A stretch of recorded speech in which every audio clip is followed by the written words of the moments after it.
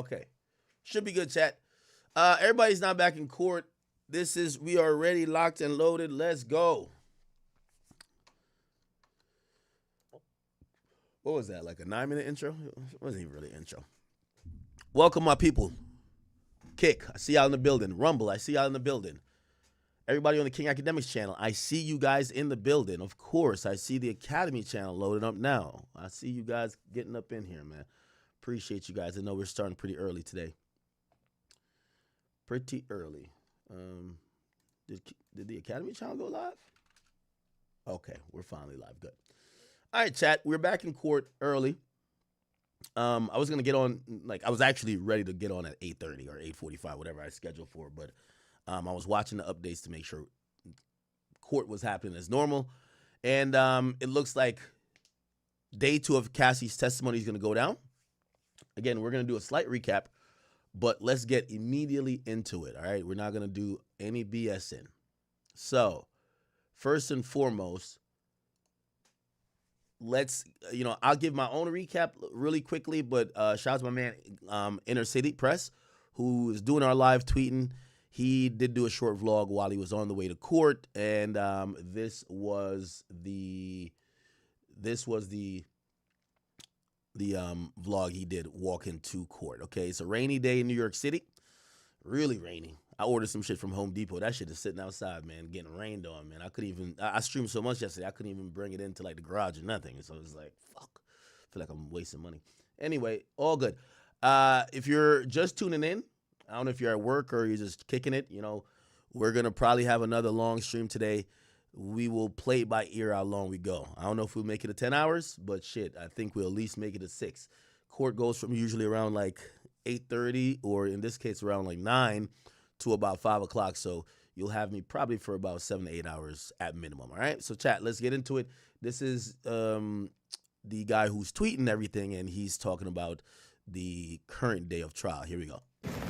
Okay, here we are, Matthew Russell Lee, Inner City Press, here at the Southern District of New York Courthouse today, Wednesday, May 14th, 2025. Well, Diddy docket, civil and criminal, of course. Yet we're live tweeting the criminal trial of Sean Combs.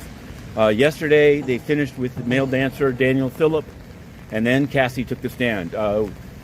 It was really, it was something. You can find, of course, the tweets. We've also put extra stuff on Substack and some of the filings on Patreon. But the legal issue that's arising is whether when she's under cross-examination, which will begin today, whether she'll be allowed to talk to her lawyer, who's Douglas Wigdor, a noted Me Too and other, mostly a civil lawyer. He had a case with Leon Block in which he dropped out, but that's another matter. In any event, both he and the lawyer for Mia are wanting to say that they have every right to speak with their client during cross. Now, often it's said that a witness can't speak to the lawyer during cross. Mia is a personal assistant. Chat, I've always told y'all, and y'all used to this stream already. I cut people off a lot. 2 things to add on to what he's saying. So first and foremost, Cassie and her lawyer, and Cassie wants to make sure she could talk to her lawyer. She want to consult with her lawyer, and I have to believe they want to make sure obviously she has to have received some type of immunity to prosecution. We're probably going to hear about that later on when it gets to cross, but she probably doesn't want to open herself up to any civil liability as well, right? So keep in mind, she got this supposed settlement, might have been 10, 20, $30 million from Diddy, and she's testifying against him. Again, she's allowed to break the NDA to cooperate in a criminal trial, but there are probably a lot of nuances and carve-outs in there that if she's asked under oath, hey, what was your intention, A, B, C, and D? If she lied during the process of signing this NDA to get this money, it could be something where Diddy has some claims, again, not in a criminal way, but in a civil way, because, I gave you money, now you're snitching on me. Again, not saying that's wrong, but if she was playing both sides, I'm pretty sure they may have asked, hey, listen, have you cooperated with law enforcement? I think that's a fair ask if we about to give you some money to settle, right? Okay, so no book, no that. You haven't talked to law enforcement. Let's say Cassie was talking to law enforcement. That might, kind of violate one of the terms of the settlement. So, again, not saying that Diddy's trying to go get his money back or whatever, but shit, you never know. Her civil lawyer is in there. Also, think about maybe criminal exposure she might have. Even though I do think she has immunity, I think it might open up some other claims, because you have to remember, there's a way to look at this, that Cassie is a co-conspirator, and it's Cassie and Diddy who is trafficking people. Cassie booked everything. Cassie's name and her payments is on everything, and that probably holds some significant issues, and they anticipate that Diddy's team is going to hit her really hard and probably hit her with some things that she knows she can't lie upon that stand. By the way, Diddy's team has also said this, chat. Diddy's team has made an announcement to say, we plan to bring her husband on the stand. And they said as a impeachment witness. So what does that mean? They're trying to have Cassie perjure herself unless she tells what they believe is the truth. And they feel like she might try to wiggle out of a couple questions. And if she does that, they're going to try to show that she lied. And at that point, even with some protection, immunity does not protect you from perjury. So Cassie does have some legal exposure, not only criminally, but maybe even on a civil level. So I see why she has an attorney there, but she wants to make sure she could say, hey, can I have a second, or I have 5 minutes? Can I go speak to my lawyer? Because they're going to come at her with everything, right? Second of all, remember I keep telling you, the people who knows all your secrets, your driver, because you're in the back of the car, you're talking to this, you're talking to side bitch, you're talking to your shooters, you're talking business, so they know how much money you got, they know everything, right? Because you're talking, and they're usually somebody that's driving, but they're listening clearly, right? Your personal assistants, they up in your accounts, they have seen shit that maybe only you should see. Drivers, personal assistants, and your bitch. Those are the people that be knowing all your secrets. You get what I'm saying? So anyway, just wanted to add that as he continues. In order to not coordinate, but By the way, good morning to everybody. I know we haven't done crazy intros. Please, as we're doing this, everybody check in real quick. Where are you from? Where you repping? What you doing? Where you at for work? And just let me know what y'all doing right now in life as we're all connecting on this stream. Government and them are citing the Victims' Rights Act. Of course, Alexander Shapiro for Combs said that can't trump the rights of the defendant to get to the truth, i.e., mess up the testifying witness. So there's that. On the civil Diddy docket, in one of the many cases initially brought by Tony Busby, he's withdrawn from them, has another lawyer on the case. It was a Jane Doe versus... Interesting. So Tony Busby looked like he's withdrawn from a bunch of the cases filed in SDNY, which is the Southern District of New York, which is the same court, but the criminal side, that's Diddy's going through this RICO case. And looked like, at least what Matthew Russell is saying, is that he's withdrawn from them. It was a couple of issues that came up with Tony Busby. Not only did he have incredibly bad press after he tried to do the Jay-Z thing, it was also realized that he did not follow court rules properly. So when you are a attorney that doesn't practice in a district or a precinct, or in this particular setting in a it would be district, because it's governed by this district, or this circuit actually too. This district court, which is SDNY, which is a court for Manhattan and a few other places within New York City. He practiced in Houston. You have to usually do what's called a motion to pro hac vice. It's a Latin word, which means one time and one time only. I'm a licensed attorney that could practice in Houston or in Texas, and I'm going to appear in a New York case on a one time only basis, even though I know I'm not licensed to practice in the state of New York. Sometimes, and per the rules in some places, you have to hire a local counsel because they don't want to have to teach you basic shit about just certain general, procedural rules that a local counsel would know. That happens more on state court, but you do have to file these things when you're not a practicing attorney within that thing. Tony Busby supposedly didn't, which I'm kind of surprised, because he has a bunch of people on his staff, and the court was giving him hell for it, and looked like they rejected him, and he didn't do the necessary steps to get back on, probably because of all the other stuff. So we haven't seen Tony Busby at this trial. He's been rather quiet. He claims to represent all these victims, but we don't even see him Tyrone Blackburn is there trying to, probably piggyback off the moment and some of the things that's heard in court. Tony Busby, ever since the Jay-Z L, right, he's kind of been in the winds. And now we're hearing he's kind of substituting other lawyers on the case for the cases that he initially announced and filed. So shit's going to get interesting with Tony Buzz. Of course, the Sean Combs case, in which, involving, I think, 2014 in Las Vegas. In any case, it's been found and ruled by Judge Broderick here of the Southern District that Jane Doe cannot proceed under pseudonym and must either give her name by May 20th in an amended complaint or see the case dismissed on that ground. So there's a lot of this is how it's going. We're covering it closely. It seems to be going out all over the place, including Perry Match. Not that it matters. We've asked, believe it or not, to go international. We've asked the UN about it because they often are talking about, I think they put on orange shirts. They do all of this stuff. Of course, the UN itself is okay. He's always talking about the UN because what happens is that there's some UN court stuff, and apparently they always ban press, and he's always filing these motions to try to get press access. So he's been fighting it, especially in the Southern District of New York Court, for a very long time to make sure that the press, and by the way, for all the press that's in there for the Diddy trial, I think he's slightly partially to be thanked for his diligence in fighting for journalists' right to be able to see and be a part of every trial. And this is probably one of the reasons I think that even when it comes to the Diddy case with the freak off videos, the judge didn't outright say, let's get everybody out to court. We only need a jury to see it. They realize that the press has the right to witness some of this stuff.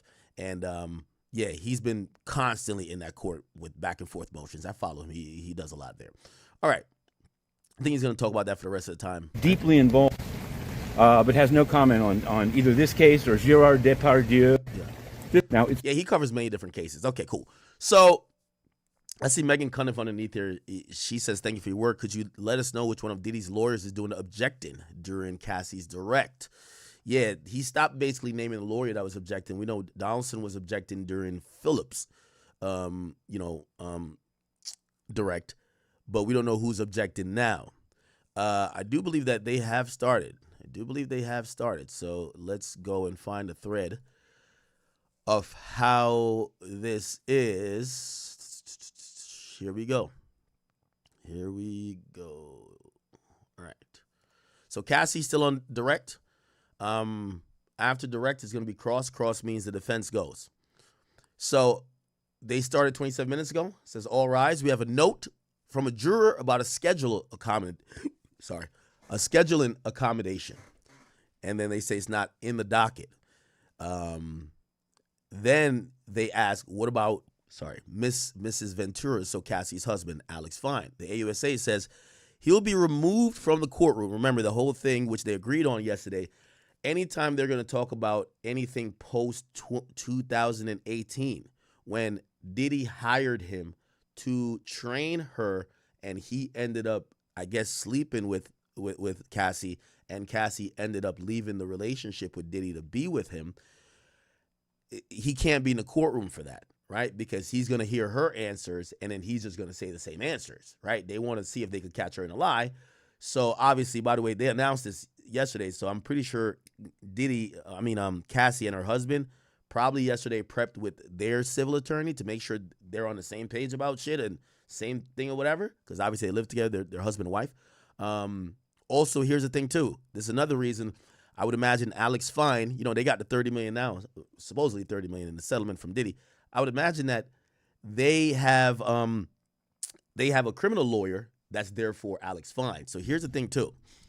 You got to remember, even though they're going to be trying to use Alex Fine as a impeachment witness, they also can't force Alex Fine to, again, even though Cassie's not charged, there is something that is a law that if you are married to someone, you can't necessarily, the government can't compel you to testify against your spouse. So I'm pretty sure there's a criminal attorney that's going to be in there if they see that's going to be with Alex Fine. Probably even Cassie as well. That's going to make sure that it's no way possible that there is a perjury situation that could possibly either put Mr. Fine, with Alex Fine, which is the husband, in legal trouble or Cassie in legal trouble, right? So that's going to be interesting. So they've agreed that he's going to be removed from the courtroom before a certain issue comes up. Cool. The judge says, has the privacy screens been installed? And it looks like they're talking about maybe the privacy screens, and today might be the day we start seeing videos. Well, not us because we're not in court, but this is the free call videos time, huh? It says they're being installed with the court tech staff. And the judge says, on confirmed with counsel issue, I tend to agree with Ms. Shapiro. AUSA says, what about conferring with questions about privilege? Now, here's the thing. So the judge is saying, I agree with Ms. Shapiro. Remember, that's the appellate lawyer, right? That's the appellate lawyer that is rocking with Diddy. But they're bringing up some issues that, it's better to solve the problem before it happens than have to go fix it later in appeals. So, or appellate court. They're saying that the judge is saying they agree with Diddy's lawyer, saying Cassie should not be allowed to speak with her lawyer during cross-examination, right? And it's because if well, I don't know the full thing about that, so let me not assume. We'll probably get a little bit more on it. Anyway, Combs, so Alexander Shapiro says, I'm concerned that during the break, there could be generalized discussion about testimony and might come up. We're going to try to avoid any privileged communications. AUSA says, during Mr. Phillips' testimony, I spoke with his lawyer, okay? And the AUSA says, we anticipate these witnesses being on cross-examination for multiple days. We need them to speak with them about security and transportation. The judge says, Ms. Shapiro, can you draft up something on paper, an instruction that you would want me to give? So it looked like the judge is agreeing with Diddy's lawyer. Basically, they're going to bar Cassie from getting spoon-fed these like almost legal responses. Because, say you ask her a question and say, hey, at any time, did you ever prevent one of these strippers or whatever from leaving, or prevent Sean from leaving? Or things could get a little hairy when they ask her questions and she got to answer truthfully. So she might be like, hey, could I talk to my attorney to see like how she could either get around the question or how she should technically answer it, or ask their attorney like, hey, if I admit this shit, do I have protection for it? Diddy's lawyers don't want her to be able to do that, right? Cool, let's keep going. The AUSA says the defense has sent us a zip file of the text messages. We're reviewing them before raising it, okay? So it looked like there are going to be some text messages. Look like maybe it could be text messages where Diddy's confronting Cassie about like, yo, wait, you fucking the trainer or whatever. Before, I think that's what they're talking about when they're going to introduce Alex Fine. And when they do that, they want that nigga out the courtroom. The judge says, I appreciate it. So the defense looked like they've shared a little bit of their strategy with the AUSA. Now, I have to believe the AUSA actually believes that they're going to get a chance at Cassie today, because you don't want to give did I say AUSA? Diddy's team think they're going to get a chance at crossing Cassie. So the cross-examination on Cassie. So they're going to get to interrogate her on the stand. That's why they're sharing this, to say, hey, listen, we're going to show you our hand, because when we say get that nigga out the courtroom, you'll know why.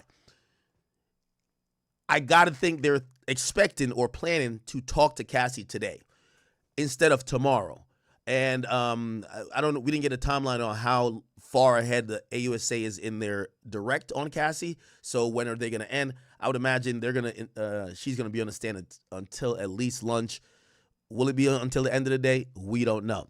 So the defense already sent a zip file of text messages that they would want to bring up. The judge says, I appreciate that. Comey says, the defense still hasn't shown us the exhibits they might use in a cross-examination. We're worried this will continue.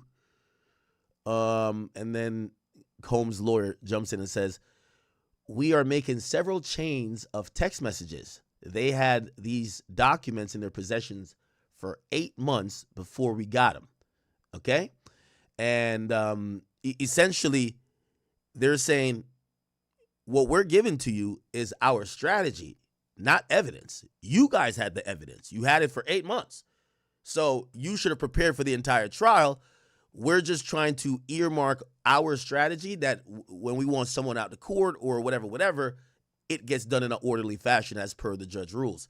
But the prosecutor was just saying, yo, they just turned this over to us. It's like, no, y'all had them before. That's what they were trying to say. they've had these documents in 8 months. The judge says, well, we're here. We're told there's half a day of direct left. Okay, so we get to find out. So it looks like they're planning to get Cassie done with direct by noon or by lunch, okay? So could you give them at lunch? The defense says our paralegal has printed them out. Comey says, man, they should have printed these exhibits out to us on April 27th. Garrett goes, oh, you guys can't see it. I'm sorry, Ted. I'm sorry. Let's we got to get right today. By the way, it's an early morning. It's not even 10 o'clock, so good morning to all y'all. So it says, our paralegal is printing them out. Comey says, well, y'all should have turned these exhibits on April 27th. The judge jumps in and says, well, Miss Garagos, talking to Tenny, we did have a schedule. As you marked them, why shouldn't you be required to turn them over? Agnifilio answers, Rule 16 does not contemplate these carve-outs. We're not behind on the 8 ball on this. We have compiled with Rule 16. I would be surprised if the government only has another 3 hours with Ms. Ventura, but whatever. Agnifilio says, we don't think it's required, but we'll do it. Luckily, we have a sizable defense team, so we can do it. The judge says, Ms. Comey, what do you want? Says, we want their exhibits, not a trial by ambush. I want them now. I will find the cases. So, again, they're both arguing something a little bit different. It's clear that Diddy's team is arguing, yo, this is not evidence. You guys had evidence. You guys had them 8 months ago. This is our strategy. But the prosecutor is saying, well, your strategy also involves other asks you're trying to get over. For example, our witness can't talk to their lawyer or can't talk to us during whatever time they're going to be on cross. Remember, if a witness talks to a prosecutor while they're on the stand, that's kind of unethical. You know what I'm saying? Especially even say Cassie's on the stand for 3 days in cross. Supposedly Cassie ain't supposed to talk to the prosecutor. Okay, so they're trying to get these carve outs to make sure it's like rules. It's like, yo, let's establish the rules before we play the game. Okay, and Comey's saying they want these exhibits because they don't want a trial by ambush. Usually you see the defense say that when they feel like the prosecutor is trying to introduce something late, but whatever, cool. Judge Submaranian says, well, you don't have to put it in a letter. You can just email me the cases and I'll take a look at them.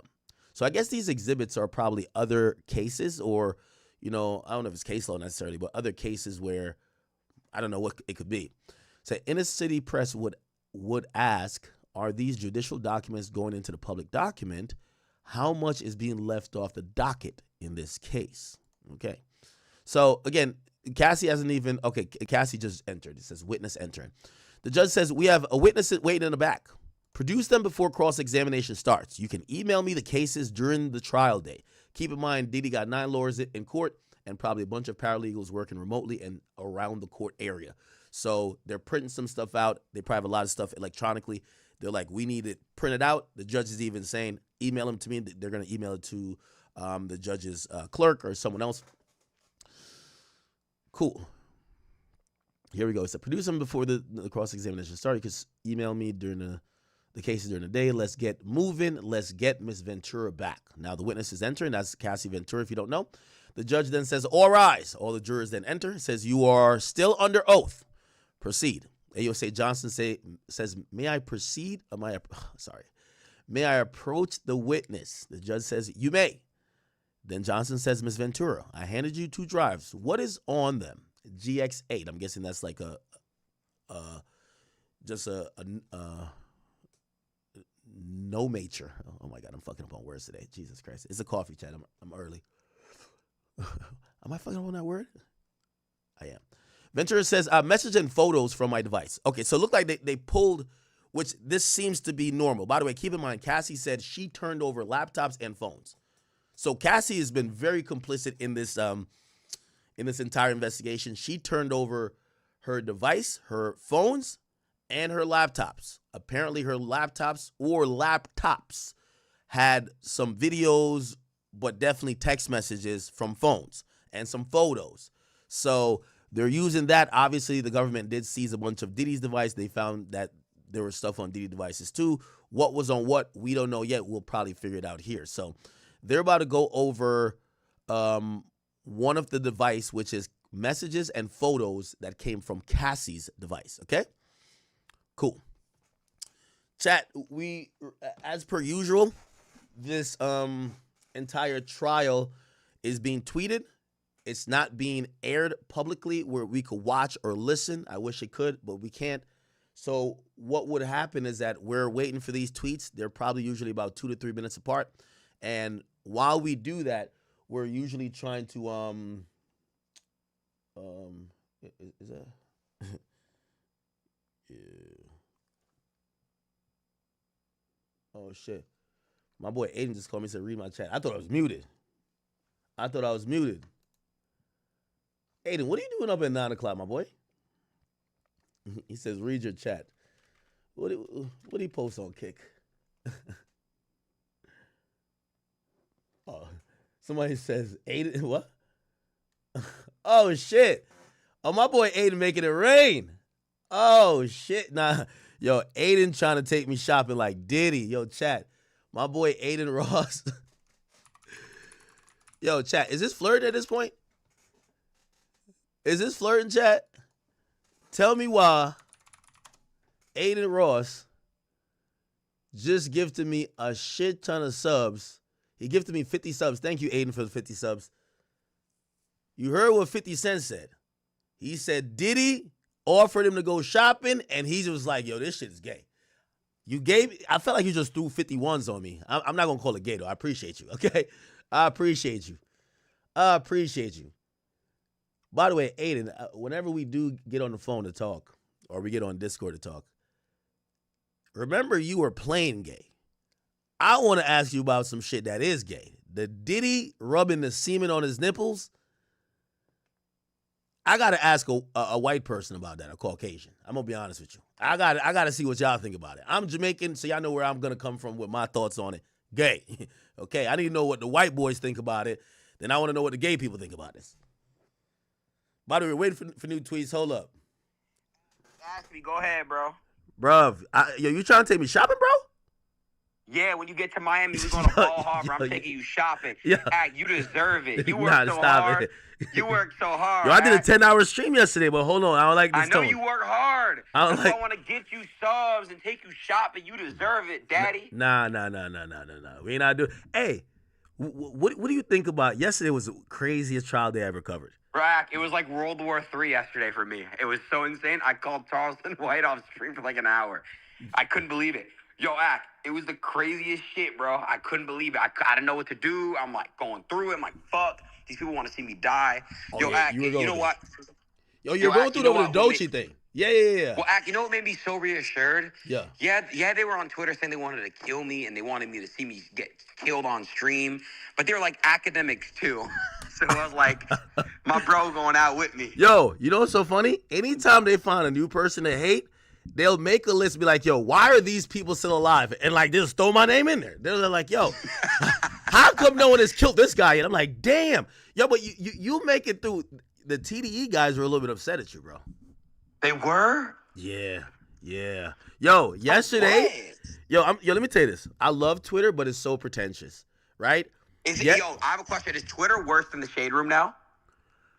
Yes, because Twitter are these soapbox warriors and these extra woke motherfuckers that don't understand nuance or don't understand anything that has any emotion on it. So, like, your comments on Deutsche, all they see is white man attacking black woman. Why does nobody talk about that? I also came out of Mexican too. But that's my thing. Yeah, right. You're gonna say like, did you? I did. But nobody talks about that. And now they want to say, oh, it's a girl thing. Aiden's only coming at girls. I come at everybody. I don't care. Yo, bro, it's crazy. I just stand up for what I believe in, bro. And I don't like that shit, bro. But I'm not gonna fold. I'm happy. I just think the energy needs to just be conceded, meaning we gotta just choose where we put our energy at. Yeah. One thing I've realized, and like I addressed the video you did, and I was like, yo, listen, one thing with Twitter, they're so good at soapboxing and using these terms like misogyny and this is what happens when you let somebody into the cult. They start saying so many things that are just not true. And they try to make it like these bigger issues. Why do men keep attacking women, right? The actual substance of the conversation was that you've seen a rich, famous celebrity barking at their hourly employees that are probably paid like minimal wage, and it looked like it was a mean-spirited thing, and people generally don't like that. If you saw Jeff Bezos shouting at the person packaged in a box at the Amazon... It's just bitch, bro. They think, and when I say bitch, it's racist. I call everyone a bitch. Hey, I went through this when listen, certain people, you know what's so funny? Certain people are so protected you can't say bitch about them. I'm telling you. I learned this. Yo, I used to call everybody a bitch. And then one time I called Chrissy Teigen a bitch, and she was the queen of like woke Twitter at the time before she... Yo, bro, I had to make public apologies, bro. Like this, yo, they were on me so bad. And I'm telling you, Deutschie's one of those protected ones, and this is why I said the problem with it is that she's so protected they won't allow real conversation to happen. Because what you mentioned about the industry plan thing, bro, that's such a loud consensus. But am I wrong? No, I agree with you. But they're gonna dismiss that to say, well, you're racist and sexist because you said bitch. Yeah, it's crazy. They don't even care about the industry plan part. See, some people say, oh, he called her unintelligent. I mean, like, listen. She is. I mean, I don't know about that one.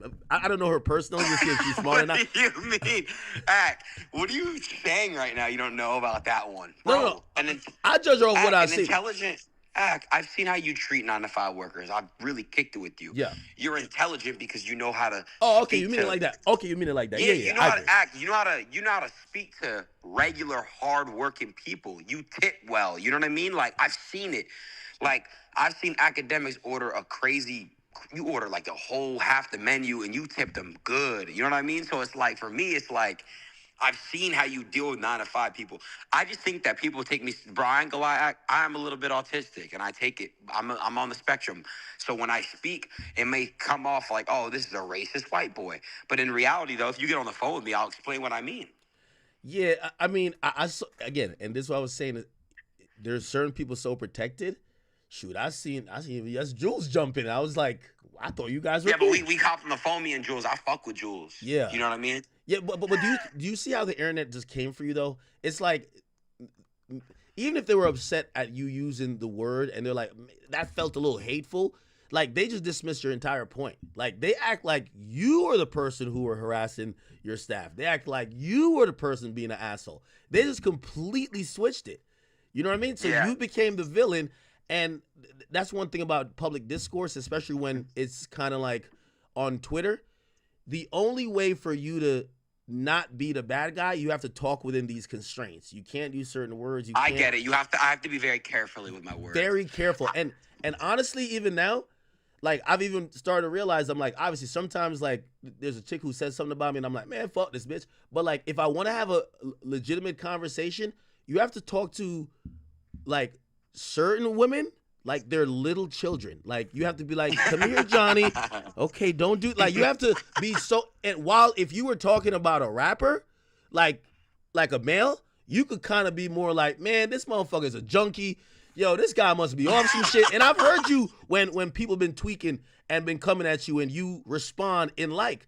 No one ever says, yo, why is Aiden saying that? They're like, okay, but I get it. Like, Twitter is just too woke, bro. I don't know, bro. I've been waiting for it to change, bro. It won't change. It's forever fucked. I thought, with the, I don't even fucking know. One thing I will say is this. I mean, I see your chat saying it. I think there's a big difference. I think the word racism and prejudice had lost its meaning, right? That's one thing I do know. Charleston brought this up to me on the plane. We were on a plane together for an hour. We were sitting. He was like, yo, nephew, you understand that the world thrives off hate and negativity, and people lose the meaning behind words. Like, Charleston really articulates it very well. That's one thing about Charleston Act why I want you guys to do way more shit. Because, bro, the way he speaks, he literally, like, I get it. You know what I mean? Like, I get it. So, like, if he can make me understand it, and I'm a pretty stupid motherfucker. I'll keep it a buck with you. You know I am. I'm pretty stupid when it comes to words and education and shit.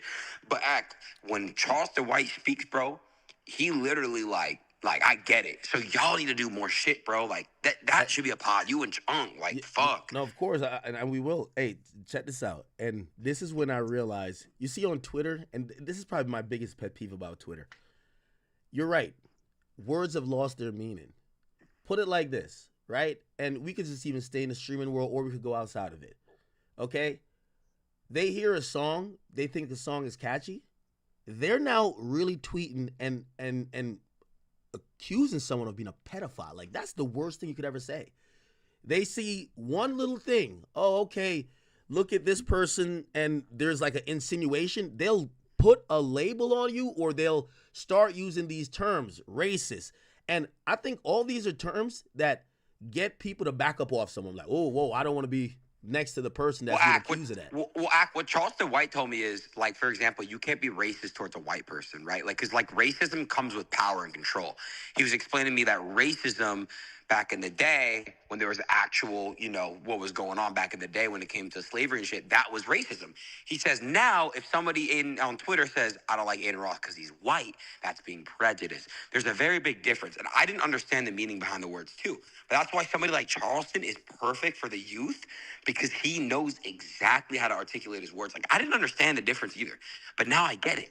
So, like, you can't really be racist towards a white person. You really can't. You can be prejudiced towards a white person, but you can't be racist towards a white person, because racism is backed by power and was backed by, ideology, all that shit. So, but one thing I will say is this, the last thing I do want to say before, I mean, I watch your streams all the time. You, Cuff'em, and Solo Minati are my top three. But I want to keep it crazy. Yeah, you got to tap in with Cuff'em, man. He fuck with you too, you know. Salute to him. Yeah, I'm high as a bitch right now. No, I'm kidding. How are you up? No, okay, I'm like,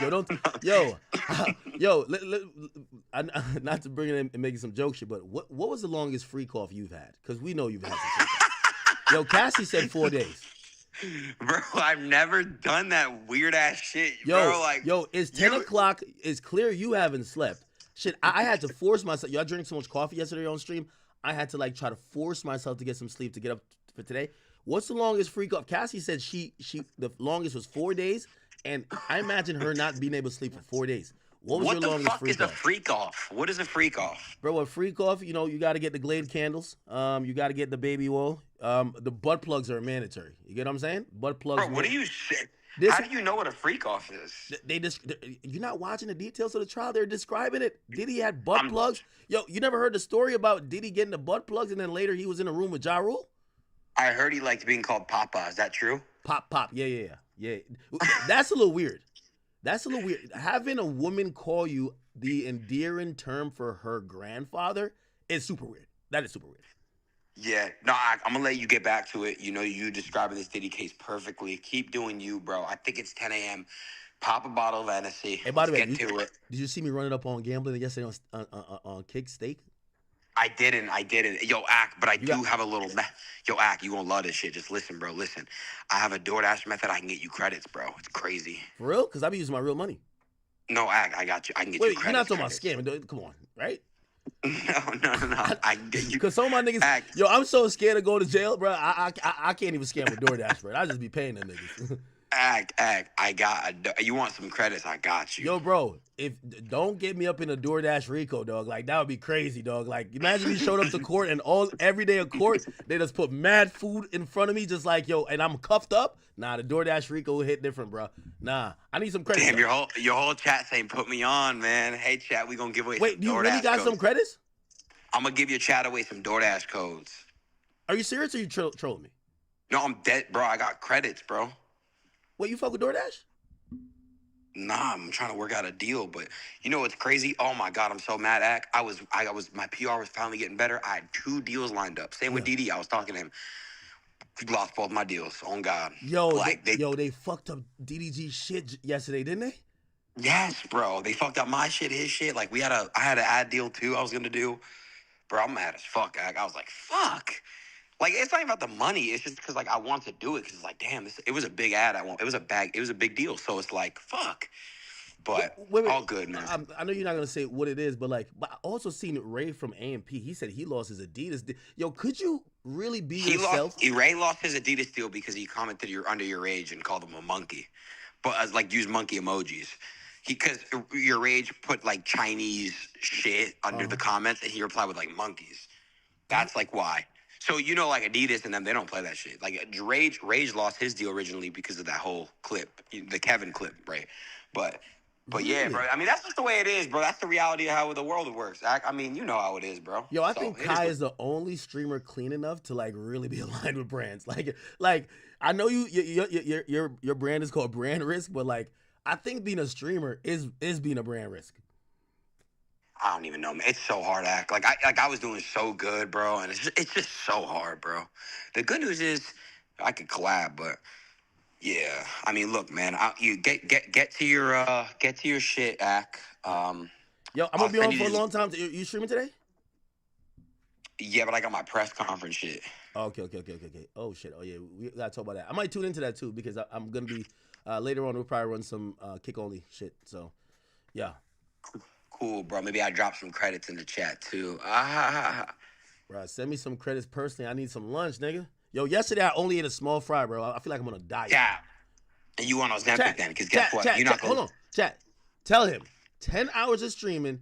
Y'all seen me drink like 3 cups of coffee and I ate 1 small fry. Now I did order. I ordered come on, Applebee's bro. afterwards. Yeah, but I only on stream 10 hours only a small fry. I promise you. Act. That's because you're on Ozempic. Ozempic, you lose your appetite. So Bro. that's all. No. Bro, I can't afford You're it. on Oz. If you pay for it, I'll take it. Act. Can you just please? I'm gonna send you some DoorDash credits so you can order food. Okay. I bet that's what I'm talking about. See, yo, you always gotta have a good old white boy in your corner. That's my nigga. There you Aiden. go. My Hey, nigga oh, Aiden. Act, last thing. I do want to say, man. You know who runs the DJ Academics TV page on X? Grand runs that and that is my dog. I love Gran, but yeah, man, it's just it's really unfortunate what I'm seeing, man. It's a bloodbath. Look, bro, it's World War III. Ack, you're the savior. You're the GOAT. We love you, Ack. You're the greatest. Ack, you made kick great again. So all love to you, bro. You got to tap in with Cuffham though. But yeah, Ack, all love. All right, brother. I'm gonna talk to you a little bit. All right, and good luck on the press conference. Thank you, sweetie pie. Wow, pause. No Diddy. All right, bro. All right, it's my boy Aiden, man. One thing about Aiden, he gonna help you get to that bag though. All right, cool. Chat. We bought enough time. I know we got some tweets, so we'll get to it. So I apologize for the little sidestep there, but we're good. Okay, great. So remember, and right before I start reading the CASSIE tweets, I just want to give you guys a recap in case you're just tuning in. Yesterday was pretty much ended on a bombshell about the intricate details of the freak off. CASSIE getting pee in her mouth until she choked. CASSIE, basically, Diddy instructing CASSIE to have sex with these sex workers until they ejaculated. He would make sure they ejaculated. They would ejaculate in her or on her. Then Diddy and CASSIE would go to a secret room, or not secret room, but go in the next room. And she said she would scoop the semen off of her and rub it on his nipples. Or I'm guessing if he came inside of her, she would scoop it out and then rub it on Diddy. Which also, again, this is me ad-libbing here. It feels like this was done purposely to be outside of the not only earshot but the eyesight of the male prostitute, that they didn't see that Diddy was doing these things. So for them, they might be like, Diddy's kinky, but they didn't ever think that Diddy wanted pieces or parts or shit, man milk. You know what I mean? Like Diddy wanted some baby batter. You get what I'm saying? Also, we also find out that Diddy either was trying to fight or they got in what they call an altercation. It seemed like it was verbal with one of the sex workers while he was putting in that pipe on CASSIE. Apparently, he looked at Diddy and Diddy got mad. Now, some people feel like that was, and again, he's not on trial for if he's homosexual or not. But if you're mad, the sex worker looks at you, but then after the sex worker comes in or on your girl, you and her go to a secret room to rub the sex worker's semen all over you. Yeah, there's a problem. Or not a problem, but that seems like something might be up. So let's get into it now. So what else bombshell was dropped yesterday? CASSIE also admitted that Diddy did ask her if she did not want to do the freak offs anymore. She said by him asking her that, it's like he knew she didn't want to do it no more. But she felt like if she didn't do it, he would do it with another woman. She also said that she felt like she wanted to just make him happy and wanted to be around him, right? And also there's times that she would text him like, hey, I want to fuck. And it's making a picture that, yeah, we might see evidence from the defense that Cassie we're getting proof. Cassie did initiate some of these freak-offs. But she said she wasn't doing it because she wanted to do the freak-offs. She felt that was the only way to be around him or to make him happy. So she's taking, hey, I didn't know what the hell was going on. I'm a full victim, right? When there was the email message about Diddy asking her, you don't want to do the freak-offs anymore, she essentially said to Diddy, what did she say to him? She was just like, she backpedaled. So she didn't double down or say, no, I don't want to do it. So it doesn't look like she vehemently said, Sean, I don't want to keep doing this where you're having all these random men have sex with me. By the way, Diddy would insist, even though supposedly condoms were one of the things she describes as accessories for the freak-offs and Astroglide and also baby oil. She said Diddy insisted that the male not use a condom on Cassie, right? I'm still confused why the condoms were even there then. If I'm guessing Diddy wasn't using a condom and they're not using a condom, why is there condoms? The Astroglide was used as lubricant, and the baby oil was used to he wanted the bodies of both people, Cassie and the sex worker, to be glistening. Supposedly at one point they went through, over a few-day session of a freak-off, they went through several bottles of baby oil.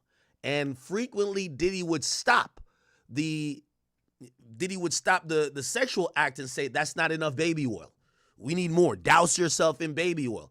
Also, at times, apparently Diddy would say, if they were running short on baby oil, he'd make a call to the staff for the staff to go get baby oil, or the bell service people downstairs. By the way, keep in mind, the majority of these things happen in hotels, right?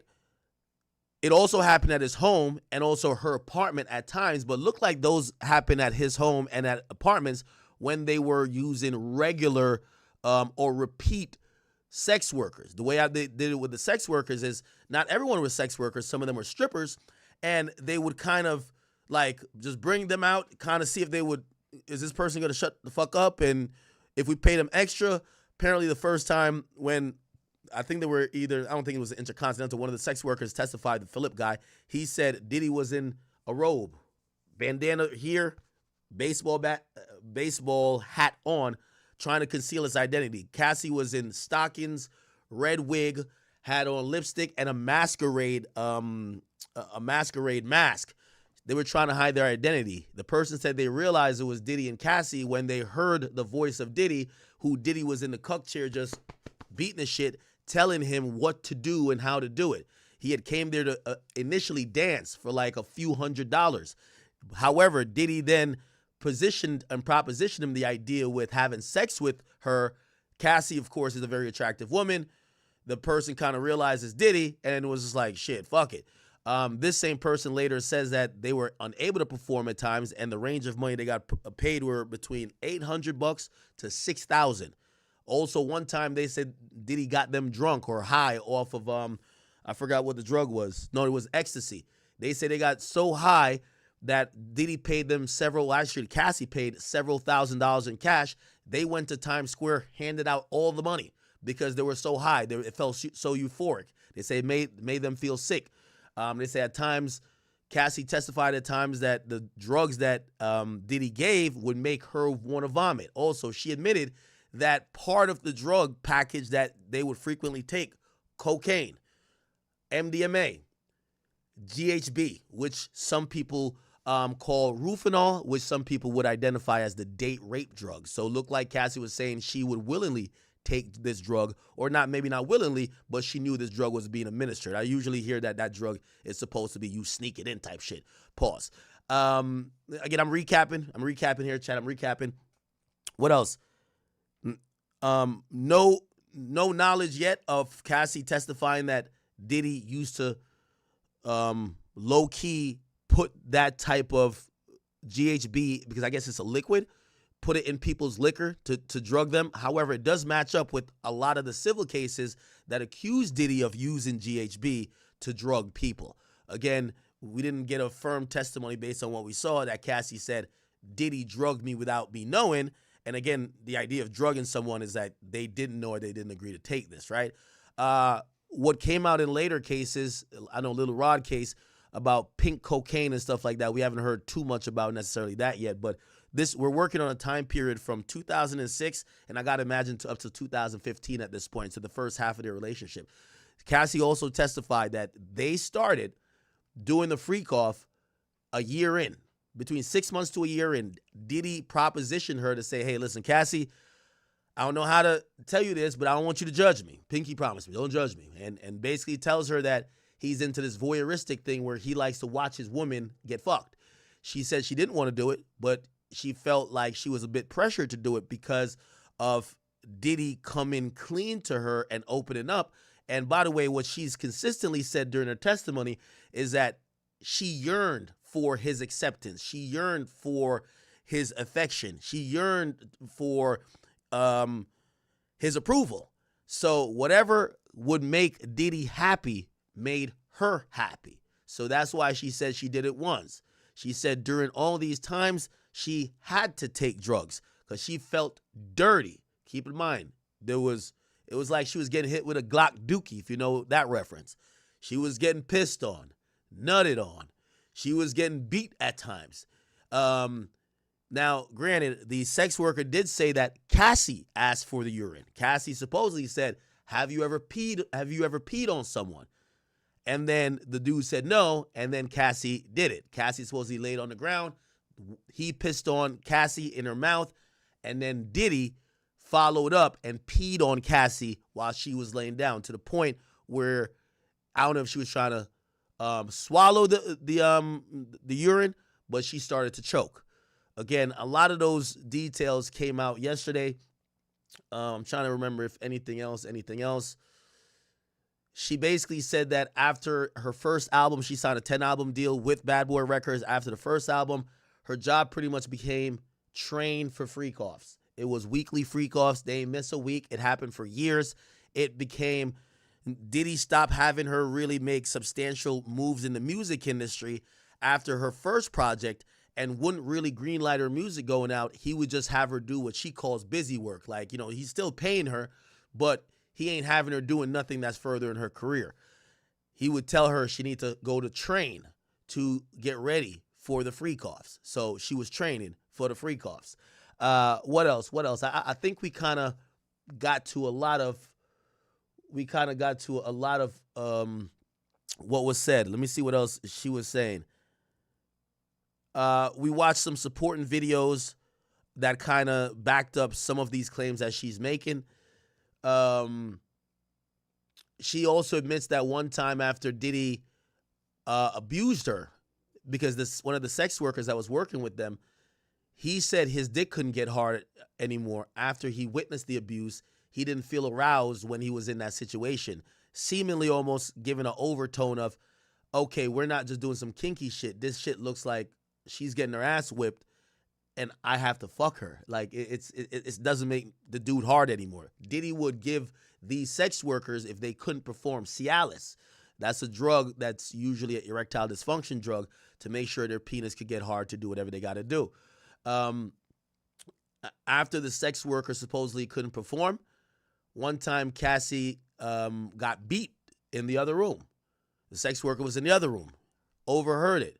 Now, I don't know if Cassie got beat. And by the way, the words that Diddy said was, when I tell you to come, you come. Now, don't know if that means coming as in the act of having sex, or when I tell you to come over, you better come over at that time.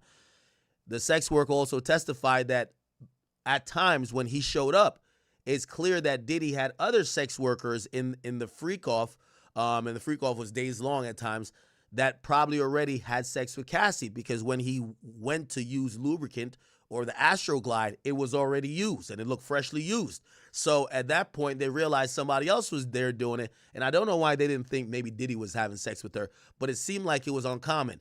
However, they did admit that at times Diddy would tell homie, yo, watch out, and it's his time to fuck. So Diddy would fuck Cassie at times.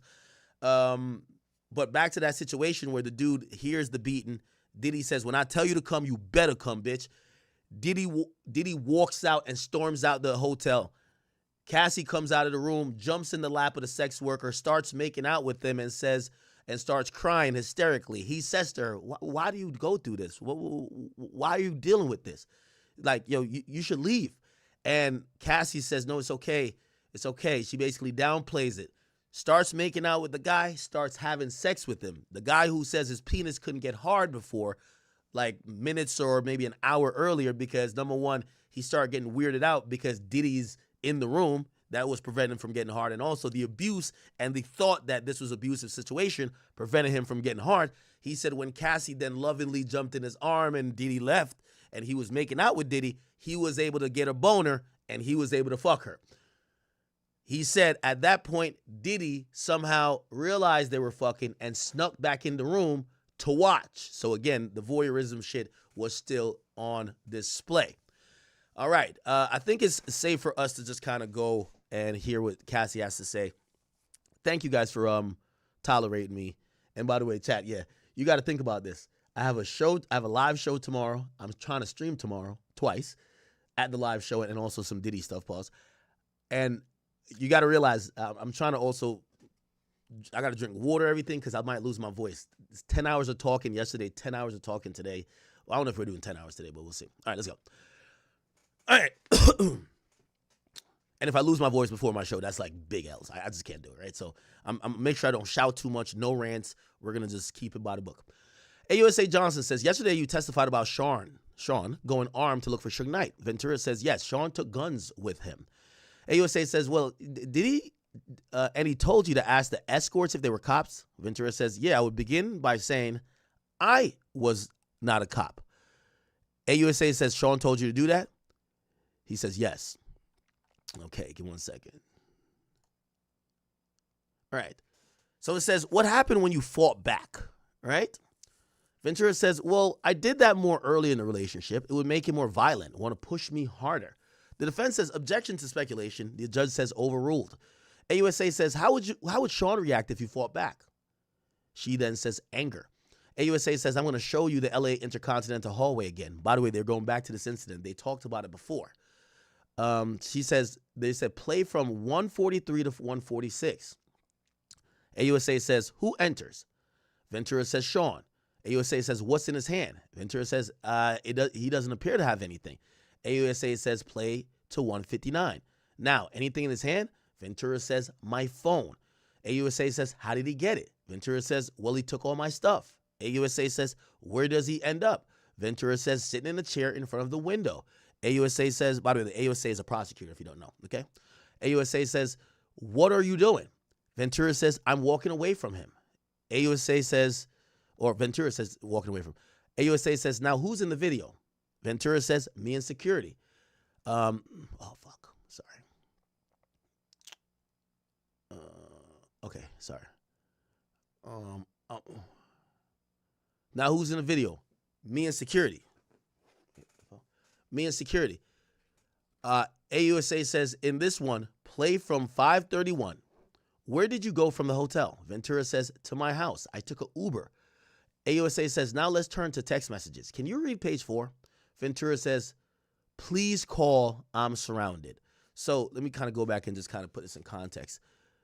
Okay, so after she was with security, they said, and in this one, play from 531. It looked like it's a longer video. We've never seen this full video. And it looked like this is clearly from the surveillance tape or someone who had this video, right? We don't know if it was Diddy or the person who sold it that's quote-unquote deleted.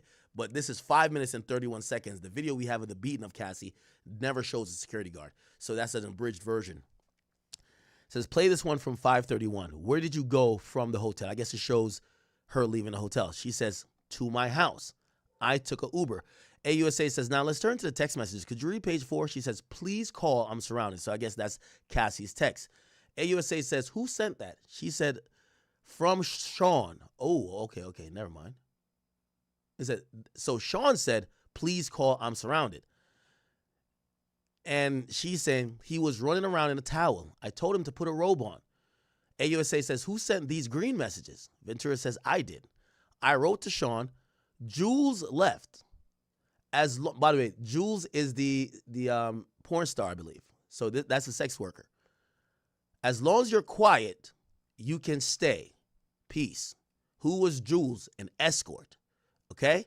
So look like what they're doing here is having her admit that one of these sex workers, so again, I don't want to be scatterbrained. I want to make sure you guys understand this all.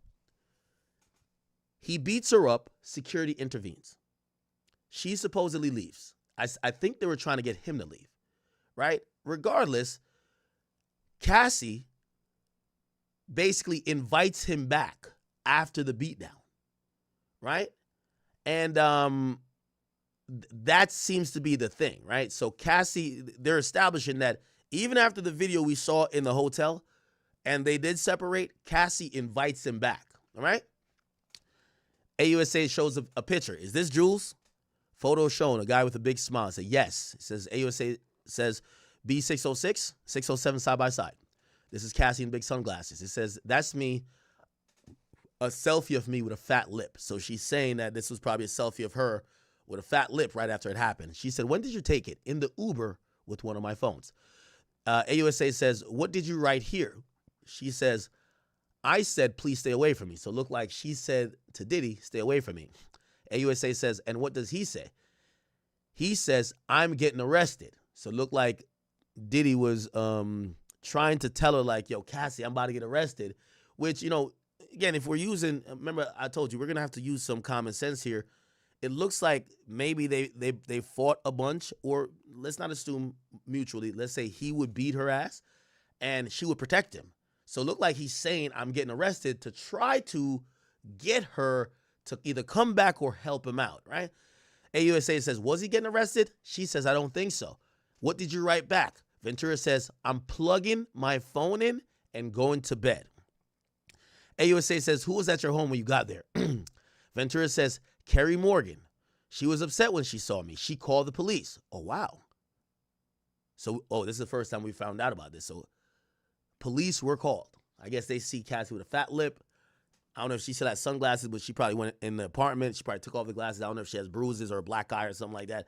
By the way, we see a video of her doing an interview the next day, and, you know, makeup's a hell of a thing. So we're not going to say she had no bruises, but whatever. He said, did you speak with them? She says, yes, but I didn't say who I was talking about, and they left. He said, why? I wasn't ready. So it looked like she spoke to the cops.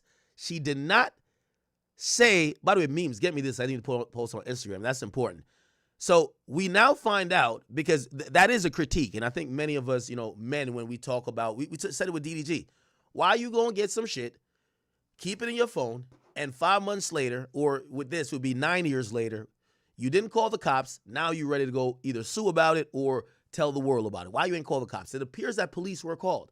But Ventura, Cassie, she just didn't want, she told what happened, but she didn't say who did it.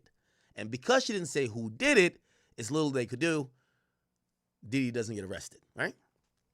Did Sean try to come to your apartment? Ventura says yes, he was banging. That was pretty normal from him. But this is a pretty private building.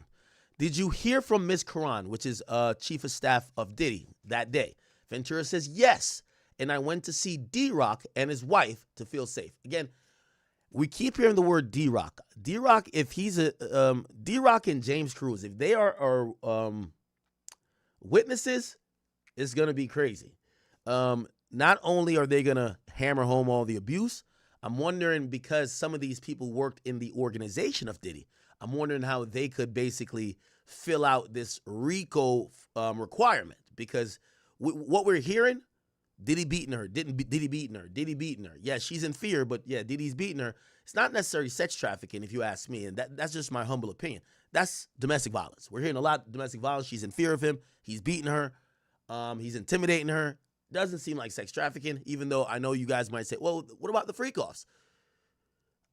I don't think that's like black and white sex trafficking or at least a racketeering enterprise for sex trafficking, but we don't know what fully the prosecutor has to play, right? Let's wait for the other tweet. AUSA says, in this photo, what were you wearing? She says, a gown and sunglasses. I had a black eye. AUSA says, what if any other bruising was visible? She says, I had several bruising on my leg, but I changed clothes. She says, what is this? Me and Sean at the after party. And I guess they went to an event the day after. right? I think we looked at that. Cassie on the red carpet with bruises. I think Page 6 had published it, saying this was Cassie on the red carpet just 2 days after the attack. Apparently, there's people they were showing bruising that was supposedly on her legs. They felt like there was bruising here.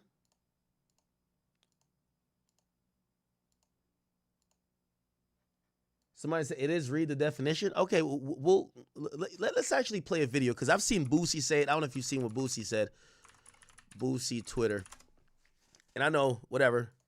People might be like, nigga, it's Boosie, bro. Come on. Boosie says, if anything, this should be a domestic violence case, not a sex trafficking case. She enjoyed the wild sex parties and extravagant gifts on the back end. All of these years of sex parties, and you mean to tell me she didn't enjoy it? I'm convinced she enjoyed it. I'm pretty sure she came during those freak-offs. So he's saying she climaxed.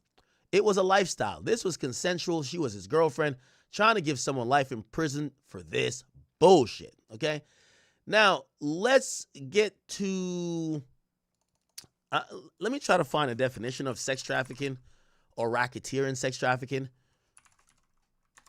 RICO sex trafficking. Let's see if we need to find a definition. We need to find a definition, Chad.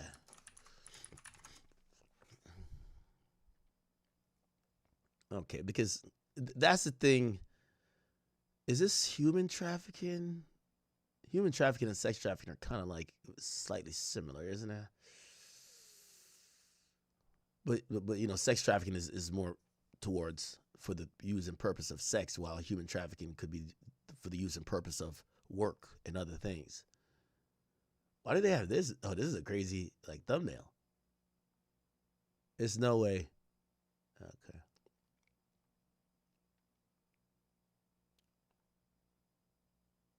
I'm trying to get like a definition.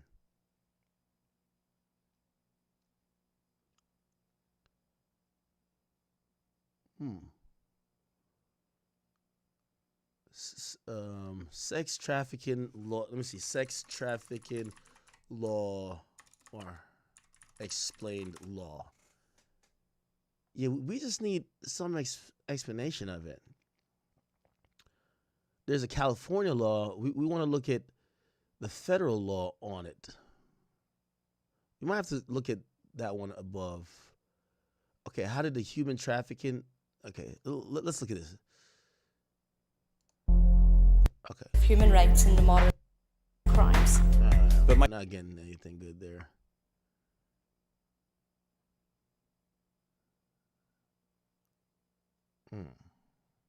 Hold on.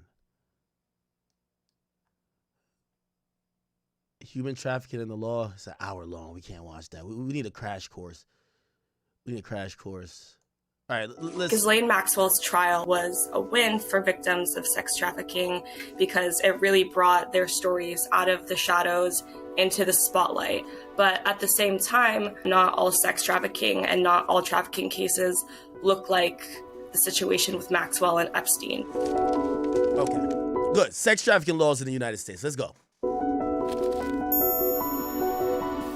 Human trafficking has really only been paid attention to with... So I think sex trafficking is a subset of human trafficking. So that's why like we can't find the just only on sex trafficking. We're going to see it about human trafficking. In the last 25 years or so within the US and kind of around the world. And so the first law that was passed to combat sex trafficking was in 2000, and that was the Victims of Trafficking and Violence Prevention Act. And that is the big piece of legislation that allows the US government to try and fight sex and labor trafficking.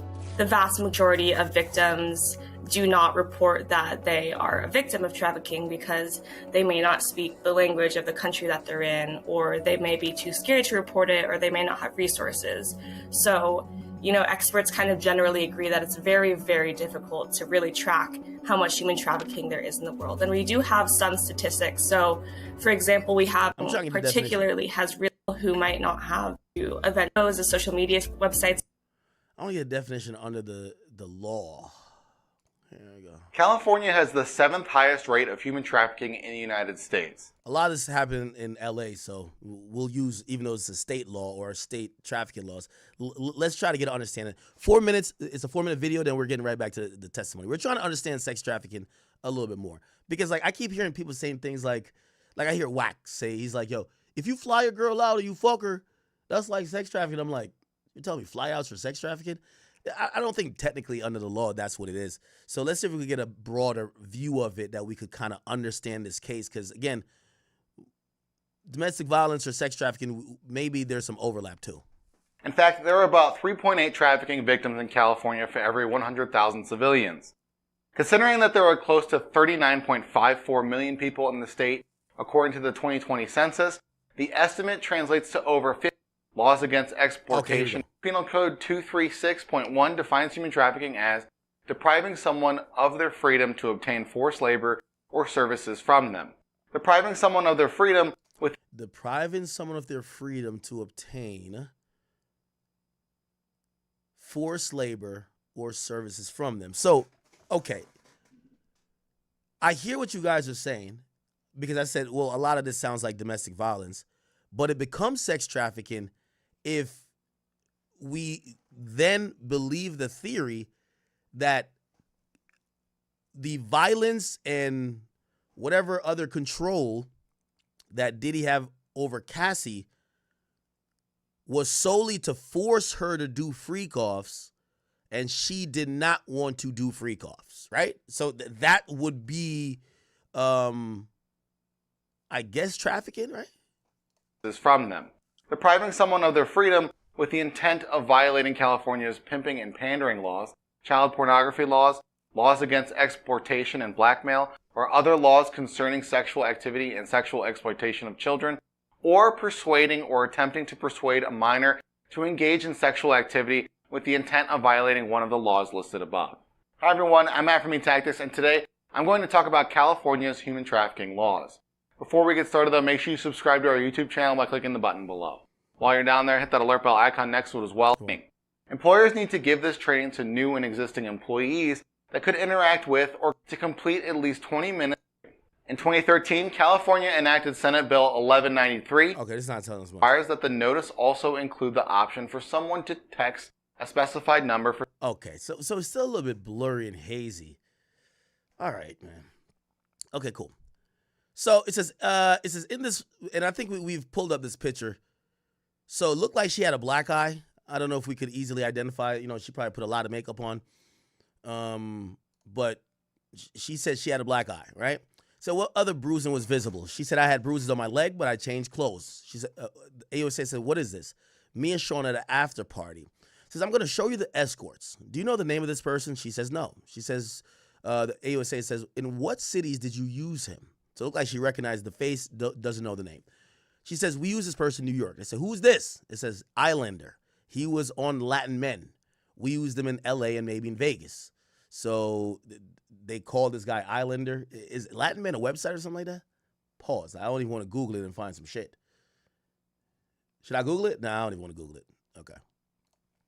Let's keep it going. They showed somebody else, Timothy. By the way, I hope you guys are understanding that. I guess this is part of proving the RICO. If for the AUSA, they're showing how much niggas that Cassie was forced to fuck. So they've named, and early on in her trial, in her testimony yesterday, they named like 4 or 5 dudes, right? Now they're naming another 4 or 5 dudes. So we're getting to realize it's dozens, right? Ventura says, we called him Tommy. They said, who's this? I know him as Greg. He's from Miami. Who's this? Jonathan. We saw him in Miami. I guess they wasn't turning up another notch. Holy. AUSA says, who's this? Red cap backwards. He said, I don't know, but he looks familiar from the freak-offs. Okay, so they're now hammering it home that Diddy had probably a system of hiring these guys, also using these guys in multiple locations, right? Part of trafficking is moving around, and especially when it comes to federal sex trafficking guidelines, this I do know, is crossing state lines. So it's clear that these people were going from state to state to state, and that is going to have some type of, and say, oh, Jonathan, ooh, chat, Jonathan Odie. So who is this? This is Jonathan. We saw him in Miami. Wow. Remember, chat? Jonathan Odie.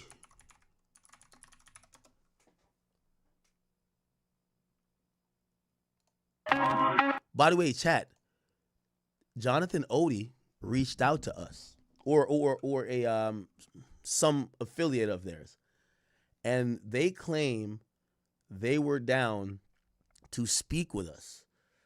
He's locked up, I believe, though, but this conduit was going to try to put it together. I got to figure out what happened with that. So this guy was right. Jonathan, I got to believe the guy's name is Jonathan Odie. Cassie confirms. Jonathan, Miami. By the way, Trump Doral, it's in Miami. It's Trump National Doral Miami Hotel. Of animals, blood sacrifices, and everything came and threatened me at my house. Post-settlement, after we settled, Diddy sent Ross, and I asked him to go see if that was Ross and confirm his identity. So Gonzalez, he can back up what you're saying about... Yeah, going crazy with that. It's not that he's lying. Don't get screened by customs? By the Listen to this. Inside the United States, okay? They move what's called high grade and on the TV with speakers and stuff, and I was like a sex slave, okay? For them, that's what I was. That's all right? I caught herpes, and I came... That was interesting to me. And I was like a sex slave, okay? For TV, because what I see, I had like Sean, I had sex with Cassie and Sean. This guy's incarcerated. Now, they could compel him to testify, even though he signed an NDA and got $5 million. They could compel him to testify, and they know exactly where he's at because he's locked up.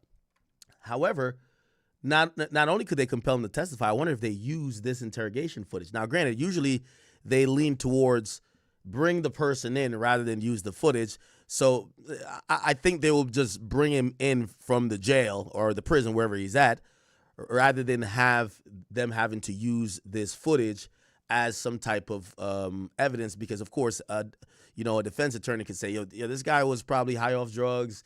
That's why he did that dumb shit. He was probably high talking to these people. He was just saying all type of shit. But looks like Cassie is co-signing that this guy was legit. Basically, he would masturbate and tell me what to do with Cassie. I had like 15 encounters, and I heard a lot of... Wow, 15 encounters. Let's go back again. I'm sorry.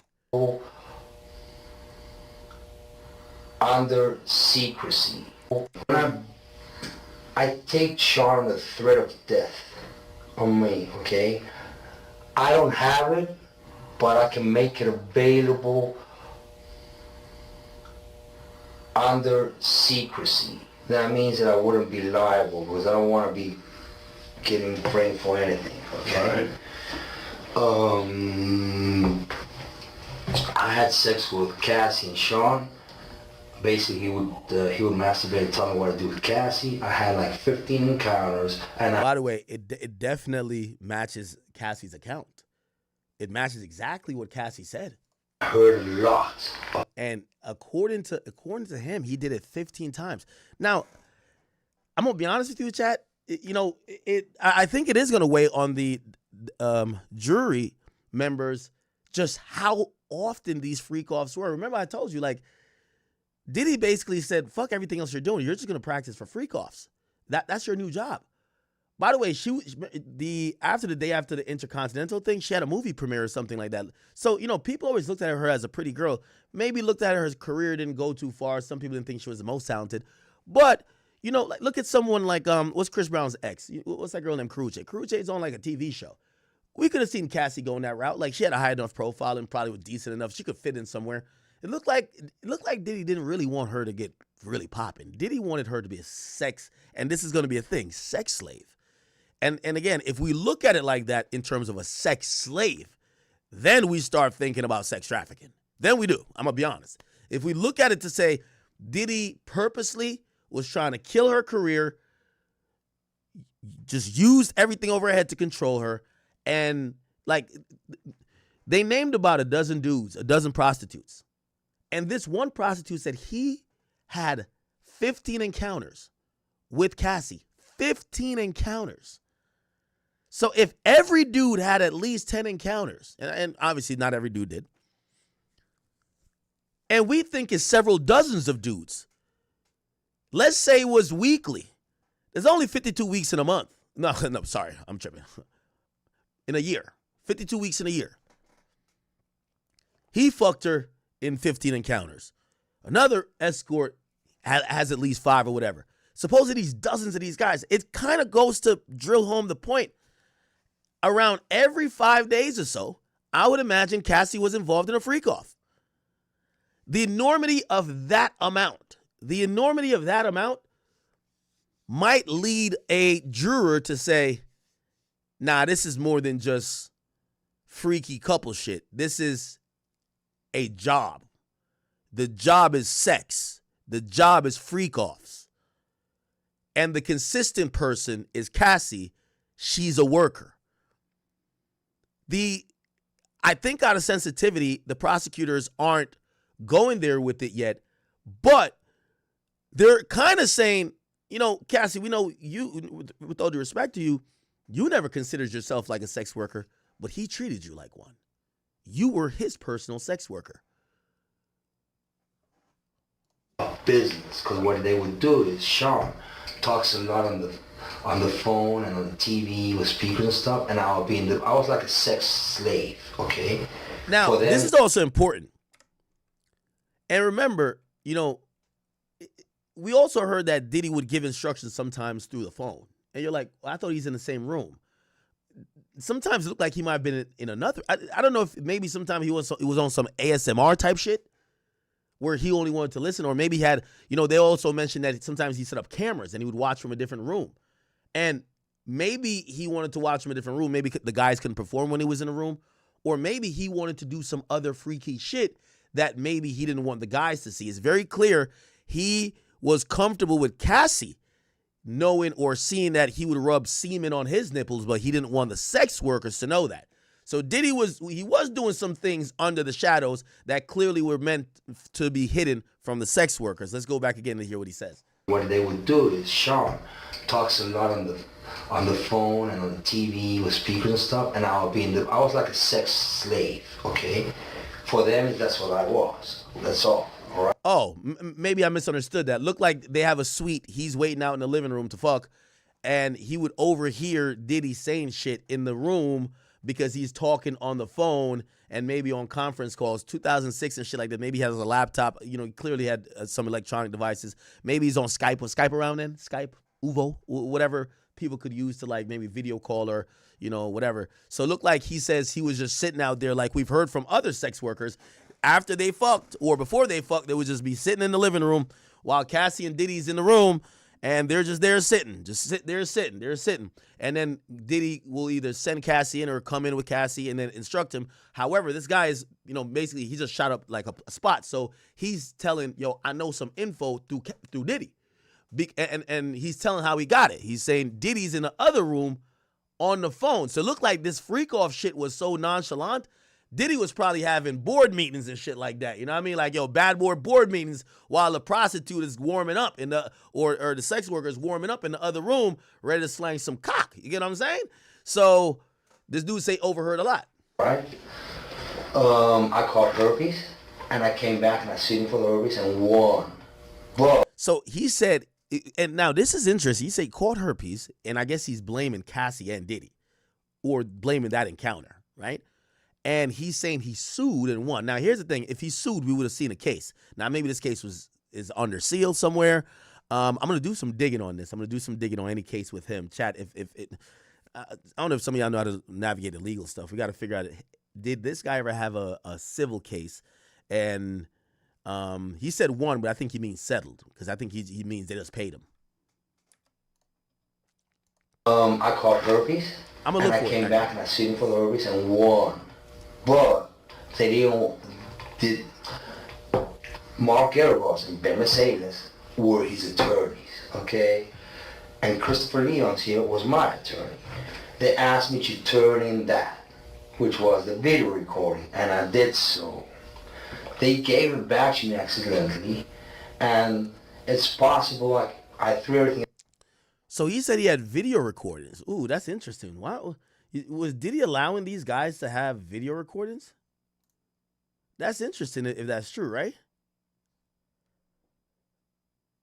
By the way, I'm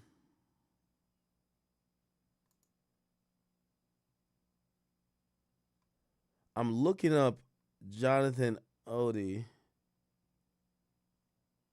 I got some cases here.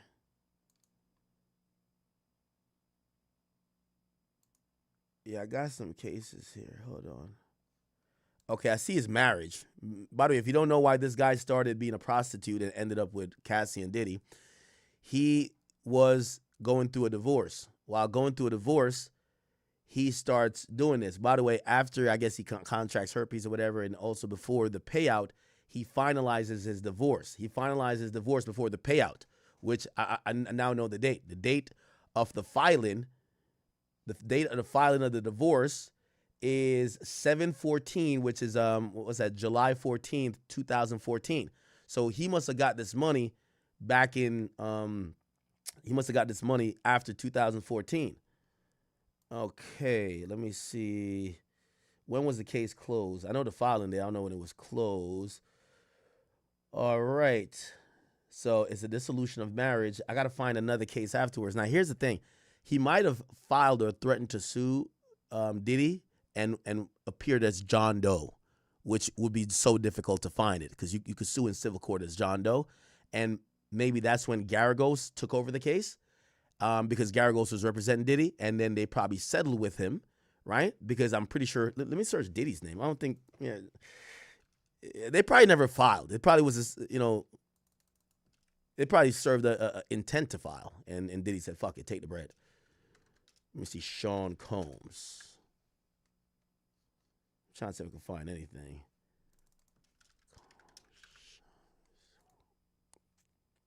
Diddy, of course, lived in Miami too. All right, there's a lot of things against Diddy.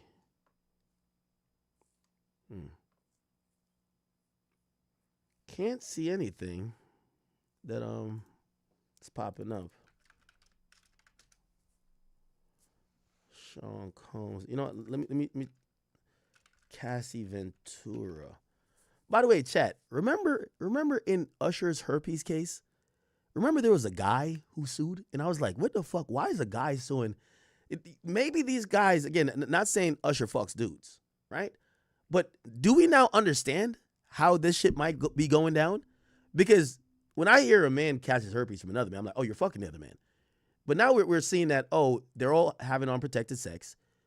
Diddy might have had something. I don't know, by the way, allegedly. I want to cross my T's, dot my I's. Maybe Cassie catches it. The dude catches it through Cassie. The dude was pretty much employed through a surrogate Cassie, but he knows it's Diddy's bread and it's Diddy's show. So he sues Diddy. You get what I'm saying? But they catch diseases in free coughs. I'm searching Cassandra Ventura. By the way, I know there's probably extra tweets. I'm just doing some Cassandra Ventura. I'm searching her name in Miami court to try to see if I can find any lawsuits with her name in it. I don't see anything. Yes, I don't know if he actually sued. Let me play this a little bit more. That, which was the video recording, and I did. So he had a video recording. Here we go. Were his attorneys, okay, for the reason won, but they did. Mark Garagos and Ben Mercedes were his attorneys, okay, and Christopher Neon's here was my attorney. They asked me. Christopher Neon.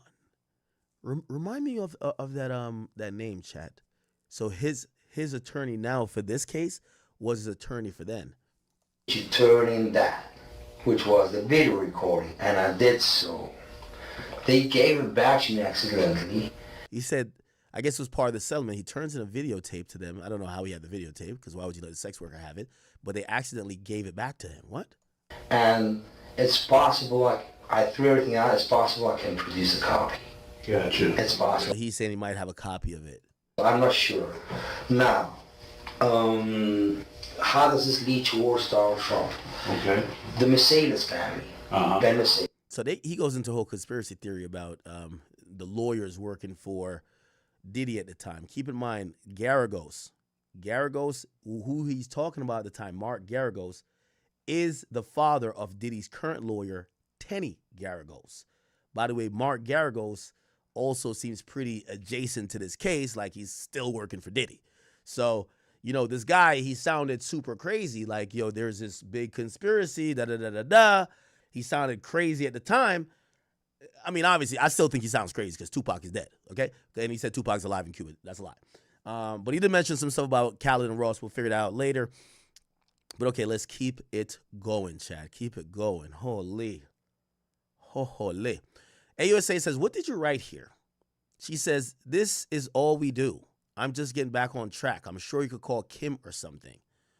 Oh, so look like she at a point expressed to Diddy that she was fed up with the same cycle of freak-offs. And she's just saying, is this all we do? She's like, I'm just trying to get back on track. Like, I'm sure you could call Kim. So look like she's throwing a little shade there because she's like, I know you fuck Kim Porter still, which, by the way, we got to see what time period this is.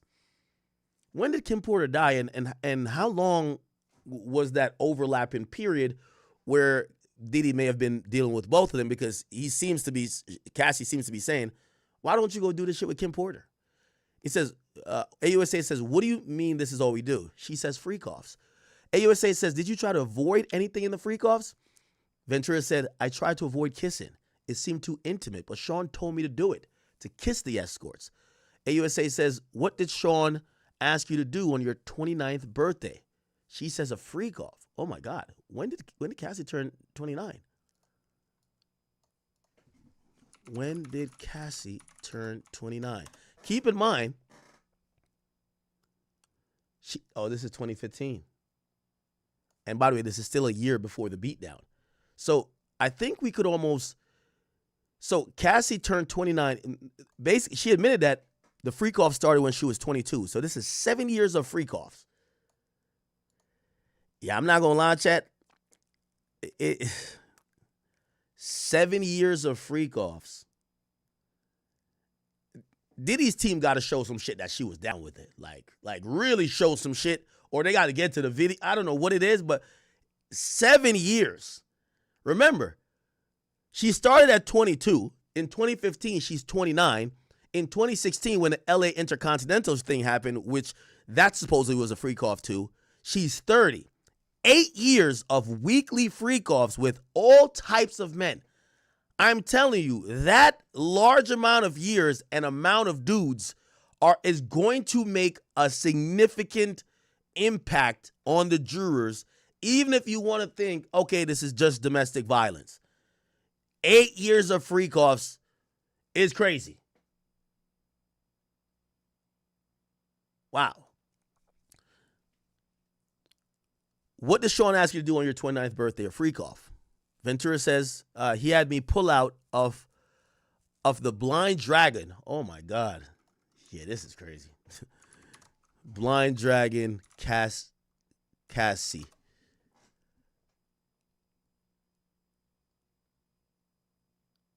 Let me see. Cassandra.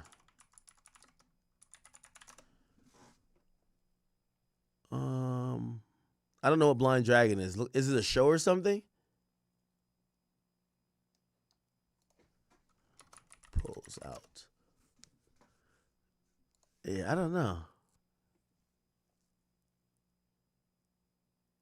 By the way, this was an open letter from her friend, Tiffany Red. We'll put that on the side for now. We'll get to it when we can. Now, this is going to go towards sex trafficking, Chad. So, if she then basically proves this guy had so much control of me, any opportunity or any situation that I could have had, he would cancel it just to have a freak-off. That might be going towards some of this sex slave freak-off shit. I'm going to be honest with y'all, chat.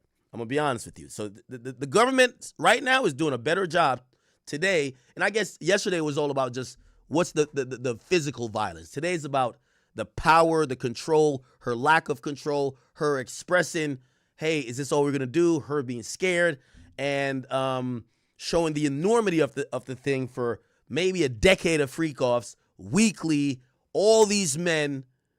That could establish the fact that, yeah, we could call her a girlfriend that was freaky, but in reality, she was just a sex worker that was scared. He says, he had me pull out a blind dragon for the freak-off, some security. AUSA says, what about blackmail material? Ventura says, he wanted me to fear. And the defense says, objection. The judge says, overruled. So they wanted the person to answer that. It says, when you mention the freak-off videos, when would Sean mention the freak-off video? So they asked in a different way. And it says, to hurt me. So apparently, Diddy would use videos of the freak-offs as blackmail. Now, that's going to be counterintuitive to Diddy's defense to say she was willing. She wanted to do this. Because if she was such a willing participant and she liked doing this, including all the aspects of doing it, why would you then be able to threaten her with the idea of her having done it? Now, obviously, Diddy's defense team is going to try to, they're going to try to split hairs here and say, no, women sometimes have all types of weird kinks that they don't want people to know about. Yeah, that's not necessarily he's threatening her to force her to do it, or that means she didn't want to do it. That just shows she just didn't want the videos to be shown. And he never leaked no videos, so even if that was a threat, it's a blind threat, or it was just like a threat that didn't materialize, right? So Ventura says, one time I was dating someone else and he threatened to release the freak-off videos. I'd have to answer to my mother. It's horrible and disgusting. No one should try to do that to anyone. AUSA says, what does Sean say the impact would be? Ventura says, shame. AUSA says, let me show you a chat. Who's on it? Ventura says, me and Sean. This is July 22nd, 2013. AUSA says, could you read your message? She says, I wrote, please delete the videos off your phone. Too many people have access to your devices. He said, no iCloud. All good. Ambien kicking in. AUSA says, sidebar. The judge says yes. Okay. So they're having a sidebar for a little bit. It's not a break, it's a sidebar. It should return in a second. Going back, by the way, if anyone knows what Blind Dragon is, please just give me some guidance on what that is. Okay? Give me 1 second. Wait, Blind Dragon is a what? Komodo's what? Chat, what is Blind Dragon? Can somebody help me?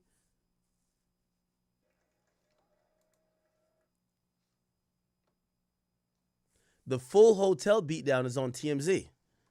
Oh, so now we figure out they probably did get the whole thing. Oh, the Department of Justice dropped it. Oh, fuck. See, TMZ always put the source here.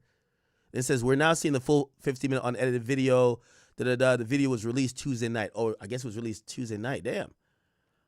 It must have been released. Oh, wow. All right, cool. Let's just get into it, chat. Wow. Let me make this bigger. Sorry. There's no audio, unfortunately. She's walking out. She's barefooted, has her purse and another bag. She goes to take out, I believe, her phone, and at that point, yeah. Oh, no, she's putting on shoes. Okay, I want to make sure you guys can see this properly. She's pressing the elevator, so it looked like she tiptoed out of the room. Because sometimes putting on shoes is like, I'll do this at the elevator. So she looked like she's trying to get out of there in a hurry. She's waiting for the thing now. Diddy comes running around. Diddy sees her. He doesn't see. Bang, grabs her, slams her to the ground. Kick. Grabs her bag, grabs her purse, stomps on her. He then gives her a vicious, he's dragging her. Wow. Dragging her like, this is a really, okay.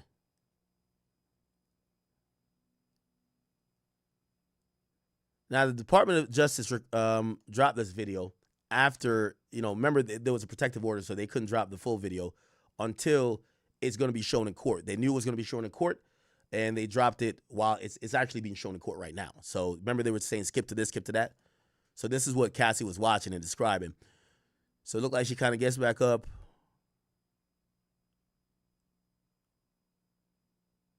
Oh, she grabs the phone on the wall.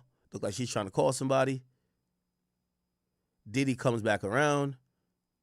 Oh my God. This nigga, look at the way Diddy looks at her. The way Diddy just stopped right there is crazy. Like, it's like he's like he took a deep breath, like he was about to charge at her like a fucking, like she was a fucking matador and he was a bull. Wow. Somebody say it was Bad Dragon, not Blind Dragon. What's Bad Dragon? Does anybody know what Bad Dragon is? Bad Dragon. Is it a reality show? Is it a TV show?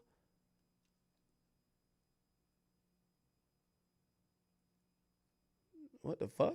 Nah, that's not what. What's Blind Dragon? Anyway.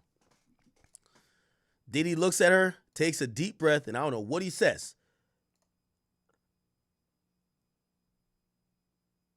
But he's not charging at her. He's just standing there for now. By the way, this is the reason why Diddy's defense team at first was trying to get this video excluded. They said that when it was released to TMZ, it was edited, right? We never seen these parts. And they said it was taken out of context. And they didn't deny that he beat her, but he said the sequence was taken out of context just to drum up this narrative of how brutal it was. So I guess they were like, yeah, he beat her, but it's not that bad. And there was more to the story, I guess. So Diddy looks like he's walking away. Remember, the defense at first, when they were arguing for bail, they said Diddy attacked her because she was leaving with his belongings. And he only attacked her to get his belongings back. And remember, in the edited video that we saw, the shortened video, it looked like Diddy dragged her back to the room. We get to find out he didn't drag her back to the room. He started to, but he let go of her. She went to the phone. He came back around. He has still belongs in her hand. He says something to her. She's over here. Let me make sure you can see it all the way. And Diddy walks away again for the second time. Let's see. She's putting on lip gloss or whatever. She's staying. Remember, she was waiting for the elevator. Now she's staying in the far corner. By the way, look at her reflection here. She's staying the furthest away from this hallway, which Diddy just came down. I got to be honest with you, chat. This video, it probably is damning. It looks like she is incredibly scared of him. Here we go. Diddy comes back around. Look like he's putting the stuff in the room, and he's walking out like he thinks he's Val Venus at motherfucking WrestleMania. He got the towel on, and he's walking with intent. And I'm not going to lie, the way how his hands is to his side, you know nothing good is going to come. You see her back up. You got to look in the mirror, the reflection here. She backs up in a corner. She's clearly terrified of this guy, right? Now, granted, and by the way, this is March 8th, 26th. Granted, I guarantee he's going to say, yes, I beat her. She was terrified in the moment, but she wasn't terrified the whole relationship. This video is gonna mean a lot, bro. It's gonna mean a lot, okay? He now walks up to her, and here is gonna be, look, he grabs her. Wow, we see oh my God, we see like a yank or something like that. You see at this point, if he wanted to get his shit back, it looked like he wanted to punish her. Obviously, he wanted to hurt her, bro. He wanted to hurt her. Now, also, here's the thing. Remember, Diddy's he's copped to the idea of him hitting her. It's, how he would like to say, oh, sometimes I black out and I just fucking do something, but I stop. This seems kind of deliberate. You done put hands on her already. You took the shit back. You came back around, start probably threatening her some more. You come back again. You're trying to give her the beats. Look, that yank right there. Okay, oh, I think he's trying to grab her phone. He's trying to grab her phone. He's trying to grab her phone. Because you can see him trying to grab some shit like that, right? Now you see he grabs whatever he's grabbing, and now he's walking away. Yes, you see him with a phone in his hand, so he's grabbing the phone. He's walking back around like Val Venus. Look at this nigga, man. Look at this nigga. Oh, my God. Looked like she might have said something. And he said, bitch, you said what? He said what? And he's walking back. By the way, at this point, she's in this corner. She looked like she's trying to blend in the wall. Like, you got to, man, woman, child, you got to feel incredibly sad for her. And now, let me address some of what I've seen his team or any people have said. They said that she was trying to leave with his shit. She had his phone. I get it. You're trying to get your belongings back. The level of violence here goes way beyond you trying to get your shit back. This level of violence You know what I mean? The only conclusion seeing this is that he's visibly upset at her and he wanted to hurt her, like, and pretty deliberately too.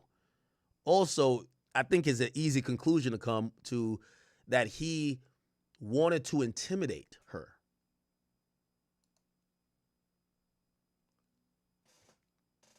He then goes back over, he's sitting down, and he's looking at her, and I'm pretty sure he's talking to her at this point.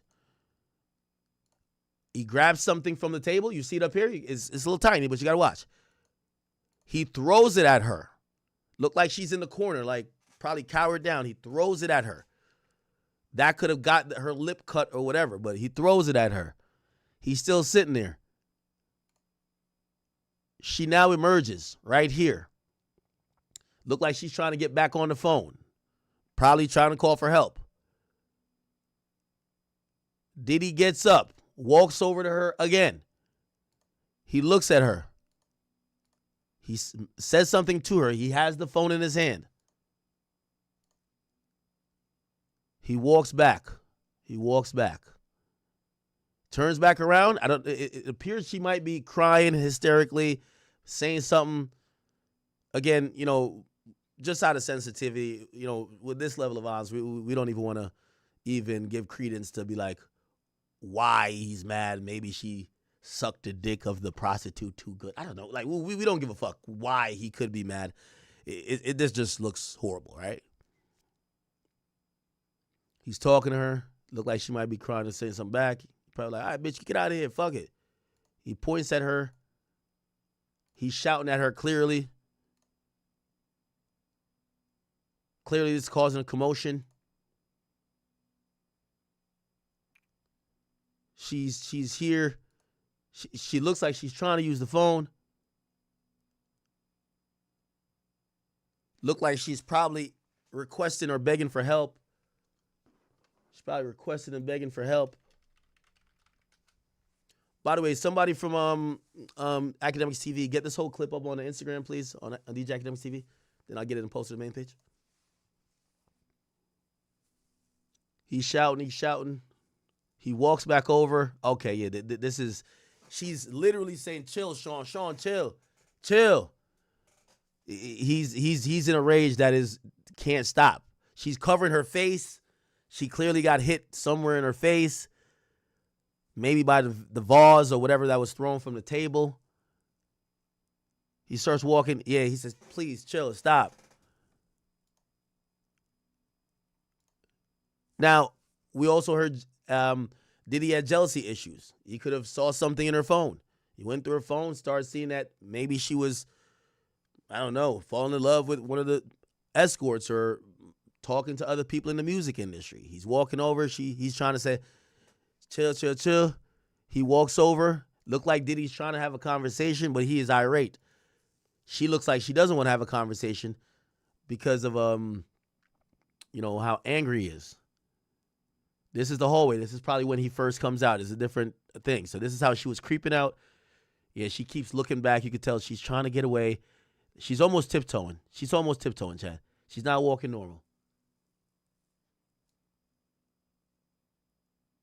Okay, I'm going to read you guys donations. Listen, my reaction, treat me like a juror for some of this shit. Treat me like a juror. Like, I'll tell you when I'm not in juror mode. I'll tell you when I'm using my brain and we're breaking shit down. But chat, you got to understand, this shit going to be played in court. You got six white women that's prosecuting you.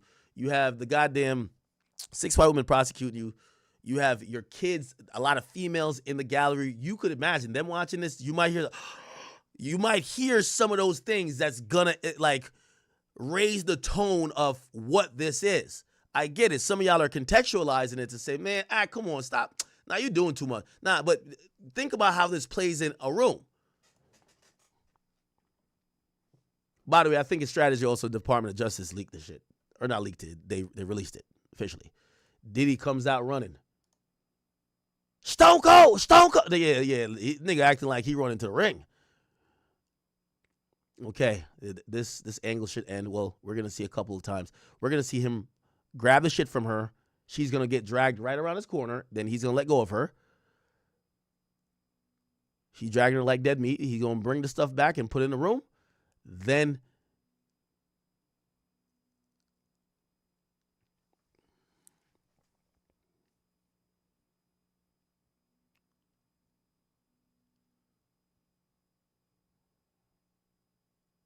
Diddy comes back with the stuff. Look like he wants to bring her back.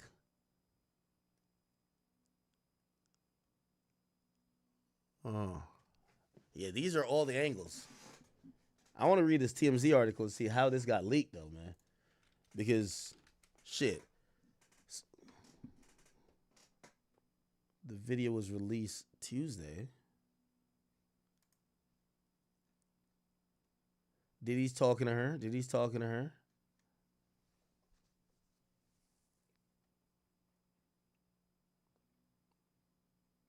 We do have pictures, chat. We have pictures. Remember the thing that was thrown at Cassie? Sorry, well, I don't want to restart that video again. We do have pictures. Remember this that was thrown at her? This is a security guard. This is Flores. He testified first. He was the first person to testify in the trial. This was what was thrown. Gotta be honest, if he threw this at her, damn, you could see why she may have had some cuts or lacerations. Like, this looks like a bunch of splinters, huh? This was another thing that was broken right here. I'm surprised that she wasn't all cut up and bloody. This was the corner she was hiding in. Remember, she was kind of like cowering there?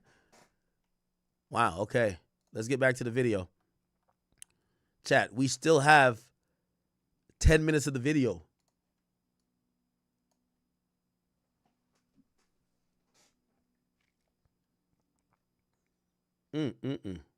Okay. He's going to come back again. So he put the stuff in the room. He's going to come back one more time.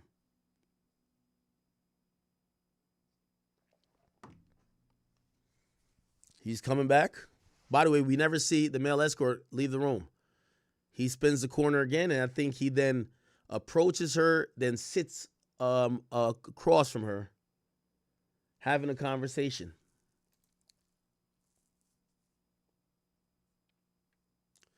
Somebody said, Ack, this is going to be 45 minutes of your commentary. Stop fucking pausing. I got y'all.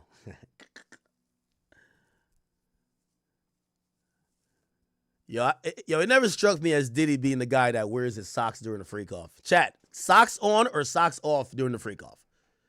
That's always a thing.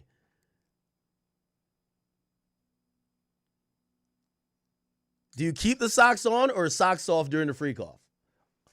Shout out to my people on Kick. They're saying, yo, you got to have the socks off during the freak-off. You're a psychopath if you keep it on, right? Yeah, these are kind of little zesty-ass socks. Like, you're not wearing J's with that, are you? Look like you might have been wearing loafers or something. Maybe he had on a suit. He said, socks off, no Diddy. You got to protect them feet.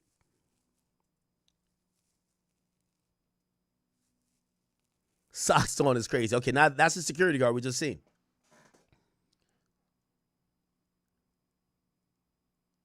Security guards checking the hallway, breaking them up too.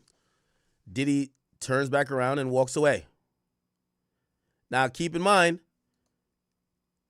they separate them, and now they're going to have, by the way, Victor Bolte, thank you for the 10 gifted memberships. I appreciate you. He's going to tell Diddy he got to keep it down. He got to keep it to his room. And by the way, at some point in this, we're not going to see it on video. I don't know if it's this time or another time when he comes back to the room. He's going to put his hand and hold Diddy up on the wall when Diddy says, nigga, are you recording me? So this is the guy. So he's walking. Look like Diddy still got an attitude with him. He's like, yo, bro, what are you doing, man? You can't be doing this in the hallway. Nigga, go back to your room, bro. Diddy usually gets the corner room. Usually those are the suites, at least in this hotel. I looked up the blueprint and layout. They were the biggest rooms as well. Why would Diddy wear socks if he ain't want to step in semen, but he wanted the semen on his chest? This makes sense, chat. Y'all told me he wearing socks that he don't step in no baby batter. He rubbing the baby batter on his nipples. Why he wouldn't want to step in it? So he's having like this back and forth to the security right now. He's having the back and forth to the security. By the way, shout out to Kick, man. Y'all are lit today. Shout out to my people over at Rumble. We ain't never forget you.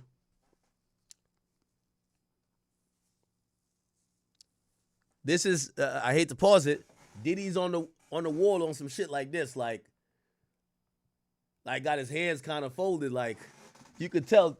One thing about Diddy we always see consistent is that Diddy was always trying to let niggas know who he was, and he didn't take well to anybody trying to undermine his authority, even if he technically didn't have any, like, for example, this situation, or they had to kind of respect him. Even his demeanor towards this guy is like, come on, nigga, what up? If he had a kettlebell, he would have slapped the fuck out of this nigga with. Shout out to UCLA.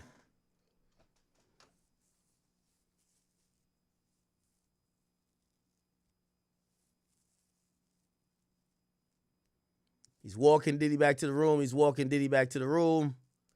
He's looking down the hallway. Look like Diddy's shouting. He got to be shouting because they look back down. They look like he's saying, Cassie! They look back down where Cassie would have been, right? The security got to be telling him, nigga, yo, bro, first of all, we got other people in here. Chill out. Go back to your room. Bro, you high? Now, keep in mind, Cassie testified that Sean Combs was not high. Because remember, part of his defense and his plan to defend himself was saying, hey, I was high during a lot of that shit. Cassie then comes back down the hallway.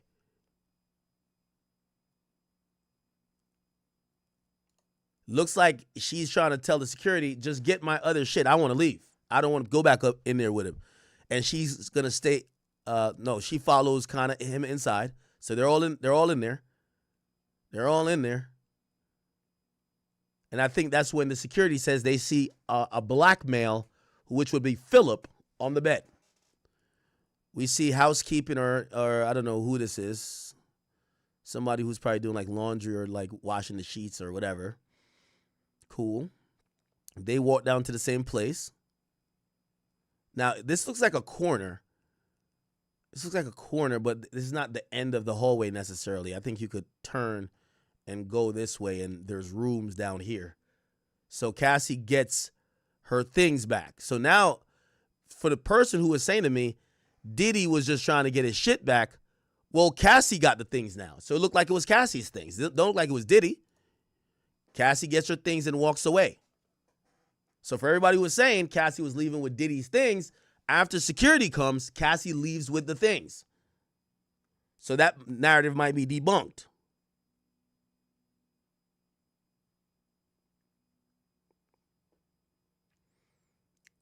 By the way, chat, I do know there's a press conference for Tory Lanez coming shortly. You guys keep me updated that we could figure that out. By the way, you see Flores follows Cassie back.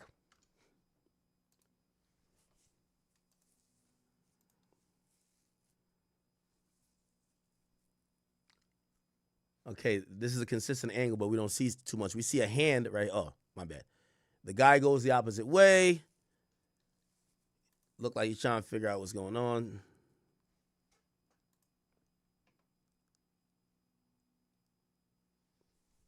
By the way, we have 19 new members today so far. Thank you guys so much. Victor Bolte, thank you, my boy. I'll get to your donations in a little bit. Look like Diddy has now creeped back out. Diddy refuses to put on pants. Look like Diddy's in still freak-off mode. This nigga, he refuses to put on a pants. He's been in that room multiple times. He could just put on some shorts. He could definitely just put on a pair of sweats. He want that dang-a-lang just swinging. And so he's just keeping it in the towel.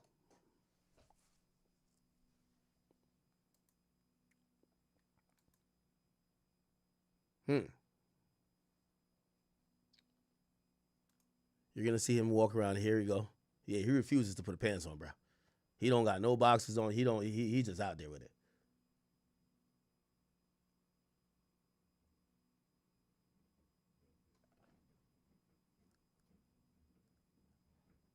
If you ask me, I think Diddy walks around, and I think this is him calling Cassie, because I think they escort Cassie downstairs. I think Diddy starts to get nervous. They might try to lock me up for this. I think Diddy starts getting a little bit nervous. You see, Diddy gets on the phone. I think he's calling Cassie. He's getting a little nervous.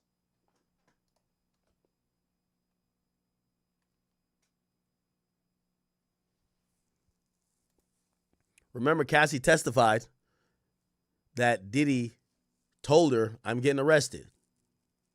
She says, I'm going home. And I'm going to plug my phone in.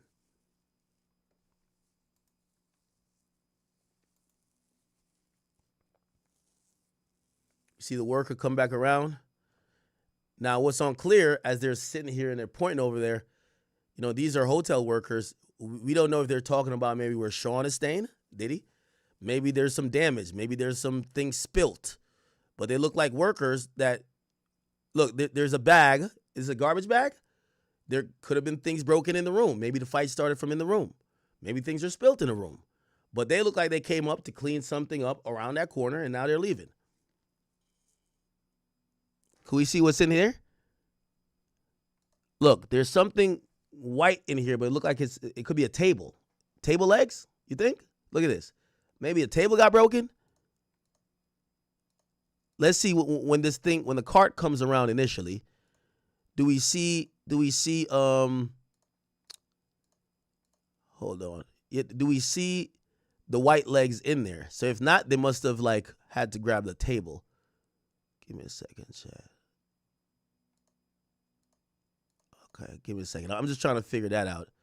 Just that little part, okay? I'm not trying to play the thing over and over again. Okay. Okay. Here it goes. Here we go. It's about to walk around. Sorry. Okay. If you guys seen what I noticed? Whatever this cart that came around had nothing in it. We don't see legs sticking up. When it comes back later, the legs are sticking up. You can see the legs sticking up here, which means maybe it was a table that was broken. Now, they could have went to somebody else's room, but we could probably you got to use some brain power here. They probably came from the room. So now we kind of could deduce there was some damage up in that room. So Diddy was breaking shit in the room, out of the room, by the elevator. Diddy was acting a fool. Now, I'm saying Diddy, but maybe it was Cassie. I don't know. Maybe it was Cassie. I don't know. But something was broken. So you see them walk down. You're going to see this seems like a table. Seems like a table. Yeah, right? Like maybe a little side table or something like that. Look, this look like legs, right? Am I tripping? Or something. I don't know what it could be. Maybe I'm tripping. But I didn't see this white shit in there before. Anyway, there's another angle.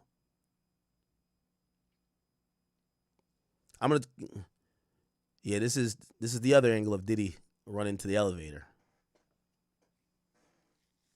Okay, I'm going to let it play. There's only 2 minutes left, and then we're going to get back to the tweets. Diddy dragging her.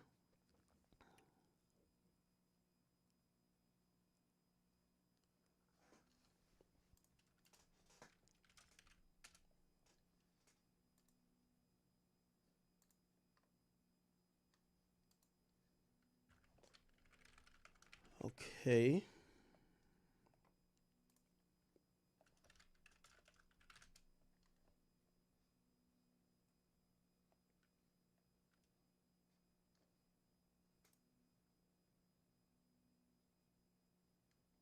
Diddy going back for her.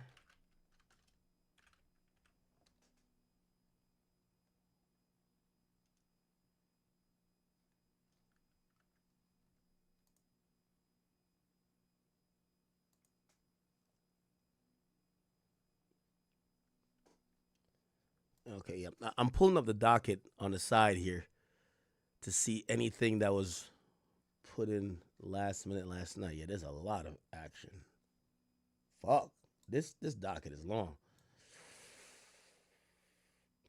We have some letters. Yeah, I don't know how they got this video.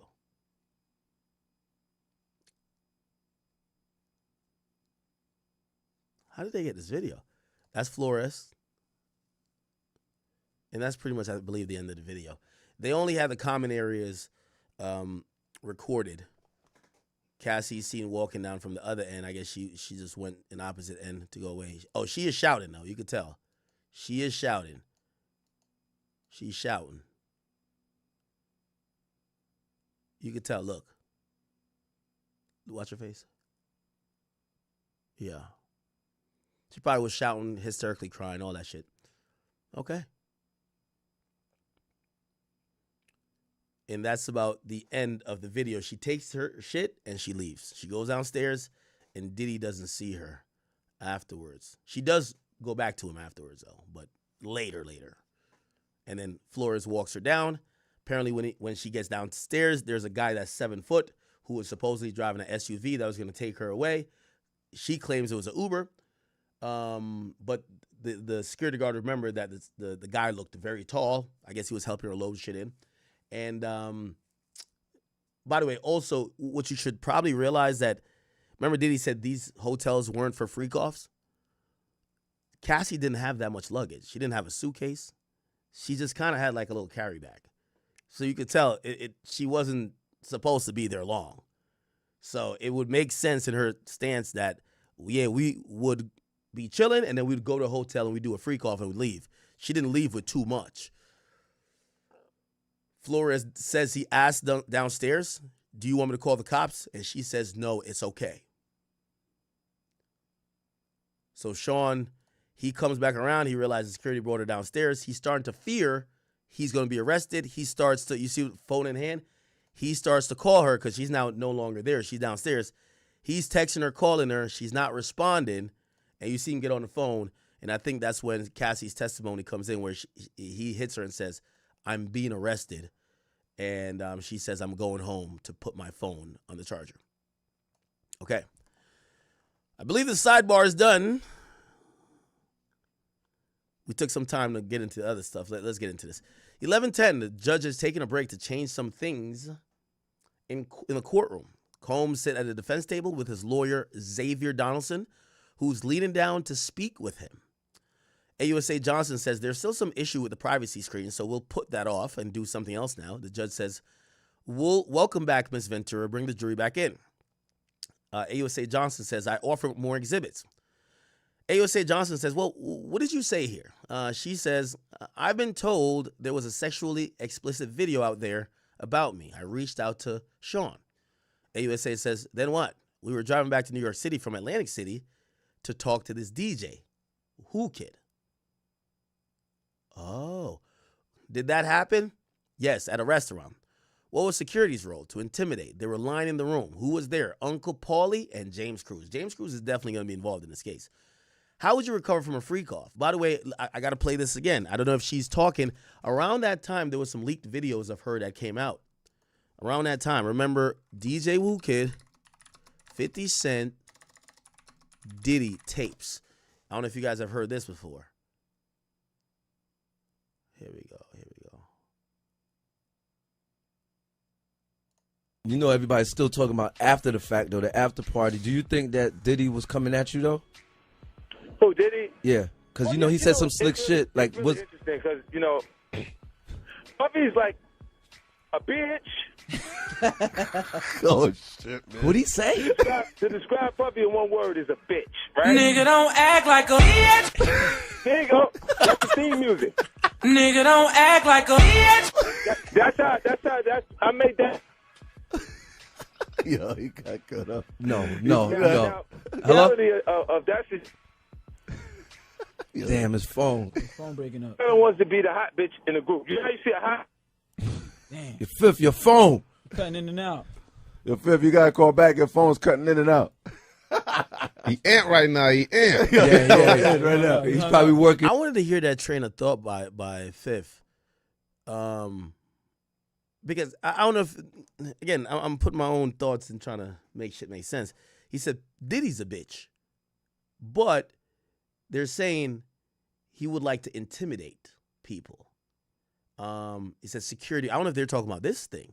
Security might have tried to intimidate him. And he's like, nah, Diddy's a bitch, but he had people with him. So he'd be seeming, I don't know if that's what they're talking about. But remember, it was DJ, by the way, it's DJ who could show that 50 exposed that there were Diddy freak-off tapes with Cassie that were leaked. And looked like maybe Who Kid was involved with this before. They don't mention 50, but looked like maybe they had given him the heads up, maybe through Who Kid, because why would Who Kid be mentioned? I don't know. Damn. Your fifth, your phone. Here we go. Phone was going in and out. Nah, you know what I'm saying? I know it sounds kind of harsh, but I'll explain my statement. See, you know how an ugly bitch always got like pretty friends? Yeah. Oh my God. Yeah, I know That's what how you he mean. built his group. He want to be the hot bitch in the group. Oh man. Wow. That's the ones that get the attention. Like Every Beyonce. time you go out, Right? yeah. He want to make sure. He want to make sure he getting all the attention. Yep, they get the dudes hollering at them. Everything is that the pretty bitch with the ugly He girls. want to make sure the niggas want to holler at him. Wow. Holy shit. Nigga, don't act like a bitch. Wow. You know, and it's the reality of the situation, man. Don't need me to tell you. So I mean, if he tell you, he'll tell you himself what happened in Miami. Stay in Miami. Oh my God. So you think that what he did say? You think what he said? You think that all right? He was saying something slick towards me. Now it's open season on Diddy. Well, you know, it's not even open season on Diddy. Like, I don't know who he's talking about because he didn't say my name. Right, he didn't say your name, so Right, but I feel like that's the way I feel about him. I feel like he's, at the end of the day, whoever's around him, this is the final notice, the final note. Because he'll suck the life out of him like everybody else that he's been around. I mean, he did change the name though. He did change Dream. What he changed to Dream Team, Supreme Team. No better than to do that shit. What the fuck? So now, man, I don't know. I know. Check this out. On the up and up, the nigga Puff, like he called. We should kick it on the telephone and shit after the May shit. Right. And the nigga be like, matter of fact, they sent me the girl pictures, like pictures of this girl, like not the shit that y'all saw. Worse, way worse. Wow. Are you kidding me, yo? Like penetration pictures and Nah, come on, man. Come on, Phil. all that. And I didn't even. I called the nigga. I said, yo, you fucking with this girl? Like you really you like her like that? And he was like, yeah, that's my girl. I'm like, all right. I'm going to send you something. You look at it, you call me back. I sent him the photos, the pictures and everything. And the nigga called back and was like, yo, thanks, man. Yo, I really appreciate that. Yo, where you get these shits from? And I said, you know, like, because they know, like, if something crazy is going on, if they send it to me, I'll make sure it get out there. Like, as far as this 50.com is concerned. Yeah, yep. And those other properties. So they sent it to me. But, you know, I really kind of felt like those photographs was not happening because of Cassie. I felt like they was happening because of Puffy. Right. Oh wow. You know what I'm saying? Because when a girl moves away from a man and she upgrading, niggas be insecure. You know what I'm saying? They start feeling some kind of way, especially like whoever the guy was. She was. Now, did y'all catch that? 50 through, and you got to get it through, you know, some common sense here. The videos that he said he saw penetration videos and pictures. He's saying that the videos that existed of Cassie, Diddy's not in. So 50 doesn't realize what he's seen is the freak off. So 50 sent it to Diddy to say, yo, bro, clearly some nigga trying to leak some shit about your bitch. And 50 is interpreted it to be, oh, I know how it is. Shorty upgraded on her last man, and her last man trying to put out a sex tape of her to try to, you know, make it like, you know, he jealous because she upgraded to that nigga. With the photos versus where Puffy's at. Cause Puffy's, he ain't no slouch, nigga. You know what I'm saying? Like, whoever the guy was she was with in the photos versus where Puffy's at. Cause Puffy's, he ain't no slouch, nigga. You know what I'm saying? Like, yeah, he been able to take advantage of all the suckers. So where did it go wrong though? Because I know y'all was cool. Like, where did it turn wrong? Interesting.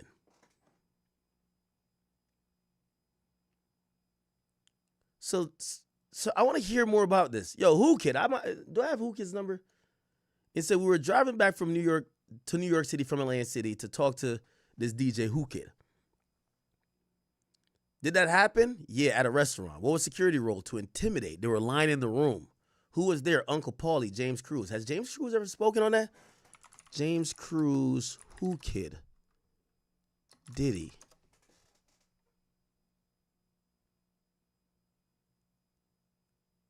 Huh.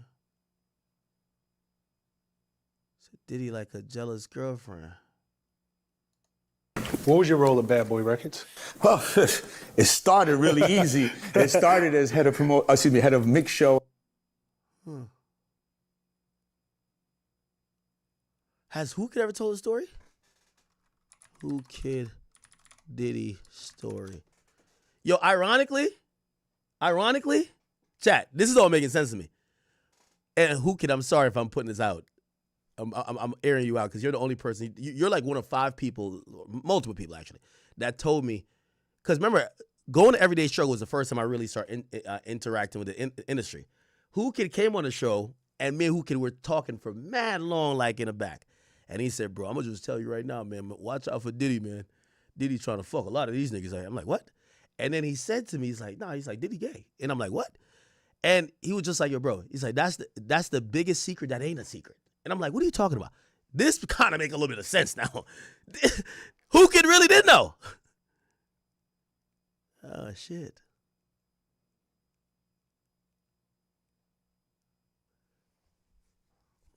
You know what? He tells all type of stories. Why you didn't tell that story?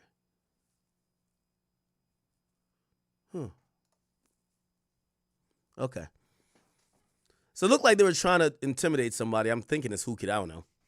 It says, how would you recover from the freak off? I'd take opiates. I wanted to feel numb. We'd get massages, IV fluids. The chef would cook us something. How often did you take opiates after the freak off? She says, often. I got urinary tract infections. Oh, wow. The AUSA says, were the UTIs painful? She says, very. Antibacterials didn't work anymore. Oh, my God. How did it feel during the freak offs? She says, burning. I would not advise. So this is going again to this forcing thing where she's saying, I have a UTI and he's still forcing me to fuck these other guys unprotected. She said it was burned. I would not advise. AUSA says, let's read this one out aloud. Ventura says, I have all these sores on my tongue. Huh? I have another UTI. AUSA says, what sores? Ventura says, friction in my mouth. AUSA says, from what? She says, oral sex. AUSA says, another UTI? Then sad face emoji. Ventura says, I was open with him about them. AUSA says, so you feel sick? Oh, I guess they're reading for Sean. Oh, they're reading for Sean. So they're reading for Sean, and it says, what sores? And Ventura, Cassie says, friction in my mouth. Sean says, from what? Cassie says, oral sex. Diddy says, you said another UTI? Then a sad face emoji. Cassie says, well, I guess she's speaking to the AUSA right now, saying, I was open with him about them. So you feel sick? Then Cassie says, why are you so sorry? I took blame for things. So I guess she says to him, why are you so sorry? And he says, I took the blame for the things. AUSA says, which escort would go to sex clubs with you and Sean? Ventura says, Jules. So it looked like they used to go to sex clubs. AUSA says, the escort from the Intercontinental in LA? Yes, so that's Jules. And Jules is, I think, something Philip. Let's get his name right, chat. Let's get his name right. Philip Diddy. His name is it Julian Philip? I think, no. No, who's Jules? Maybe his name is Jules, but it's not Julian. It's Daniel Phillip, because that's the one who was there. That's the one who supposedly was there at the Continental. So his nickname is Jules, right? And I think we can go back to her last testimony when she identified him by his nickname, saying, "Oh, that's Jules." Okay. She said, "Did you ever want to have sex with Jules ever?" She says, "No," and she laughs. But I knew him. Well, why did you guys do it? She says, "Sean." Wow. She's definitely putting up 30 now. Yesterday, I think people thought her testimony was a little bit, it was all about domestic abuse. She admitted her complicitness in some of the freak-offs, admitted that she wanted to do it at times, even though it was because she wanted to get closer to him. She's admitted that she did all the admissions yesterday and talked about violence yesterday. Today is talking about how much different partners she had. She called STDs, or not really STDs. Is urinary tract infection, is that STI? I don't know. But she was having sexual effects because of the freak off. She said Diddy had her sucking so much cock, she had sores on her tongue. Like, chat. And they're also reading some more messages where she's, again, she's never blaming him for anything. And that's going to be used by the defense to say, well, you never blamed it on Sean. And I guess her overall theme is, I just wanted him to be happy. And I took blame. I didn't want to blame him. Right? All right. We're waiting for some more tweets, y'all. Hotel video has been dropped. This is a lot going on here. Let me see if we could find, let's see if we could find everyone entering court today. Let me see the entrance to court. Let's go enter court.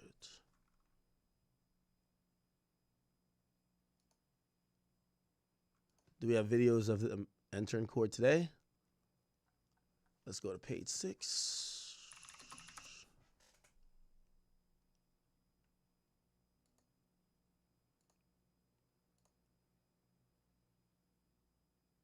Okay, that has been released.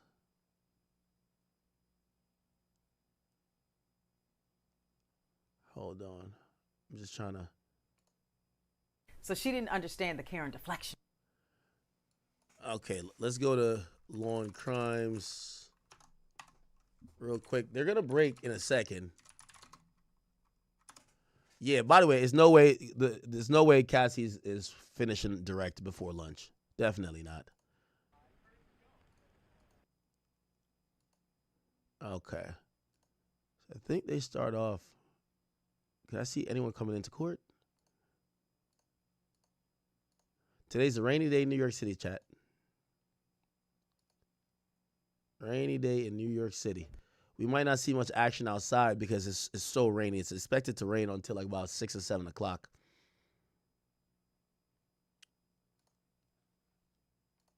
Periodically, she will run her hands over her pregnant belly Oh, or here we try go. to We got some update. stretch her back. This guy works for Law and Crimes, I think. And that They're describing no Cassie's doubt, demeanor. will be again relitigated by the defense in this cross-examination. Back out live right now, worldwide, outside of a rainy day in New York City at the courthouse, where we are bringing you these updates all in real time. I'm your host, Mike Page. Always great to be with you as we continue to roll on, giving you the updates as the best that we can. We're just going through just some of the many highlights that have happened already. Just in case you are just joining us here on Live Now from Fox. Again, we appreciate all our viewers continuing to be with us. So let's go back out to earlier this morning, where the government first asked Cassie Ventura to review the hotel footage from 2016, which shows Sean Combs attacking her in a hallway. This is where the government ended its questioning of Ventura yesterday. The beating marks the only time Ventura ever tried to leave a freak off early, according to her testimony just yesterday.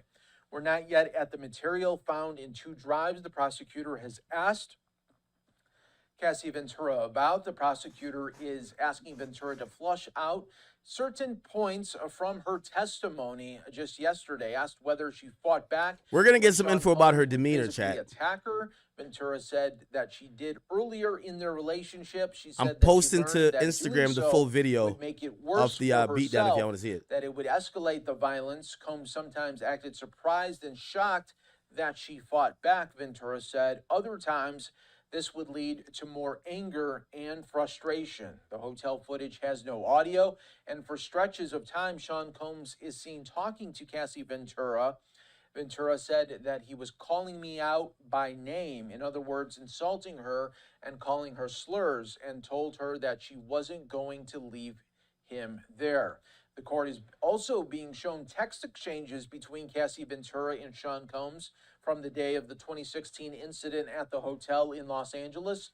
In the messages, Combs is pleading with Ventura. Call me, he texted, then said, call now. I went and checked everything and spoke to security.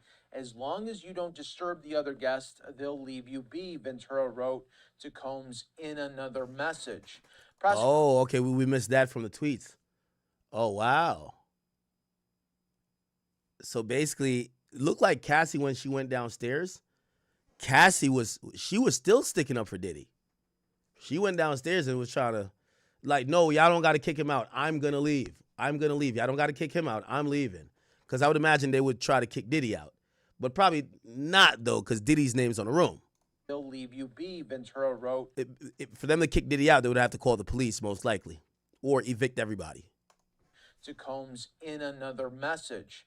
Prosecutors showed an image of a man called Jules, who was the male escort present at the freak-off held in 2016 at the Los Angeles hotel that Cassie Ventura said she was trying to flee when Sean Combs beat her. They also showed a photo of Ventura taken after the incident. Her lip is swollen and she is wearing sunglasses with her hoodie pulled over her head. She took the photo in So she had that photo in her presence, in her possession. As she left the hotel.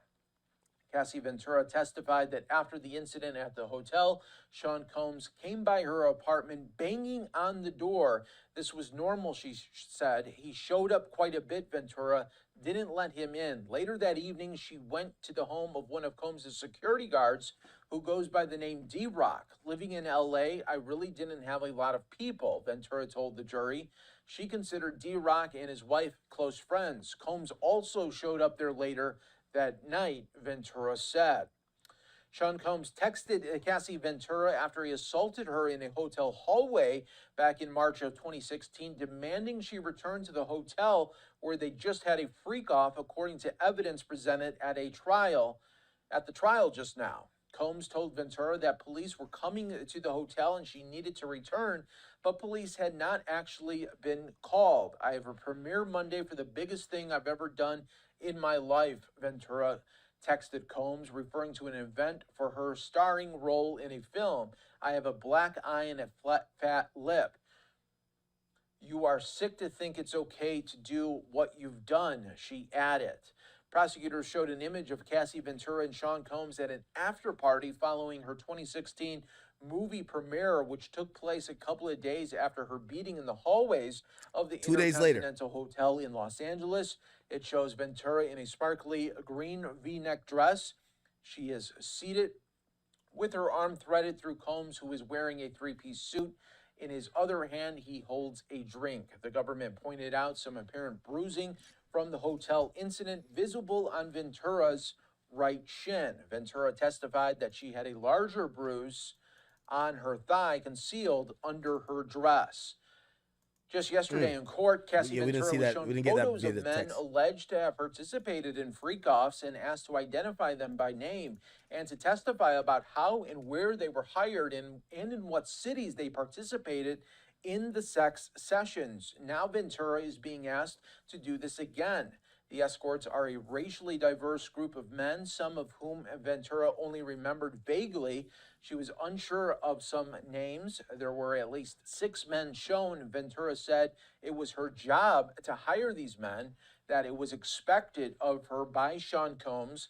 Ventura said that she performed sex acts with all the men shown and that those who were paid with Sean's money. So I just want to rehash one of the, I think, biggest moments that have... Okay. Let's go back to this real quick. We're jumping all around here, just try to get the most up-to-date info and also anything we're missing, because he's not tweeting everything. He's tweeting the important things we get here. Who was present when Sean put his hands on you at the freak-offs? Cassie says sometimes the escort was there too. AUSA says in the same room? Yes. Jules, yes, Jules, all pun intended, right? Yes, Jules was present. It was like, and in the suite? Yes. Were they aware? Defense says objection. Judge says overrule. Cassie says yes. The escorts, Cassie said the escorts would ask me if I was okay afterwards. AUSA says, in what cities did he put hands on you? She says New York, LA, Miami. AUSA says how frequently? Cassie says too frequently.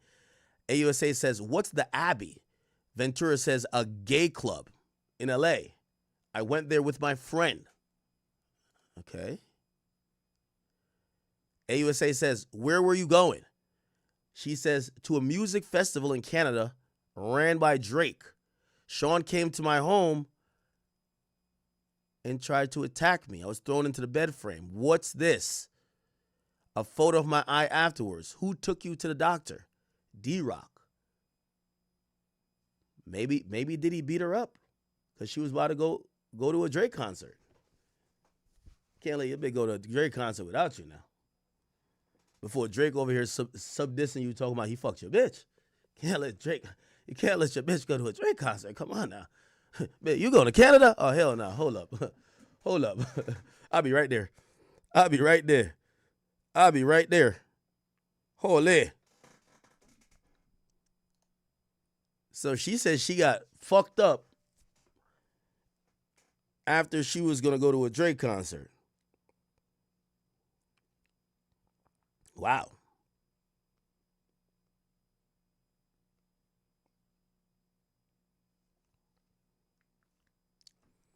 Damn.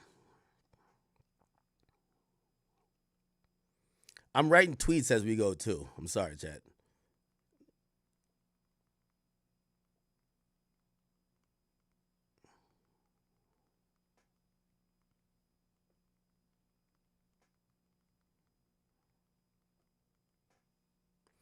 They're talking about OVO Fest, by the way.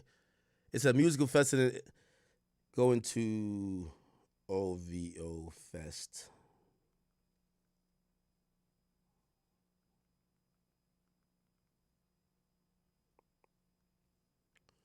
All right.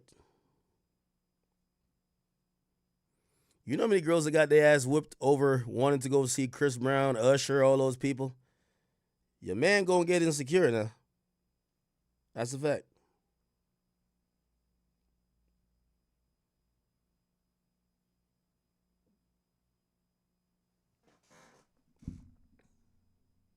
Wow. Yeah, Diddy was jealous as shit. Did we ever see Drake around Cassie?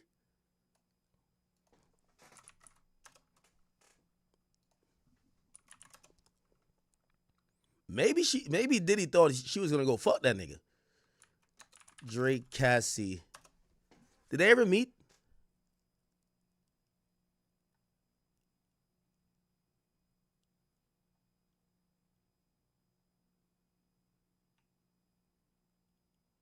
Did Drake and Cassie ever meet?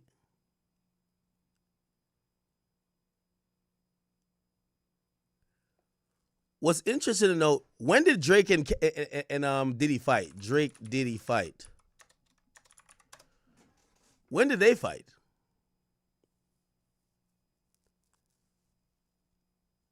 And when did Drake start? Let's look up some details to make this make sense. When did Drake first do OVO Fest? What year? 2010. So it was happening this whole time. So we don't know what year. What year? Can we figure out what year from the tweets? Nah.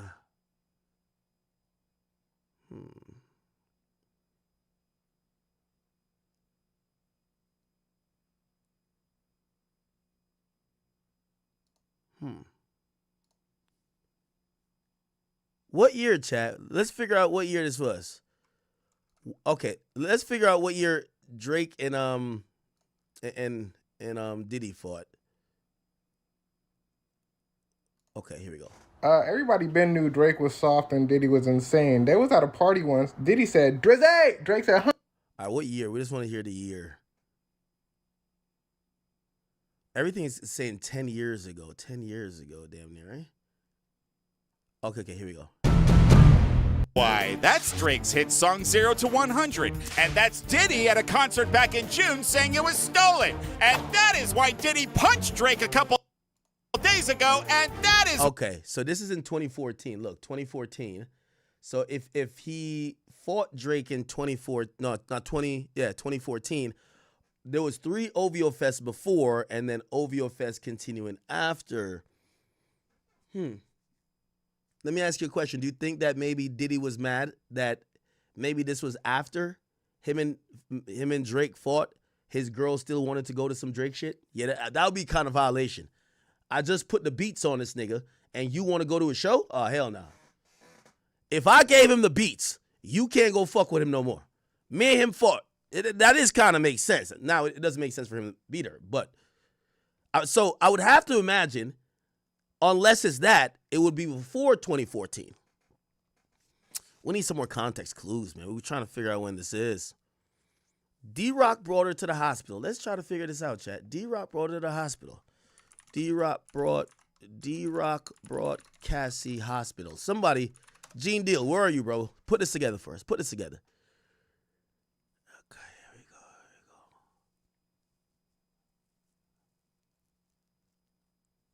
go. We heard testimony from Cassie Ventura, who, of course, is the model who said to sign him off in full, no agency. Well, today we heard her very clearly, but then there's a moment that she began to cry on the stand. And you and I both were watching that.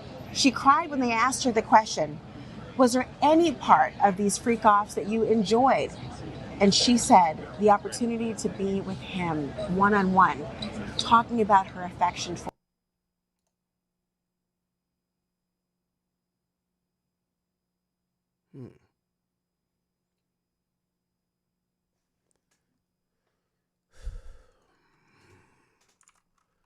Gene Deal, Cassie Hospital.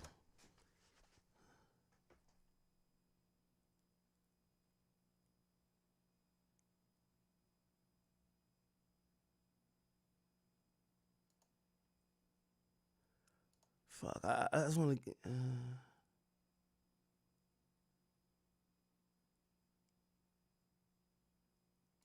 Oh, wow. He said this. She alleges that, Diddy, he'll make her look online for BBCs for their freak-off sessions. And she say that, in this lawsuit that, Diddy, he enjoyed watching her get smashed by BBCs. So, what you think about that? Do you think she was the only one getting banged by him?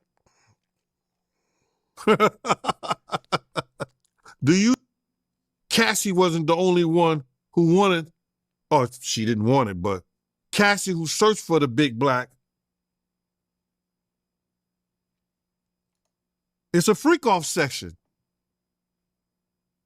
right? She said it's a freak-off section. If she says a freak-off section, brother, she ain't the only one freaking off. The prostitute ain't the only one freaking off. Old boy is freaking off also. Right. So you think he was letting these guys use their BBCs on him? I think that, and me just being... This was a year ago. He said, a trained investigator and reading through the lines of certain things. And one time I had read something that Cassie couldn't take it no more. She told her friend, and this was she was under a non-disclosure and everything like that. She told her friend she couldn't take it no more because she had seen this dude do something. I've heard plenty of stories about him being on a yacht. That same yacht that Kim was on, and the same yacht she got her nose broken on, that somebody was doing something to him when they walked in the room, and it caused a confrontation. This is what somebody who was on the yacht said to me. You understand? They was telling that story to somebody. And it was a female. But my whole thing about it was this, is that anything in that lawsuit, you got to realize that we only got a portion of it because it's been chopped up. But it was freak off day. Right. And when I look at this, Cassie may have seen some stuff that she ain't really want to look at. How does she say how the person look? All she could describe is if they was wearing masks, unless she saw them before they... By the way, chat, we did find Blind Dragon.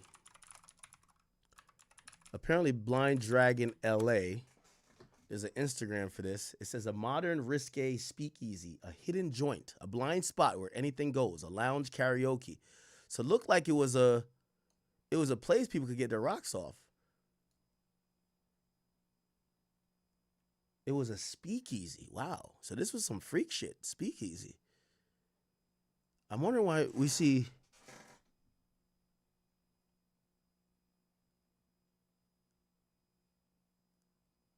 any pictures that you guys recognize, chat? 2019. By the way, this place has been closed down from what I heard. So it looked like there's kind of like a club, but also like this really private thing where you could do some other shit. Who's this? The DJ Snake? Is this DMX? Okay. Let's keep going back. Let's keep going back. Looked like there was a party. It's like a party or a club or something. But looked like they had this other side that you could really, like, clearly some of these people like right here, you know, they might have alternative lifestyles. So this is where people could come in and feel. No, Alex Sam, I know a speakeasy isn't anything like, you know, it doesn't have to be in freaky, but clearly this was a place that, like they might have the front as a bar or like a club, but probably they had like this other section, kind of like the Diddy parties. They have the Diddy parties where everybody go in, there's all the celebrities, and then you go in the back. Oh, Chance the Rapper? You go in the back and there's a whole nother game going on in there. I'm trying to just scroll down. Let's see if we can find anything. I ain't gonna lie. We're seeing the people, the usual suspects are popping up, chat. Isn't this the usual suspects are popping up. Let's just keep it like that. The usual, you know? Let's keep going. Got to do some research here, chat. What year are we at now? We're at 2017. Probably got to go back a little bit further. Let's keep going back. Let's keep going back. Let's keep going back. I don't know if I'm going to find nothing, but let's keep going back. Looked like they also held like private parties as well. Looked like it was like this discreet place though, you know? Okay, I can't. Yeah, these pictures are getting more and more stock.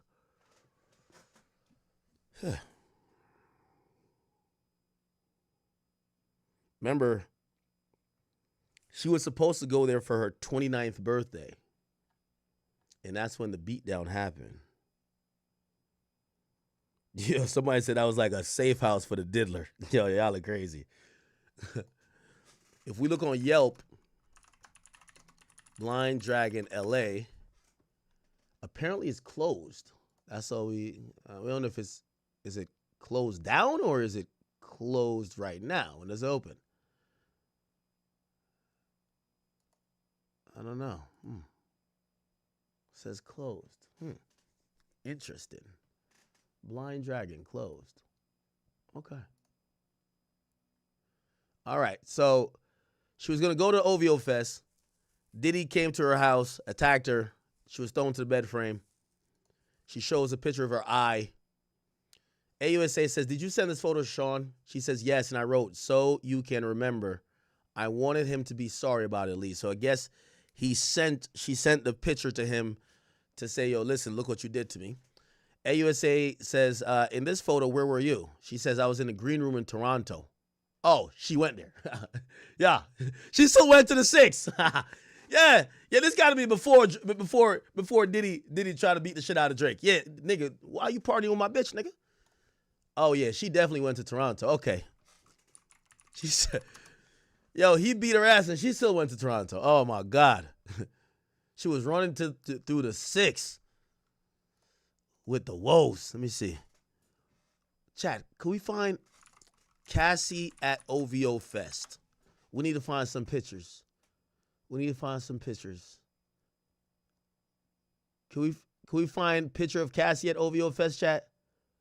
OVO Fest. It got to be. I'm thinking between 2010 to 2014 because Drake and Diddy fight in 2014. 5 ways. Oh, Vibe magazine. 2013. Look at this picture. We kind of got it, chat. Look, last night the internet was buzzing with the rumor that Drake had signed Diddy's boo to his October's very own imprint. Nicole Bitch reported that a media-based newsletter, blah, blah, blah, blah, blah. Cassie, blah, blah, blah, blah, blah. Let's get to it. She supposedly signed, so this was a rumor. The chatter is simply internet buzz. Cassie's teaming up with Drake doesn't sound like a bad idea. When was this picture taken? Chad?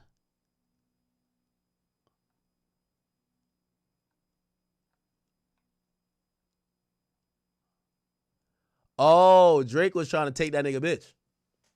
Yeah, I knew that nigga socked Drake out over. It wasn't over no goddamn beat. Like, the beat was probably the last straw, but that nigga Drake tried his bitch, bro. He tried to pull the same play. Not that Drake do some Diddy shit, but he tried to pull the same play on Cassie that Diddy pulled on Cassie. Yo, I'll sign you. Yeah. Diddy was probably like, when I see that light-skinned nigga, I'm socking that nigga out on Paru. On the dead homies, when I see that light-skinned nigga, I'm socking him out, bro. Yo. Yeah. Yo, Drake, man. Yo. Drake. Aubrey. Stop it, bro. Stop it. Yo, Drake tried to sign that. You know Drake was trying to fuck her. You know Drake was. Now you got me. See, now I'm in my bag. I got to go back to 4 p.m. in Calabasas, the lyrics. 4 p.m. in Calabasas.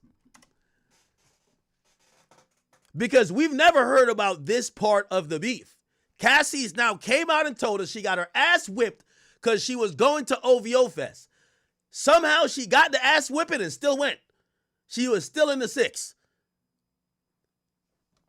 By the way, this was, I believe, 2015. Was it 2015? When did 4 p.m. in Calabasas drop, chat? When did 4 p.m. in Calabasas drop? That was 2016, actually. It's 2016. Bet. Let's get to some of the lyrics. Read the lyrics, bro. Come on. All you self-promoters is janky. Oh, come on. Stop with the fucking ad, bro. We established at the Yankees, we moving Milton, but you the one tanking. No limit to where I could take it. And you know me as a Chris bottle sender, check picker-upper. I thought we looked out for one another. Saw us all as brothers in a struggle, too blessed to be humble. I guess it's different in the city I come from. All of a sudden, I got people showing how they truly resent me. They whole demeanor just spells envy. They trying to tempt me. The higher I get, the less they accept me. Even the OGs trying to press me. Ha, ha, ha, ha. No way out. All alluding to Diddy. Because I'm already in it. I'm not attending when I do a show and get a ticket. Good business. Can clean millions. I got divisions. I've been had hits since No Scrubs and No Pigeons. Even back when I wasn't popping. When they told me to take an R&B on the road and I told them I drew for Kendrick and Rocky. Snakes. I try to make the right choices with the world watching. Mike never tried to rap like Pac. Pac never tried to sing like Mike. Those my dad's words to me when I asked him how to make it in life. And I always said my mother gave the greatest advice. Look at me now. They look at me as the golden child. Can't nobody hold me down. Certain shit is just too wild to reconcile. Take that. No love in my heart, so they fake that. DiCaprio level, the way they play that. Damn, nigga, what is that? Y'all don't hear no songs that hit my phone like you did that. Didn't even hit my line where you been at. Is always on some shit like, oh, okay, he's talking about Diddy here. Oh, bingo, where my bitch at? Got him. Drake, you motherfucker. Drake, you motherfucker, man. Drake, I see why these niggas at the 20V1 you. He says, they don't hit my phone like you did that. They even hit my phone, or even hit my phone like you been, where you been at. It's always on some shit like, can I get a favor? Could you write a song for me? Which, 0 to 100. Or where's my bitch at? She's in the 6 getting piped at the embassy, nigga.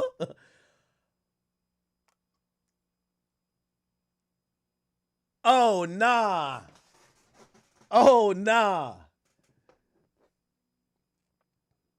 Nah, this is crazy. Now, Drake is a real sniper still. He said niggas hitting him on some, yo, can I get a favor or where my bitch at? Like, I'm about to tell you where she been at. Oh, yo, that's it. This is why I say Drake's the GOAT. You know when Diddy heard that, and he heard that, you heard the beat. Everybody heard the beat. You know it's all about Diddy. And we're trying to get why. Like, what the fuck going on? Niggas ask me, can I get a favor where my bitch at? Like, I'm about to tell you where she been at. I guarantee Cassie done told that nigga, yo, you know I got an ass whooping to come up here, right? You know I got an ass whooping to make it to the 6, yo. Costa career is I got her kidnapped. Ooh. Yo, he's trolling Diddy. He's trolling Diddy. She ain't sorry and I ain't sorry. It's too late for sorry. Green, white, and red on my body because I'm dipped in Ferrari. All she want to do is get high and listen to party. Oh, nah, Drake. Yo, Drake lucky he ain't get shot. These are some shit you got to shoot a nigga for. Fuck that. Fuck that.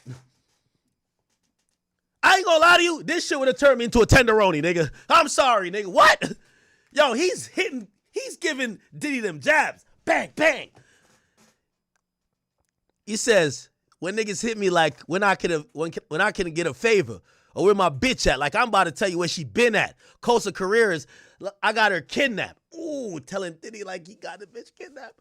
She ain't sorry and I ain't sorry. It's too late for sorry. Green, white, and red on my body because I'm dipped in Ferrari. All she want to do is get high and listen to party. She complained. I tell the driver to drop her off at Barney's. Oh my God. My summer diet just rose in calamari. Look, now you got me. Yo, my nigga, I'm sorry. This is the greatest rapper of all time. Jay-Z close number 2. But this is the greatest rapper of all time. Of all time. Ain't no cap in his raps. He rapping about real shit. This ain't the greatest? All right, fuck y'all niggas then. Y'all cook up. It's a I got a lot to lose because in every situation, I'm the bigger artist. Always got to play smarter. Y'all shook up. I'm here on the cook up. Cameras pointing at. Hold on. Wait, hold on. It says, wait. Yeah, y'all shook up. I'm here on the cook up. Cameras pointing every time I look up. That's why I got to duck behind Chuck's shoulder just to hit the cush up. Sponsorship dollars is sky high. He be like, Drake, will you please stop smoking la la? I'm like, Chubbs, why try? I'm a thug. I'm a daha. Got rose pink tinted lenses. It's a Wednesday. Architect taking dimensions. They redoing the entrance. Kind of like when you niggas drop on some again and again shit and you still never quite get it. Meantime, Drizzy over here trying to make you dance to this. Yeah, I could make you dance to this. I roll big body, wide body, Calabasas road winder. Sunshine and wax tires. See Chris Jenner, I beep twice and I wave. The rest of you boys, I blow, what? Right in your face. Pause. Pistol by my bed, I'm asleep, but I'm awake. Damn, man. Don't push me because I'm way too uneasy right now. These guys move so greasy nowadays. I'll tell you my life and you don't got to believe when I say it. Save my stories for down the line. I'm just too ahead of the curve every time. Just told the hits and you see what you find. You SWV, because you weak and I'm always on your mind. Holy shit.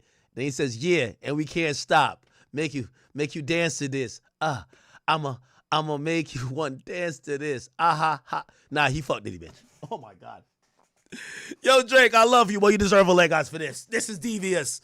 Legos. Nah, Drake, I love you, but one little Legos. Pop. Like, hold up, man. Hold up. This is Legos right here. Chat.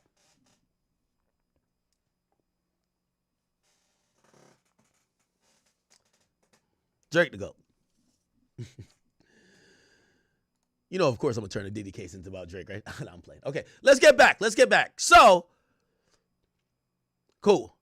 In the green room in Toronto, I put hair over my eyes. Then we went to Hamptons. So I guess she comes back. She goes to the Hamptons. Diddy wanted to have a freak off in the Hamptons. We got a hotel and an escort. Which one? He said, Dave, I took GHB. And I went into a G-hole. What's that, chat? I think that's the effect of doing that drug. And I blacked out. I woke up nude in the shower. Dave and Sean were freaking out. I bugged out. It wasn't pretty. Then what? I spoke to a friend of Sean's, and then we had a freak off. Huh? What's this? My eyebrow healed up a bit. A week later, I have a permanent scar on my eyebrow. What's this? Me at the Cannes Festival. I think that's in France. What happened at Cannes? Sean accused me of taking drugs from his boat. He threw me off, but my passport was still on the boat. And you were on the red carpet the same night? Yes. Did you attend the movie? Yes. How'd you get back to New York? I got back on a commercial flight. I traded my seat to get away, but he traded to get next to me. Oh, so I guess she said she was trying to not sit next to him, but he was trying to make sure he sat next to her. What did he show you? Freak off videos. He played them from one of his laptops. He said he'd release them. So that's showing Diddy was threatening her ass. Oh my God. How did you feel? Trapped. When you landed in New York, what did you do? We went to a dinner. Then he wanted to have a freak off. Okay, so Diddy was doing this like every other day, Chad. It wasn't even weekly. Every other day. Like Diddy was doing this. Like it didn't seem like Diddy wanted to have regular sex with her. He wanted to do freak offs pretty much every other day or maybe every third day. So she was probably doing 2 to 3 freak offs a week. Wow. When you landed in New York, what do? We went to a dinner. Then he wanted to have a freak off, so we had a freak off. Why did you do it? To make him not threaten me. Let's read from June 2013. Had Sean been violent with you before this? Yes. Had you told him before you didn't want to do freak offs? Yes. You said you needed GHB? Yes. And I told him that 2 escorts weren't available. I wrote, only Paul available, or Jake the white guy, but he can't do until 11. The other guy can do earlier. It's just one more person knowing our secret. What did you mean? The freak offs, that's the secret. AUSA says, what's the SLS? A hotel in Hollywood. Oh, man. Holy shit. Yo, what's the dirt? I know you don't cover gossip shit like this, but we need to find out the exact breakdown from Drake punching dick up in Cassie's stomach to Diddy beating her ass, how that mixes in, and y'all got to rewrite that story because I don't think that Drake only got socked out. Well, he didn't get socked out. From what I heard, Diddy swung at him. I don't know if he hit him. Supposedly he hit him like in the chest or the shoulder, and then security grabbed both people and they dislocated Drake's shoulder. That's what I've always heard. That's the rumor. But I gotta believe if he stepped to Drake like that, he probably thought Drake was playing him all this time. Because think about this. When Drake previewed the song and dropped it via SoundCloud 0 to 100, I'm still saying, damn, you could get another song from Drake. He probably thought Drake was playing him. Remember him explaining this? And by the way, we're still trying to figure out what year. This does say 2013, though. And by the way, in court, we're talking about something in 2013. So it's possible it was 2013, Drake was trying to slide up under Cassie. Cassie tells Sean, because you got to imagine, she at this point is frustrated, like, yo, my career ain't going nowhere with you. I'm only training for freak offs on off days and doing freak offs 2 to 3 times a day or a week. Drake, and this is, yo, for all y'all beautiful ladies in the industry, I want y'all to take Nicki Minaj's approach. And that's what I've heard about her approach. I don't know her personally, but I do give her tremendous respect for this. When you see a powerful rapper or executive invite you out and you're a beautiful young woman, 75% of the time, they just want to fuck you. I heard Nicki was always a bitch to people because she wouldn't put herself in situations where, they'll leverage it like, oh, I'll sign you, but I'm just trying to see if you cool. They're trying to see if you're going to fuck. Yo, nah, we going to do the song, but just chill with me. Like, nah, we going to get it done. Like, yo, we out here for 4 or 5 days. They're trying to fuck. There's a lot of these chicks that get ran through. They don't get the song that's promised. They don't get the contract. Or if they do get a bullshit contract, it don't go nowhere. They're back doing OnlyFans.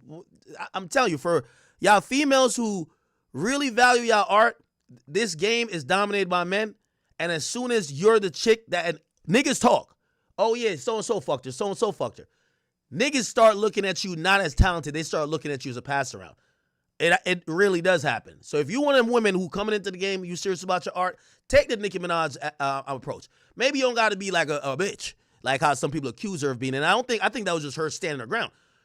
But please, don't just open your legs left, right, and center and fuck all these guys, because They all don't believe in you. Think about Cassie. Like with all due respect, Drake my man's too, but like, do you think Drake was like about to like put her on OVO? Yo, Drake come on. You think Drake was gonna push her on OVO even if he did something? Come on, hell no.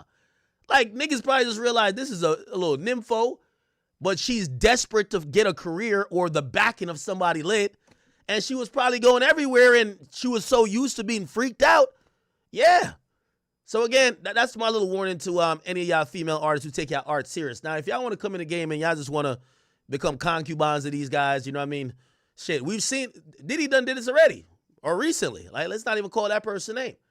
You know, all of a sudden, they were promoting music, now they promote other shit. They ain't promoting music no more.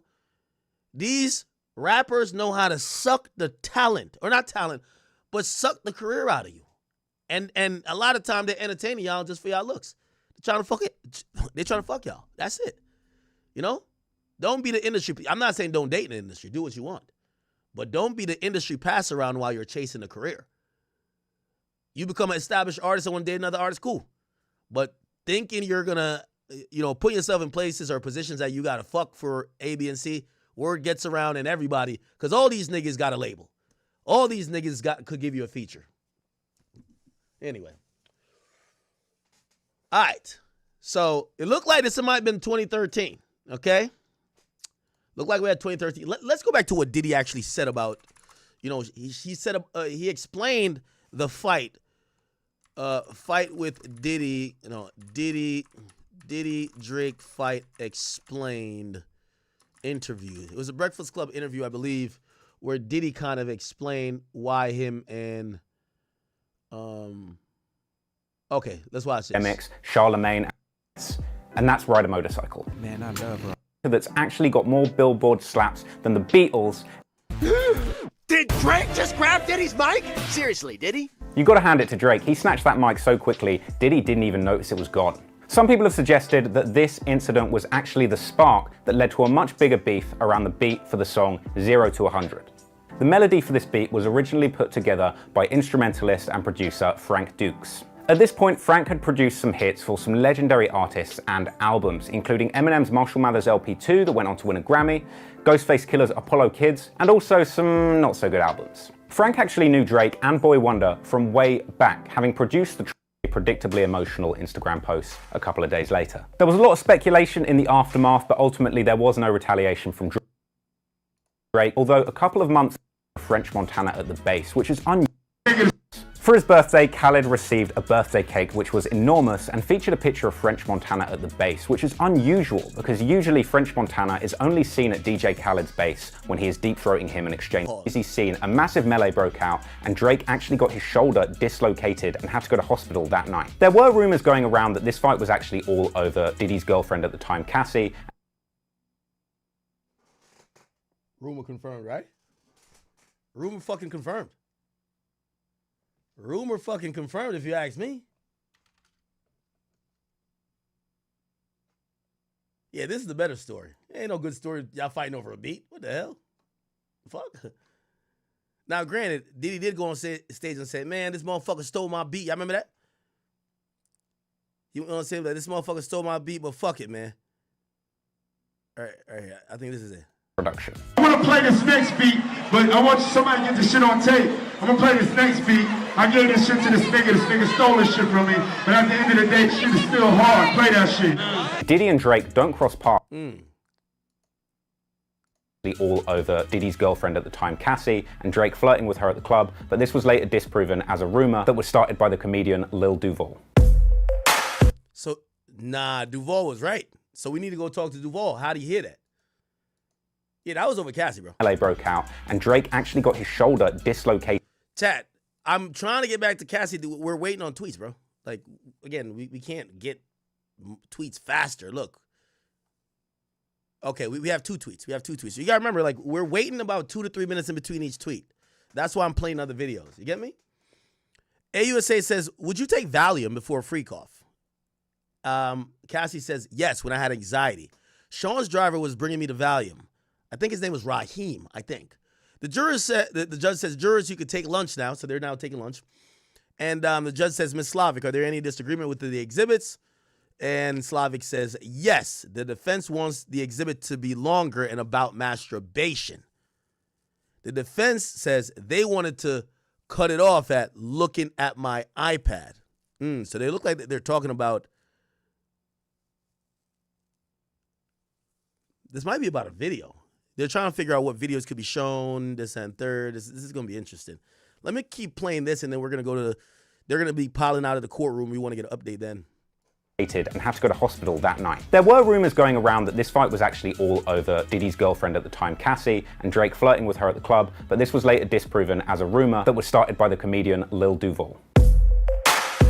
Drake, of course, posted a predictably emotional Instagram post a couple of days later. There was a lot of speculation in the aftermath, but ultimately the emotional Instagram post a couple of days. They're either talking shit about you or stealing the shit you're talking. Either way, your name is popping. Later. There was a lot of speculation in the aftermath, but ultimately there was no retaliation from Drake, although a couple of months later, CEO of Rap-A-Lot Records and Dollar Store P. Diddy, Jay Prince, decided to get involved. Perfect. Oh, we remember that. Oh, remember this courtesy call?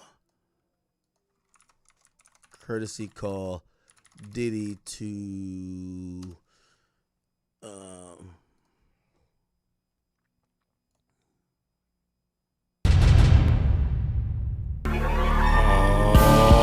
yeah. These niggas in a waking or sleeping giant. So let me put these bully niggas on notice by letting them know Drake is family. And the weak shit from Puffy and Suge is on my radar. What did Suge do to Drake? First of all, Puffy, feeling like he can put his hands on my family, open the doors for his family to be touched. You reap what you sow. And to Sugar Bear on Lil Wayne's nutsack, nigga, you know I ride with Drake, so I accept any invitation. You will not allow it to stay on my track record that Cash Money took anything from me. Okay, interesting.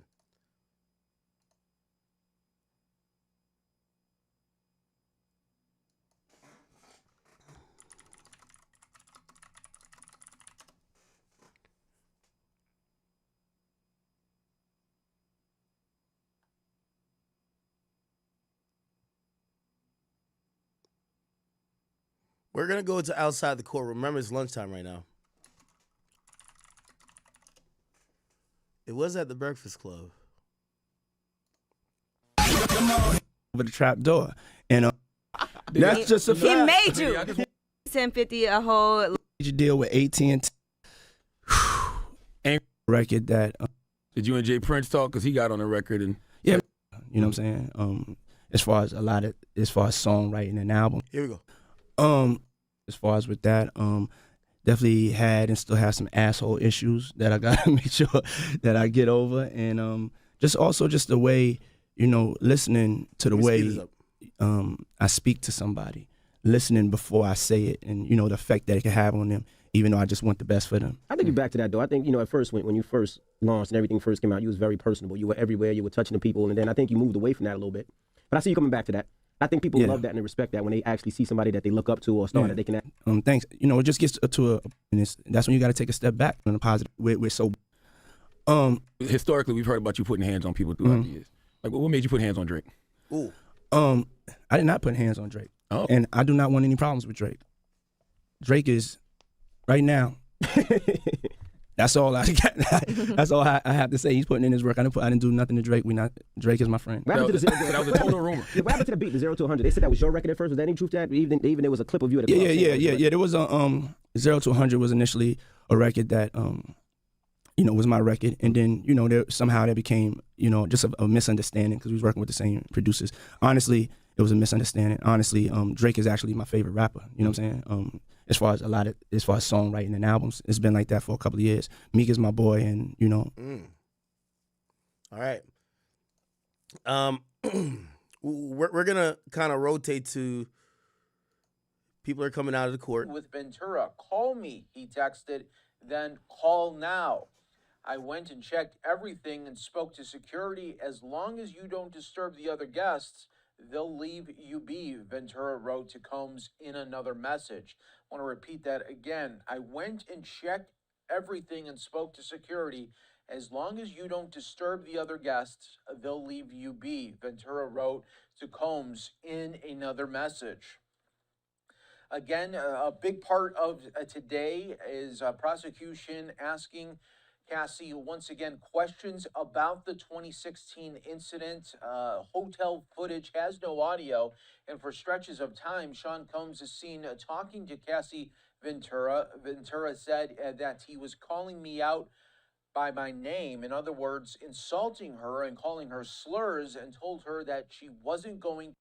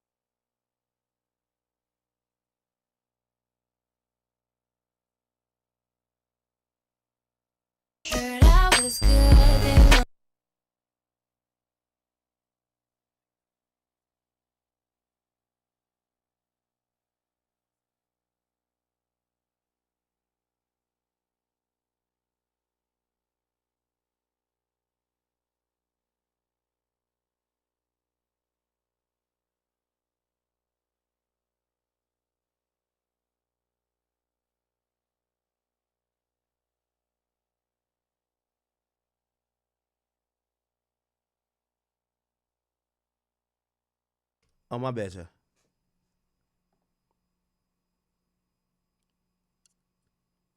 So apparently they're saying that, okay, this is the original video. So she dropped 2 videos. My bad, Chad. I got it. My bad. They dropped 2 videos for the me and you shit. And apparently this was the original first uncut version. They never use this one. They use another one that's much cleaner. And they don't even use these clips. But apparently the rumor is this is Drake's hand. But this is in 2006. Drake popped in 2009 though, right? They're claiming that this guy's hand and it's Drake behind the camera. Even 9 years ago, if you look in the comment section, it says apparently the guys whose hand and body we see in the video is Drake.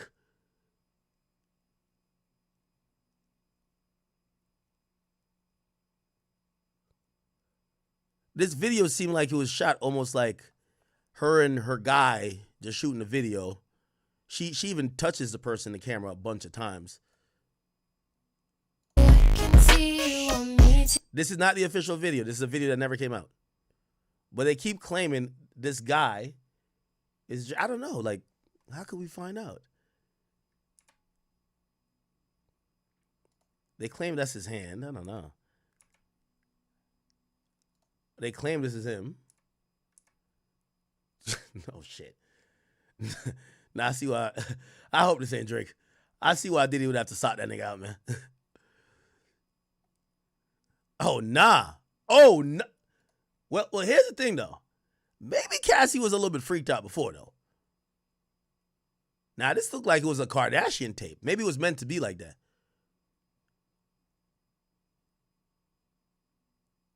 Oh, wow.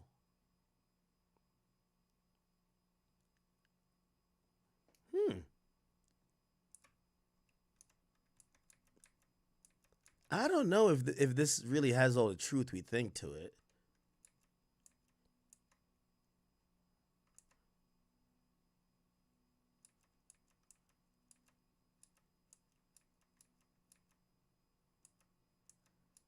Yeah, it's just a light-skinned nigga. We can't really tell. Can't tell. I don't know. Anyway. To leave him there. And again, we're not yet at the material found in the two drives the prosecutor has asked Cassie Ventura about. The prosecutor is asking Ventura to flesh out certain points from her testimony. Day of testimony, which included playing more of that explosive video of Combs beating Ventura in a hotel hallway. Welcome to the Noon, Bianca. By the way, I think also people are putting this together to say the Rich Baby Daddy video, which is Drake's song, was shot the same way with Drake behind the camera. Right? Overtime. My neighbor Mike across the road. Wait.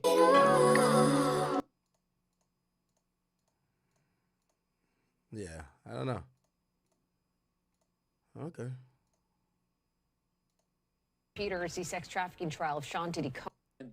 Into Cassie. So I think this is one of the biggest Here we go. side of a rainy day in New York City at the courthouse, where we are bringing you these updates all in real time. I'm your host, Mike Page. Always great to be with you as we continue to roll on, giving you the updates as the best that we can. We're just going through just some of the many highlights that have happened already.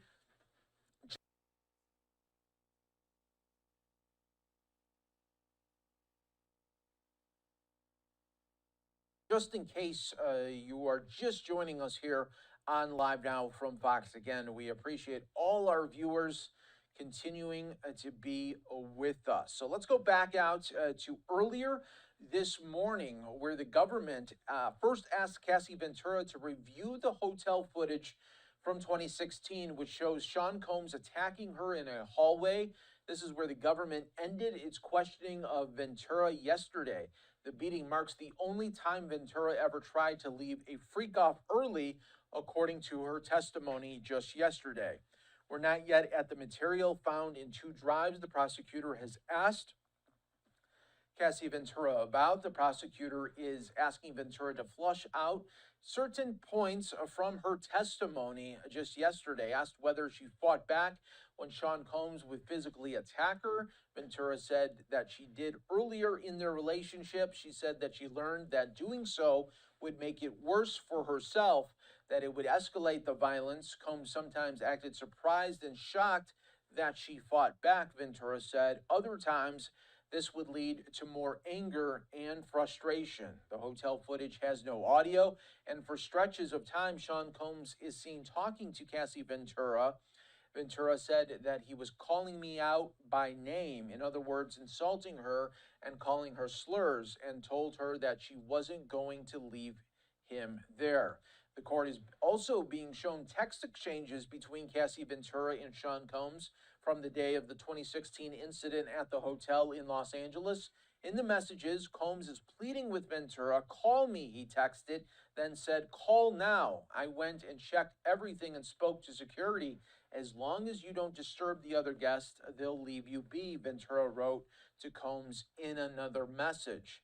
Prosecutors showed an image of a man called Jules, who was the male escort present at the freak-off held in 2016 at the Los Angeles hotel that Cassie Ventura said she was trying to flee when Sean Combs beat her. They also showed a photo of Ventura taken after the incident. Her lip is swollen and she is wearing sunglasses with her hoodie pulled over her head. She took the photo in an Uber as she left the hotel. Cassie Ventura testified that after the incident at the hotel, Sean Combs came by her apartment banging on the door. This was normal, she said. He showed up quite a bit, Ventura didn't let him in. Later that evening, she went to the home of one of Combs' security guards, who goes by the name D-Rock. Living in LA, I really didn't have a lot of people, Ventura told the jury. She considered D-Rock and his wife close friends. Combs also showed up there later that night, Ventura said.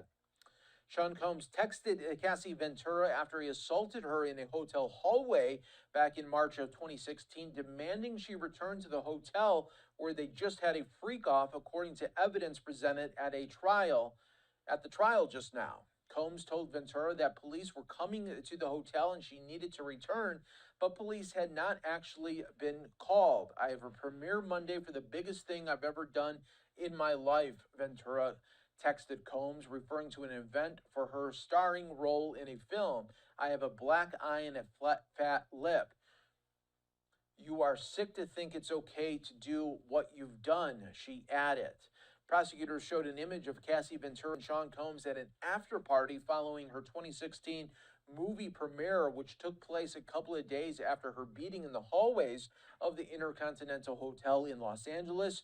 It shows Ventura in a sparkly green V-neck dress. She is seated with her arm threaded through Combs, who is wearing a three-piece suit. In his other hand, he holds a drink. The government pointed out some apparent bruising from the hotel incident visible on Ventura's right shin. Ventura testified that she had a larger bruise on her thigh concealed under her dress. Just yesterday in court, Cassie Ventura was shown photos of men alleged to have participated in freak-offs and asked to identify them by name and to testify about how and where they were hired and in what cities they participated in the sex sessions. Now Ventura is being asked to do this again. The escorts are a racially diverse group of men, some of whom Ventura only remembered vaguely. She was unsure of some names. There were at least 6 men shown. Ventura said it was her job to hire these men, that it was expected of her by Sean Combs. Ventura said that she performed sex acts with all the men shown and that those who were paid with Sean's money. So I just want to rehash one of the, I think, biggest moments that have come so far from this courtroom setting today as Cassie Ventura is back on the stand. This is when we are learning a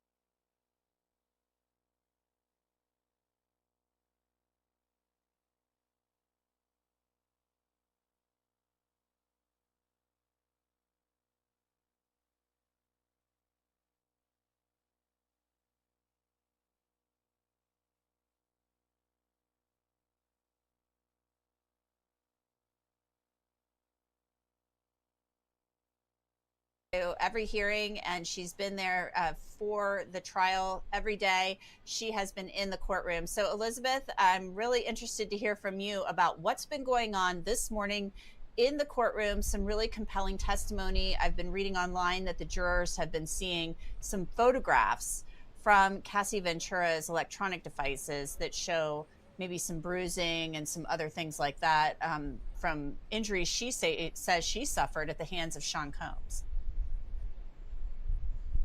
Yeah, absolutely. And that's kind of a majority of what the focus was on today. We saw a lot of exhibits in front of the entire gallery, as well as the jurors, too. A lot of text messages, a lot of photographs, either photographs. My bad, my niggas. Like, I'm eating. I was showing y'all what my food was. I said I don't eat flat, so I got like 2 chicken wings, and I got pasta with chicken. I really only eat chicken, so I eat a little bit of the pasta, then eat all the chicken. And then, yeah, that's it. I'm about to start drinking. Pop, and Cassie is referred to as baby girl in these types of text messages. And so that was kind of a lot of focus of what this morning has been so far. Cassie is still under direct examination by the prosecution. She's being questioned by ASA Emily Johnson. You know, Diddy today appearing in a different color today. He had a cream sweater on, a white undershirt. He had gray slacks on, whereas Cassie, she had a nice, a very gray long dress on. She came in with a black trench coat. Whenever she had walked over to the witness stand, it was kind of the same situation as it was yesterday. She didn't look over to the defense's side. She didn't eyeball Diddy from what I could see of her walking up to the witness stand. It seems like she was just laser focused on getting there, sitting down. The jury would be brought in afterwards. They would sit down. She would kind of, look at their direction, definitely not looking at the defense's direction. And from what I could see, even during her line of questioning, it seemed that she was just, again, laser focused on just answering the prosecution's questions. She kept her eyes on the prosecutor, again, that being Emily Johnson, while she was asking her questions. A notable thing that I also saw while sitting inside the courtroom today is that, Diddy's support looked a lot different today. Normally we're seeing his entire family members. We're seeing some of the mothers of his children come into that courtroom. And today was a little different. Today it was just Christian Combs, aka King Combs, Justin Combs, Quincy Brown, Janice Combs, Diddy's mother. But notably, none of his daughters were inside that courtroom today. They had been there Monday and Tuesday. That makes sense. Not sure if maybe it was the rain that didn't bring them in today, or maybe it was the fact that they knew, It's a freak off details day. For a couple more days, and just kind of the graphic nature of her testimony, they were just kind of like, let's not come today. But that is some big standouts that I definitely noticed while sitting in the gallery today. This is some really graphic and difficult testimony. And Sean Combs' daughters, I mean, these are young women, teenagers in some instances. And I mean, this has got to be difficult for them to hear. A woman, these are graphic sexual details, physical abuse. How I watched Tory's trial. No, not Tory trial. Apparently Tory's having a press conference. Somebody sent me a link. 3 minutes, supposedly. Difficult for them to hear. And I think I was reading the other day, Elizabeth, that they actually walked out at different points during some of the testimony. Yeah, they walked out specifically during Daniel Phillips' testimony. He is one of the escorts that Cassie had spoken about as far as being involved in the freak-off, someone that they would use pretty often. And so during that time, especially when it came to, like you had said, Anjanette, just some of those graphic details, sometimes I really kind of get lost in just all the notes that I had because at this point I'm already on notebook 2 from this trial, and we're only on day 3. So a lot of stuff kind of going on. But yeah, for the most part, it is a lot of hard details to kind of listen to. Look, I'm older than Diddy's daughters. I am older than Cassie was when she had met Diddy. And even for me, myself, it was very hard to kind of listen to that testimony. I recorded a sidebar yesterday, and there was just a moment that I had to take myself because, just to kind of hear from her perspective and kind of, the physical abuse that she says she endured during her relationship with Diddy. Because even as somebody, like myself, who was always on social media, always following pop culture, always kind of invested in, what is going on with celebrity lives, for a long period of time, it seemed like they were this quote unquote picture perfect couple. Every time you would see them, Cassie would appear very happy. Diddy was always on her arm. They were traveling all around the world. They were taking private jets. They were doing, just essentially living the high life. But then hearing this graphic testimony, hearing that, after a red carpet premiere that she would have to go and do a freak off, hearing that, on a birthday where she just wanted to hang out with her friends and do karaoke, things like that, because she was in her early 20s to late 20s when this relationship was going on. And it seems like she, from her perspective, just wanted to live like any normal 20-something where, she would spend time with her boyfriend. She would only be intimate with her boyfriend, but at her boyfriend's direction, which is something that she had talked about throughout the duration of her testimony, that she participated in these freak-offs because that made Diddy happy. That was something that he fantasized about. That was something that she essentially wanted to do to please him. And so, just hearing through all of that, it is very hard to kind of digest that and unpack it. And as much as people may say, like, I don't understand how Elizabeth can deal and listen to all of this, I don't understand how Cassie can testify to all of this because it is so graphic, and I can only imagine how she feels having to do this in a, you know, in the general public, having to talk about doing freak-offs when she had UTIs or when she was on her menstrual cycle or that type of sort. It's very, very graphic details that she is laying out while the prosecution is questioning her. I'm sure it's just got to be traumatic for her to relive this. I'm wondering, Elizabeth, from your vantage point in the courtroom, how is the jury, if you can get a good look at them? Because I know it's sometimes in these courtrooms, you know, you're trying to look around, it's crowded, you know, you can't always see, and sometimes jurors are very stoic. But are you able to see the jurors and see if they are reacting at all? You know, is there any facial expression that you can see from them as they're listening to Cassie and as they see that awful hotel video from 2016? Well, the hotel video the jurors had already seen even as early as Monday, and so that was something that they were very familiar with. As far as, you know, reactions, there was no visible reactions from what I could see. I couldn't see anyone necessarily, you know, wiping away tears. For the most part, I saw, you know, some jurors were taking their notes down. Some jurors were, you know, because whenever the exhibits are shown, they're displayed on a screen right in front of them, very much intently analyzing these messages, looking at them, looking at the contents of it, because in addition to the messages that we saw, even the red carpet photos that we saw, you know, we also saw photos of Cassie with a fat lip, as she had called it. You know, it was bruised, it was swollen, as you could tell from the photograph. We saw her with a cut on her eyebrow that she had to go to a plastic surgeon at Diddy's direction so that way they could get it fixed. You know, you see photos of her with bruises on herself. You know, some of the photos that we even have in house of Cassie and Diddy on red carpets and that sort. But as far as the jury's reaction to it, for the most part, you know, they were again looking at either the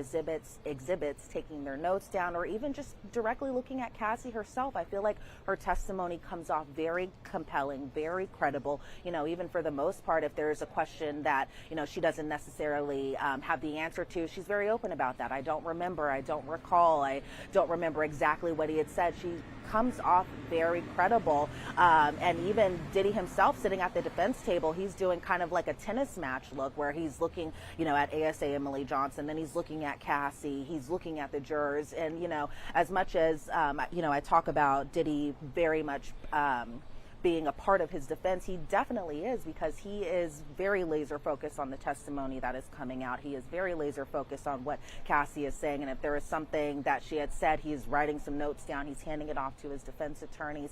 And so, yeah, it seems like for the most part, a lot of people are just that nigga Diddy this on his on the side just right now. That bitch lying. All has to say, and a lot of people for the most part are just being laser. I think she's coming off credible though, and everything that I agree.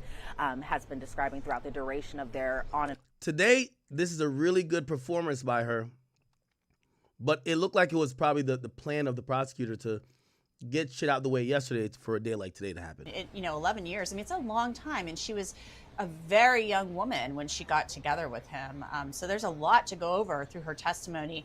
I want to get back to what you were saying about Sean Combs, and you're saying he's a really active participant in his own defense, and of course he would be. I mean, his life is on the line here. He could, if he's convicted, spend theoretically the rest of his life behind bars in a federal prison.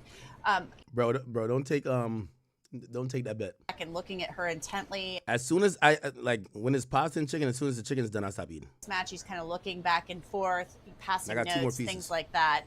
Are you seeing any emotion from him, or is it just more like, okay, we've got to get down to business, and he's just kind of intently focused on this? I mean, are you seeing anything from him at all? It's looking kind of like a little bit of both. You know, there are times where his head is down, you know, especially as they're talking about things like the number of escorts that were brought in. Some of these other testimony that was brought in as far as just how often and frequent it is. For the most part, I've not seen too much of a reaction, even as far as, you know, the physical assaults that are being talked about in this testimony. I'm seeing, for the most part, again, him just kind of either he's keeping his head down because he's jotting a note down, or maybe keeping his head down because his family is behind him, and in their respect, also kind of looking, you know, at Cassie and Cassie's direction, looking at the exhibits that are displayed into the gallery. And so for the most part, it does does seem like he's not having too much of a reaction. Not sure if that's just a defense strategy that they're having, so that way it doesn't come off, possibly prejudicial or anything like that. But for the most part, he just seems to be just kind of looking on, not having any type of reaction as far as feeling bad or anything like that. But again, I'm not in his head at all, actually, so I don't know fully what he's thinking in his mind. But for the most part, it seems that if there is a point that he wants his defense to talk about or something like that, he is just jotting it down, handing it off to his defense attorney, but just for the most part sitting quietly at the defense table, but not even really looking at his family for affirmation or anything like that. He really is just very much so kind of being inside that courtroom at the defense table, focused on what the testimony is. Very interesting. Well, Elizabeth, we are going to let you go. Court should be resuming fairly shortly, and we know you need to get back to it. I'm the master of spending the most amount of money and eating the least. So, I'm done. Yeah, that's it. I'm done. Ate the chicken. I'm good. This is off to the side. All right, bet. I'm wearing a light color clothes. So I want to spill. But I did a good job today. Good. All right, so that's lunch. That was good. We'll keep listening to this. We're going to keep our eye also on this. We're supposedly in a break for lunch.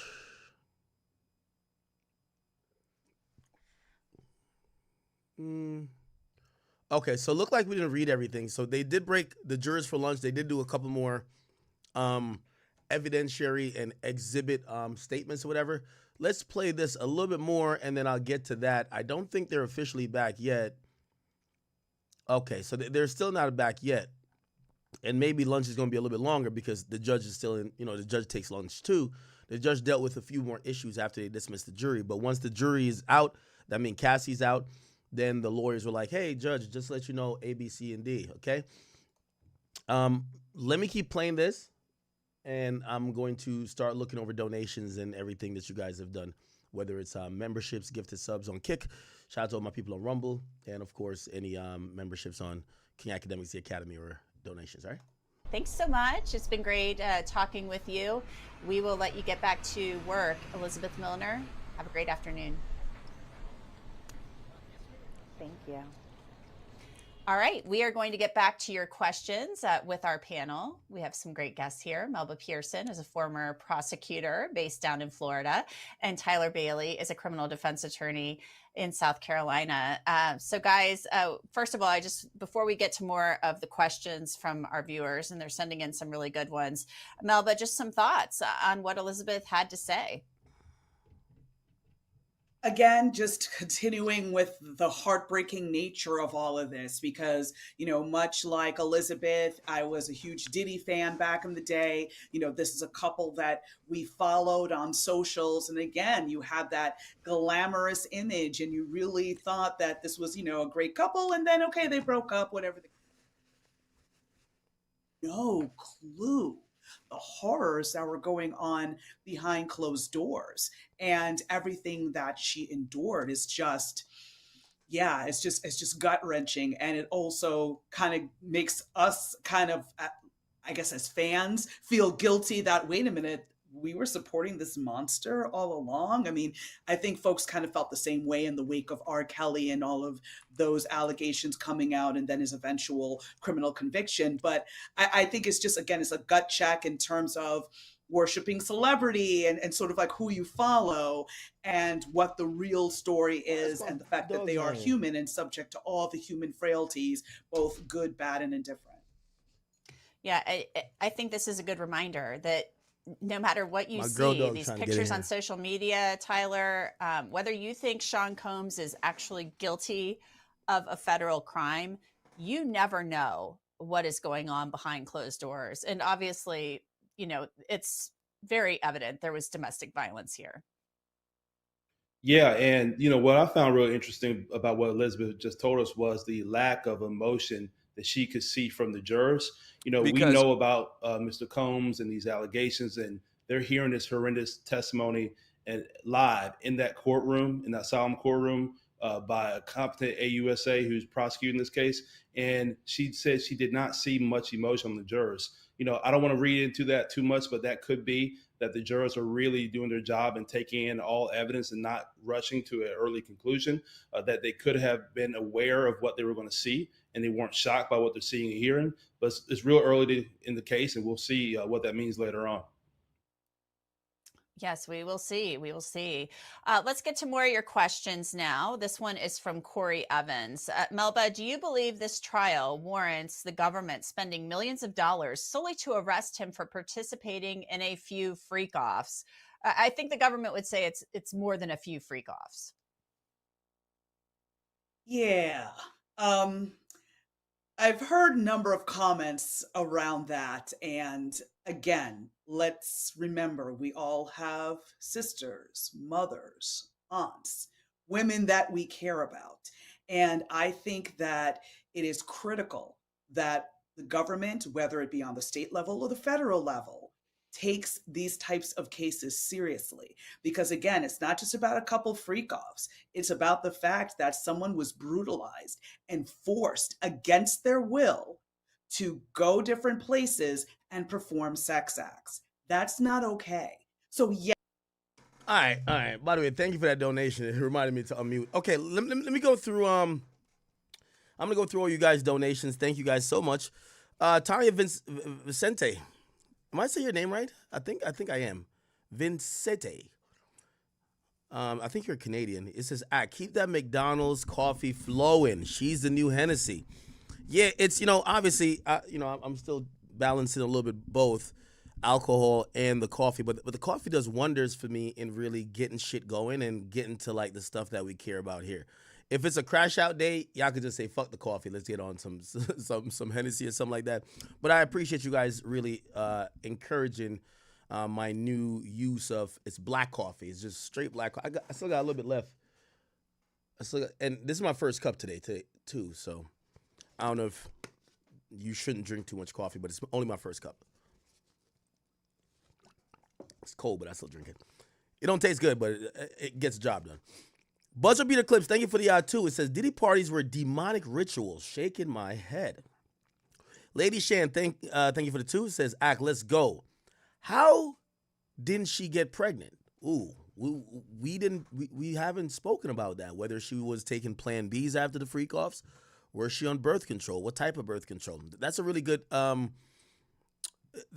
point you're making. But also, I'm wondering, in preparation for this case, does the prosecutors talk to her and say, hey, this is super invasive. I get it. You're going to be testifying to some things that you probably don't even want to recount. There's 2 things I think they've left out. Birth control, number 1. Did she ever have an abortion because she got pregnant in a freak-off? Now, those things, I ain't going to lie to you. If she ever came out and said, yeah, after having 3 freak-offs with 12 dudes, I got pregnant. Sean forced me to get an abortion because he didn't know who the father would be. That would hit, right? We haven't heard anything about pregnancy. Haven't heard anything about birth control. And that could be for her own protection. Hold on, I still got food in my mouth. That could be for her own, privacy and protection. Also, what we haven't heard about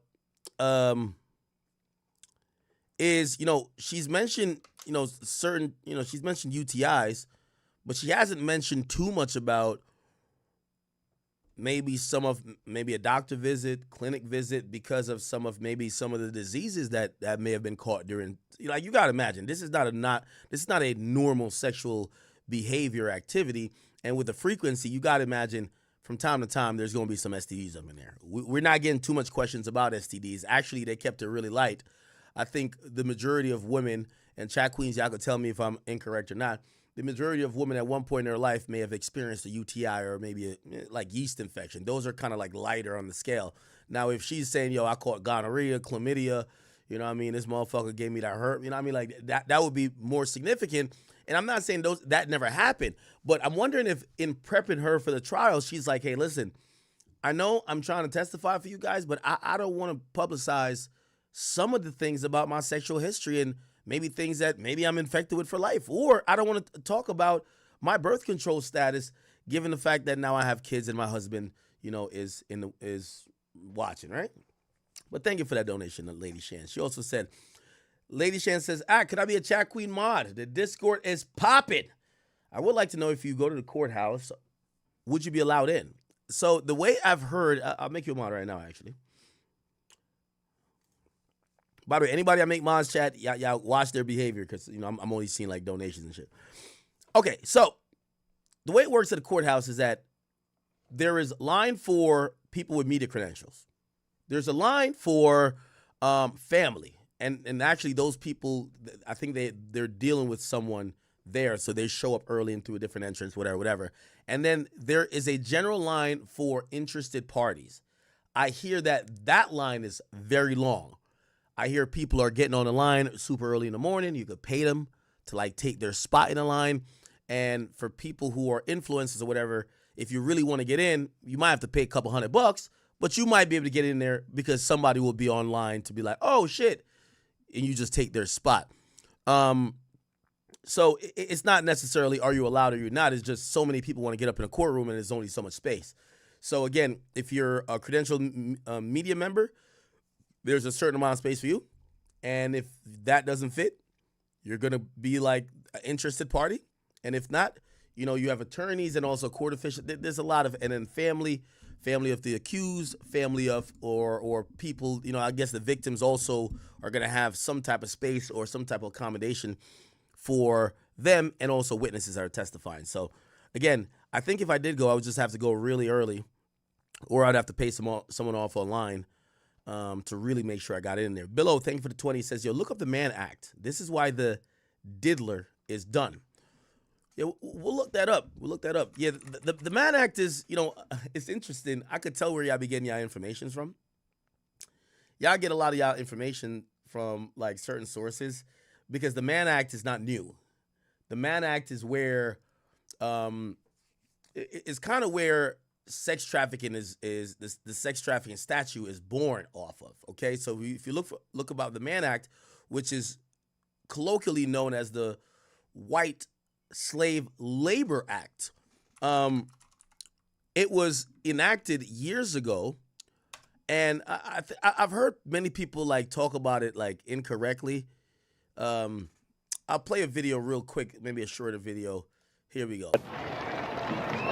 Outside the ivory towers of universities, Americans faced a rising chorus of voices that also threatened to reshape traditional values.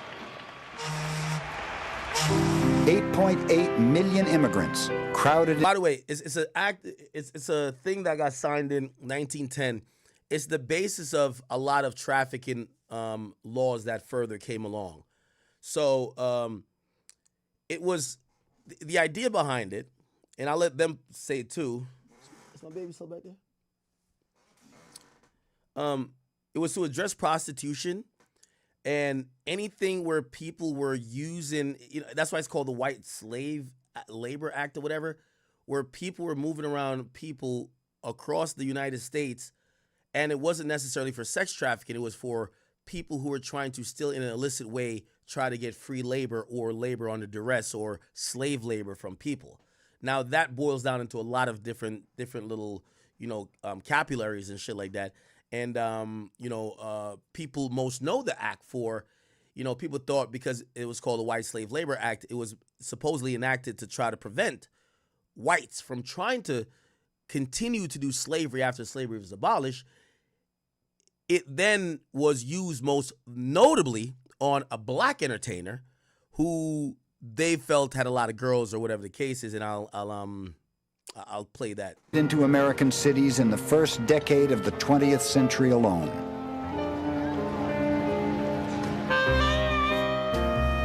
There was a lot of tension in the air, but the flashpoint turned on sexuality and particularly prostitution.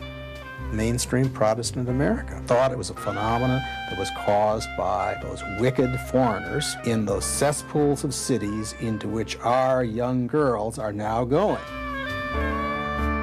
In 1907, the crusading McClure's magazine. By the way, if you're wondering why we're playing this, again, we're on a break still.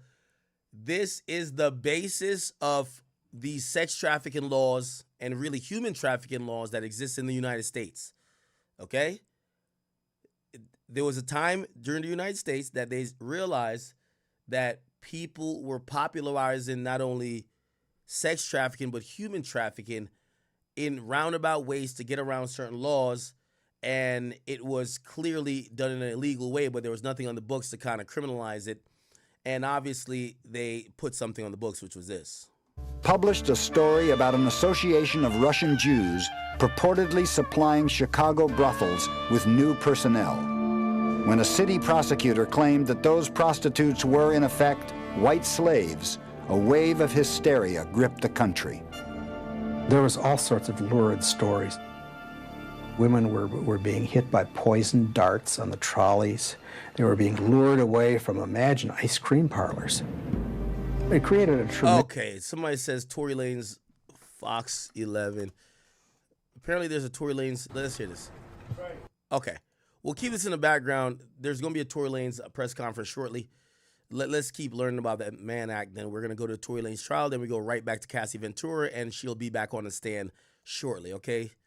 Tremendous hullabaloo because people believe this. Well, one of the interesting things to break through.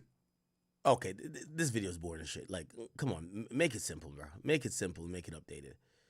So, R. Kelly, one of the reasons R. Kelly got convicted is because of the Mann Act. Remember, the Mann Act is going to be the background and the basis of all sex trafficking situations, right? Maybe this guy explains it better. Missing persons cases, particularly if the missing person is young and female. Sex trafficking. The exact origin seems to be debatable, but over the years, the definition has become better understood by the general public. Wikipedia states that sex traffickers use force, fraud, and coercion as they recruit, transport, and provide their victims as prostitutes. Tory thing didn't start yet. Every aspect of sex trafficking is considered a crime, from acquisition to transportation and exploitation of victims. Critics state that the definition is too broad in general, and maybe today's episode supports that conclusion in some way. One of the least understood aspects about sex trafficking is that it doesn't have to involve some large-scale criminal ring that you might imagine in a Liam Neeson film. It can be one person using control tactics against another, those usually involving money, drugs, family obligations, or even love. That certainly broadens... Wow. That just... And by the way, this was a year ago this person did this video. That just explained exactly why Diddy's charged with sex trafficking. Remember, just to let you know, the Mann Act is the basis of pretty much sex trafficking laws that came after. It's not only the scope of how a lawmaker may try to protect these victims, but it also broadens how a law of that nature could be misused, leaving an unintended criminal impact in its wake. I'm John Lorden, and today we're discussing the Mann Act. Should legislation designed to help combat sex trafficking really be called that? Well, it's actually Mann with two N's. It was named after James Robert Mann, who served the state of Illinois in the House of Representatives from 1911 until his death on November 30th, 1922. He penned the legislation, which, believe it or not, actually had an even more questionable name at the time. It was known then as the White Slave Act of 1910. The intent of this legislation was much better thought out than the naming. It was meant to put a stop to the kidnapping of women, to enslave them as prostitutes. Mann had heard stories of numerous women who were forced to emigrate to the United States, where they were put to work in Chicago brothels. At the time, brothels had become very commonplace in Chicago. The mayor, Fred Bussey, seemed to have a very light touch when it came to law enforcement related to gambling houses and prostitution. As a matter of fact, one brothel even offered coupons on election night if Bussey won the mayorship. Publicly, Bussey's only defense was that Chicago wasn't facing any problems that other big cities didn't face.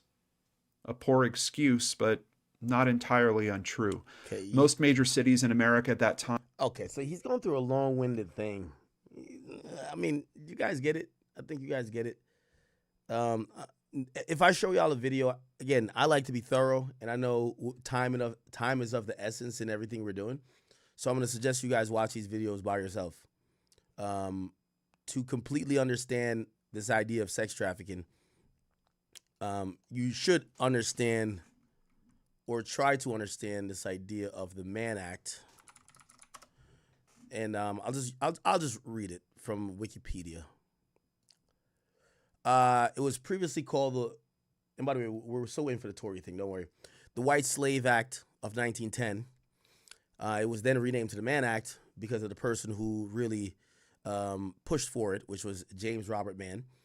In its original form, it made it a felony to engage in interstate or foreign commerce of transport of any woman or girl for the purpose of prostitution or debauchery. Now, the interesting thing about this law is that the thing says debauchery. Debauchery could mean, yo, you flew a girl out for a threesome. Like, that's debauchery. You get what I'm saying? You could debauchery, excessive indulgence in sexual pleasures, scandalous, immoral. So once debauchery talks about immoral activities, it depends what people call immoral, right? And that's the thing about this law that's interesting, because Diddy's acts would be seen as immoral because public status quo is not to have your girl getting fucked by dozens of sex workers. You get what I'm saying? So it's, obviously he wasn't transporting Cassie for prostitution, but was he transporting her to indulge in these acts of debauchery? Yeah. Or for any other immoral purpose. And that's another open-ended thing that makes this act. This is why they created much more laws to kind of narrow it down. Because what's immoral now wasn't immoral then. Or what's immoral then isn't immoral now. For example, in 1910s, in the early 19th century in U.S. culture, go look it up. It was seen as somewhat of an immoral act to do oral sex. That was an immoral act, right? It was almost seen along the lines of sodomy. Now it's seen as normal. So things and statuses and what's seen as, as time goes on, I've always said, things progressively get worse because we live in a progressive society. So what we accept way more as time goes on than we ever accepted before. It never turns where we're going to accept less. And obviously people fight for that, but it never really works. So this is now turned to, because there's a bunch of laws that came afterwards, people have now kind of like realized these other two purposes, immoral and debauchery, they're too open-ended. They're like, yo, this is supposed to address prostitution. And I know it says immorality, but it's going to be what's considered at the time for that administration and that Department of Justice and that DA, district attorney, and that constituent in terms of immorality. But it's the backing for human trafficking, particularly where trafficking was used for the purposes of prostitution. Now, it was one of the several acts and protective legislation that was done at the moral reform era during the progressive era, okay? In its practice, its ambiguous language about immorality resulted, and this is the point that I'm also trying to point out. This is why it's so confusing with sex trafficking laws. In the state of Nevada, outside of Clark County, I believe. Is it Clark or Harris County? I think it's Clark County. Harris is in Texas. That's where Houston is. Clark County, that's where Nevada is, right? Let me just make sure. Clark County, Nevada. Yeah, that's where Las Vegas is at.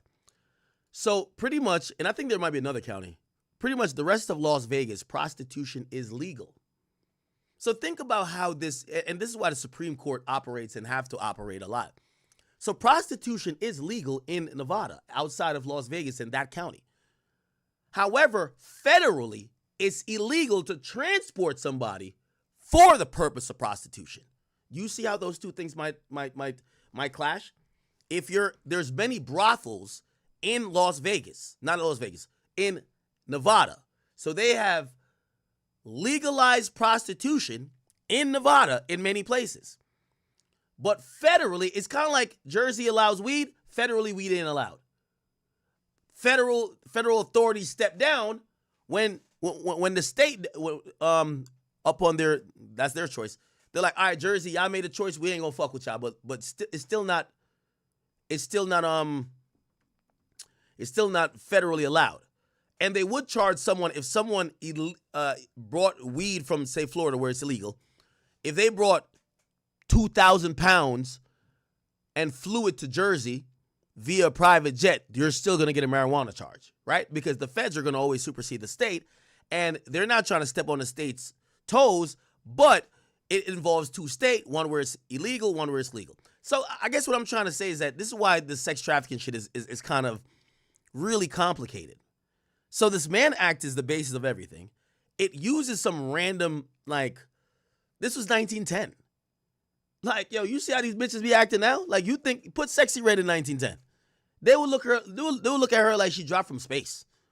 So immorality in 1910 versus immorality in 2025 is two different things. It's 100 years later. So that became vague. So they started making more and more laws to kind of really lock this down. Okay, all right. So in 19th century, many of American cities had designated legally protected areas of prostitution. But what happened is that people would bring in illegal aliens and other people from outside those regions to come to those regions. In changing blah, blah, okay, I don't want to read the whole thing. Also, what happened around that time, because you got to know a little bit of history to realize why law gets enacted, right? For example, there was a protect Asian people law.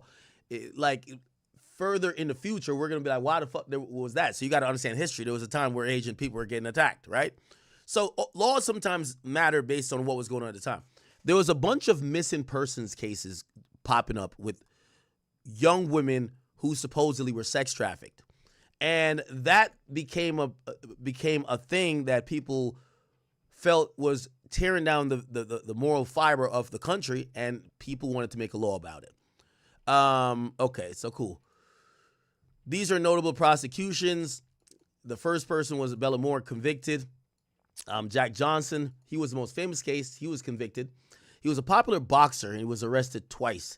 Apparently, and this was the popular example, they used to say, I'll read a little bit about it. Wait, hold on.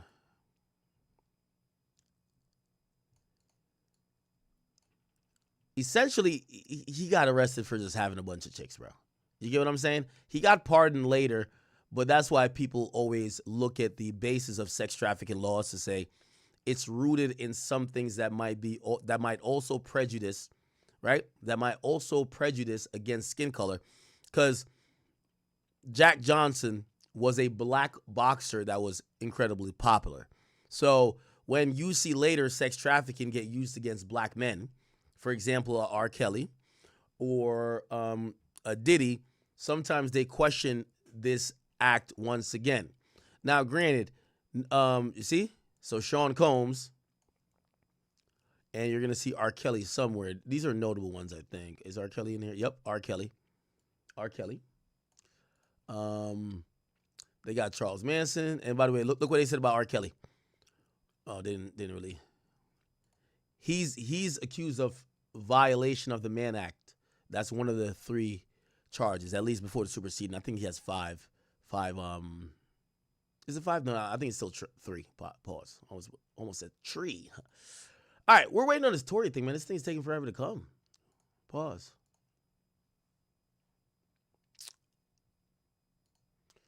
Let me put it on the main screen and let's see if we could get any audio.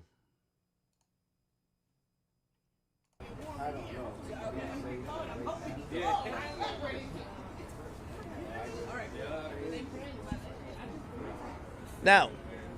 Now, I do have some info on what I believe is going to be told in this press conference. I've heard that there will be an announcement that somehow revolve around some new information. But it's new information that I believe, I think the government, or not government, well, I guess the government, the prosecutors are going to put out a statement via TMZ today, or they're going to do some type of blast or press release, since they're doing a press release, basically to say, hey, listen, we considered this already. So it appears that you know, the bodyguard that was the only sober person that night. It appears that there's something with him, and something came out about him, and it was said, or there's some way they're pointing the finger at Kelsey, and it was supposed like it's Kelsey, and I don't know what that means for appeals, because I'm always being honest now. You know, I do love Tory, and by the way, get well Tory. The way how this is done is that legally they're trying to hold Tory Lanez accountable for not putting the bodyguard on the stand.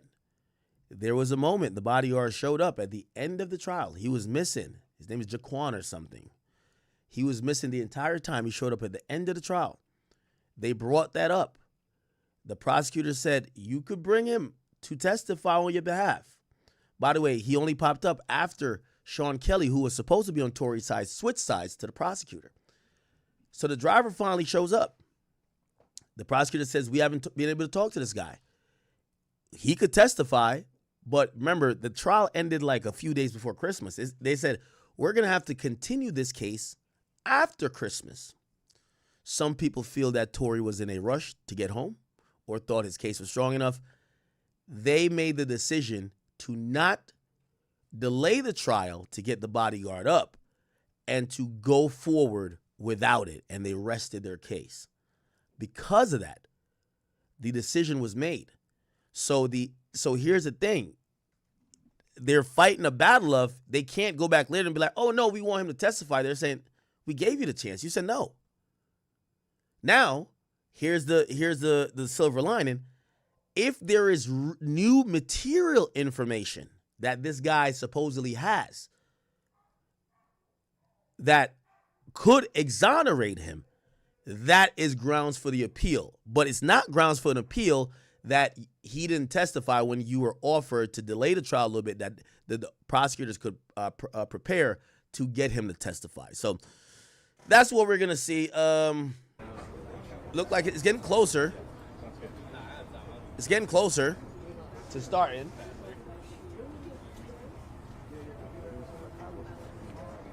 See someone with a free Tory shirt over there?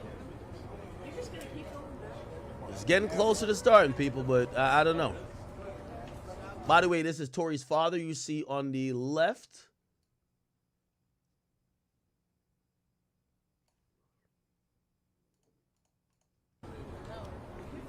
Where will we be? That's Sunstar. You know, Tory's name is Daystar, and we have Sunstar, both Petersons. They're about to get started any minute. They'll probably address the stabbing as well. Let's get started. About 10 minutes. Lawyers, we have to grab papers. Now, we just heard someone say about 10 minutes.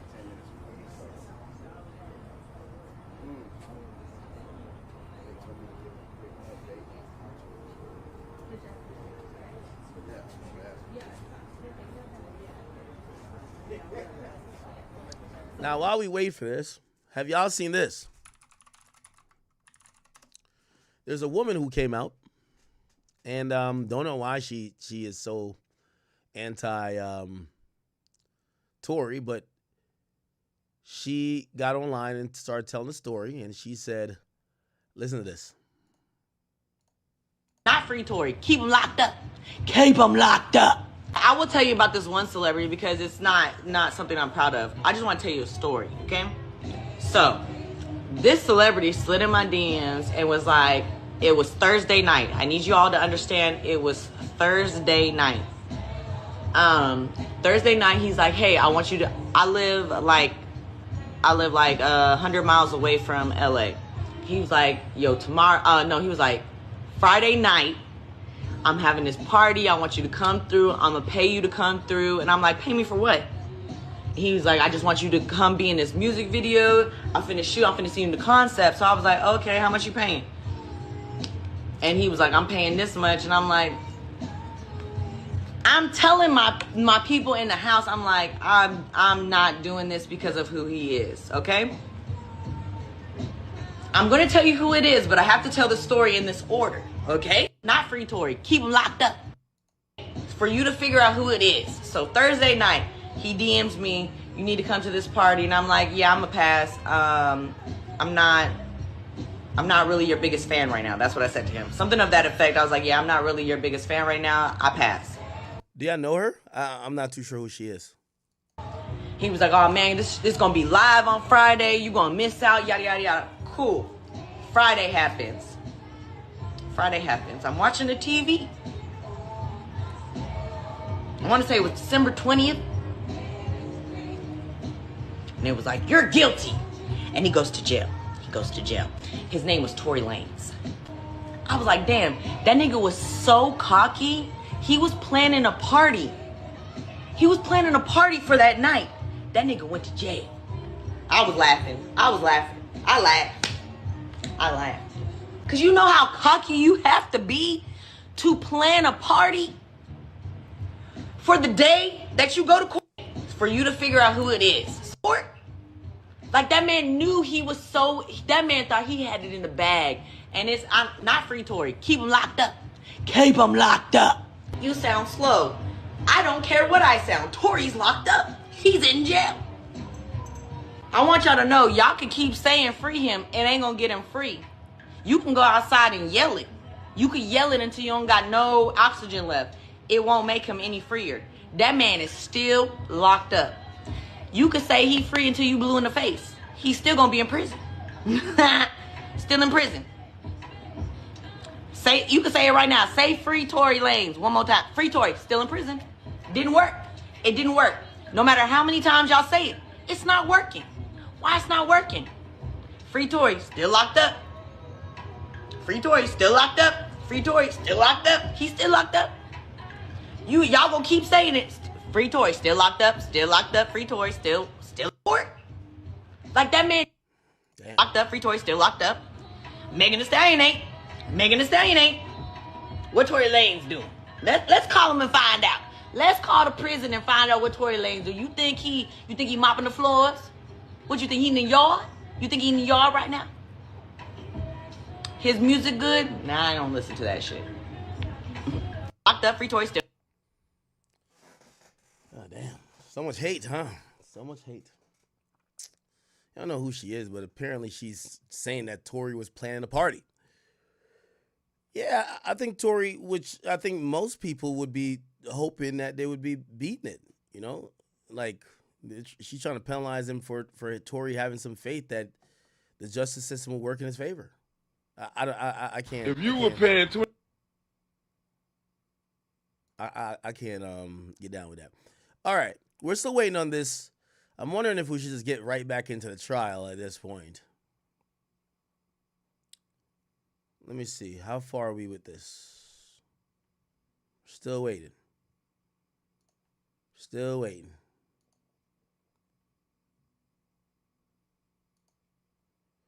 Still waiting, y'all.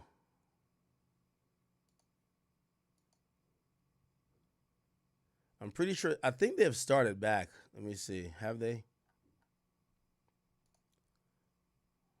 Have they started back yet? Okay. No, they haven't started back yet. I think Cassie's direct is going to go until tomorrow. Or they might extend today just to finish her up with direct that tomorrow's all about the cross. We'll see. All right, we're waiting on this Tory Lanez press conference.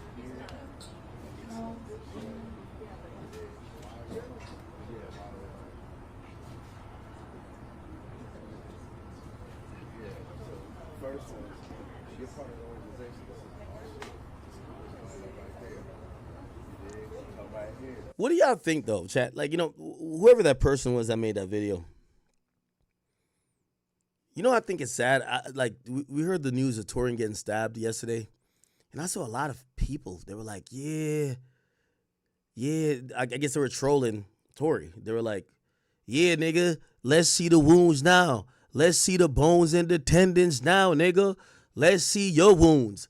And I guess they were trolling to say, well, that's what you said about Meg, so now let's see it about you. Do y'all think that's fair game, or do y'all think that, you know, I don't know, man. Like, this is like the one situation that I feel like has divided so many men and women. Like, for a lot of women, when they see men saying, yo, damn, free Tory, like, we don't really believe it, they're like, oh, you're anti-woman. And I think when people see women just defending Meg blindly, or not blindly, but just defending Meg because they sympathize with her or they believe her, people look at them and be like, yo, you probably one of them type of chicks to go lie on a dude. So it's a very divisive thing. It's probably one of the most divisive thing other than like the Kendrick and Drake shit in hip hop. The Tory Lanez and Meg Thee Stallion situation, it definitely divided genders. 100%. Okay, we're starting to see some more people. Okay, here we go.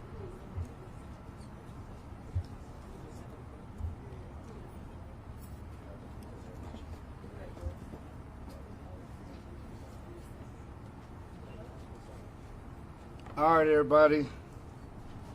First off, my name is Caesar McDowell. I am the CEO and co-founder of Unite the People. We're a nonprofit organization that promotes social justice as well as provides affordable legal services for the underserved community here in the state of California. Today, we want to thank everybody for coming out, all of the press, all of the fans, everyone that's here today. We want to say thank you for coming.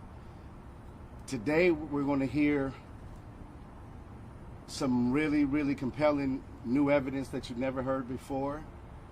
Our legal team will explain all of that to you. We will have updates on Tory Lanez, Mr. Peterson, on how he's doing.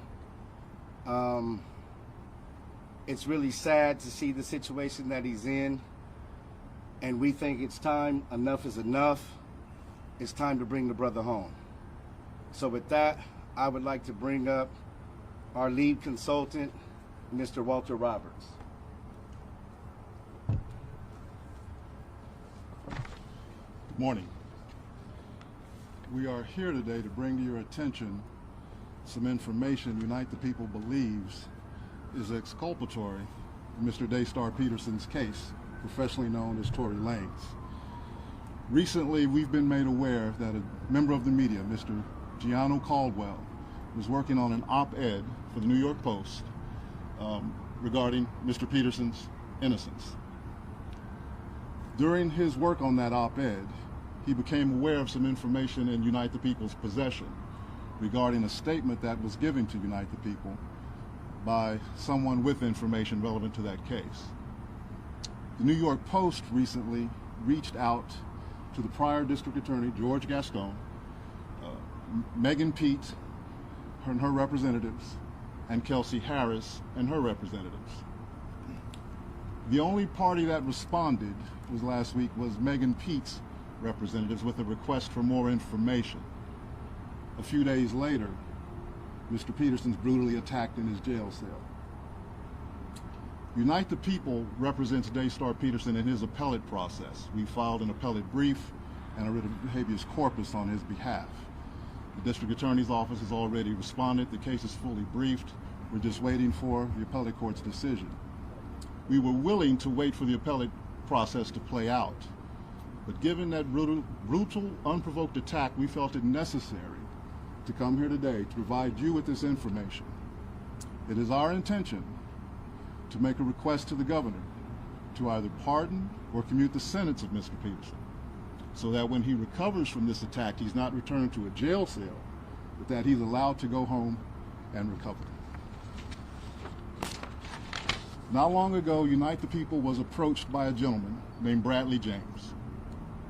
Mr. James informed us he was working as the bodyguard and driver for Ms. Kelsey Harris during Mr. Peterson's trial. As such, he was in close proximity and he had privy to conversations she was having with her husband and others. Mr. James informed us he was not under a non-disclosure agreement or a confidentiality agreement and was free to speak with Unite the People, and that he was doing it because his conscience would not let him not speak and leave a man in prison for something he did not do. Mr. James informed Unite the People that he was witness to the conversation Ms. Harris had, where she stated she had the gun She fired it 3 times. Mr. Peterson grabbed her arm and knocked it down, and the gun fired 2 more times. In essence, Mr. Peterson never shot anybody, never even touched that gun, never fired the gun. This statement aligns with the statement of the only non-party witness to the case, Mr. Sean Kelly, who at trial testified he saw 2 women fighting, 2 men break up the fight, 1 man grabbed the other one's arm. Gunshots came from the passenger side. The passenger side is where Miss Harris was sitting. This further iterates that Mr. Peterson did not shoot Miss Pete, did not shoot at Miss Pete, or did not assault Miss Pete. It's just another irregularity in a list of irregularities in this case. For example, there were 3 potential suspects in the car that night, and yet the only DNA sample was taken of Mr. Peterson, even though unknown DNA was found on the gun. Why wasn't Miss Harris's DNA? It was 2 suspects because Meg can't be a suspect for herself. Why wasn't the driver of the car, Mr. Jaquan Smith's DNA taken? Or was it taken, and again, simply not given to the defense? We don't know. It should have been taken.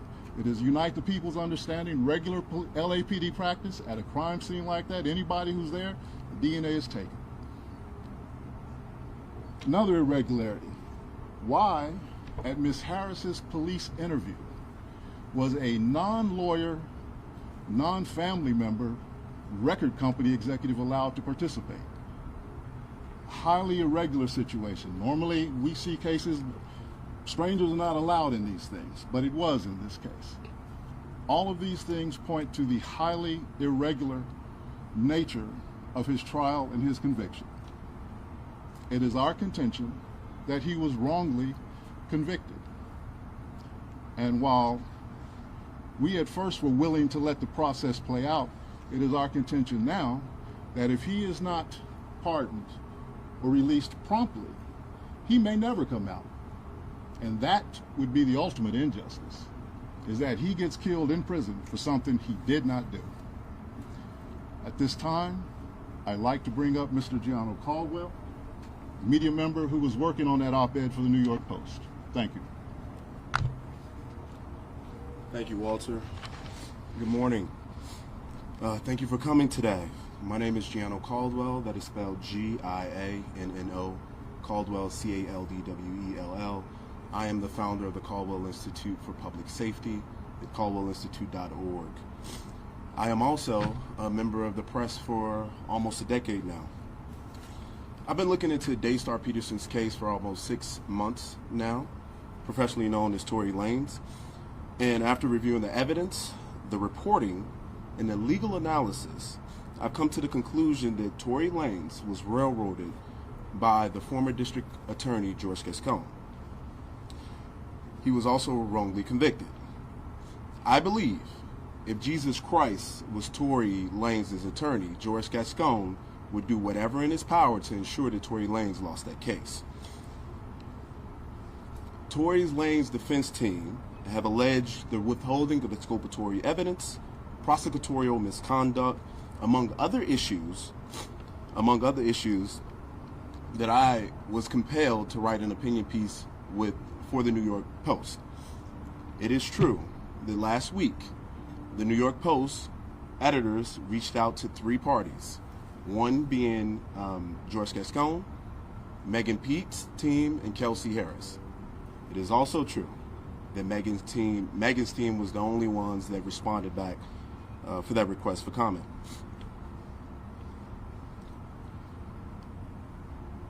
I had some glaring questions, and that was the reason for this op-ed. Things didn't make any sense to me, many issues in this case, and I was shocked by the lack of interest from the media to ask very simple questions. There were multiple people with gunshot residue on their hands that night. Why didn't all individuals have the residue tested, their DNA tested on the weapon? That's a legitimate question. According to the prosecution, Tory was excluded from the clip of the gun, and according to Tory's defense team, they said DNA analysis showed that there was a 0.01% chance that Tory touched the actual gun itself.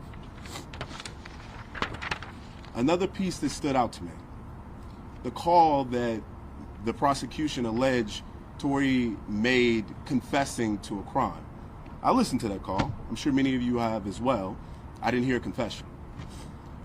But what really shocked me about it is if my best friend was shot maliciously by someone just 2 to 3 hours before, I wouldn't have answered the call, or if I did, I wouldn't calmly have a conversation with the individual of it. And certainly I would ask, why did you shoot my friend? And more importantly, I would never have given you my current location out of fear of you finishing the job. That was something that stood out to me. I also, in my op-ed, discussed Kelsey Harris pleading the Fifth Amendment. She wasn't accused of anything by Megan Pete or the police, and to my knowledge, she wasn't under any investigation. So why plead the Fifth? What also shocked me is the prosecution gave her immunity. For what? What did she do? Is there an allegation of her doing something? I'm not aware of that. Maybe some of you can answer that question today. During the time of trial, George Gascon, just to take you back to where we were at that particular point, he had just barely won a recall attempt. He lost support in many key demographics of voters. Crime was up in Los Angeles County. And this case would have been a silver bullet for him potentially winning. His policies obviously were bad and people were harmed. So that didn't happen, and thank God it didn't happen. At the heart of this injustice is the misuse of gun enhancement charges, a sentencing tool intended for the most dangerous and violent offenders.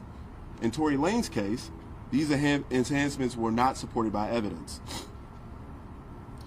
But George Gascon, interestingly enough, who is someone who regularly would drop enhancements or not recommend them, chose to provide enhancements to Tory.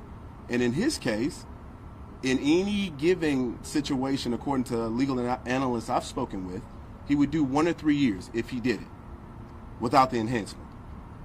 That's interesting. Why did George Gascon choose to pursue these enhancements? You know, there's cases I've been looking through which George Gascon has pursued, many in which he utilized these enhancements.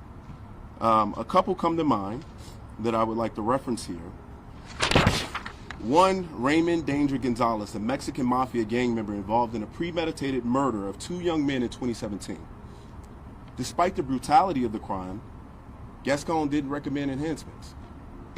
You premeditated murdered a teenager and another individual, brutal crime. Why would you recommend enhancements, but you would recommend them for Tory? That doesn't make a lot of sense. He also didn't pursue sentencing enhancements for the senseless murder of General Hospital actor Johnny Victor in Los Angeles in 2024. There's a lot of issues with this case. Many I think that the media should be pursuing all angles of it. We should not allow there to be unanswered questions. We should pursue open questions without fear or favor to anyone. That includes Mr. Tory Lanez. In his letter from the Birmingham jail, Dr. Martin Luther King wrote, "Injustice anywhere is a threat to justice everywhere." Cut one channel. If we take those words seriously, we must act when injustice is allowed to fester in plain sight. I founded the Caldwell Institute for Public Safety after my innocent teenage brother was murdered in Chicago on June 24, 2022. I stand firmly for public safety, for victims' rights, and for holding criminals accountable. But justice also demands that we protect the innocent and stand against politically motivated prosecutions. This is what I believe to happen here. When we imprison the innocent while violent offenders walk free, which is what George Gascon has often done, we undermine the very foundation of our legal system. Mr. Peterson was never given a fair trial, free from bias, political interference, and media-driven pressure. His continued incarceration erodes public trust and diverts focus from the real work of keeping our community safe. Further, while incarcerated, Mr. Peterson was recently stabbed in prison, as many of you know, a tragic incident that underscores the urgency of this situation and the risk to his life while this case remains unaddressed. Governor Newsom, I respectfully urge you to issue a pardon for Daystar Peterson, known as Tory Lanez, in a full and impartial review of his case. California must not be a state where justice is driven by headlines instead of evidence. And in the case of George Gascon, that was often the case. So I encourage everyone here to go to CaldwellInstitute.org, CALDWELL, Institute, INSTITUTE.org, and sign the petition. This petition asks for the governor to pardon Tory Lanez. Thank you.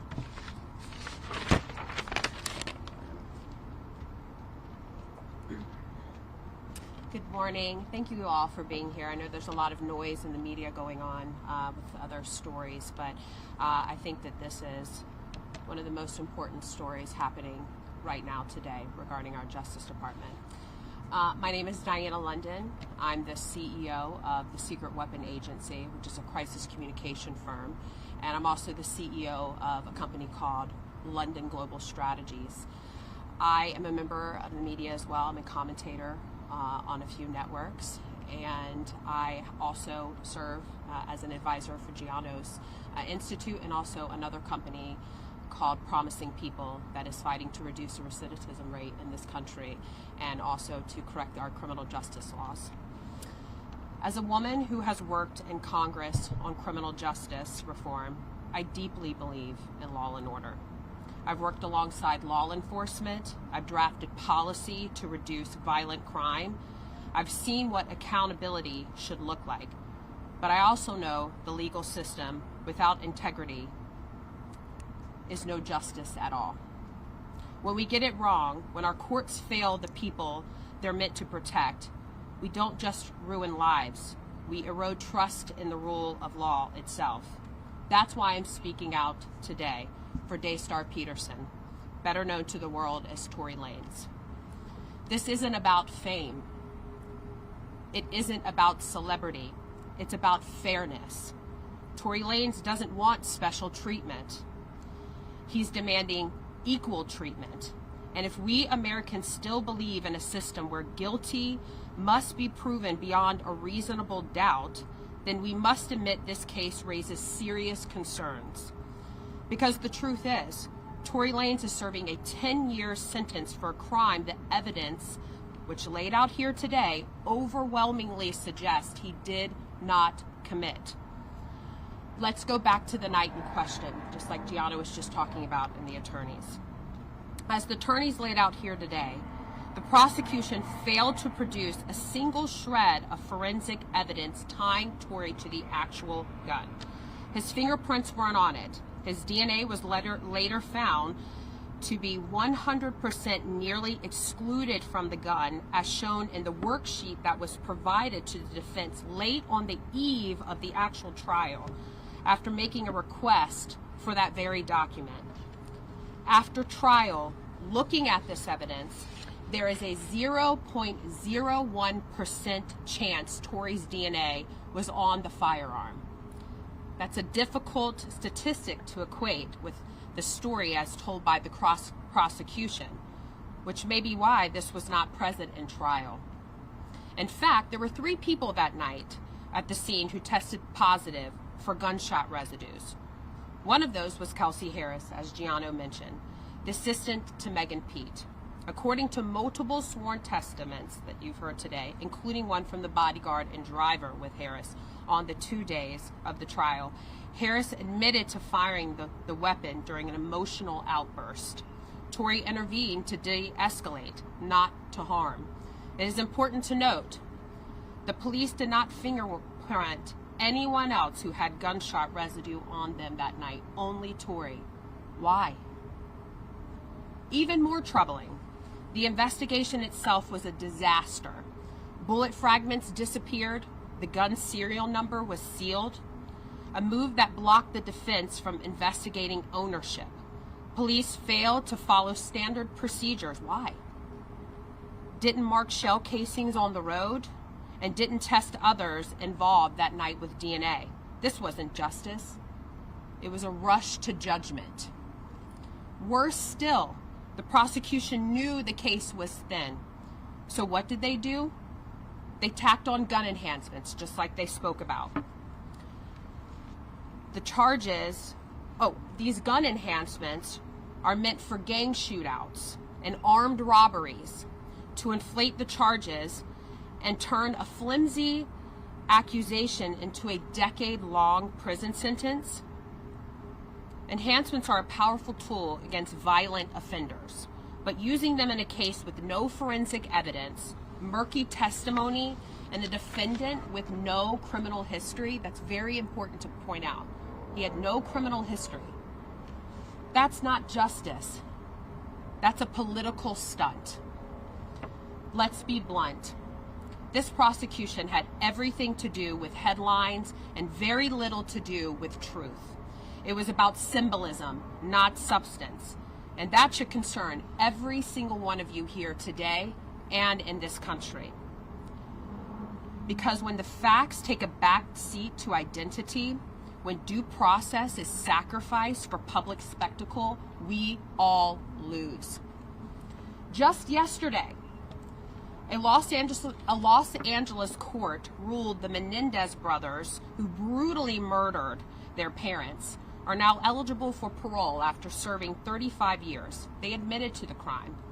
Tory Lanez, who killed no one and has still remained his innocent today, whose case is riddled with inconsistencies and prosecutorial failures, is expected to serve a decade? How is that justice? I've worked in federal criminal justice policy. I helped pass the First Step Act during President Trump's first term.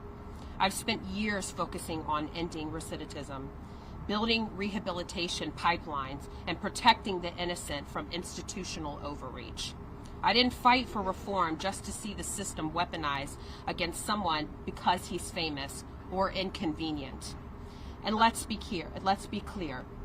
If a high-profile black man with no prior violent convictions can be railroaded this easily, what hope is it for the everyday American who lacks his resources? Some people may want to dismiss this today as noise. But as a conservative, we are a movement that claims to care about over-criminalization, prosecutorial abuse, and restoring faith in American institutions. Well, here it is, laid bare in front of you. The prosecution manipulated the narrative. They buried key facts. They got the conviction they wanted, but not the truth we all deserve. As Gianno mentioned, Dr. Martin Luther King Jr. warned us that injustice anywhere is a threat to justice everywhere. And this case proves it.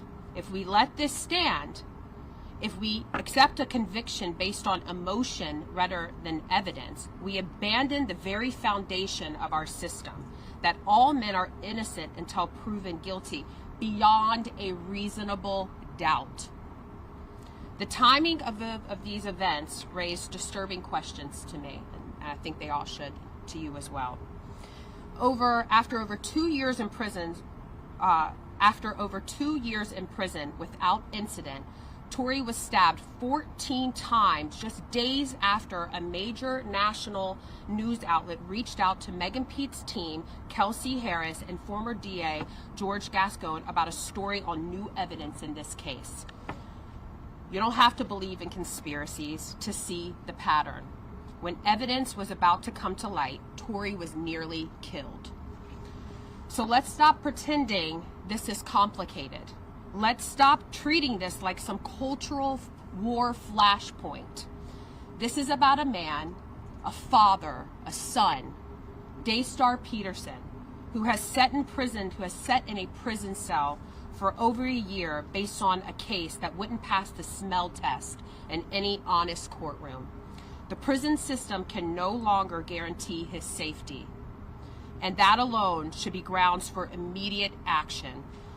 But combine that with the overwhelming evidence of a botched investigation, and this becomes not just a legal issue, but a morale emergency.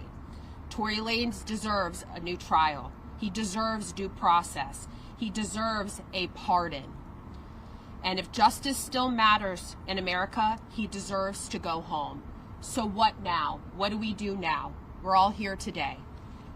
We are calling on Governor Gavin Newsom, the California Attorney General, and the public at large to act. If you believe in due process, sign the petition now on the Caldwell Institute page that Gianna Caldwell mentioned at change.org. Let your voice be counted. Let the system know that we see what's happening and we won't stay silent. We can't be a nation that claims to value justice but looks the other way when a man is buried beneath the weight of political motivated prosecution. Dr. King said again, injustice anywhere is a threat to justice everywhere. This is that threat in modern day time. This is that moment. Daystar Peterson deserves to go home today. And we, the people, have a duty to bring him home. Thank you.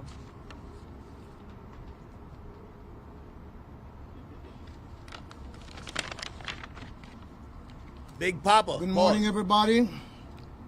Thank you for being here. Thank you for coming out and lending your cameras to the world. We appreciate you being here.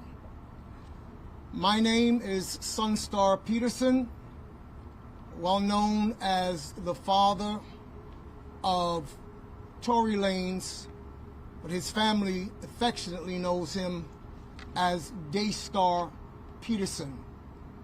This may seem not even to matter today, but it does to me. The reason why he bears the name Daystar is because I was scheduled to speak in a conference in Washington, D.C. back in the early 2000s. Back in the late 90s. My wife and I stayed in a hotel across the river in Northern Virginia. I was up praying before that conference that I was supposed to speak at that evening. As I paced back and forth in my hotel suite praying, I began to quote the scripture from 2 Peter chapter 1, and it states, "For you will do well to take heed as unto a light shining in a dark place, until the day dawns and the day star arises in your heart." I didn't know whether it was a boy or girl in my late wife's womb. But I heard the Holy Spirit said to me, that is the name of your child. That's why he bears that name today. Now we're standing in the United States of America, land of the free and the home of the brave. I have watched from afar, being a Canadian. I have watched as presidents, innumerable, and other officials place their hand on the Bible and swear a sacred oath to uphold justice, to uphold truth, because that's what justice demands. So before I go any further, based on a courtroom that I stood in 508 days or so ago and heard my son convicted, is a court in the federal reality of things that also holds the Bible higher than judges. And so I'm going to pray a very short prayer before I get started here today. And I'm going to pray that in the spirit of when Jesus Christ, the Son of the living God, stood before Pontius Pilate. Pontius said, "Why do you not speak? Do you not know that I have the power to crucify you or to let you go free?" It was only one of the times that Jesus ever spoke. He said, "You would not have power over me unless God Almighty gave it to you today. And I have come to bear witness of the truth." Upon which Pontius Pilate replied, "What is truth? That question was never answered in Pilate's judgment hall. But I answer it for you today because Jesus Christ himself told us what the truth was. Truth is not a philosophy. It's not an ideology. It's not a doctrine. And it certainly is not a religion. Truth is a person. His name is Jesus Christ, who said, I am the way, the truth that leads you to life. Father, upon the basis of your word today that this nation was founded upon, I ask that every ear that needs to be opened, including the ear of the governor of the state of California, Gavin Newsom, I'm even asking today that in the midst of Mr. Trump's busy schedule as President of the United States, that this would come into his hearing.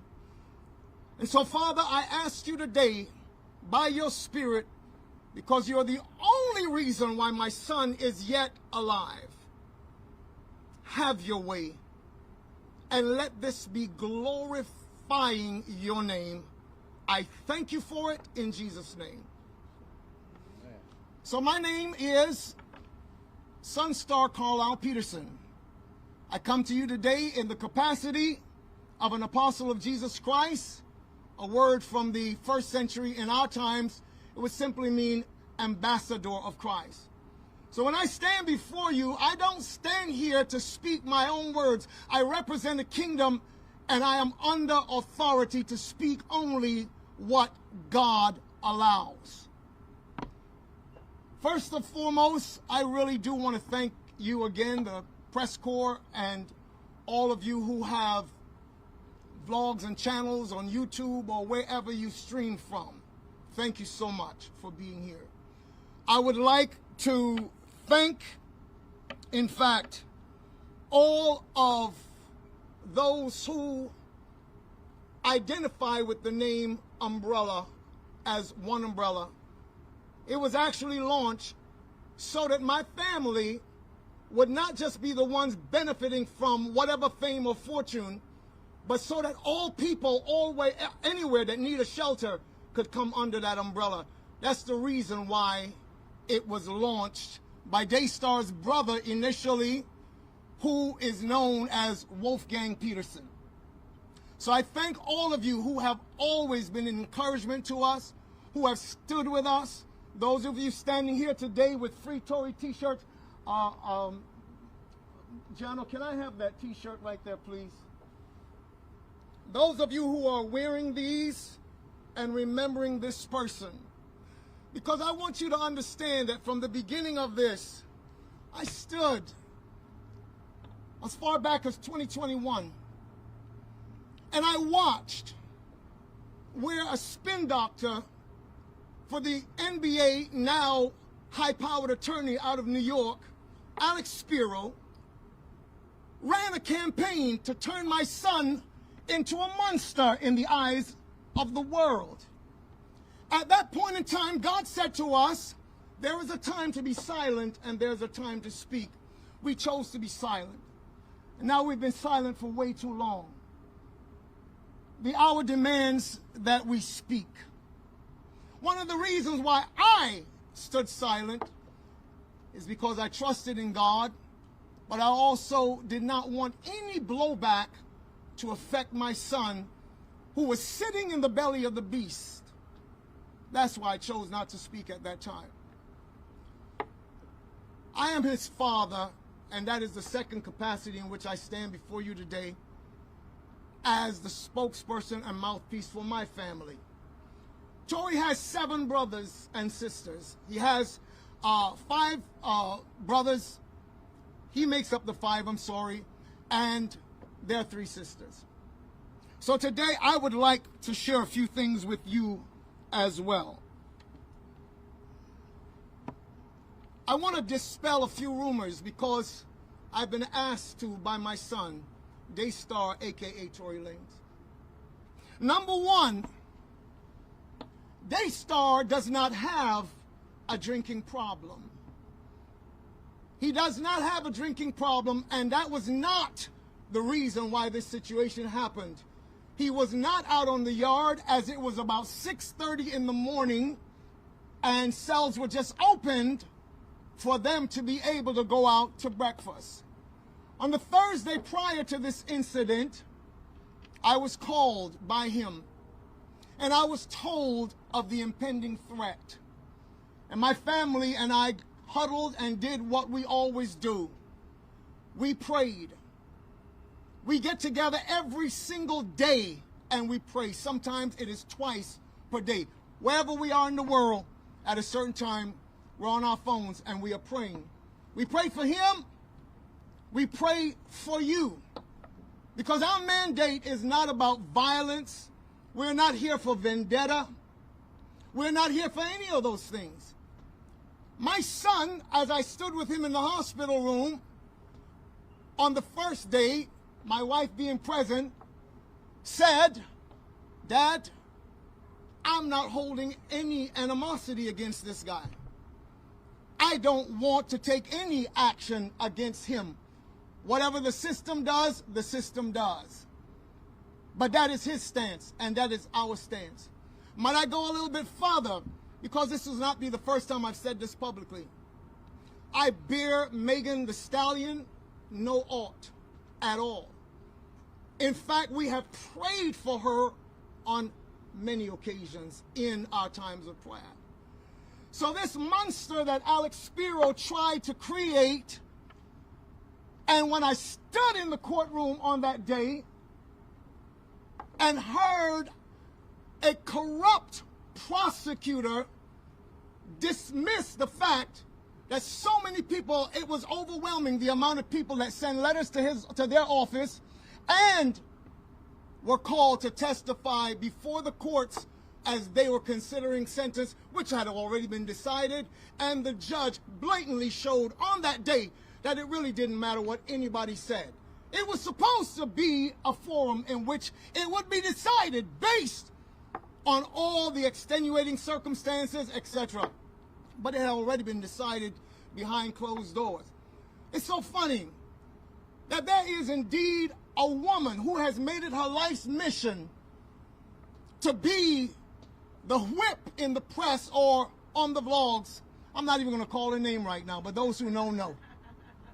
Everything that has to do with Tory Lanez, I believe that she is in some way compensated to spread these narratives. Who they talking about? And so before the sentence was read in court,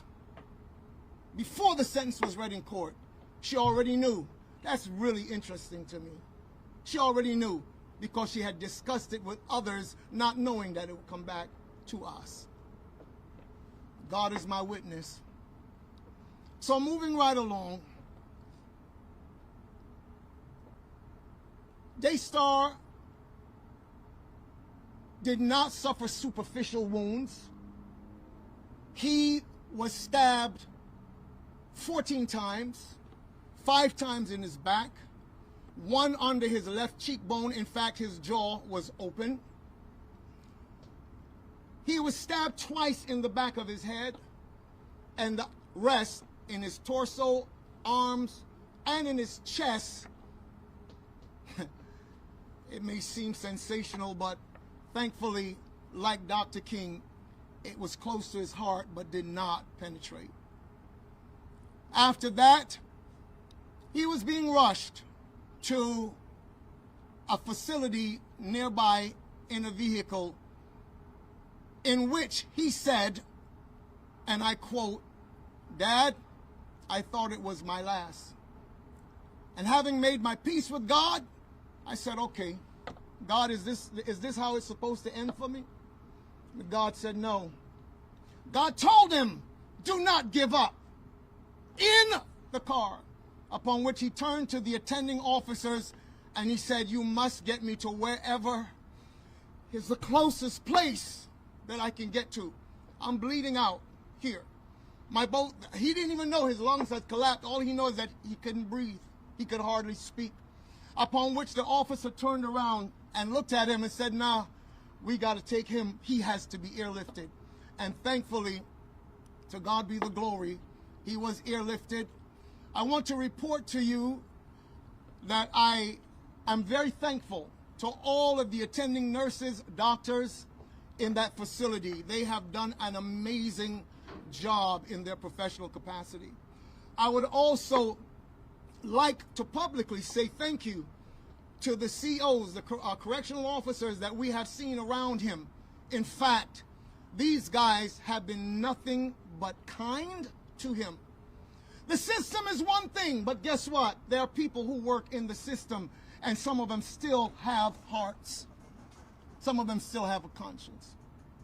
So as I'm winding down today, I would like to report to all of you who care about Daystar Peterson, the artist Tory Lanez, around the world.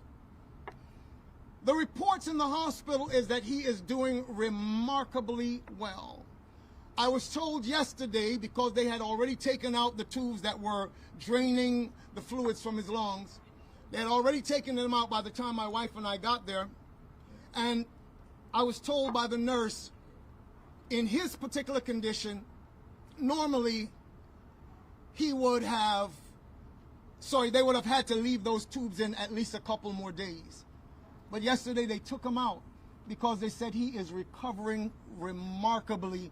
All that is left is for the healing of the wounds. So thank you for all the prayers that have gone up sincerely on behalf of Daystar and my family. We are truly grateful. But this is not over. So I'm reaching out to every prayer warrior around the world who knows what Christ stands for. Please continue to stand with us.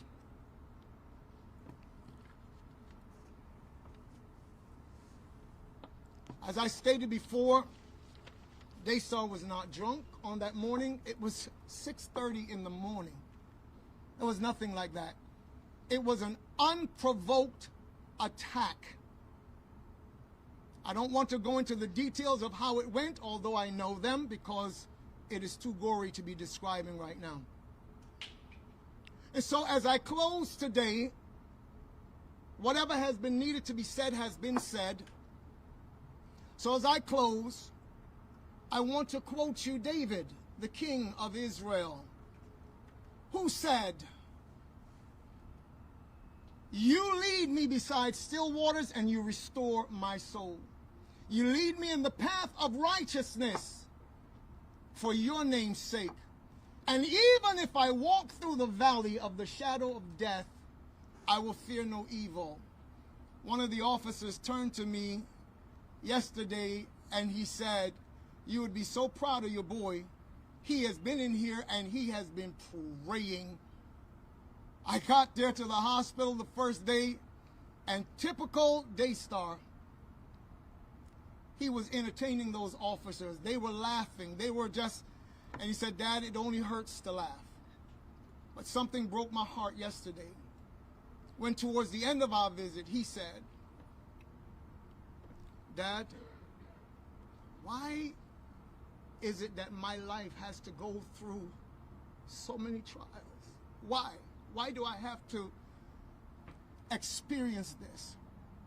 And that's the note that I want to close on, to tell you that this person they've been trying to paint as a monster, that they were so scared when all of those testimonies came in. People I did not even know that he had secretly done things for. This is a guy, he would do things and not even tell anybody. And one young lady called me and said, "I was struggling. I was diagnosed bipolar. I was struggling with my children." Said, "Your son offered to pay my rent for 1 year while I could recover." The prosecution at the trial, when all of those testimonies came in and said, "Oh my God, you think that we were here to hand out the Nobel Peace Prize?" And that's how he dismissed it. But as I sat on the court steps that day, God records all of it. And I know that my son will have justice.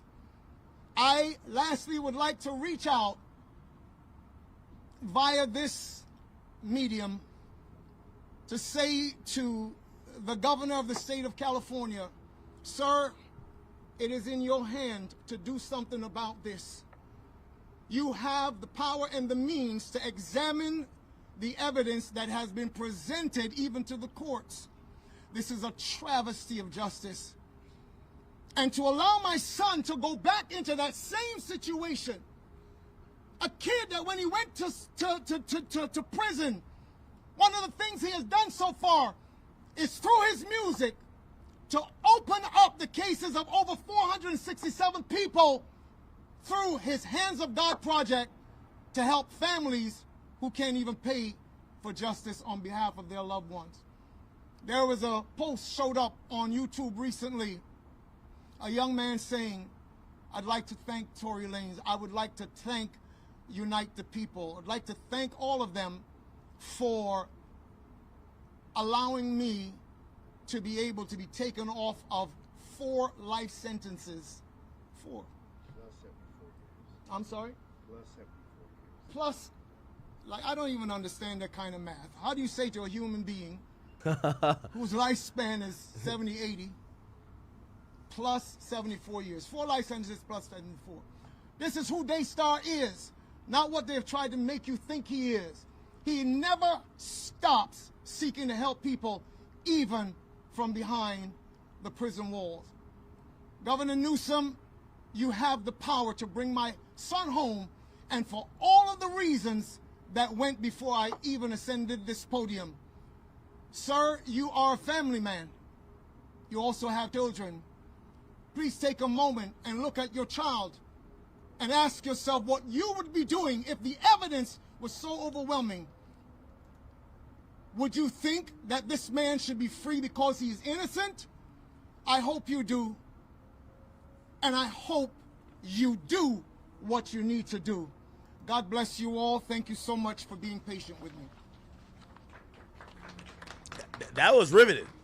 All right, next. First, I want to say if you have a loved one that's incarcerated in the state of California, we're going to get back to the CASSIE thing shortly. Illegally sentenced, contact Unite the People at unitethepeople.org. Give us a call, 888-245-9393, and we may be able to help your loved one. Now what we're going to do, I'm sure we're close to out of time. It's gone too long? All right. If press, if they need any questions. No. I would like to hear the press questions. Okay, hold on one second, ma'am. We're going to bring up Mr. Walter Roberts from Unite the People. He can answer a few questions, and then we have to cut this short. Okay, here we go. We can't hear the questions, but hopefully through the answer he'll repeat it. No, we have not. The appellate case and the writ case is fully briefed. We're just waiting the appellate court's decision. So we haven't gone that step yet because it may not be necessary.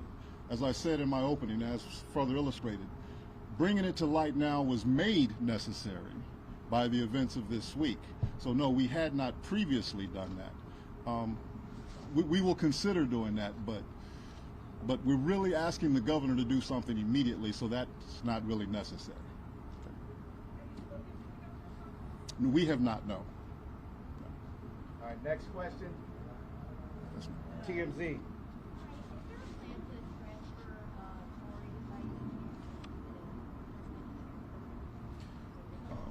You know about any plans to transfer? We won't know anything about that. That's next. I actually spoke to Nathan yesterday at the Menendez trial, so he's aware of it, and I suggest all of you tweet him on Twitter or call the office. Also, 2 things. Sean Hawley connected to Jay-Z with Reasonable Doubt. The show, you guys didn't talk about that at all.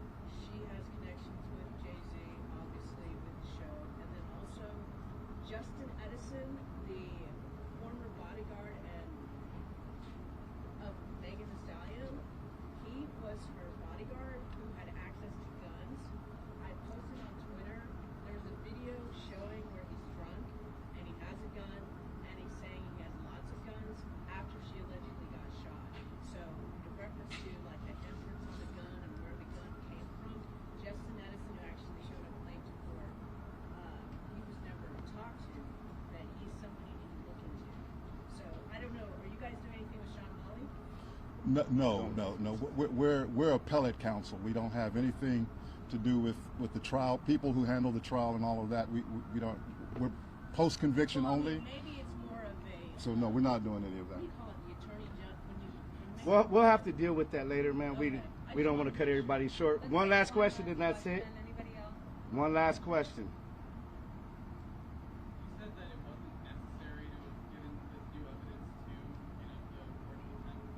I did not use that word necessary. Well, we were provided with this information after we had already filed all of our briefs. We weren't even aware of Mr. Bradley James. That's why it was a few months ago is when we got it. All right, well, that's it. Thank you, everybody, for coming. We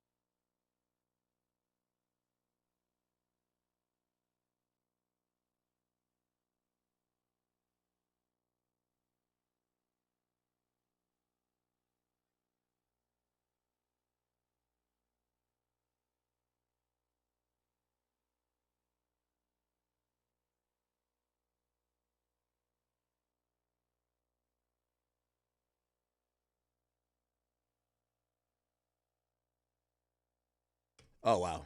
Of course, I'm muted. Like always. Okay, chat. I'll quickly explain that again. So what just happened with that last part that was asked to Tory?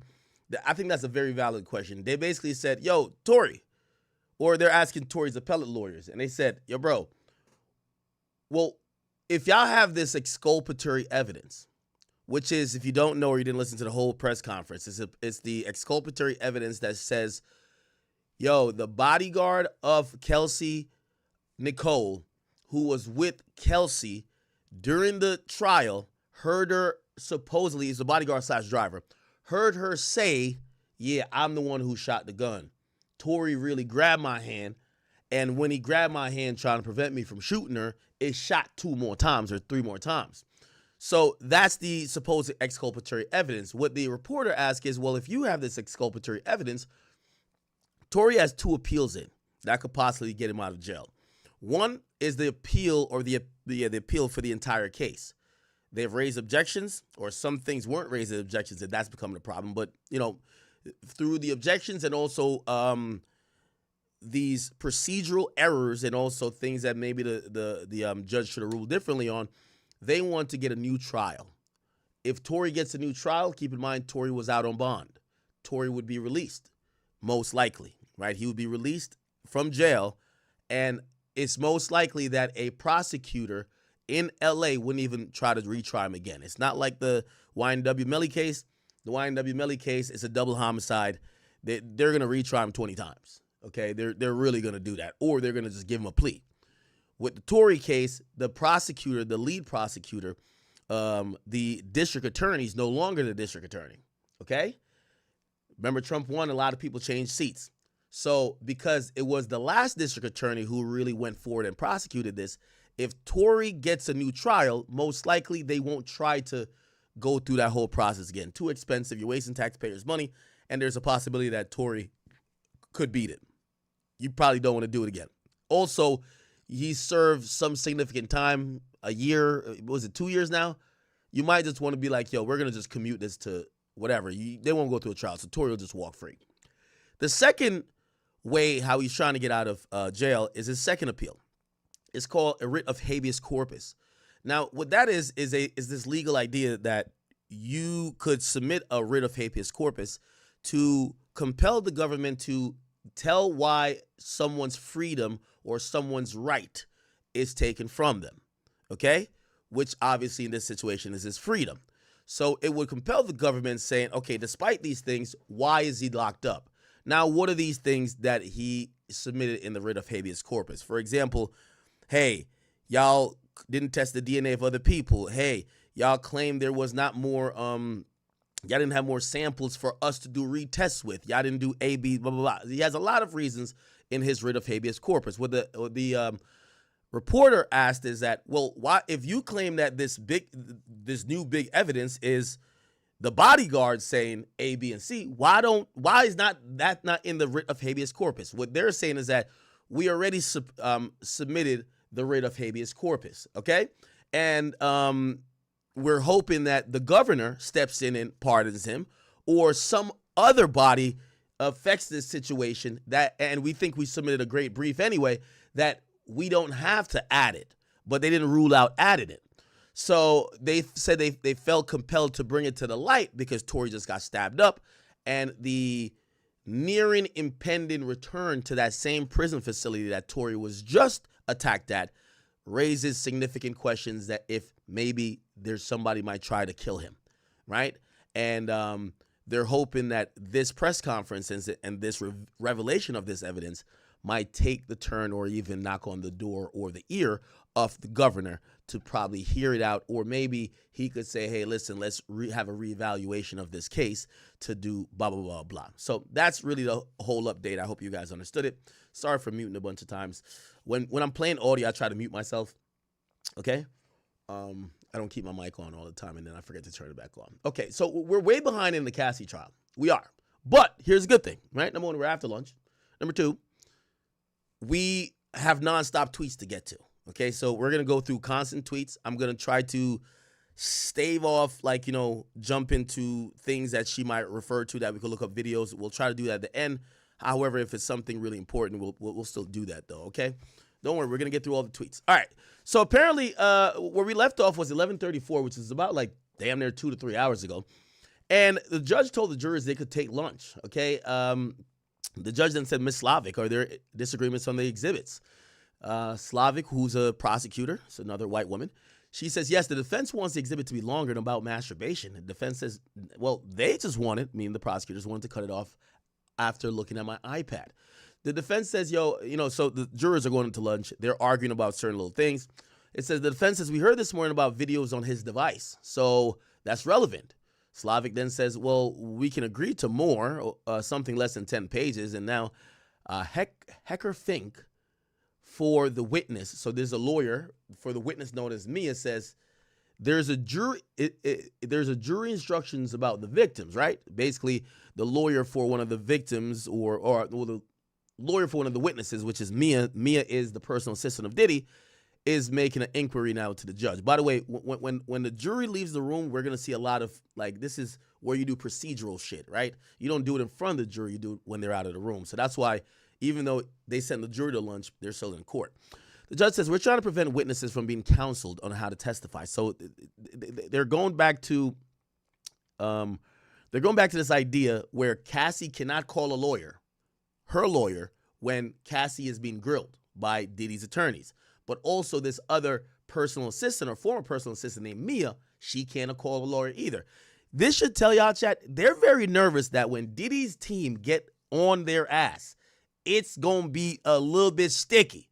Diddy's team might have them spun the fuck around, admitting to crimes that they should be. You get what I'm saying? But one thing they know, you can't lie. So Hecker Fink lawyer says Mia would have taken this to her grave. I don't know how to support her if we can't discuss her pain. What she went through. We will not put words in her mouth. Her nerves are through the roof. The judge says we're trying to prevent witnesses from being counseled on how to testify. So basically, the lawyer's almost saying, yo, you know, she wouldn't have agreed to be no fucking witness if she thought it was going to be like this. So one of the witnesses is kind of feeling like railroaded, like they're going to be up there being alone. The judge says, we're trying to prevent witnesses from being counseled on how to testify, what to say or what not to say. Anything else is okay. Would that be acceptable? Hecker Fink says, I'm afraid she'll have a moment and lose it. Then ask me, did I forget something? I worry. Now the counsel to Jane Doe says, so now all the lawyers for the potential witnesses, they're seeing what, remember, Diddy's lawyers ain't even stepped up yet, but they're seeing what this finna be. They know that, they're watching Brian Steele just warm up on the sidelines, just dribbling the ball like Curry. They know he about to drop like 55. So they're like, we could chime in, right? We could they could phone a friend, right? The judge is like, your client got to play them versus Brian Steele, or them versus Mark Agnifilo, or them versus Teddy Garagos, or them versus Xavier Donaldson, or them versus Alexander Shapiro. All of those lawyers and plus more. There's 6 more. So the counsel to Jane Doe says, I'm worried that Jane Doe will not know what she can ask me. The judge says, as long as you don't coach her testimony. Wigder, which is now Cassie's lawyer, civil lawyer, says, I have nothing to add. Judge says, Ms. Shapiro, we've spoken with each attorney. AUSA says, we'll need more time to print binders. The judge says, we'll break. So now they break. They're back. Actually, we didn't miss that much. 48 minutes ago, they're back. All rise.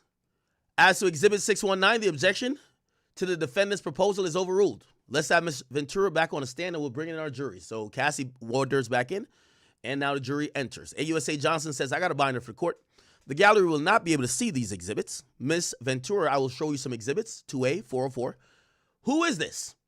Ventura then says, she works for Sean.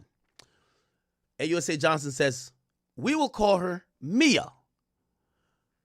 When you gave your devices to the government, were they working?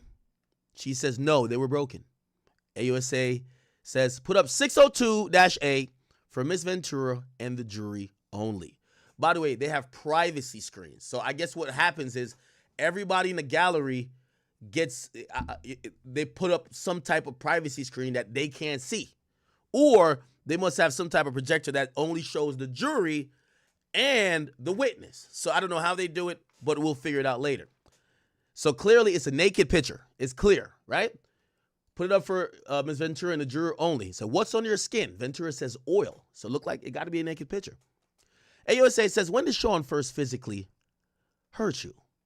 She says it started in the first year. AUSA says, what staffer was present when Sean was physically with you? Defense's objection. Physical is vague. AUSA says, I'm talking about punching and hitting, okay? AUSA says, when did Sean first use violence on you? Ventura says, in New York City, we were in a car with security, and he knocked me around. AUSA says, what did he do? He hit me in the side of the head. I fell to the floor to escalate.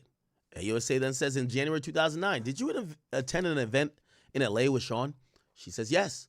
What happened as you left? She says, I've been speaking to a producer about music. Sean called me a slut. I hit him in the face.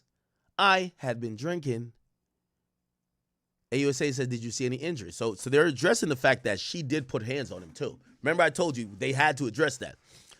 Ventura says, I was on the floor of the car and he stomped my face. How long did this last? 10 minutes. I tried to get away, but Sean's security brought me back. Who? Roger Bonds. Chat, we heard this story yesterday. I hate to like, because we're behind on tweets. I hate to do this, but we're going to go to Roger Bonds, Cassie, Diddy, mutual. He said that their abuse was mutual. Okay? He says they both hit each other. Hold on. Me stopping Diddy from hitting Cassie. Kim and others was helping. Hold on. Let me see.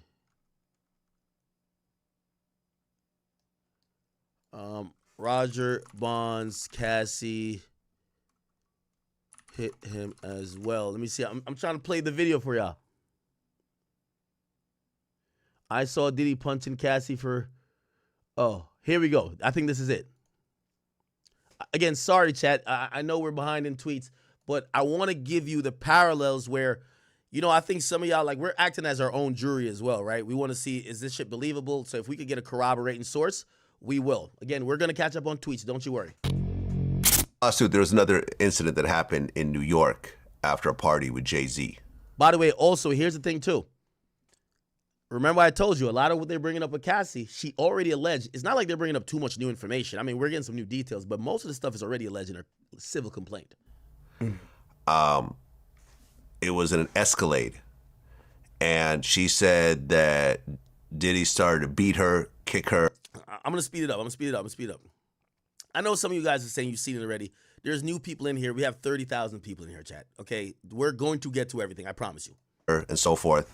He forced her out of the car on Fifth Avenue in New York. She eventually got a cab and got to her apartment in Manhattan, where she basically came home, cried in fear, and she spent 3 days in her. And I was like, yo, y'all can't. Yes. And you guys were driving. Yes. Describe what happened. Her and Puff was fighting, and I broke it up again. And I put Puff in the front seat, and I put Cassie in the back seat. And he was just sitting there, and I was like, yo, y'all can't be acting up like this, man. And then Cassie had punched him in the face, rightfully. She punched him in the face, and they started fighting, and I had the window open. And people started pulling up. Oh, shit, that's Diddy and Cassie in there fighting, and I'm trying to roll the window up at the same time. So in my mind, I was happy because I actually seen her fight back. In my mind, I was happy. And then when we got to the house, I pulled both of them out. And at this time, I was able to grab Puff, and I was able to start walking him up the hill. We lived in Beverly Hills. So I started walking him up the hill. And then Cassie ran behind me, and she kicked him. You know what I'm saying? When he went to chase her, I grabbed him again, and I was able to stop it. So these are the things that people don't talk about. So I was able to stop it at that time, and then later on, they went in the house. It was almost like they would stay in the room for 2-3 days at a time, doing nothing but getting high. And then when they came out the room, it was like a different person. Cassie would be like a whole different type of person. She was very quiet. She started really not talking, and that's when I started realizing, like, she's at the point where she's just terrified. Interesting. All right, we're going to play the whole thing. Let's go. AUSA says, what did they tell me to go to a hotel? Ventura says, they snuck me in a hotel, covered me up so no one could see my face. How long were you at the London hotel? By the way, this was in the civil suit. She says, a week, a little more. An assistant brought me ice cream. What was the assistant's name? Genevieve. AUSA says, did you feel you could leave the London hotel? No, I understood its capabilities, access to guns. Oh, my God. Wait, she really thought he was going to use guns to kill her? Okay, all right. The threats he made. AUSA says, when you were taken to the hotel after the assault? She says, no. AUSA says, do you know that this assault was reported? She says, I know there was a blind item on the internet without our names. Who raised the blind item to you? My mother. Defense says objection. AUSA says, not for the truth. Overruled. Ventura then says, this was before FaceTime was popular, so I could hide myself. She asked if it was me. What did you say? No, I didn't want my mother to know something of that magnitude and be in danger. Interesting. Apparently someone has added in that this is Jake from Cowboys and Angels. This guy was a prostitute. Wow, okay. So one of the guys who smashed Cassie. Holy shit. Let's continue. When you went to the after party with your girlfriends, what happens? I saw executives from BT, then I heard Sean was there. What did you do? I left. I ran out as fast as I could. Why? I thought he was angry. Did he come to the hotel you were staying at? Yes, he beat me up and called me names. My face was bruised. The photo, who is it? Scott Mescuddy, known as Kid Cudi. We dated in 2011. Did Sean find out? Yes, in my phone. Ventura says Sean went through my phone doing a freak off. He found an email about what? Taking my toiletry bag to Scott the next day. Sean put a wine opener in his hand and threatened me. I called Scott on a burner phone. Where did you go? To Scott's house. Then I talked with Capricorn Clark, one of Sean's assistants. Then what? I went to Sean's house. I went to the house Sean was staying at. He told me he would release the videos and hurt Scott and I. What videos? Freak off videos of me. Scott kicked me in the back. I got a bruise. AUSA, where did you go? To my hotel with the burner phone. The room was torn up. Someone peed all over the floor, peed in the toilet, and didn't flush. It was gross. This was before Christmas. I sent an email to my mom in Capricorn from my flight to Boston and Connecticut. Somebody says, AUSA says, what did you write? That Sean said he would release a tape of me on Christmas and he would have Scott Hurt and I. Then he said he would be out of the country. Huh. I sent an email to my mom. So, okay, so she did tell her mom. AUSA, what are these photographs? Ventura says my mother took them in Connecticut of bruises on my back. AUSA says, were you entirely honest with your mother about the abuse? No, I said it was the first time. AUSA says, did you ever tell her about the freak-offs? She admits no. What year was this, chat? What year was this? There's a BET party. This is 2011, it seems. Chat, do you hold her mother accountable that her mother was told about this abuse in 2011, yet her mother did nothing? Her mother actually allowed it, or not necessarily allowed it, but took pictures of some of the bruising, whatever. She went with the idea or the excuse of, nah, this was the first time he put hands on me. And she never forced, I guess, this situation to stop or called law enforcement to take it to another level. And it appears that she dated from 2011 or 2012, whatever year it happened, she dated Sean Combs, Diddy, for another 6 years after the mother knew about this. Somebody said, what the fuck could the mom do? Well, you're right. I mean, she's a grown woman. I'm just asking. Well, the reason why I know some of y'all say, what the fuck could a mom do? But aren't we assuming or going under the assumption that Cassie is stuck in this situation in a cycle of abuse where she is like literally helpless? She's like a child. She's too much in love, too much dependent. She's too scared. She can't necessarily break the cycle of abuse herself. So then it becomes incumbent on other people around her to possibly help and probably intervene. It's like somebody who's a drug addict. Sometimes it takes an intervention from outside sources, a family member, a friend, a concerned party to say, yo, this is an issue, we need help. Because the person at the time who is either the victim of this or let's say, Cassie, who is basically saying, listen, I didn't know what to do, they couldn't help themselves. So who do you think should have helped her? It wasn't going to be Diddy's bodyguard. They work for Diddy. It wasn't going to be Diddy's assistants. They work for Diddy. It wasn't going to be Diddy's staffers. They work for Diddy. It wasn't going to be her manager. That was Diddy's employee as well. The only thing I could say is that maybe her mother should probably advocate a little bit more for her. How, you get what I'm saying? I'm not saying it's her mom's fault.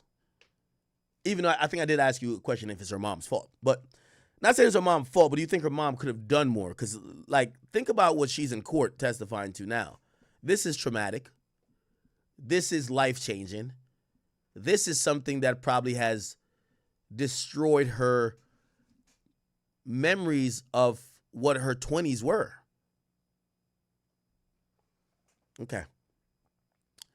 Let's keep it going. By the way, it appears that Diddy then I went to the house Sean was staying at, and he said he was going to release it, blah, blah, blah.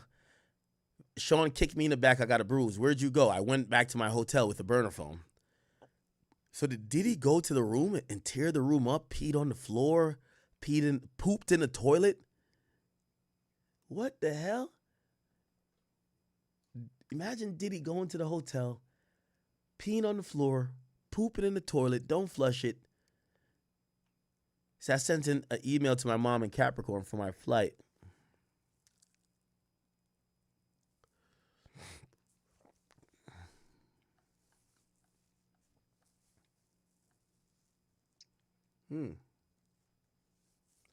Some people say the mom ain't want to fuck that bag up. The mom did take pictures of the bruises on her back while she was in Connecticut. Let's see. We should have some more tweets. Ventura looked like she's getting emotional here. She asked if it's possible to break. The judge says yes, a break is possible. Okay, so they have taken a break right now. To finish up the story, we'll play Roger Bonds. Remember, chat, we could only report the tweets as we get them. I'm going to play this, and we're going to go to the Fox News because they're doing a decent job of actually giving an update, too. So we'll see if they give an update of what's going on. I think Cassie broke down on the stand again, if you ask me. Inner City Press, a.k.a. Matthew, he didn't say that, but if she's asking for a break, either it's a bathroom break, obviously she's 8 months or 8.5 months pregnant, but she might have broke down the stand or need a moment with everything that's happening. Well, when she punched Diddy in the face in the car, I guess she had a ring on? Yeah, she had a ring on. She had a monkey ring on. And the reason I remember this monkey ring on is because Uncle Paulie had left this same ring in L.A. one time. And he said, yo, Bonds, when you get to the house in L.A., yo, I left Cassie ring. So I said, okay, I'll get it. So I got the ring and I put it in a tissue. And you know how you just empty your pockets out one day? I emptied my pockets out and I threw the ring away. And this ring was a $10,000 ring. So I just threw it away. So when I went back to Ralph's to look in the parking lot, it wasn't there. So I went to, well, I forgot the jeweler name, famous jeweler on Fifth Avenue. Let's see, Loren, something Loren. And I went to her. She knew who I was. And she gave me the same ring again on a payment. Okay. It's interesting. Into something after. Roger Bonds he's had some, Gene Deal is always consistent. Roger Bonds is a little bit, like at times, when he says, okay, Cassie put her hands on him first, but I was happy to see Cassie finally, fight back.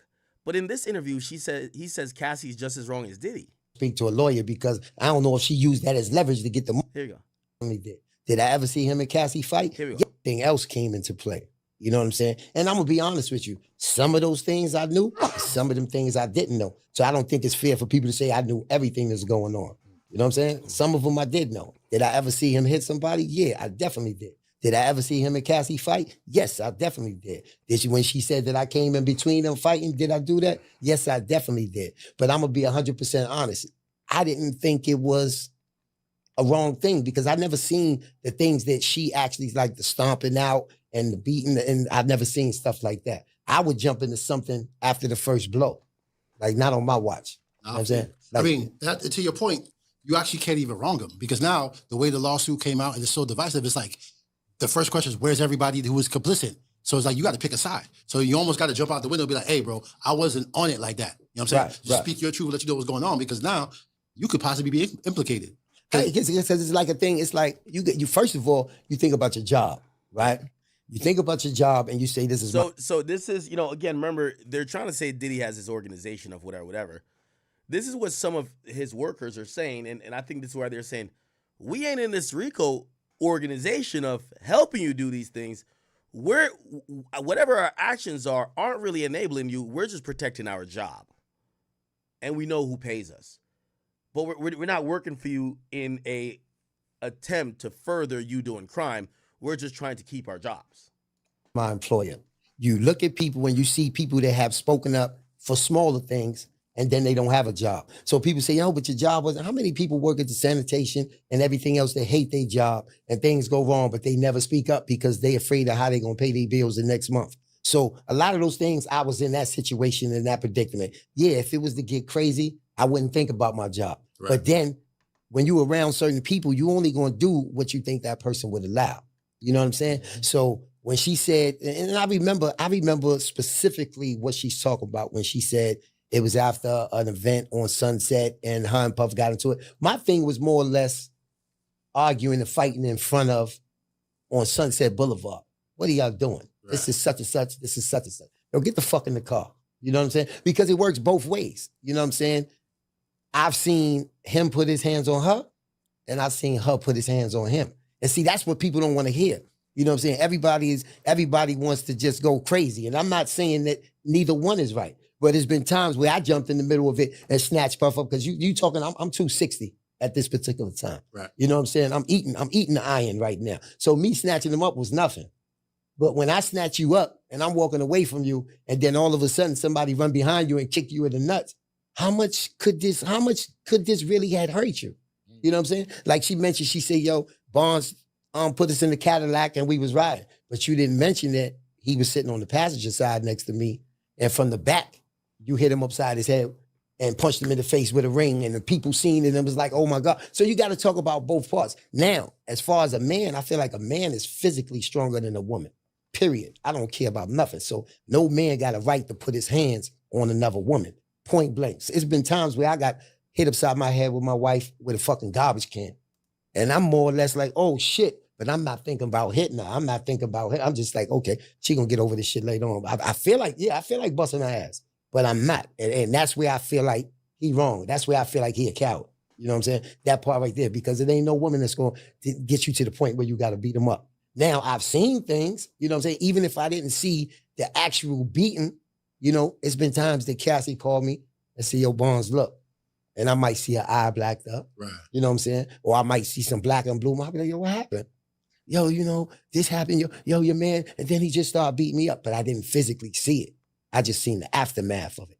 That's kind of like what Gene was saying in some of his interviews too, that you wouldn't really do it in front of people, or he knew who he could try and who he couldn't try. So right. It don't really seem out of character that you wouldn't actually see it physically happen in front of you. But Right. like you said, you knew something was happening. You knew what was going on. Right.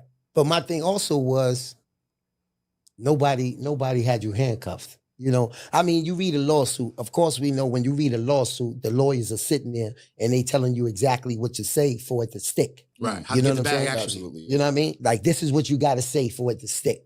So when I read the lawsuit, it's a lot of overbearing stuff on it. When I say, like, I wasn't there, so I can't say how much he punched you in the face. I can't say how much he stomped you or he kicked you. But I can say something happened because you got these bruises on you. Yeah. But I also could say, why you ain't going nowhere? Why you ain't leave? Yeah, that's You been know like what I'm saying? the unspoken question that, like, you know what I'm saying? And that's when I read the lawsuits and the words say, oh, I tried to leave, but he would come, or Digital Moz, thank you for the 5. It says, Act 70% of abusive relationships are like this. The victim rarely leaves without intervention or carry on the cycle.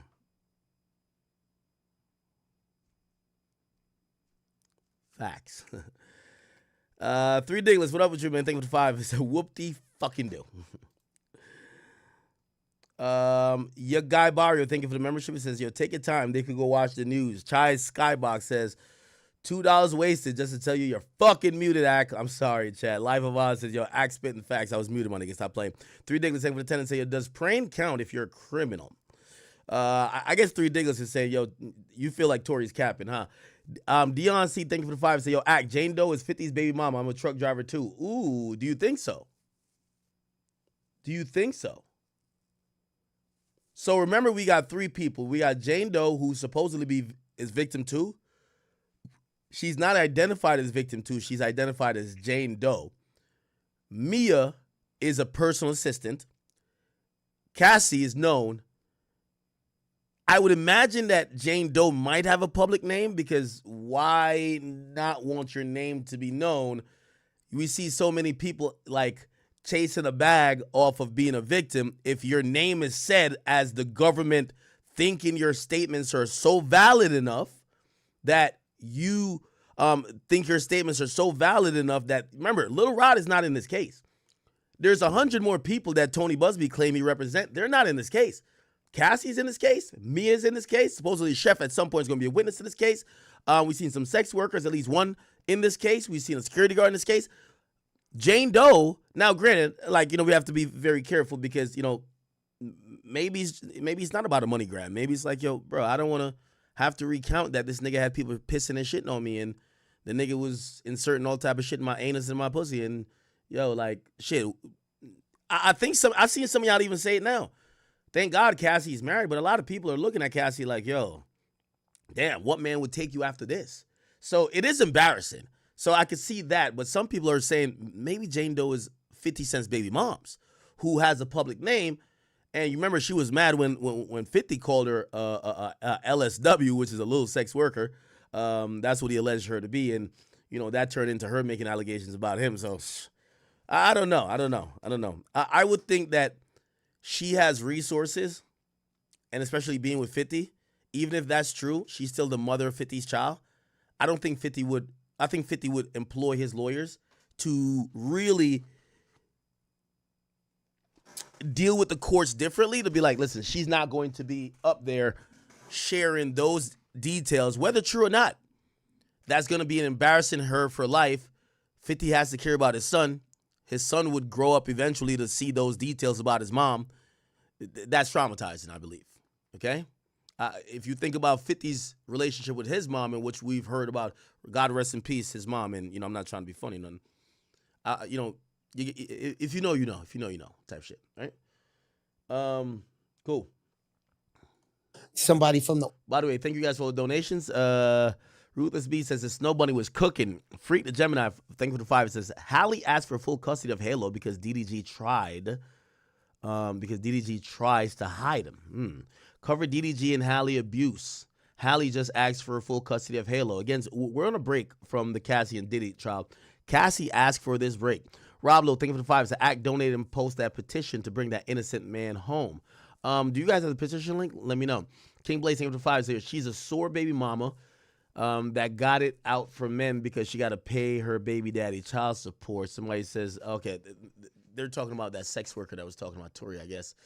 Let me go look at what's going on with DDG, because I just seen something on the Shade Room, and it appears that Halle is now taking it officially to family court, and she has filed for sole and legal physical custody of her son Halo. According to People, Halle Bailey requests sole legal and physical custody of her son Halo and asks the court to prevent ex-DDG from taking him out of L.A. In a recent court filing, Halle Bailey accused her ex and father of her son DDG of abuse. She was granted a restraining order. Now it looked like she's seeking sole legal and physical custody of her son. According to documents obtained by People, she's looking to get sole physical custody. She's also asking the judge to order DDG not be allowed visitation with their son, but supervised visits with the professional companies once a week for 6 hours while Halo is in Los Angeles. Halle's asking the court to prevent DDG from taking their son outside Los Angeles. In documents, Halle also requests to order to prevent child abduction, as she claimed DDG has a history of abusing her, taking away or hiding her son from her, and threatening to take their son and hide him, and not cooperating when it comes to co-parenting. Halle also asked the judge to order DDG not to move with Halo unless she gives her written permission. Chat, did I tell you this? A lot of times when you have a baby mama, you signed up for a boss. If you want to be a father, you're either going to be a deadbeat, and then they're going to tax you up in goddamn court, or you're going to have to acknowledge that's your boss. I've been told y'all this, chat. Listen, I broke down this play long time ago, man. Halle looks at DDG. She's one of the women who don't look at having a child as a 50-50 partnership and, hey, we needed your egg, we needed your sperm. She looks at it as, that's my child, and you're the babysitter. I'm the boss. And if you want to see your kid, you better operate under my rules. I've been telling y'all this, chat. Halle Bailey sees herself as the boss. She has never, in any of these filings, she's not talking about, okay, we'll mutually tell each, because that's all you got to do. Have the courts put it in writing. We'll mutually tell each other when we're going to go A, B, and C. Put that in writing, that if one breaks the rules, but she's not talking about where she could bring the kid. By the way, with this restraining order, she brought the kid to Italy. But she says he can't bring the kid out of Los Angeles. Come on now. As I said, a lot of times when you have a baby mama, it's only a matter of time. She thinks she's your boss. DDG been acting up to her in her mind. Trust me, her girlfriend's been in her ear. Damn, you gonna make that nigga embarrass you? I told you, you could have done better. You with this nigga? Yo, shit. You to the point where she's like, she needs to get compliance from him. Compliance is going to teach that nigga that he's not the boss. The boss is Halle. And I think this is quite sad. I don't agree with any type of abuse, but we also have to understand, women, if you have blackmail, I call this blackmail. With all due respect, I respect the cycle of domestic violence or people who are victims of domestic violence. And I know, and shit, we're covering this one with Cassie, how hard it is to leave. But please understand this as I'm saying it out of my mouth. Chat. If you continue to be with the man, or you're still cordial with the man after you claim he was abusive to you, but you held photos and you've held evidence in the tuck, and you only bring it to light once you don't have compliance, that's called extortion. If If she had went to the cops after January, she said after January he slammed her face on something, chipped her tooth, gave her all type of bruises. If she had went to the cops, I would have said, oh man, this looks bad. Shit, if there's video, let's see it. DDG, what happened, bro? She held this shit for 4 or 5 months. You don't think that's extortion, y'all? You don't think at some point if he wouldn't respect the fact that she's his boss, she was gonna bring this shit out of the woodworks? That's living in hell. That's living in purgatory. A woman who got these joints in the tuck, you're a public figure too. It's not like you work at some 9-to-5 job and who gives a fuck if your girl go post that. This shit could ruin everything you got going on. DDG lost all type of deals. Aiden came on early and said it. So if you ask me, this is almost damn near extortion. It's blackmail. If you fuck up, I'm going to tell people what you did a couple months ago. Now, give her credit. Supposedly, she made a report back in March, but there was no follow-up from what I see. She filed a restraining order in May, and she's referenced the incident back from January. She has the video or pictures from January. To me, that's extortion. Because let's be clear. If DDG, and I don't know what her request was to him, maybe she said, nigga, stop talking about me online.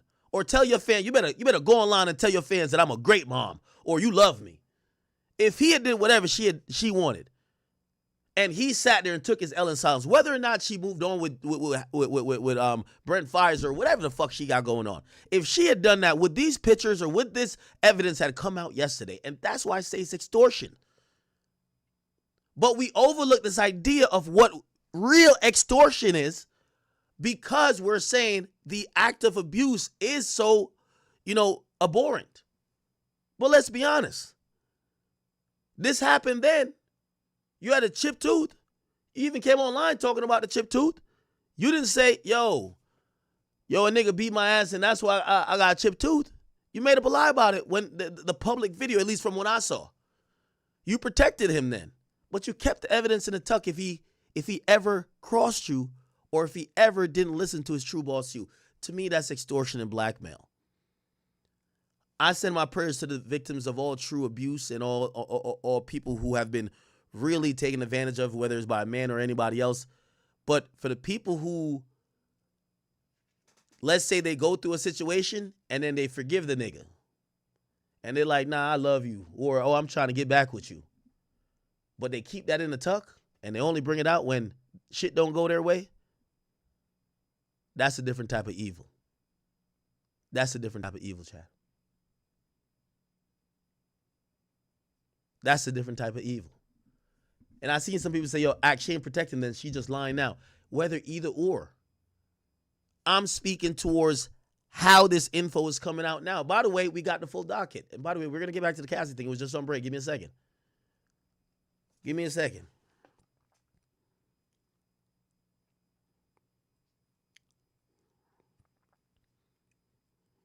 We have to, at some point, start analyzing,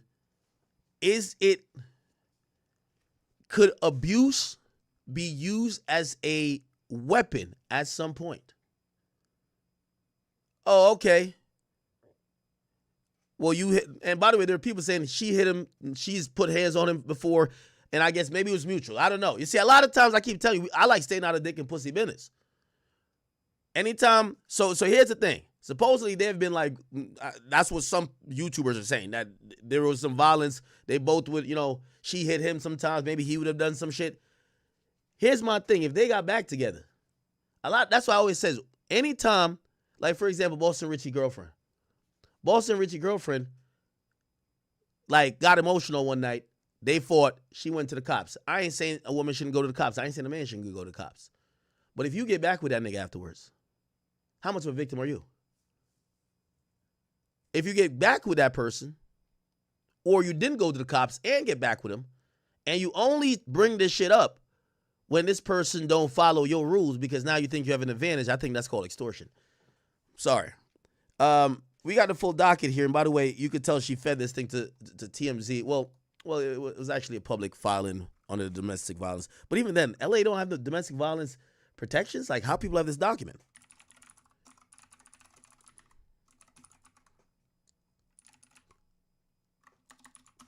We have the full document here. Some of the stuff that TMZ did not put up. Here we go, chat. Here we go. It's a long-ass restraining order. She writes a whole bunch of stuff. She says she wrote a statement and a half. By the way, this ain't snitching. This is domestic violence, so we ain't even gonna try. This ain't snitching. I'm Halle Bailey. I got personal knowledge of all the facts I state below, and if I was to be called a witness, I could competently testify to put that nigga DDG in jail. That's what she says. Look, I'm reading it. I'm the petitioner, Halle Bailey.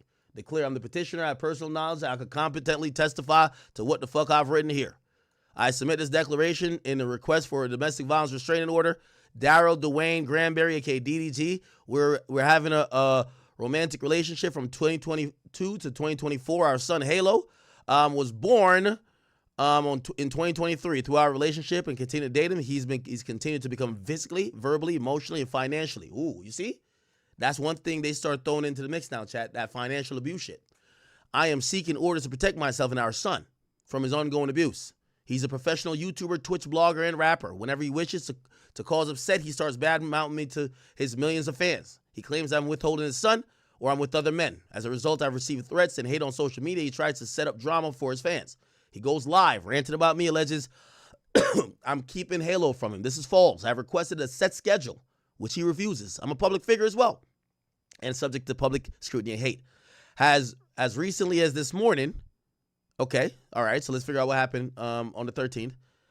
Daryl was giving an interview in Miami on TikTok, talking about our relationship, flipping the script, claiming he's getting hated on by his fans. To be clear, I do not go on social media discussing our relationship or any of our issues related to our son. Only he does that. He's the one that creates his frenzy with his and his fan bases. And he's now going online to talk about it. As I said, chat, if they can't win the public narrative, they give you an allegation. She starts out this request for a restraining order, not by saying he's violent. She says he's winning the public sympathy war. He's going live talking about me. He's making me look bad. The thing is, with men, we suffer in silence. The woman says something about you, you're supposed to take it. She gets supposedly bad. And by the way, most of the stuff ain't even DDG. DDG got a great fan base. Shout out to all the DDG fans. They've been following him for years, some of them for decades. They're invested in DDG's life. They want DDG to be around this kid. They like DDG's kid. A lot of them they're doing it on their own recognizance. Halle, why DDG don't got his kid? DDG ain't sending them. But as soon as she's losing the public battle, she now goes to the courts and she gives an allegation. I don't go on social media discussing relationship or any issue, blah, blah. Only he does that. He's the only one that creates this frenzy. This is not child-centered. I've asked him to stop this behavior. He continues. He gets paid for hits, and this creates hits for him. Our relationship ended in 2024 because of Daryl's temper and lack of respect for me. Okay? There's been numerous incidents of physical abuse even before Halo was born. So keep in mind, the incident, I want to make this very crystal clear, chat. Remember I told you, if they can't win the PR public scrutiny battle, they make an allegation. The last straw for her was not him allegedly chipping her tooth, giving her bruises, doing A, B, C, and D. She claims he popped up to her house like a creepy stalker. None of that was the last straw. What's the last straw? He supposedly did an interview on TikTok that caused her hate.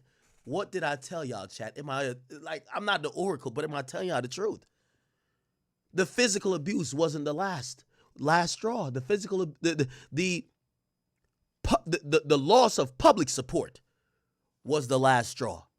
She says on the 13th he did an interview. And now she's going to go back from the interview and then going to detail things that you should say, oh, wow, this is 10 times worse. But look, since we broke up, we've had ongoing issues related to his last-minute demands to see Halo without any schedule. He will not commit to regular visits or schedule for regular visits. He demands Halo when it's convenient for Daryl only. I never know when I'll get Halo back. I keep telling you, she's the boss.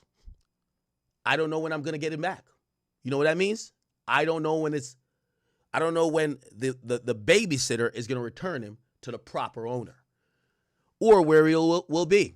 Based on my discussions with him and his mother, I'm aware that Daryl leaves Halo with his mother most of the visits And his mother cares for Halo. I want Daryl's family to be close with Halo, but I believe Daryl should be present instead of leaving the kid with the family for days. Daryl called and said he was coming over to get the kid on January 18th. I let him in the house. I let him in the house and asked him to politely when he would bring Halo back. I repeatedly asked him to set a schedule. He didn't want to talk and refused to tell me when he would bring him back. The discussion continued as I walked with him outside. So it looked like she was trying to like, yo, say, when are you bringing him back? The discussion continues. I walked with him outside and put Halo in the car seat. I was buckling the baby in the car seat and physically got into the car to adjust the car seat. I had left my front door open and not fully dressed, and I wasn't even wearing shoes. Daryl kept saying, "Get out of my car, bitch." Halo was crying. I repeatedly pleaded with him to stop calling me a bitch. I felt nervous that he was going to take Halo with him and was very agitated. I did not feel safe leaving a baby with him in this state. Once again, that's the father of your child.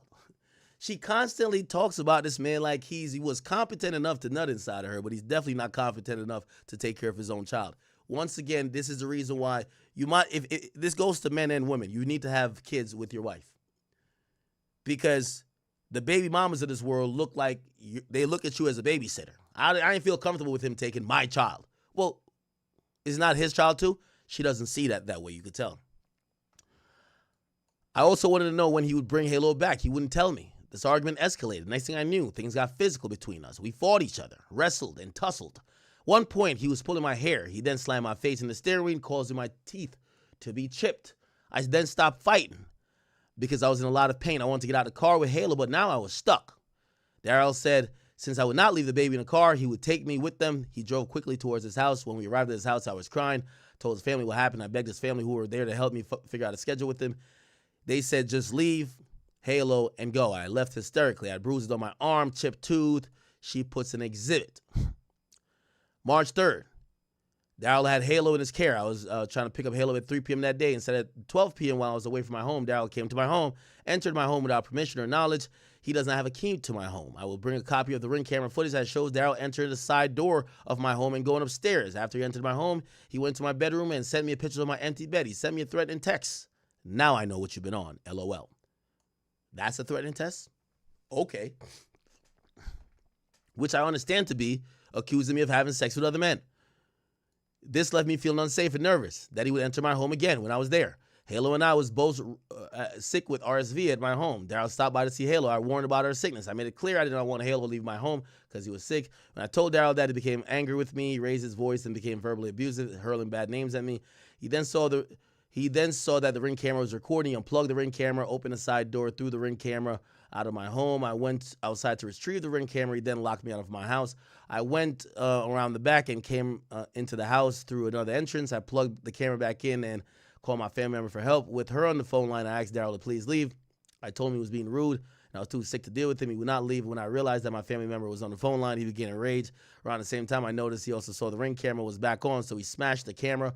I have this also recorded, and we'll bring the recorded to the hearing. Daryl then grabbed my phone, hung up on the call. At some point while he was distracted, I was able to get Halo from him. Daryl ran out of the house with my phone. I followed, begging him to give me my phone back. He got into the car, closed his car door while I was holding Halo. Daryl drove off, threw my phone out the window and said, "Go get it, bitch." As a result, I filed a police report attaching Exhibit 3, a true copy of the police report. By the way, you could tell. So this is a witness statement. You could tell she was helped. She was helped by somebody professional because it sounds like I'm reading a lawsuit. A true copy of the police card and incident report. When you see a true copy, like, that's lawyer talk, bro. That's paralegal lawyer talk. Like, that's not a distressed woman talk. Trust me. Okay? Remember, this is supposed to be her statement because it doesn't say it's prepared. It's a declaration of her. It doesn't say it's prepared by a lawyer. We could go down. Does it say it's prepared by a lawyer? We could go down. Nope. There's no lawyer there. So I'm telling you, she's being helped by someone. You just don't know who. Okay. This lack of scheduling Daryl random demands caused me great distress. I'm a singer and actress, and I often am on set and having to arrange schedule ahead of time. I must be able to work. People began threatening me, and this creates fear. I've attempted to work with Daryl to set up a schedule, but he refuses to talk to me and goes live to blast me to his fans. I was filming in New Jersey last month and arranged for his mother to come and take Halo for a visit with his father and coordinated a trip. I learned that Daryl had purchased a one-way ticket for his mother to come to New Jersey and take Halo to him. He had demanded I pay the cost of the return ticket and would not book it. I I had a lawyer get involved to protect our son and draft an agreement to ensure that our son would return to me. I was glad to facilitate the visit, but it created tremendous stress for me and disrupted my work while I was dealing with Daryl threats. This court should be aware that Daryl's mother and I discussed further visits after the visit last month, but Daryl chose not to see our son. This is not unusual. Daryl usually goes often weeks and months without contact, then demands to see him that very day. Daryl's mother and I discussed that I would be back in LA with Halo, return our communication, Then on May 5th, the night of the Met Gala, he started up online again. He went live on his Twitch voicing that he was unable to see his son, implying that I was keeping Halo from him. He then created a firestorm around freeing Halo from me, seeing various social media messages directed at me. His fans began accusing me of refusing to share Halo and being out partying with other men, given the fact that Daryl's mother and I had texted about the whereabouts a week prior. Daryl did not wish to see Halo after last visit. The timing of his Twitch post and Okay, this is an elaborate thing. Wow. Every time this happens, I feel scared and anxious and worried for Halo's safety as well as my own. I notice a pattern of Daryl doing this, and when I have events related to my career, I am trying to work hard to provide for her son. Likewise, the weekend of Mother's Day, I left New Jersey with Halo and went on a short vacation with my sister. Daryl accused me of being with other men, posting about my relationship with other men. A true copy of the social media post that Daryl began texting me. As always, this caused me great distress. I even texted him hoping he would stop. She allegedly said, Daryl, are you not tired of harassing me? You make up a new lie on me every day. I'm in St. Lucia having fun with Shermae and Chloe, not with any man out here. I wouldn't do that. I have Halo. I told your mom I was going to be with my sister last week. Please let me enjoy my Mother's Day in peace. I hope you're okay and feel better soon. More recently, this has become more upsetting because Daryl refuses to work with my attorney to set up any schedule. Instead, he's threatening that he will take our son 50% of the time and pay me zero support. It's, again, next step is child support. No visitation, child support, beg for your son. Watch. Instead, it should be noted he's never paid me child support, and I've never sought child support from him. I've asked him, however, to contribute to Halo's expenses. Only on one occasion has he done so. I'm contractually committed to filming a movie out of the country in Italy on June 7th for approximately 8 weeks. I've remained the only caretaker of Halo throughout his entire life. I do not believe it's in Halo's best interest to be left with Daryl, or more likely his mother, because Daryl leaves town on a weekly basis most weeks, especially for the entire 8 weeks. I'm asking for permission to take Halo with me to Italy so I can continue caring for him. I'm contractually bounded to Italy to film. I have a family and a nanny who will be traveling with me to care for Halo while I'm working. I have done everything possible to avoid going to court. I have tried to placate Daryl by providing him access with Halo, even though he is not with Halo and often leaves with the mom. I facilitated visits no matter how or where I am or how last minute it is. I realize there is no placating Daryl. I can't allow this abuse any longer. I can't keep living like this. I never know when he's going to demand our son to be in his mother's care and whether I will be subjected to his threats of abuse. At the time of this, I'm signing this declaration. I had planned on Daryl picking up Halo Monday yesterday in my home. His attorney has not responded to mine for the arrangement of the visit. This is not child-centered, and Halo is just only used to be further his fan base and online presence. Here's some of the exhibits. She shows off bruises from January. Bruises, January. Chipped tooth, January. Exhibit 2. Him showing up in March. Me and Halo at the front door. Can you answer? If you're not home, just say that. I guess he gets in the house somehow. Now I know what you've been on. You can pick up Halo from George. I have to go to work. She takes a picture of the LA police who she called during one of those like back and forths when supposedly he took her phone and snatched her Ring camera. There's a case number, and then she's going to show the police report, I imagine. Here's the travel agreement. I agree. Oh, my gosh. This is the agreement before when they were in New Jersey. Okay. She signed it. She wanted DDG to sign it and also DDG's mom to sign it. Here is a message with her and DDG's mom. It says, I'm back at the end of the month. This is the end of January. He messaged you too. DDG's mom says, yay, that's not too long. Then she says, hi, just want to keep you in the loop. We'll be back on the 11th now. I haven't heard from Moo getting Halo later this week, as we lightly talked before. If you'll be in town, would you like to get him on the 27th and return him on the 4th? Otherwise, I could keep him until we're back, but just wanted to let you know we'll be back on the 11th. He said, okay, I will double check with him and let you know. Hi, I forgot to text you He said that he will wait until you get back to him. And then the mom texts again, hey, just thinking about y'all. Exhibit 6. Just a random fan. Free Halo, bitch. Bunch of tweets. She's claiming these are DDG fans, okay? Yeah, you can let DDG see Son tonight while you're out partying, blah, blah, blah. So I don't know how she's going to prove that DDG sent these people. One day Halo will understand the damage she has done to childhood. Okay, da-da-da. She just got a bunch of fan stuff in there. This other person seeming like a fan. Another exhibit. Look like this is DDG texting her. He says, this is foul. This is about the Brent Fires nigga. So you hurt my feelings when you think you hurt my feelings when you just ruin your own image. Terrible look. Enjoy your vacation. Happy Mother's Day. But just have the same energy when it's my turn to have him. I'm on the same shit. Then the 8th, she texts him, Daryl, you're not tired of harassing me. We read this already. And that's the end of the declaration right there. So remember, a request for domestic violence gets filed in family court. After it's filed in family court, it usually is going to be temporary.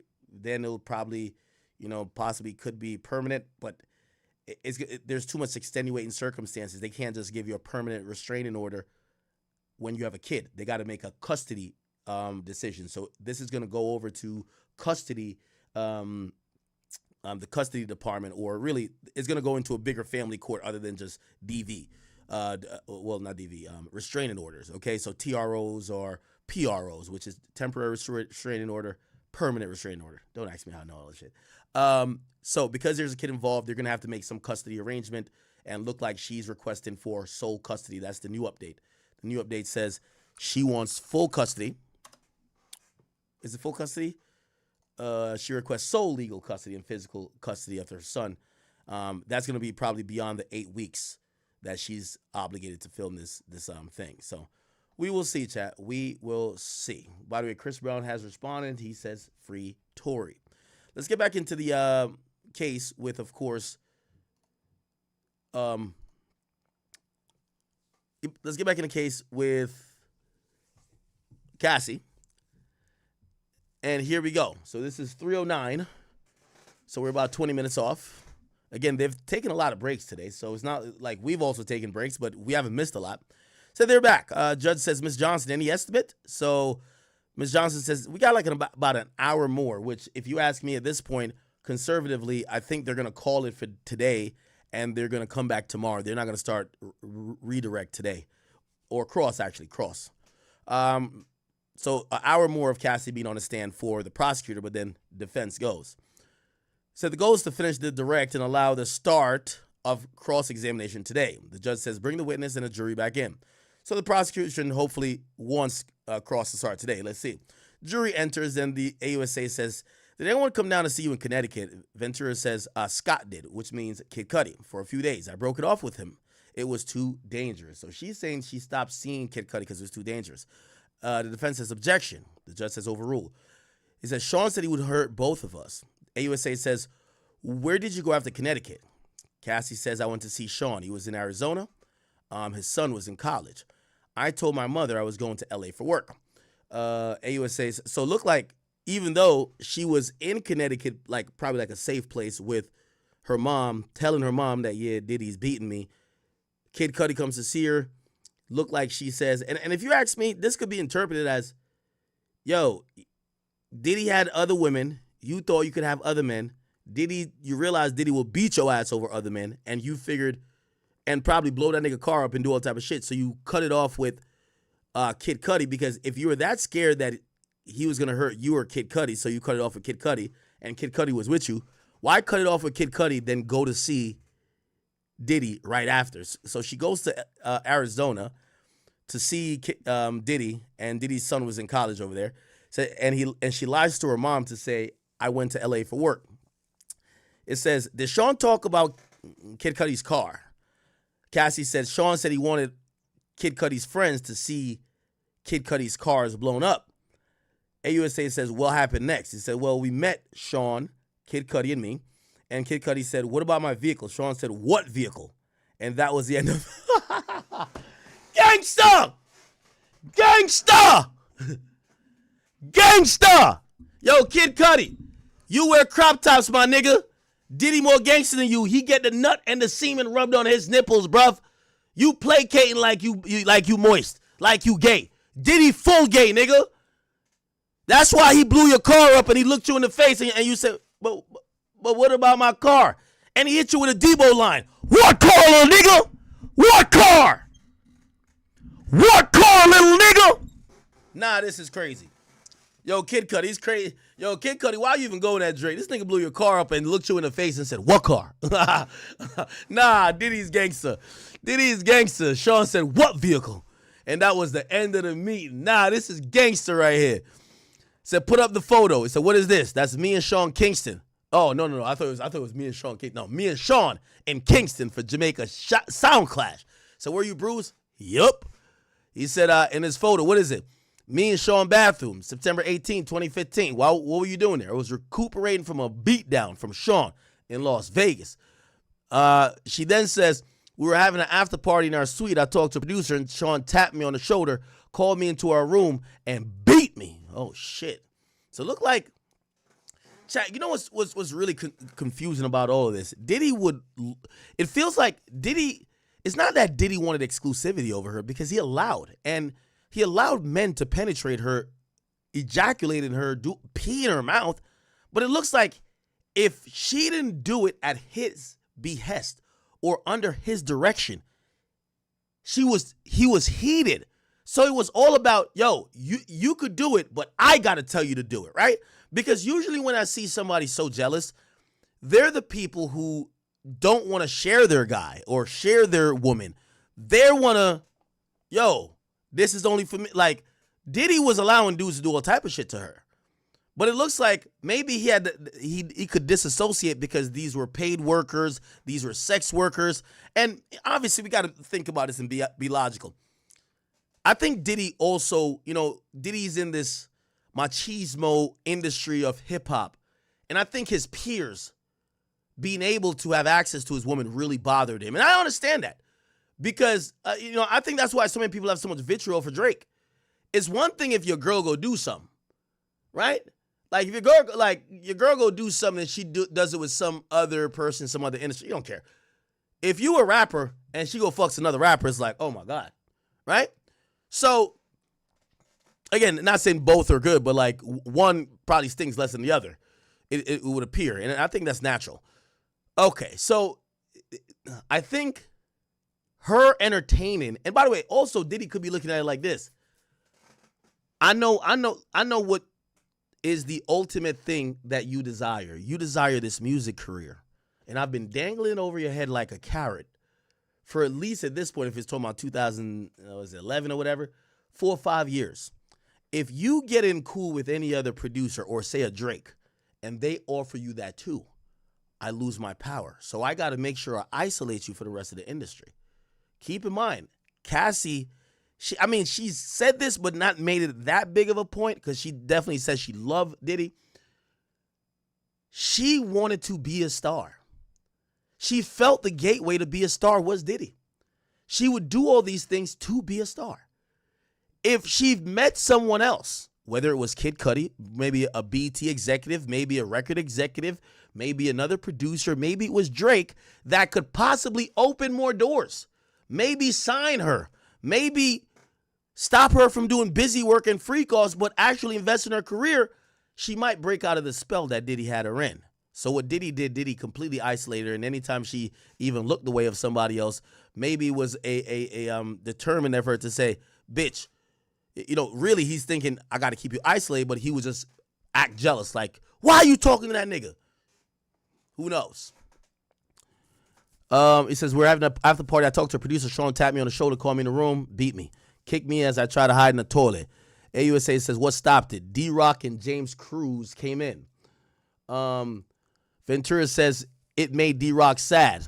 AUSA says, what are these communications? It says, from D-Rock to me. He says, where are you at? It's time to ice your face. AUSA says, why? I had just been beaten up by Sean. AUSA says, were all these times he beat you? Ventura says, no, there were more. AUSA says, with who else did you see Sean be violent? Ventura says, I seen him drag an assistant out of a bed. I seen him punch Eli or Ellie in his head. one time in Turks, he dragged a person. Okay? He says, I believe we had a freak off in Turks and Caicos. He said, what floor did you live on at 875 Comstock? She said, the 17th floor. She said, did a friend stay with you? She says, yes. Sean came and held her. By the way, this is what we have. We have that waiting in the wings. It's Tiffany Red. She wrote an op-ed in Rolling Stone. Remember, she wrote it back in 2013, a couple days or maybe like a week after Cassie had gotten her settlement. So I don't know if you want us to tap back into that, but I think we're about to get to the end of the day. She says, I believe we had a freak off in Turks. What floor? 17th floor. Did a friend stay with you? Yes. That's Tiffany Red. Sean came in and held her and threw her on the patio. Wait, never mind. No, that's Tiffany. That's not Tiffany Red. Never mind. This is the person for the balcony. Okay, never mind. This is the balcony shit. Yes, Sean came, held her, and threw her on the patio furniture out on the balcony. He said, I saw Sean bring her back in from over the balcony, then threw her on the patio furniture. They said, and Carrie Morgan said, I saw Sean hit her in the head. AUSA says, did you get drugs on your own? She says, occasionally through drug dealers, opiates, Xanax, and Valium. Then Ventura says, Sean would put the pills in vitamin C bottles on the sink in a New York apartment. He'd say, you can take them. He had doctors who would write the scripts in the name of an assistant or in my name. AUSA says, your brother's birthday party in Connecticut in 2013, what happened? My mother told me someone was taking pictures of me. I went and punched her in the head. You testified your relationship with Sean ended in 2018. How was your health? Ooh, okay. So they have jumped from 2013 to 2018. They're not really going sequentially. They're going by, like, if we're talking about abuse, we're talking about lack of control, we're talking about freak-off details.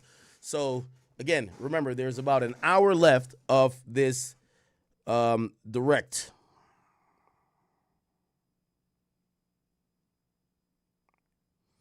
Okay. A lot going on, chat. A lot going on.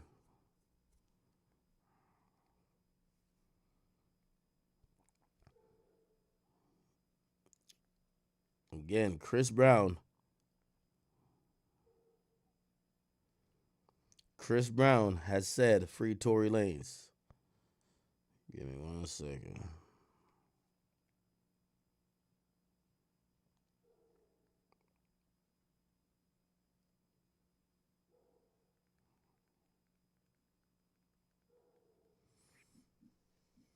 Okay, we will see, Chad. We will see. By the way, the new post we've put up on Twitter. Yo, Drake, you ain't shit. Tell me how. Yo, we posted this. We posted this right here. That Drake didn't like this post, where Cassie got attacked for going to Drake shit, but he liked the post about Tory shit right here. Well, you can't see the like, but he liked this post. So Drake definitely saw it. Drake just ignored it. He probably don't want no beef with he probably don't want no beef with Diddy. Or it's water under the bridge. Who knows? Okay.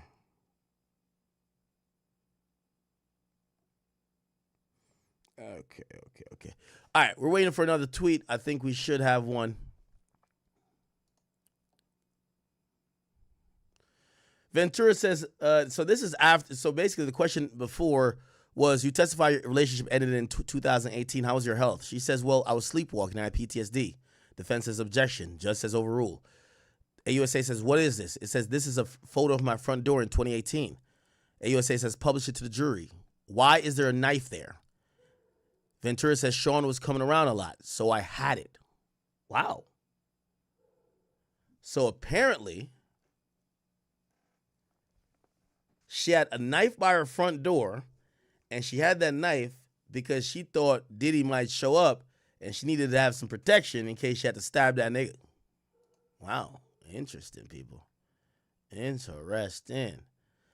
AUSA says, August 2018, what happened? We were having a close conversation at a restaurant in Malibu. He was trying to convince me to go to Burning Man. Were you seeing anyone?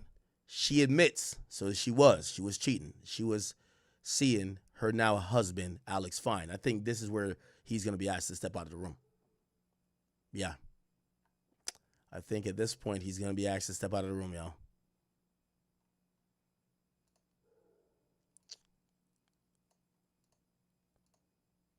Give me 1 second. More.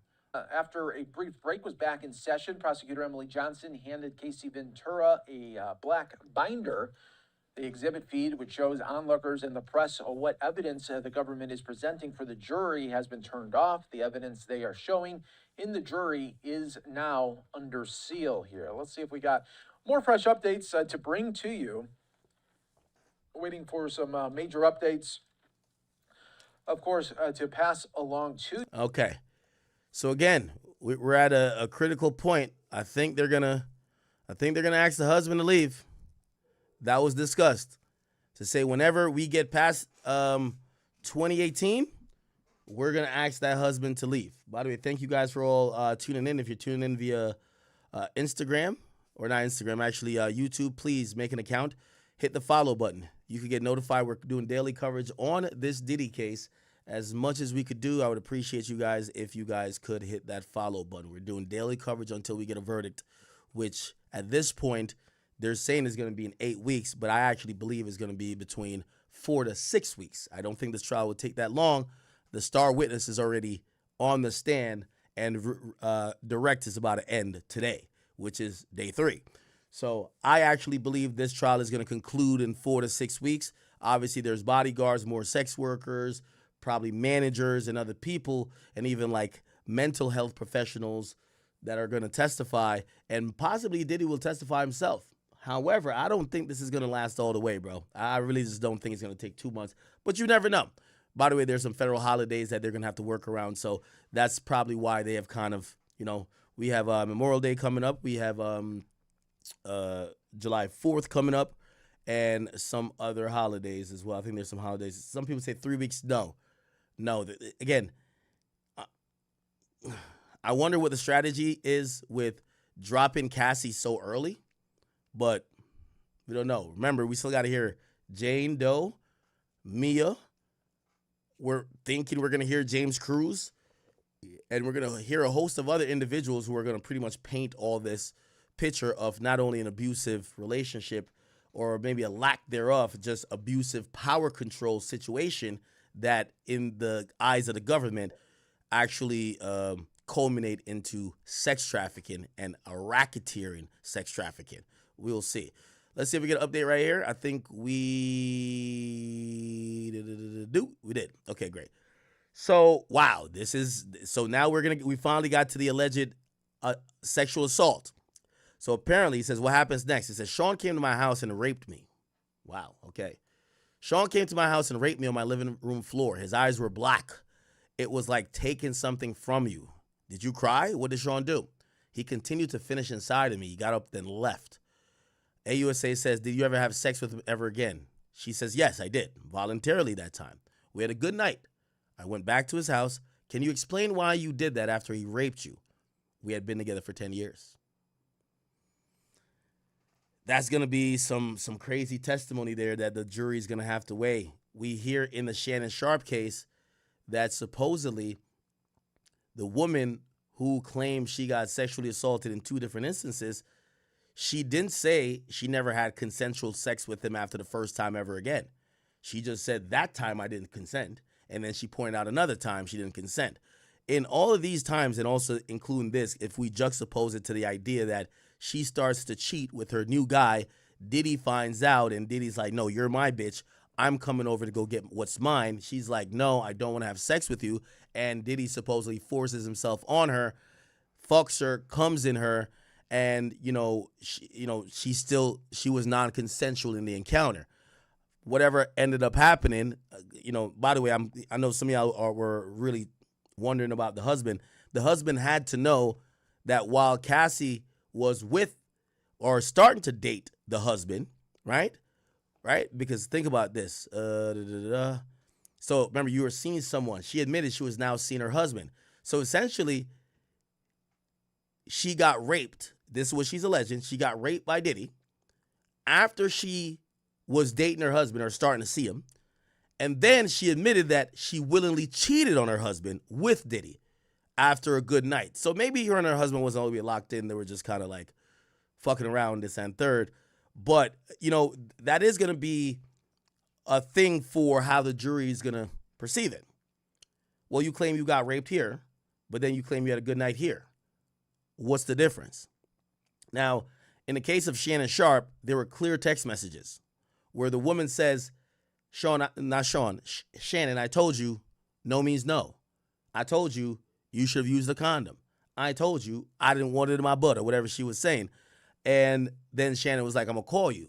So she made a note on the record to kind of like, yo, this wasn't consensual. It appears that, you know, I'm wondering if Cassie ever texted Diddy after the rape and said, yo, brother, what the fuck did you just do?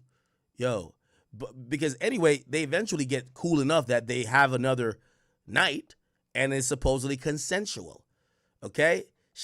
Remember the question says, did you have sex with him ever again after the rape? She says, yes, I did voluntarily. We had a good night. I went back to his house. AUSA says, can you explain why you did that after he raped you?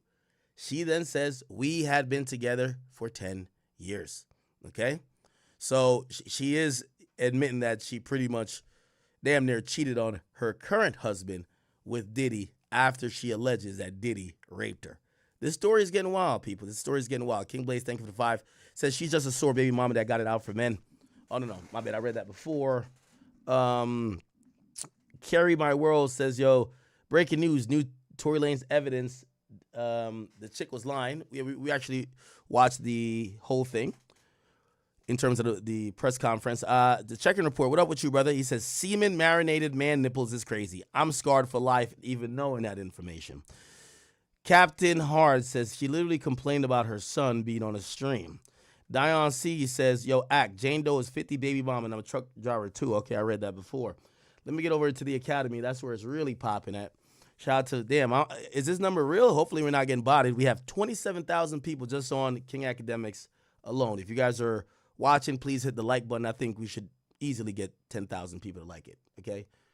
We have 28,000 people. Once again, Cassie is now recounting not necessarily the freak offs, but the rape. She's alleging that Diddy raped her after she started becoming intimate with her now husband, who was her trainer that Diddy hired for him. Now, what's not known yet, and hopefully we get it in while the prosecutor flushes this out, did Diddy become irate because he had found out that she was fucking the guy he employed to, remember, keep in mind, chat, this is a full 360, and I'm not trying to be funny or facetious or nothing here. By the way, thank you for the 5, Melissa Reed. It says, Google Cassie. Oh, so we do have some proof of Cassie being at OVO Fest. Here we go, chat. Here we go. Cassie verse OVO Fest. All right. Thank you for telling me exactly what to. Okay, yeah. Cassie verse. This was her backstage at the. Oh, but Diddy's there. Okay, so look like Diddy beat her ass and Diddy showed up there with him. Diddy, you a good cop blocker. That's what I'm talking about. Yeah, you ain't going to no motherfucking Drake concert without me, nigga. Fuck out of here. I'm in that bit. I'm in that shit. I'm in that bit. Yeah, look at Diddy. Playboy, take that, take that. Ain't this the OVO Fest that the weekend was like getting Herb that weekend? I love you though, bro, but you know it is what it is. Who the fuck is this? Is this Cardi? I can't even tell. Who the fuck is this? I can't tell who that black hat nigga is. Face structure look like Cardi though. Her and French. I'm surprised Diddy ain't trying to kill French. She was too close to French. Who's this nigga? I don't know. Okay. Damn, what iPhones was out at this time? These pictures are trash. Yeah, this is when he had her shave half of his head. We should have knew Diddy was a little bit sick. Like, this nigga had her shave half of his head, not because he wanted to promote her music, just because he wanted probably some freaky, kinky, sexual shit. One thing I'm going to say, man, listen, I do think that Cassie deserves some credit, Chad. Again, I'm not saying she's lying and telling the truth, but I think she deserves some credit. My nigga, she went years and never told anybody in the industry the real truth about what she protected this nigga Diddy's secret. Like, Diddy was having her swallow all type of semen and pee, urine, all type of shit. And she never just told, like, she could have kind of leaked all this information out to the public. Like, even 50, who was one of his nemesis, he didn't even know fully. He was like, oh, those pictures of Cassie, oh, it got to be like one of her exes that's leaking it. No, that's the freak off. She protected that man. She was showing up with bruises, black eyes. She never told nobody. Bruh, she was shaving her head on some weird shit. She never told nobody, like, yo, this is what makes this bum ass nigga come. Not bum ass nigga, but no, that's what makes Diddy come. When he watches me getting nutted on with half of hair. Like, I don't know. She held him down, though. At least not telling. Now, some of y'all might be like, nigga, she did it for the bag. Whatever. Cool. What are we doing up in here? By the way, thank you for that. Thank you for that. Let's see. We're still reading this chat. AUSA says, who did you stay in touch with? She says, most people, though I pulled away. She says, what did you message Sean about after that? Just checking in. What did he send you? That he had iPads full of images. Get him his money. What? What the fuck?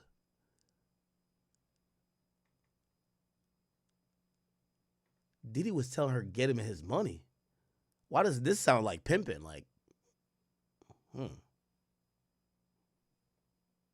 That's crazy. All right. We're getting to some juicy shit, chat. I don't know if we're going to...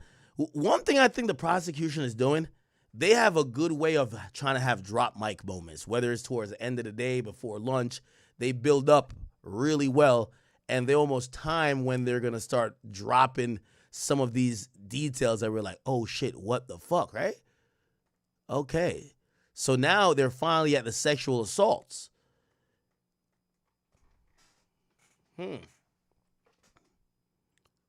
All right, we're waiting, chat. We are waiting.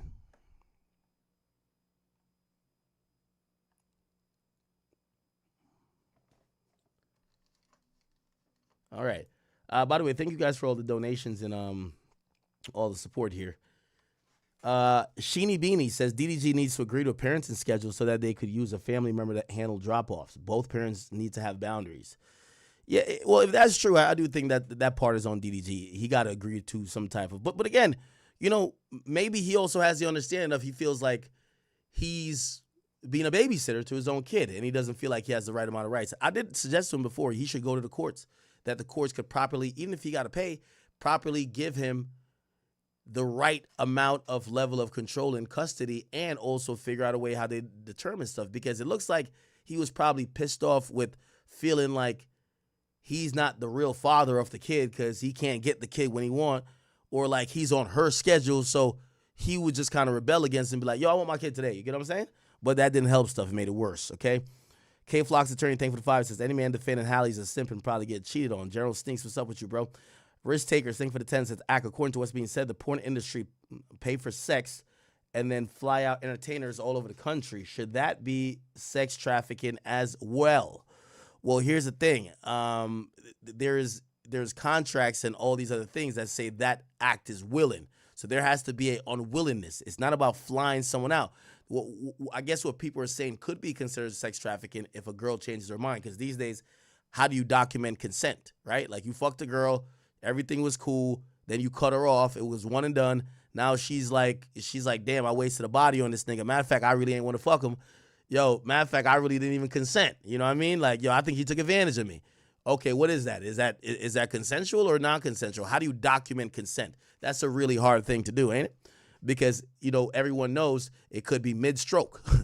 Mid-stroke, she says, no, you better not do another stroke, nigga. You do another stroke, you now S8 her. So, again, documenting consent, that's the problem. But if you're talking about the porn industry and them flying people around, it's not sex trafficking because it's not done under these guidelines of, you know, forced labor, depriving people of their rights, under threats of violence or threats of financial, you know, taking advantage of somebody financially, right? Okay, thank you for that, though.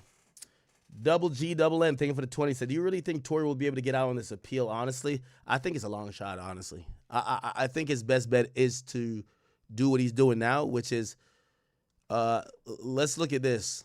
And I'm sorry to go off topic. Gavin Newsom, I'm sorry.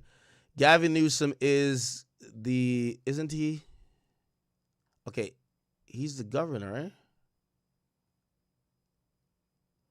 He's the governor, right? Who is the governor of California? Okay. Hopefully, if this guy's ever going to leave office, he pardons Tory. Again, people keep talking about Trump. Trump is federal. If it was a Fed case, Trump could pardon him. Trump can't pardon him on a state case. Now, Trump could have some significant interest and influence here, but I don't think there's any incentive for Trump to flex those powers to try to have a sitting governor try to issue a pardon. So it's going to really bank on Newsom. So I think a pardon is going to be one of the things that really work. I think it's long shots for the writ of habeas corpus and even the appeal. But who knows? I could be wrong. We'll see how it plays out after the appellate judge gives their decision on both briefs. All right, let's get back to the CASSIE stuff. Cool. Let's go. All right, bet. So cool. So let's read this again. It says, who did you stay in touch with? This is after the breakup. She says, most people, though I pulled away. AUSA says, what did you message Sean about after that? She says, I was just checking in. AUSA says, what did he send you? Ventura says that he has iPad full of images and get him his money. AUSA says, money back for what? She says, for having to pay my now husband to be my trainer. Oh, I agree with that. Clap it up to Diddy. I'm sorry. I don't know if he's sex trafficked. I don't know. He's clearly an abuser. Not clapping up for him for that. But yo, if I paid for a trainer to train you chat, y'all realize Alex Fine was supposed to train her for the freak offs. Remember he told her earlier, like yesterday in testimony, she says he wanted me to train for freak offs. So he hired her a trainer for the freak offs, and the trainer just took him from her. That's why you can't hire no damn trainer, man. Tell that chick hit the elliptical, the Peloton, or run around the block. Anyway, I got no problem with that. I hire a nigga. If I hire a mechanic to fix your goddamn car and he done fucks you, I need my money that I paid him to fix your car. He got you now. That's his job to take care of. He should be paying for that. Yeah, now I understand that. What did you write back? Do you want me to tell the truth? It's much deeper than iPads. There was abuse more than freak offs. Oh, wait, what? Is she quoting? She doesn't quoting. She's just talking to the prosecutor, right? Do you want me to tell the truth? It's much deeper than iPads. There was abuse more than freak offs. There was a time I couldn't take the pain. I tried to walk out in traffic. My husband wouldn't let me. I had trauma therapy. Did you write? A book with chapters. My mom helped. What did you want to do with the book? That I wanted Sean to read it. Oh, chat. She's dropping 40 on him. She said she was thinking about contemplating suicide. She's dropping 40 on Diddy. She was thinking about dropping 40 on Diddy, bro. You think this is a text? I don't know if this is a text.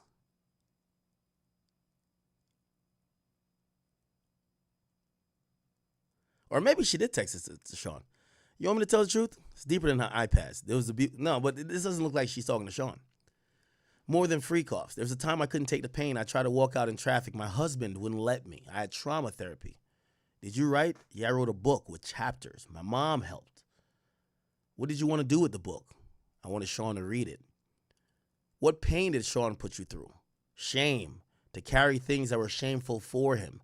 I took on a lot of responsibility that I should have never have. He brought the concept to me when I was 22. It was expected of me. I felt terrible. How did you get chapters to Sean? Through my attorney. I reached out to KK. I asked her if he read it. She said it was not taken seriously. How much did you ask for the book? $30 million. So we get confirmation. Did you sue? Yes, November 2023.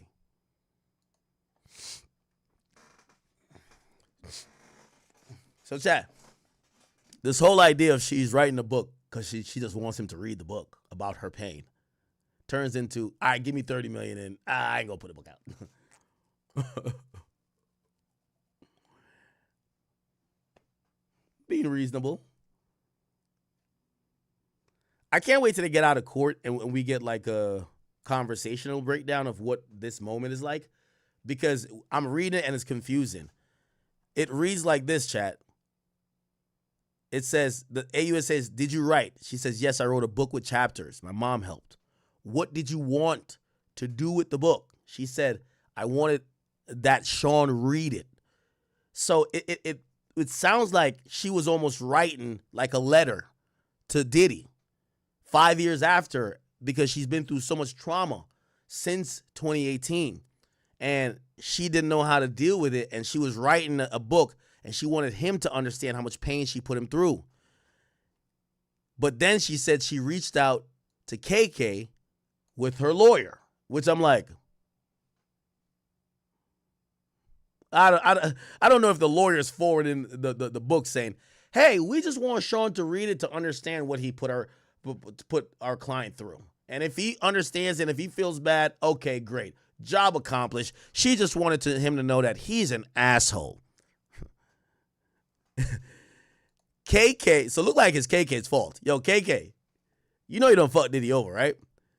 You reach out to KK, I asked her if she read it. You're a woman. You dismissed her. If a chick wrote a book of trauma and you dismissed her saying, it ain't gonna be taken serious. Yes, I bet. Now we gonna hit you with the legal shit.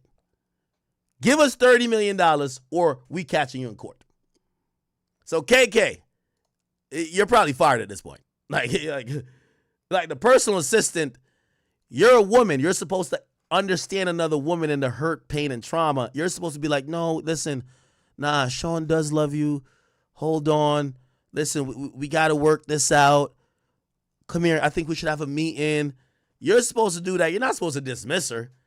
She started playing hardball immediately. All right, give me $30 million. Y'all ain't do it? So did you sue? All right, here we go.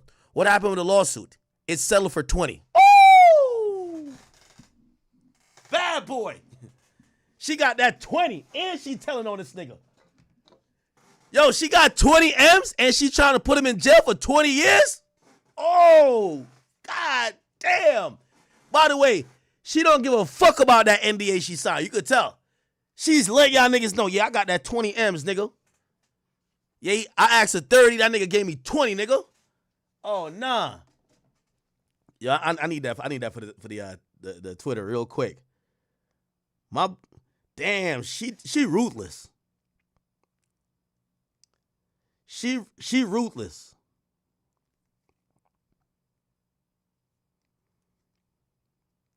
Hold on, let me just put this on the gram. Cassie admits she got $20 million.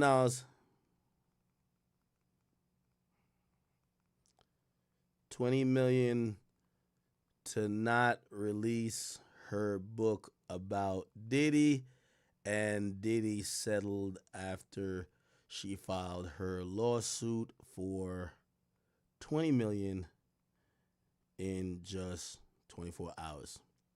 Yeah, Diddy, I ain't gonna lie to you. You should have stalled her out, gang.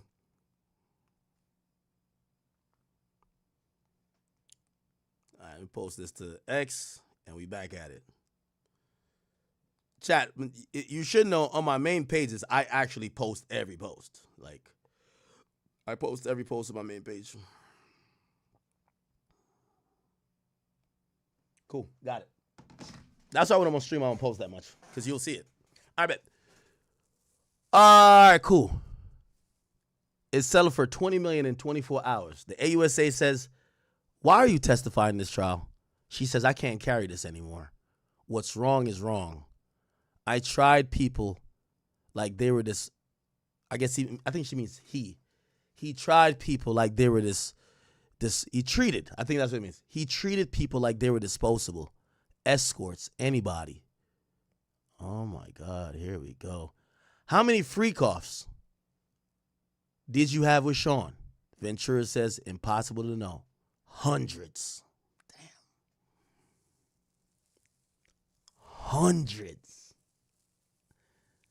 Chat, it was, so she was with him for 10 years. 9 years were all freak offs. Remember, it's 52 weeks in a year, right? It's 52 weeks in a year. She says hundreds. So it's very safe to say at least she was doing a freak off every week. I actually believe, they had on and off periods because sometimes she would leave. They don't see each other for a couple months or like maybe a couple weeks, and then they come back on. But I think when they were on, I would think at least 2 to 3 a week. I would think so. Yeah, Diddy was a freak off addict. She says, impossible to know, hundreds. After you broke up with Sean, did you ever do a freak off? She says no. That kind of dropped mic. You know what that says? As much as y'all think, well, Diddy is for Diddy's lawyers to peel that back. Hey, so you've never had a threesome since then? Diddy called his shit freak offs, but a freak off is a colloquial term. It's a colloquial term for extended sessions with toys and threesomes and orgies. They could try to counter that to say, so you never had a threesome with your husband. And chat, let me tell you this. I would think chances are, maybe not with another man. I guaranteed, if she told that nigga all the shit she was doing, it's no way that nigga's only fucked her dolo. I know he's like, yo, shorty, tonight we doing a little threesome with this little random bitch from my gym. We gonna get it in today. Maybe I'm wrong though. Maybe I'm wrong. All right, bet. The prosecution rests, at least on direct. So now we're going to get, and it looks like we're going to have at least an hour. We're going to have an hour of redirect. By the way, Levi, Chris, thank you for the $1. Yes, we're going to have, it says sidebar before cross. That's what AUSA says. And now they're at a sidebar. Okay, so we're going to get started pretty soon. So the cross-examination is going to be Diddy's lawyer. It would be very important to know who is going to do that first heavy lifting. I think, and I'm a betting man, I would think Tenny Garagos. Tenny Garagos, I believe, is the woman that will be able to take some of what she said that I think she did a great job today of seeming helpless, hopeless, and basically like someone who was being sex trafficked. I think today she did a way better job than yesterday. Tenny has to try to deconstruct some of that and show how she's now playing victim in post.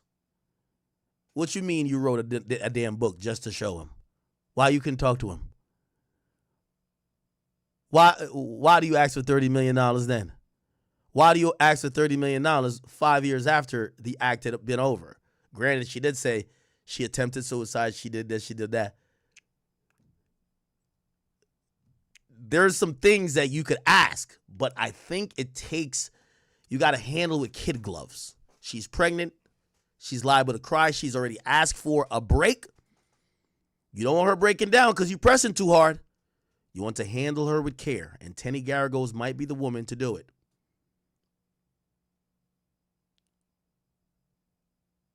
You might not want a bulldog to handle that. You get what I'm saying? Somebody said, nah, bring on YSL Steel. We will see. This is going to happen very, very shortly. Okay, the jury's out for a second. The judge says, why don't we put off cross till tomorrow? AUSA says, no, we like to start now to be sure to finish. Judge says, Miss Estavo says, she'll be finished by the end of the week. So no cross today. Okay, bet. So it looks like they're about to wrap.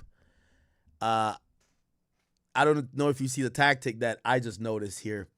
It's clear that with having the jury so, like, they have them on a string. The jury's on a string right now. They want the cross to come in immediately.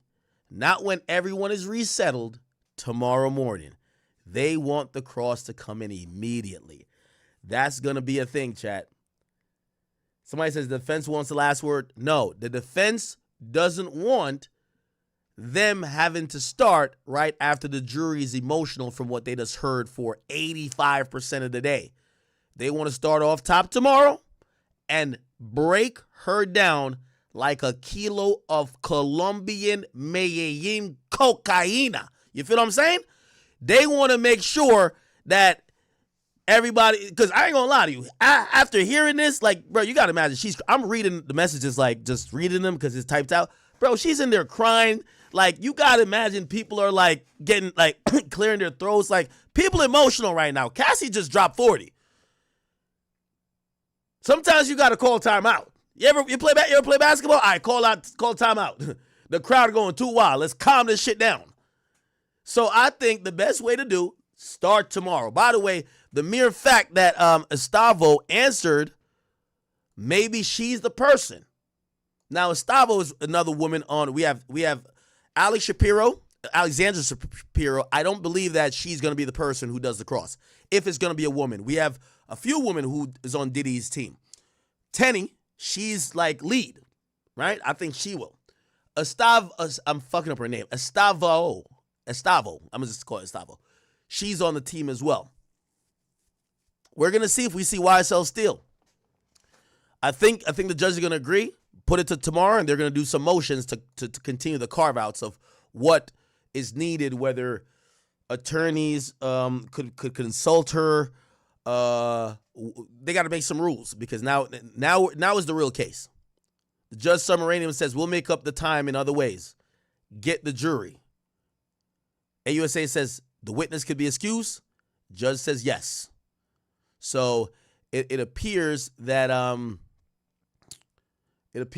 Cassandra Ventura has been excused from the witness box, and it appears that in 2 days, 2 full days, her testimony, which is the direct by AUSA Emily Johnson. This is the woman who has been questioning her, if you're wondering who. AUSA Emily Johnson. She's the woman who's been going back and forth.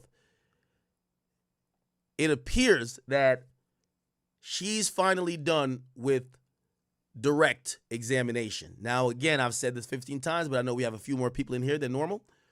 How it works, and she is the star witness. We don't know we believe Jane Doe as well as a star witness. We don't know who that is yet. Some people are speculating to some other people, but we don't want to even say those names until we have confirmation. Cassie's 100% the star witness. We have direct, which took 2 days. Tomorrow, we're going to start off with redirect. That's going to take at least 2 days. It's going to probably be longer than the cross. Okay? Not the cross, I mean the direct. So we have direct, then we have cross-examination. So cross is going to be tomorrow and Friday. And then starting Monday, they're going to do a redirect, and the judge is probably going to stipulate, basically, yo, y'all are dragging it with Cassie on the stand. They're going to probably say, yo, you have half a day to finish this shit up. That's going to be redirect, and we're probably going to get a recross. Diddy's lawyers cannot let Cassie say something without them addressing, so we're definitely doing 4 rounds of this. So we just did the first round, which is direct. Cross is coming next, then redirect and recross. And then she'll be off of the stand. So I'm thinking about Tuesday, she'll be off of the stand. And then we'll get Jane Doe. I don't know if Jane Doe is going back to back, but I assume Jane Doe is going to go back to back. Again, the prosecutor is taking the stance of they're doing drop mic moments. If you ask me, I think their strongest moments are end of the day, right before lunch, as the witness is about to leave. They're doing that. So, and also, if you think about the entire case, they could have saved Cassie for last. They've given Cassie as the third witness. We've had first witness was Flores, security guard who broke up the fight in the hallway at the Intercontinental. Second was Jules, Jules, which is Daniel Phillip, who is now a 41-year-old, I guess we could call him a sex worker, but he was the male prostitute, or actually he was a dancer at first, but then I guess he started doing prostitution or escorting for Diddy and Cassie. He was in the room at the time, and after he got off the stand, the third witness is Cassandra Ventura. So we're going to see how this kind of goes. Let's see if we get any more updates. The jury's now entering. The judge says sorry to bring you out and only to send you home. Don't read anything about the case. Have a great evening. All rise. The jury's now exiting. This is Miss Comey. And Maureen Comey, which is the AUSA, by the way, daughter of former FBI director James Comey, says, here's what the defense sent us about Rule 412. Let's Google what that is. Rule 412, which is a federal rule of evidence. It's really applicable to sex offense cases. It says the evidence offered to prove a victim engaged, Okay, it has to, the following evidence is not admissible. So this is a prohibited use. Okay. Now, I'm not too sure what this is about, but they're still having this kind of ongoing conversation about will they be able to play the full-on pornographic video of Cassie.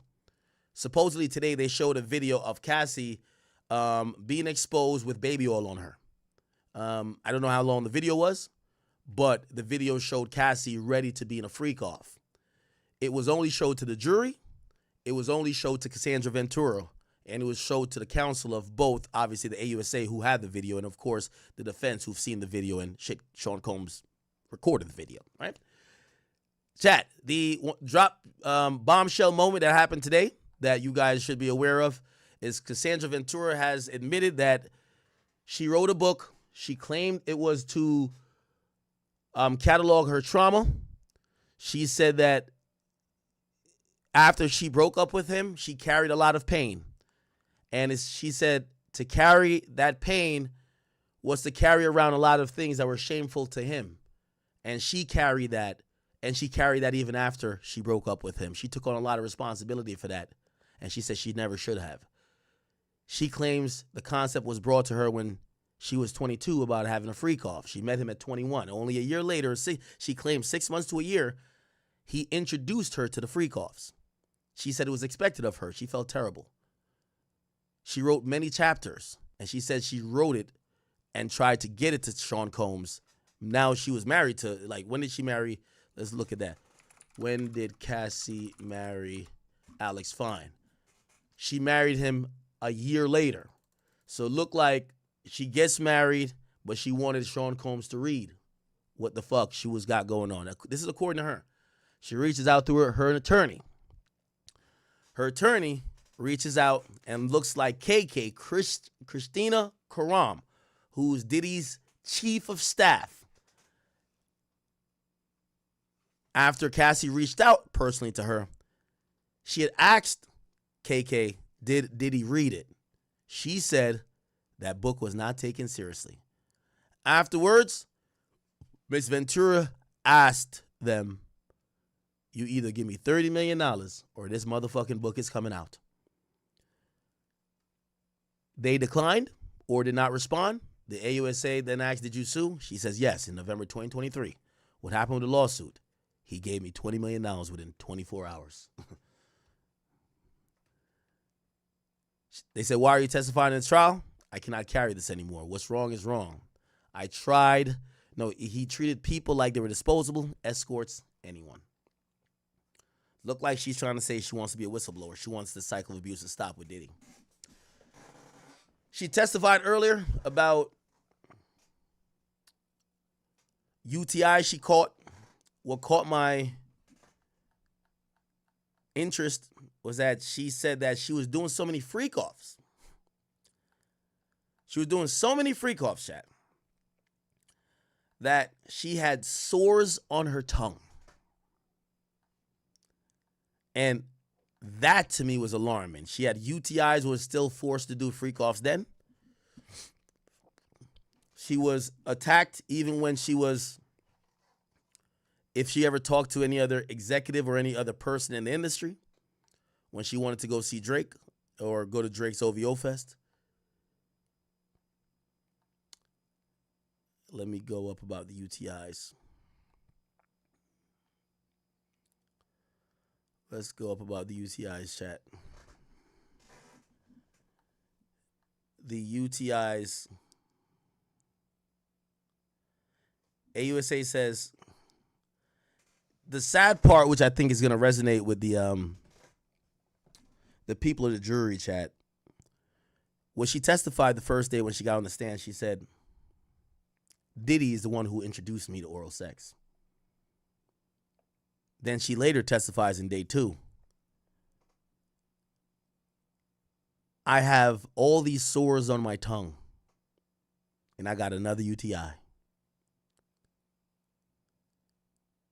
Diddy was saying, what sores? It's like it's friction in my mouth. She says, from what? She admits, from oral sex. The very same thing she claims Diddy introduced her to. He had her doing it so much that she had sores on her tongue. AUSA asked, another UTI, then a sad face. She says, I was open with him about them. So you feel sick? And then she would say to him, why are you sorry? And she claims she took blame for it to not make him feel bad. But clearly you could tell now she said that this was all his fault. And remember what her ending line was. She said, I wore and I took his pain for him. Like, this is going to be profound, chat. This ending right here. This ending where she says, there was a time I couldn't take the pain. I tried to walk out in traffic. My husband wouldn't let me. I had trauma therapy. They said, did you write? That's when she talking about it. She says,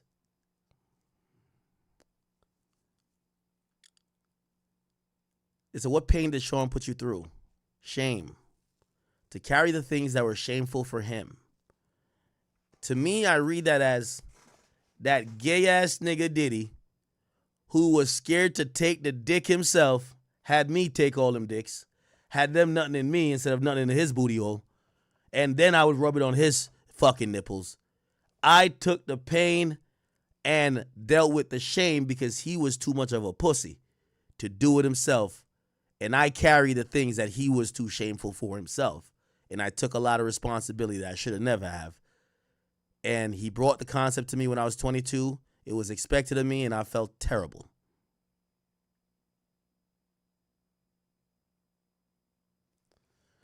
Crazy. Okay, they're getting out of court now. In Los Angeles, the same incident in which Combs was seen on security footage chasing her down and beating her in the hallway. Every other time, she said, she ended back in the room where the freak-off was happening.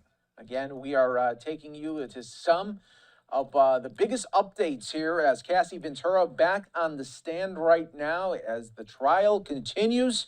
Day 3 of the Diddy trial. All right, that got to be old because everybody's out.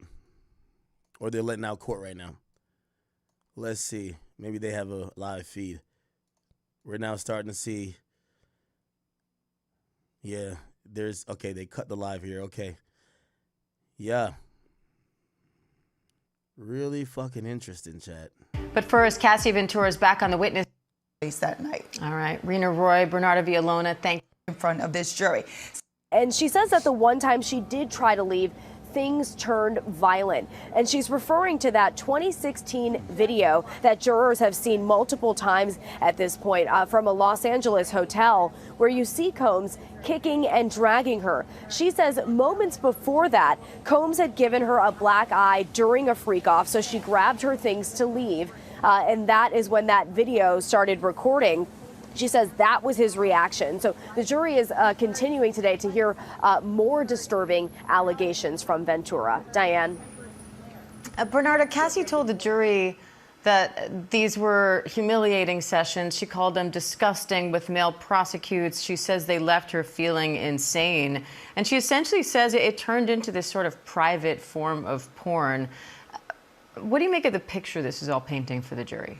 Well, this looks very poorly on Sean Combs. I would be concerned if I were Sean Combs that this jury is taking these acts and these emotions and holding it against them in the sense of that they're not going to really look at the facts and look at the law itself, whether these facts make out the racketeering conspiracy, does it make out the sex trafficking, does it make out a transportation to engage in prostitution, as opposed to looking at, is this a domestic violence case, is this a series of just section. Chat, did y'all see this? This is outside Diddy trial. White boy. I feel bad that guy was sticking up for us, but white boy. This is how. Shut the fuck up, bitch. This is the public. I said, bitch. I said, shut the fuck up, bitch. I said, I called you a bitch. I called you a bitch. I called you a bitch. When a grown man speaks, you shut the fuck up, bitch. You fucking homo. Shut the fuck up, you fucking homo. Because anybody that takes a dick in the butt is the devil. You fucking Nazi. You fucking faggot Nazi. We outside. Oh my God.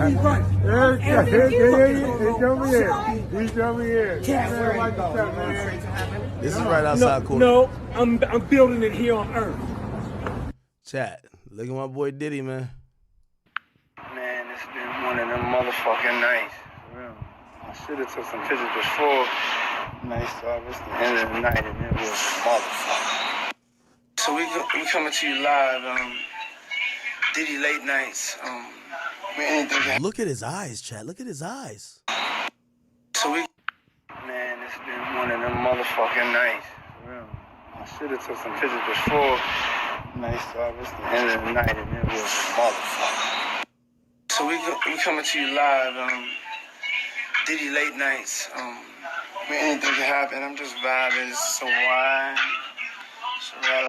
You gotta keep the hair. Yeah, I'm thinking I'm gonna wear this hair in Toronto. Hey, yo, let me ask you a question. When I get to that motherfucker floating like a motherfucking cloud, like you had clouds on your motherfucking shoes. You know what I'm saying? And that motherfucker moving around. Hey, yo, you said Febreze, nigga? You was floating like a motherfucking Febreze, my nigga. You was moving like, nigga, with a scent. You had a... Nigga, it's just late night. Nigga, I got my wig on. Breezing. Listen, I was like, this ain't no goddamn wig. This is my motherfucking natural. I don't need to be ashamed of what the fuck. That's a motherfucking... Damn, he was gone, huh? Yeah, it's a motherfucking natural. You know what I'm saying? I'm bringing it to Toronto and Atlanta. You coming to Atlanta? Yo, motherfucker, you coming or not, bitch? Man, I'm down. Nah, if you don't get to Toronto, get to Atlanta. I know you got a busy schedule producing all them hits. I'm definitely making it to Atlanta. Maybe you should schedule in Cassie. Nigga, Toronto, I'ma smash that Stay, but can you schedule me in? Because it's like Yo. They doing the album together. Y'all need to come see these shows and shut the fuck up, for real. We talk. I'm not talking to nobody. I'm just saying, let's have a good... You done got your hair right, and now you don't know nobody.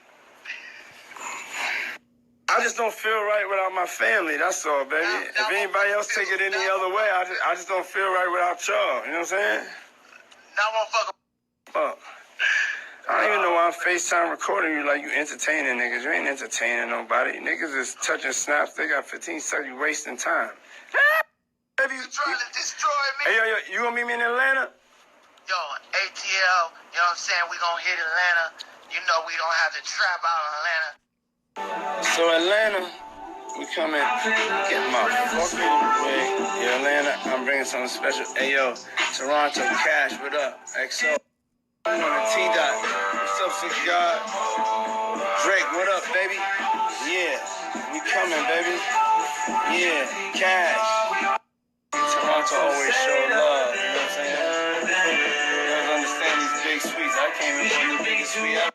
I remember I came in, I was like, I want the biggest suite in Toronto. They got me some shit, pool up top. Everybody's there, little X, you know what I'm saying? Drake was even in that mode. So, we going to Toronto tomorrow, and we just going to just have fun. That's it. Flies over. Told you, blind. Fucking you ain't no protection. Sometimes you get in the vibe and I get lost, man. 20 years of hits, take you to the soundtrack of your life. Pick up the phone, baby. I know you're home, baby. It's true, I'm in the zone, baby.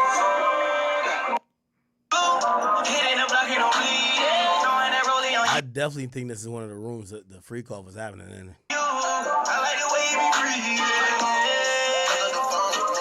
we coming. I'm alive! Hey, yo, we on our way to Toronto. Love, smile, let's get ready.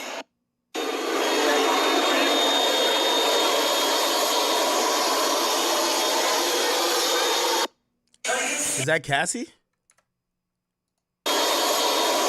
Is this Cassie or no?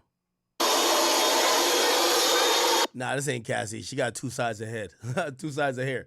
That nigga had told her to cut one off.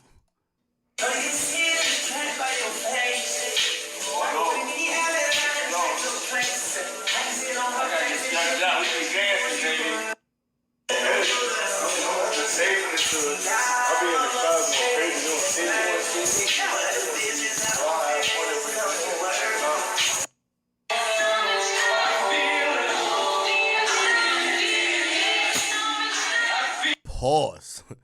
Deep down inside. Deep down inside.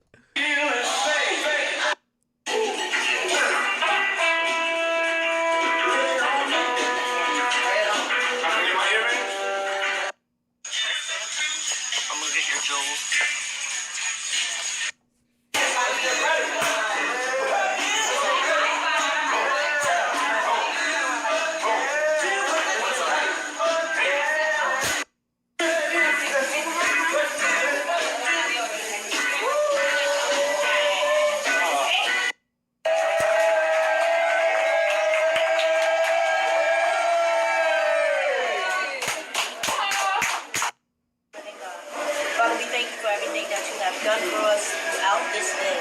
God, we're here at this moment in time because you brought us here to do exactly what you give Son of the living God, that we would decrease, that you might increase, God. We want to say that we thank you, we love you, and we thank you for putting this together, God. Thank you, God. Thank you. For putting...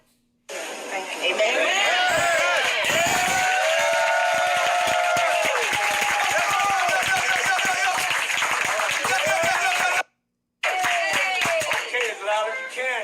Energy at 1, 2.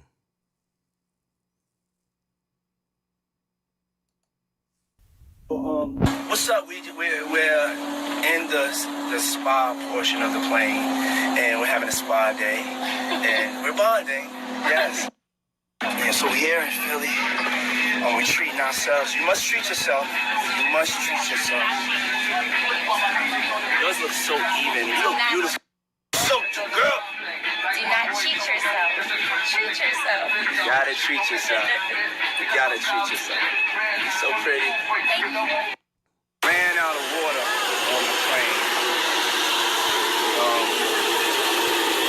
Can't expect the small things. You gotta keep it moving, man.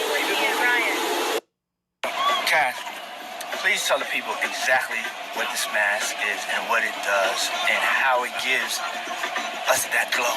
That glow is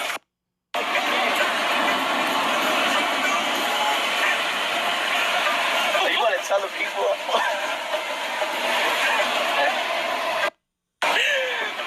So we are tightening our pores with a purifying clay mask. It just happens to be blue. Tiffany Blue. Philly, I'm here.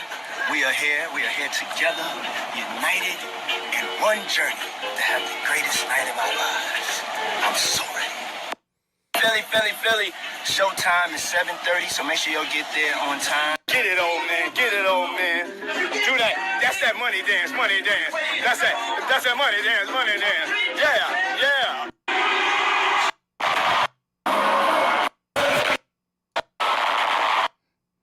Yeah, this is like videos from his own Snapchat back in the day. You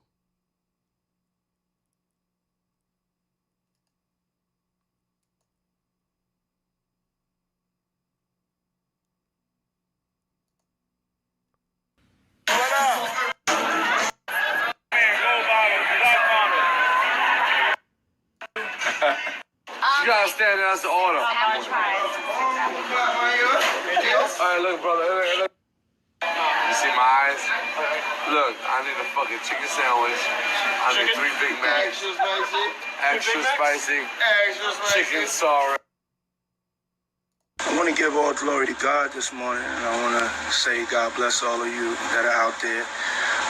My glass is crooked. All right, my glasses are straight now, but God bless everyone. To have a beautiful, blessed day. Try to stay positive. A lot of negative energy out there. Spring break. This is what I worked for, baby. For smiles. How you feel? Yo, look at yourself, baby. I see y'all tonight in story. My feet will be done. I can't stop.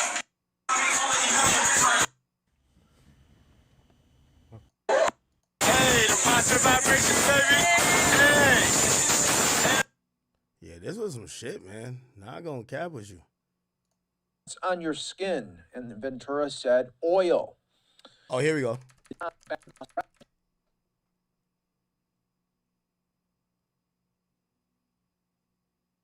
A bad time, or when she became scared of Sean Combs' behavior. She said she would typically find a back exit at the hotel and leave through an alley. She testified that the only time she actually left the premises during a freak-off was in March of 2016 at the Intercontinental in Los Angeles. On the stand right now as the 2A for Miss Ventura and the jury only. What's on your skin? And Ventura said oil. Another question by the prosecutor. When did and the assistant U.S. attorney saying punching, hitting, trying to clarify that. So we'll be keeping an eye on some of those takeaways right now as well, as we wait for more updates, as she is now being shown pictures from these videos that have been taken by her device. Again, we are continuing to update you in real time of day 3 of the Diddy trial. It's great to be with you. I am your host, Mike Page, as wow, it's just been a wild day already. We are on a lunch break again from day 3 of the Diddy trial. We're watching this guy and yesterday. This has been another 3 hours of Diddy's ex-girlfriend, Cassie Ventura, on the stand, recounting the horrors that she endured for nearly 11 years as his on and off girlfriend between 2007 and 2018.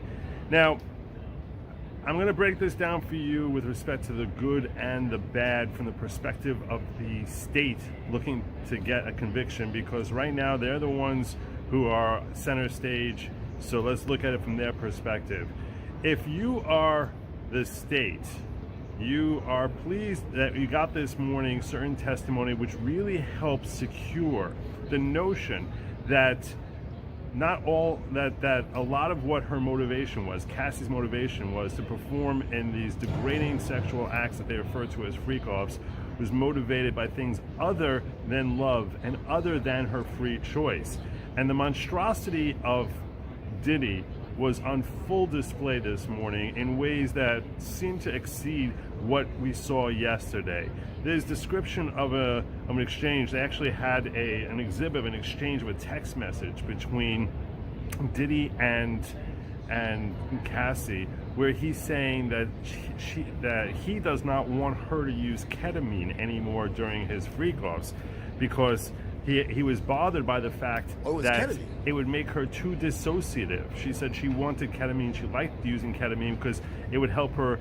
It would help her not be there in the moment, and she could basically suffer through without experiencing it. And that seemed to bother Diddy. That he said that part of a good freak-off is that you remember it. Meaning that, you know, let's make sure that these scars I'm giving you here are going to last forever. He didn't say those words. I'm paraphrasing what the perspective he seems to have been taken with respect to. I want to make sure that you're going to remember this. We also, and very important for the state and very beneficial for them, is we started hearing more direct testimony today about threats of blackmail. That he would mention when he got angry that he would, and he wanted to scare her, that he would bring up that there are vids out there which he would release and embarrass her and ruin her career if she didn't do what he wanted.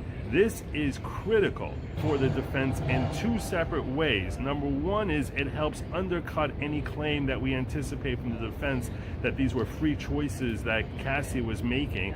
And furthermore, it helps support the racketeering claim. And now we can see evidence of the crime of blackmail, that he's basically saying perform or else.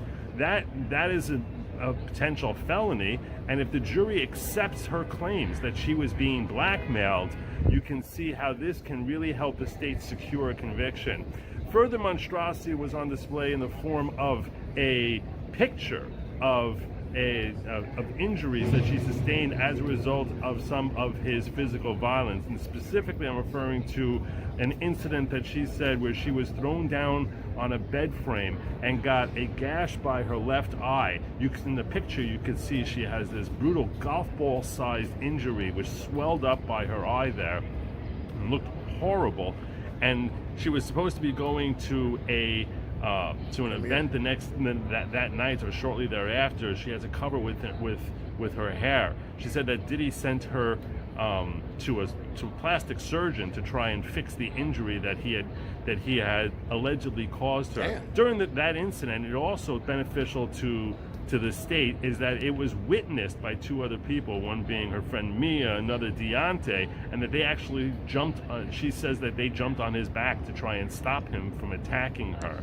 Now these corroborating witnesses with respect to his physical violence, these all obviously help the state secure a notion that she's not acting by free choice and that she had legitimate concerns that if she failed to abide by his wishes, no matter how degrading or humiliating they may be for her, that she would ultimately suffer the consequences either through physical violence or emotional and psychological damage of having these videos of her released, which she said would be horrible. That she mentioned that her mother would see it could ruin her career, and that she felt utterly degraded and humiliated by them. She talked about how she tried getting him to delete the videos, and that there was an incident after she had gotten into a fight with him and she didn't want to come back from Cannes, that she was thrown off his boat when they were in Cannes in France, and I believe Cannes is in France, and that she was thrown off his boat and he was accusing her of stealing drugs from him.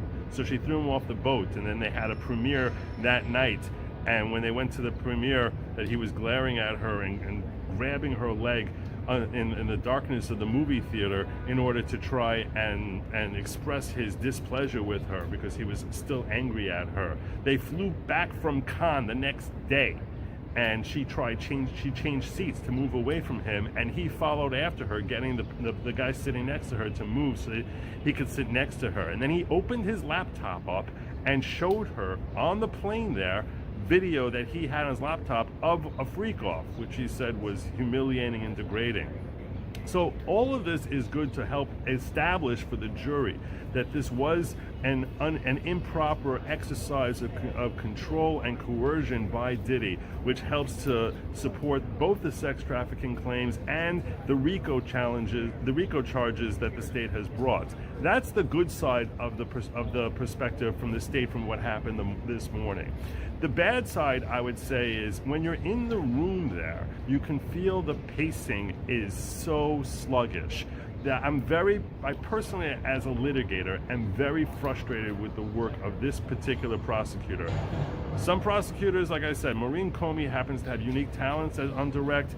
Ms. Johnson, who's conducting this direct testimony, is very frustrating because she will jump from 2013 to 2016, back to 2011, then to 2017. She's sharing text message exchanges and talking about different incidents, and doesn't seem to be any sort of direction. We're not working chronologically here. I don't know if she's covering by topic, and it feels as if there's no end.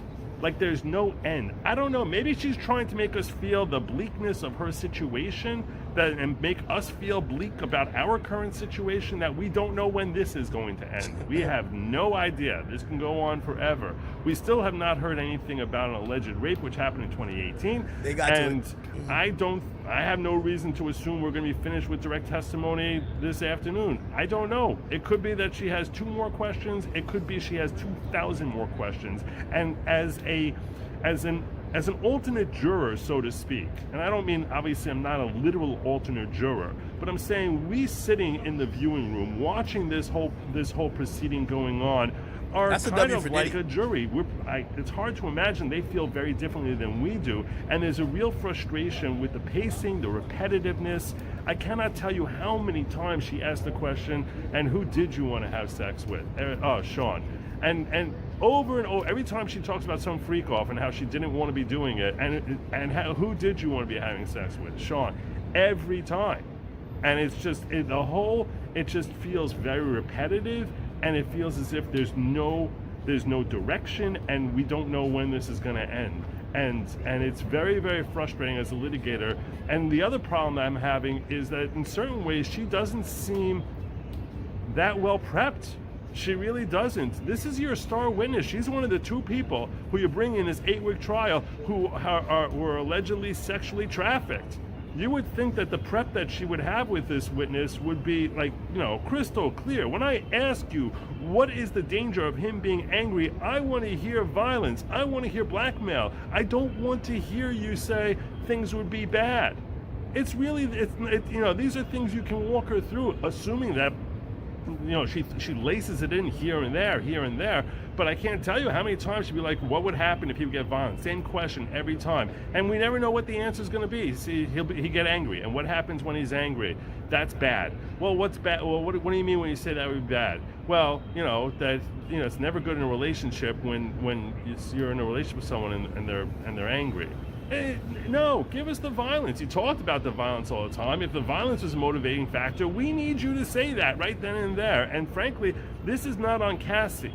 It's not on Cassie or her testimony. This is a matter of what I personally feel was poor prep work by this attorney. It's poor prep work in having this witness ready and understanding what you're really asking from her in order to help actually establish your elements. You sort of say, look, if this is what the answer, that I need you to give me that, and not just be vague about what makes it bad. Because that's all that's doing is helping the defense and putting them to sleep because you don't have a direction, and because we have no idea if we're going to be sitting through another 2 hours of direct or another 2 days of direct. Yeah, you sound frustrated. We're not working through time, so I don't know. I do know that there's a massive incident that happened in 2018, allegedly, that I'm expecting we're going to hear about. I assume that's going to take at least an hour, but I don't know how many other incidents we're going to hear about. So, just wrapping up here from this morning, I feel as if there was progress made, definitely if you're looking from the perspective of the state, and helping to get us closer towards understanding why he deserves to be convicted and that he was committing crimes. And this is not just your typical boyfriend or even an abusive boyfriend or even an abusive violent boyfriend, but abusive violent boyfriend who was using his abuse and violence to try and push her into having no decision here. I definitely see how it was noticeable how he worked in that direction. But there are certain ways that this could have been brought down, as I expressed earlier. This could have been brought down far more directly and not opened up doorways for the defense to say, well, you're afraid of making him angry because it would harm your relationship. And as a litigator, I feel personally frustrated by that. Anyway, that's my report from this morning. I expect to drop another this afternoon after we finish the afternoon session. This is Good Logic, a.k.a. Joe Neerman. Okay. Shout out to this guy, by the way. All right. Yeah, we're waiting on, pretty much some after-court stuff. I think we got the majority of what was said already by Inner City Press.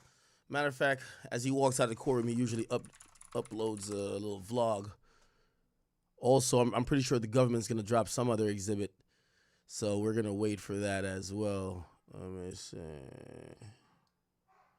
All right. Let me see. Oh, he didn't sign it yet? All right, bet.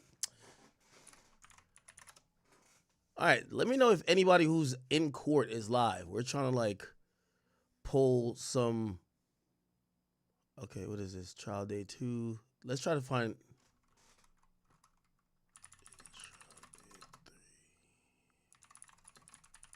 By the way, so apparently Cassie enters the courtroom from like a different entrance than everybody else has been entering through.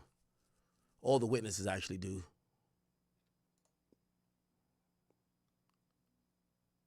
All right, look like it's too early because everybody's just coming out of court now. Where could we find this at?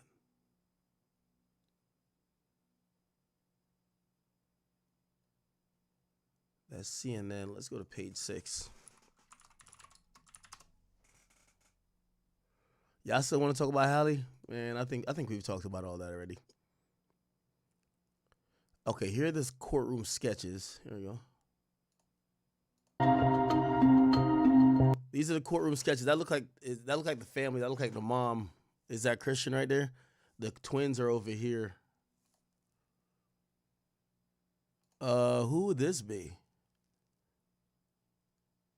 This look like it would be the sex worker, right? Because we have Flores. Yeah, that's Flores right there. Flores, sex worker, then Cassie. Do you see Diddy right here on my left? This is Emily Johnson. Submarine in the back. Look at how Diddy's hugging Brian Steele. That's Brian Steele. That's Diddy.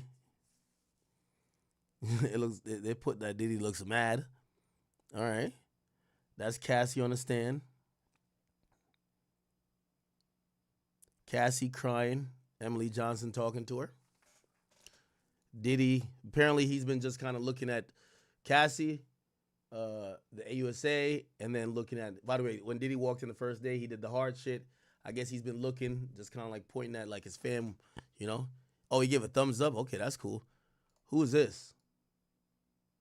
Who's this older? Oh, Mark Agnifilio, I guess. He looks like Indian right here. And this is Tenny. That's Diddy right there. It's an act. Flip that 16K to 32K on Kicks/Stake. Yeah, I should. Chat, I don't know how long I could really even be on, though. Like, because you gotta remember, I got the show tomorrow. What I'm going to do tomorrow is I'm going to stream a little bit earlier. So, like, tomorrow I'm going to get on definitely at 8. I'm going to just jump on at 8. And I'm going to leave right around lunchtime. Because remember, I got to go to the venue. I got to go do all type of shit like that. And I still got to get my hair done. I got to do all type of shit, man. I'm excited to see y'all tomorrow. And I got to have some energy. Don't worry, coffee's going to get me right? Look at Cassie. Oh, this is a good picture or a good drawing. Who is this guy? Oh, this is a sex worker. Did anybody look up the sex worker? Is he a former porn star? He looks like he's a bald guy now. Remember Diddy was all about, like, get these guys with, like, the jumbo dicks.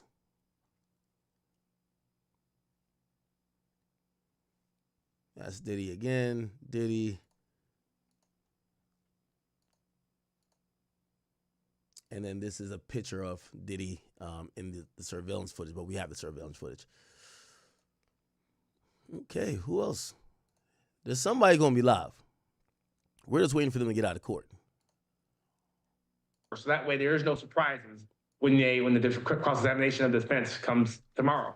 All right, and everyone, of course, will be highly looking at this cross here. And how do you think the defense team is going to approach maybe the first couple of hours with this cross-examination tomorrow? They're going to definitely be delicate, but definitely hit her hard. She's the alleged victim, so you don't want to go too hard at her because you don't want to seem like you're beating her up.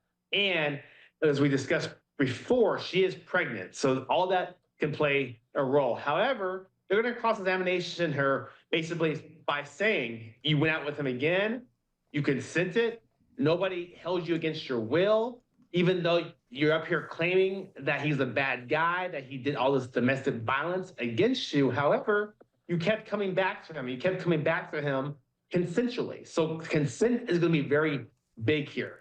They're going to have to show that she consensually, came to his house and kept dating him on her own volition.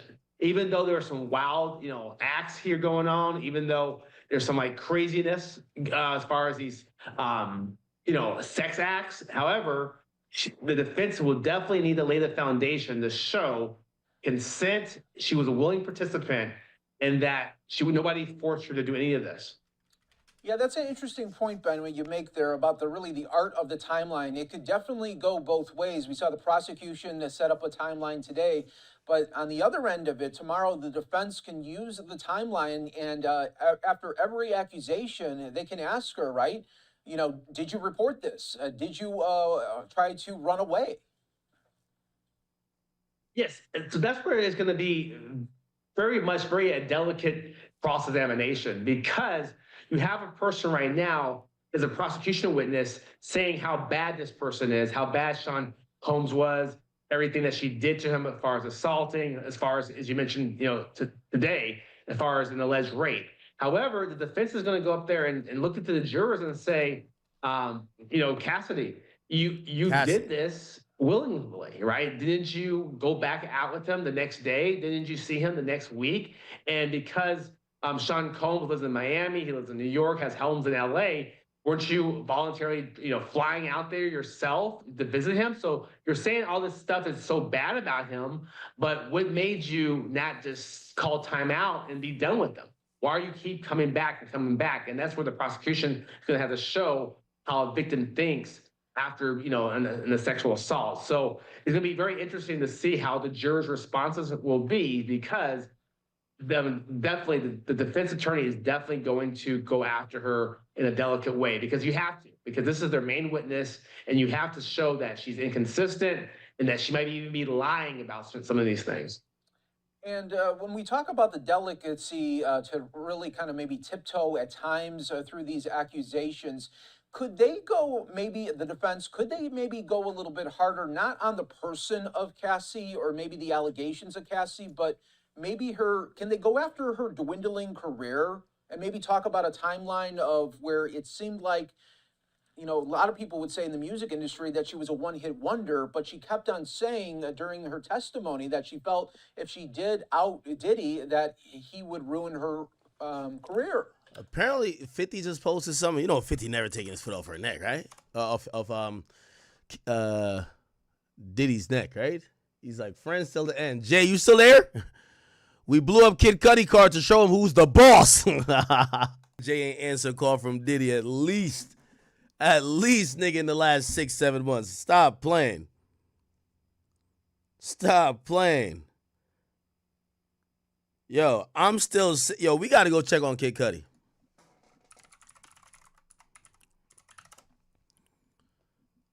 Yo, this is how listen, maybe Diddy innocent, but I ain't gonna lie. Everybody who fucked around with Diddy, nigga, they were never the same. Didn't Kid Cudi check into a mental institution? I ain't even tripping. Kid Cudi, yeah. Oh, no, wait. No, he had physical rehab. Okay, no. Nah, he says his mental health was darker than ever. Yo, fuck around with Diddy, you catch a stroke, you mysteriously die, you get locked up for life, you go to you start coloring your hair all type of purple, all type of crop tops you wearing. I ain't gonna lie, man. Diddy has been undefeated. Diddy's been undefeated. I gotta post that. I gotta post that Debo tweet from Diddy where Cassie tried to they have a meeting, him, Kid Cudi, and Cassie, and Kid Cudi's like, so what about my car? What car, nigga? Nah, this is hilarious. Hold on, I gotta post that. Nah, this is too funny. Hold on, I gotta find this. Where is it at?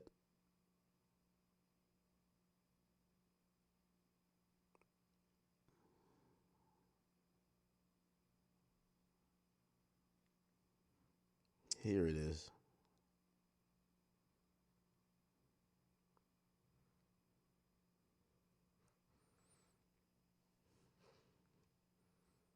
Debo Diddy, man.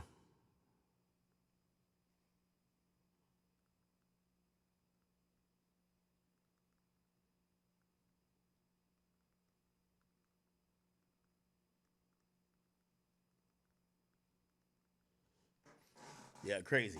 All right, somebody got to get out of court, man. Long crimes, we waiting on y'all, bro.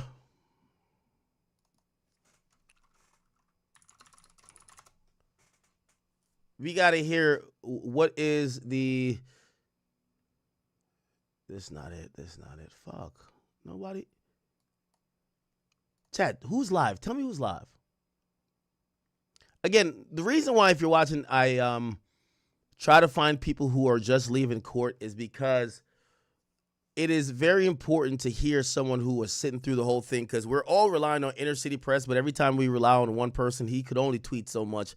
He misses certain things. Maybe certain things go over his head. He thinks is not important. He didn't include. And that's why we need to make sure we have more than one source. Let me see. Let's go to live videos real quick.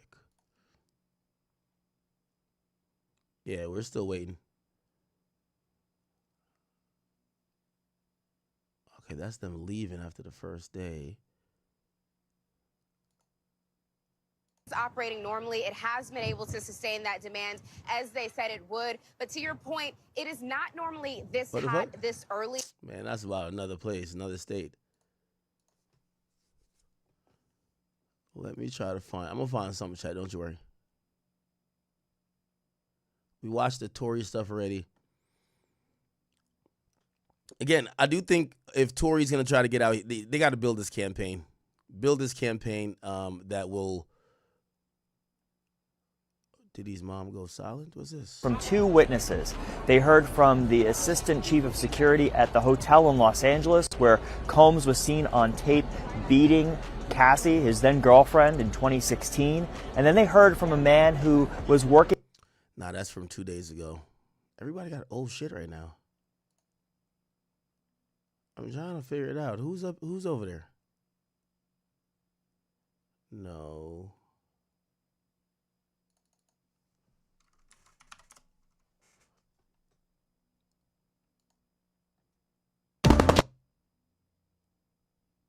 By the way, this is Kim K in Paris. Oh, this is day 2 with the... Watch this.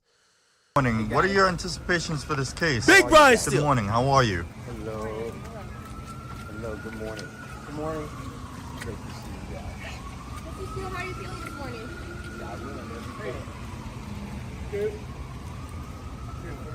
You're not going to be in the news that if you're going to be shooting in front of people. Yeah, but Good morning, sir. What are your anticipations for today? What are you hoping for? What are you hoping to see? You know, I was training a couple of weeks ago with my friends Chip, Pearl, and Sean, and I feel like testifying in a trial like this is sort of like running a triathlon.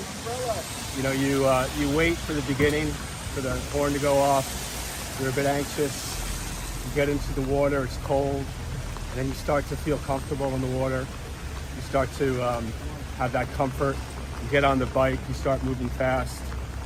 And then you get off the bike, you start to run, and you know the finish line is in sight. And I think we're at that point where the finish line is in sight, where Cassie's friends and family are on the other side of the finish line, and that her training, her truth... this is Cassie's lawyer. Get her through to that point and prevail. Thank you. Thank you so Thank much. you so much. Great day.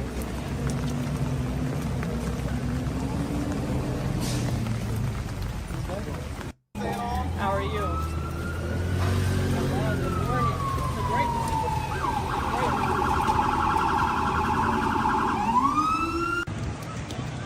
Yo, what are your anticipations?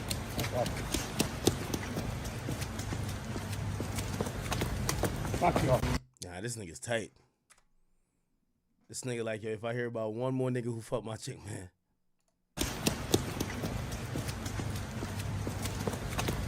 Fuck you.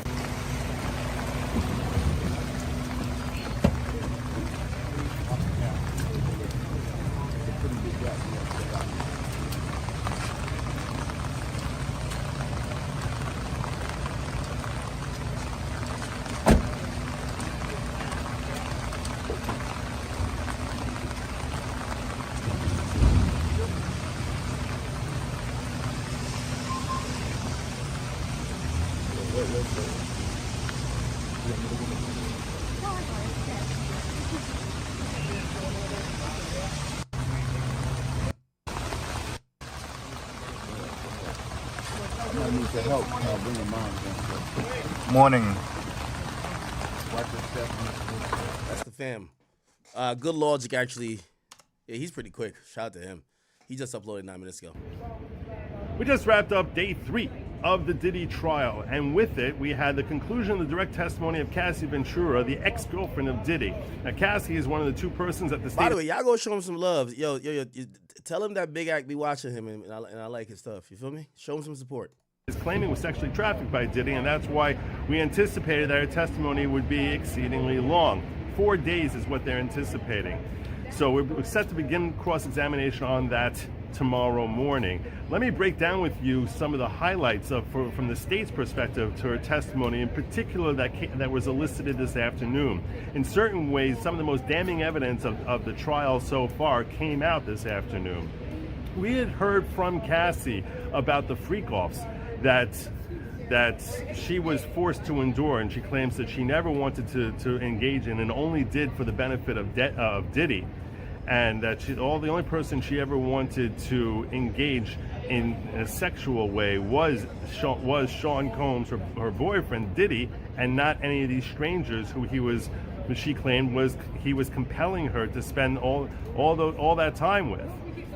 Well, there's all sorts of conflicting evidence about this that the defense wants to raise to the jury. The defense wants to show that she participated in setting up these freak-offs. And at certain times she would express that she was enjoying the freak-offs, and that would lead someone to believe that she may not have been trafficked. Well, today we actually got a new form of evidence that we had not yet seen in this trial to corroborate her claims that she was being compelled to do this. She said during the course of her testimony over the last 2 days that she was afraid of that Diddy was blackmailing her, and that Diddy was going to release those videos to embarrass her in front of her mother, in front of the entire world, and destroy her career, destroy her life. And those are her claims, that was her motivation. But we don't even know that he ever did blackmail her until today. We had no evidence of that. We've seen evidence of the violence. Everyone saw the video in the Intercontinental, so we know there was at least one occasion of violence, which she said happened all the time, that she was continually acting under this threat of being physically assaulted. And that may be true, it may not be true. It sort of comes down to a he said, she said, unless you have corroborating evidence from the form of other witnesses. Well, this morning we got a picture of a black eye that she alleges she received when Diddy threw her down onto a bed frame, and that there were 2 witnesses to that. In addition, we have this afternoon the really new bombshell relates to an incident that happened late in 2011. Now, late in 2011, she says that she got a burner phone, and when she got Andre617, thank you from Boston. He says, "Ak, you're the best, bro." He said, "Chat, we're the best too." Appreciate you, brother. Tanya's Vicente, thank you for the 2. It says, "Diddy's karma is coming back for all this shit." Shrug. Pure FX, thank you for the 5. It says, "Oh snap, Kelsey Bodyguard just came out and said Tory Lanez didn't do it." Chat, I don't want to get too much into that. I won't be honest with you. I don't know if that evidence is that strong as we think. I think it's a good press conference. I think this is a good way to drum up some public support. Let's be honest. Unless he has a recording of Kelsey talking, admitting, if that's it, oh yeah, we're getting Tory out. It becomes hearsay. So this guy is the bodyguard, but it becomes hearsay. I heard Kelsey say. That doesn't beat an eyewitness. That doesn't beat a victim. So if we were going to do the trial again, I don't even know if that guy makes an impact. So, again, I think a lot of people, me included, I do think that, I think the story that came out today is more likely to what the story is. I kind of heard that. Kelsey tried to shoot her, Tory tried to stop her, gun went off a couple more times, bounced off the ground, blah, blah, blah, blah. I heard what was said today. Here's my thing. And I don't know, I'm still confused why this came out so late. This feels like, trying to challenge a technical foul after the game is over. I still kind of feel that way. Because if we go back to breaking down the Tory Lanez situation, And I know, you know, I kind of feel bad even saying the stuff I'm saying, because I do think they need people like me to like keep the public upbeat about like, nah, Tory finna get out. There's 3 ways for him to get out. There's a couple other ways, but that's like, it's like a 1%. It's the 2 appeals, which this new information hasn't been in the appeal. And then this press conference was kind of centered around, hey, we want the governor to do the right thing, to look into this, maybe ask for a review of the case, or to just pardon or commute the sentence. Chat. The same Gavin Newsom is still the governor of California. He's a Democrat. First of all, he ran California into the ground already. He's a Democrat. They love that LGBT woke ass shit. It's no way he finna pardon Tory Lanez for shooting a woman who's also a celebrity. He'd rather die on the hill of maybe Tory's innocent. He ain't gonna make the move. If he damned if he do, he damned if he don't. If he pardoned Tory, Meg, one word from Meg, and all women are gonna say this nigga don't protect women. Again, we love Tory, but a sitting governor ain't putting in his reputation, possibility of his whole entire political career for Tory. So if you're waiting on that pardon, and by the way, the way how you get pardons, you do start what they're doing now. Everything they're doing now, petitions, you start, like, you see what Tory's been doing with his project of like helping people out. That's how you do get a pardon. That's how you get it from Trump. Kodak did it. Wayne did it. Here's the thing. When you're in there for a gun, okay, Kodak was in there for fucking up on some federal paperwork for a gun. They could forgive that. Wayne was in there for a gun. The thing is, there's a victim in Tory's case, and niggas like Gavin Newsom, they depend on people like Meg and supporters of Meg to keep them in office. So if y'all are thinking that they're gonna cut off their nose to spite their face just to like, oh, okay, yeah. No, even if Tory's dead innocent, the governor's not going to make a move. This is politics now we're talking. We're not talking law. We're talking politics. Okay? It says Inner City tweet that Diddy denied a plea. That was before. That's before. Somebody said, you talking too much. Play the video. What this video is about the Diddy stuff. I just seen y'all keep talking about the Tory stuff. And I just want to be very clear on it. Like, great press conference, but I'm having measured expectations. This appeal might take a month or 2 more to hear an answer. Could it work? It could. It could. I say 20 to 30%. This new evidence, it's not in the appeal. It's not in the appeal. I think they should find a way to put it in. Relying on the governor,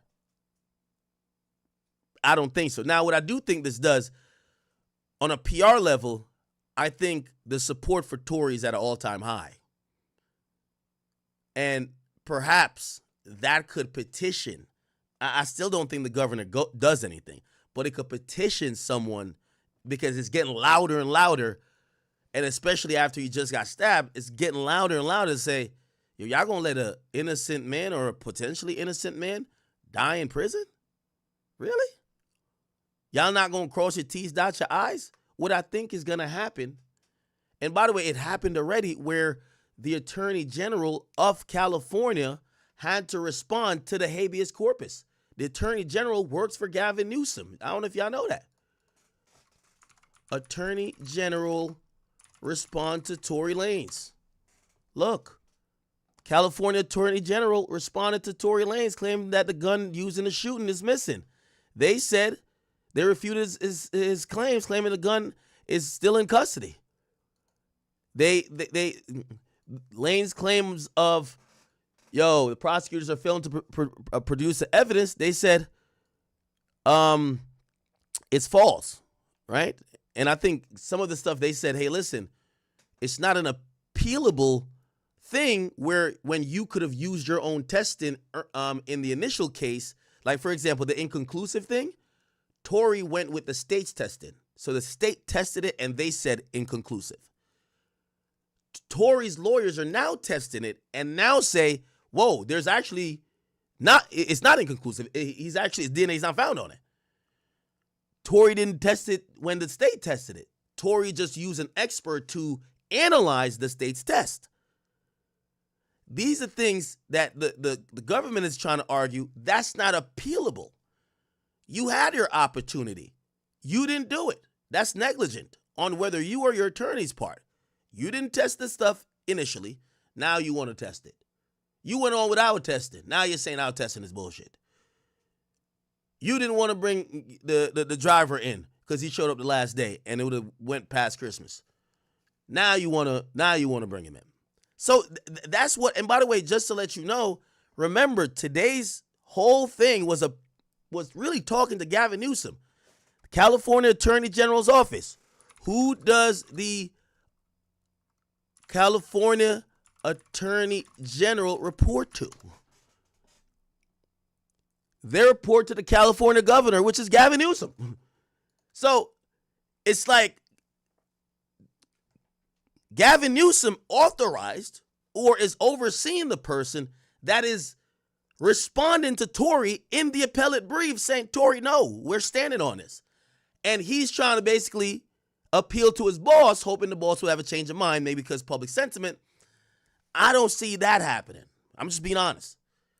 I do see if they include this new information. And by the way, it would be better if this new information was more than just hearsay. If this person had some type of recording of Kelsey saying, yo, man, they about to grill me in court today, man. Like, yo, you know what really happened, right? I tried to shoot that bitch. I shot her twice. Tory grabbed my hand. The gun went off like 3 more times.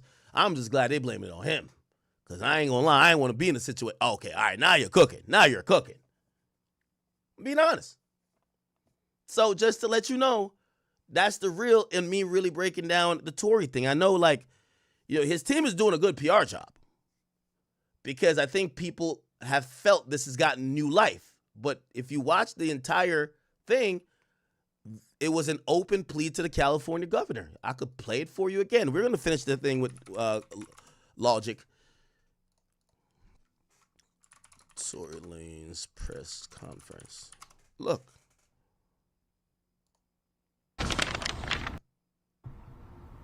No, that's the father. We want to see the first two guys. His father spoke really well, though. His father spoke really well. This was the guy. Not long ago, Unite the People was approached by a gentleman named Bradley James. Mr. James informed us he was working as the bodyguard and driver for Ms. Kelsey Harris during Mr. Peterson's trial. As such, he was in close proximity and he had privy to conversations she was having with her husband and others. Now, let me also stop it. I know y'all hate when I pause this shit. Let me tell you this. The easiest way for Tory to get out, and I'm talking straight, Chad. I'm really talking straight. There's some people that believe that the Kelsey and Tory, they fuck with each other still. Or not like that, but Tory may have paid for Kelsey's lawyer. Kelsey got immunity, right? If Kelsey came out, they can't convict her of shooting Meg. If she came out and said, bitch, I did it, Tory walks free today. She won't go to jail for that, but she's still going to go to jail because of perjury. That's why she was tripping up on the stand. They felt the prosecutors knew this. They were like, oh, you trying to take up for Tory after we gave you immunity? I bet we're going to ask you questions that if you ever change a statement, you're going to jail. She not finna go to jail for Tory. She ain't finna go to jail. I think the play all along was for her to motherfucking get immunity and eventually go up there and be like, I'm going to be honest with you, I shot that bitch. But the state knew, like, you gave her immunity. If she does that, your case is so fucked and you look stupid. So what they did was they asked her so much shit that if she ever changes her statement, and that has to be used in court, and now she has to re-swear to this new thing or submit an affidavit, instant perjury. Instant perjury. You get what I'm saying? It's instant perjury. Why y'all spamming about Young Miami? But I think the play was Kelsey cooperate with the state. Act like she about to sink Tory. Come to trial with immunity. She probably told say, yeah, I did touch the gun, but I don't want y'all to charge me. All right, yo, we need your testimony.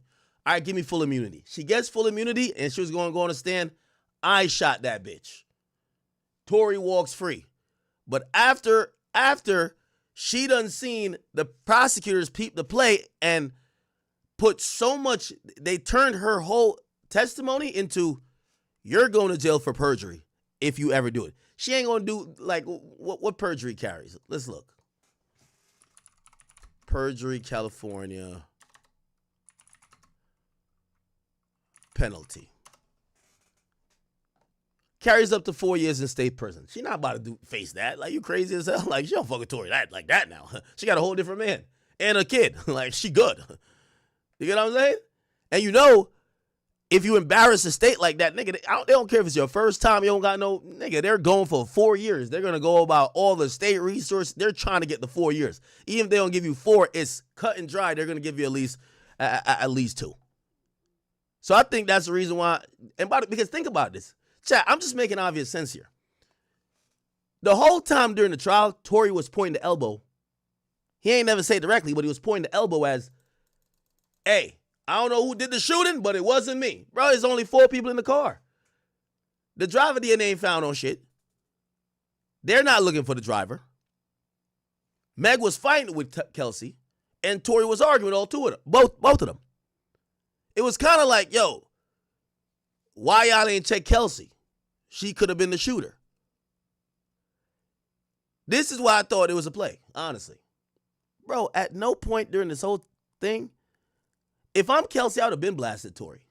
Yo, fuck nigga, stop. Yo, fuck nigga, stop insinuating I shot that bitch, bro. The only way you don't do that is if you really shot the bitch. And I ain't even call Shorty, I know because I'm talking about her in a victim sense. I don't want to call her the B word, but that's the only way you don't. Like, why do you think Kelsey ain't pop out and violate Tory? Like, yo, fuck nigga, man, stay in jail, nigga. Stop saying I shot him, nigga. Take your responsibility. You shot her, nigga. Stop it. You shot her. Nigga, Tory's team is clearly now saying Kelsey, nigga, they said they got even somebody from Kelsey's team saying Kelsey did it. Why Kelsey not, yo, if it was anybody else, they'd be up on the gram going crazy on Tory. Nigga, fuck nigga, what are you talking about, nigga? Sit up in jail and keep getting stabbed. Nigga, what the fuck you talking about? Nigga, I ain't do shit. Why you trying to blame it on me? It's either Kelsey really shot the girl or Kelsey part of some type of play where she knows she got immunity and she just gonna play the background saying, well, y'all could blame it on me. I just can't say it myself. Y'all could blame it on me. I just can't say it myself type shit. Because if I say it myself, it's perjury. So y'all could say my security heard me, right? Because right now, if I was her, I'd be up on the gram saying, nigga, fuck that security nigga. That nigga's a bitch. That nigga ain't hear nothing. That nigga lying on me. Tory must be paying him. I ain't shoot nobody. Leave me alone. I'm having my life. What? Why Kelsey don't say nothing? Kelsey's been too quiet. Like, it's only 2 reasons why. Nigga, I've asked her. Yo, Kelsey, I want to talk to you about it. Oh, I want to talk. What you mean you want to talk about this? So it's either you're cool with Tory rotting in jail, or maybe, like, your hands are tied a little bit, or you really fucking did it. I really don't know. The Kelsey shit is, like, confusing to me.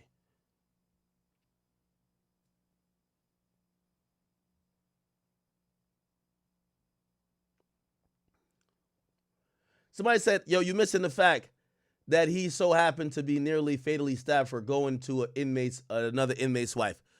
I don't know. Listen, yo, take everything. I don't know if you want to take it with a grain of salt. I'll tell you, this is what Tory team told me because I posted it yesterday. I took it down. I'll put it back up right now just to play.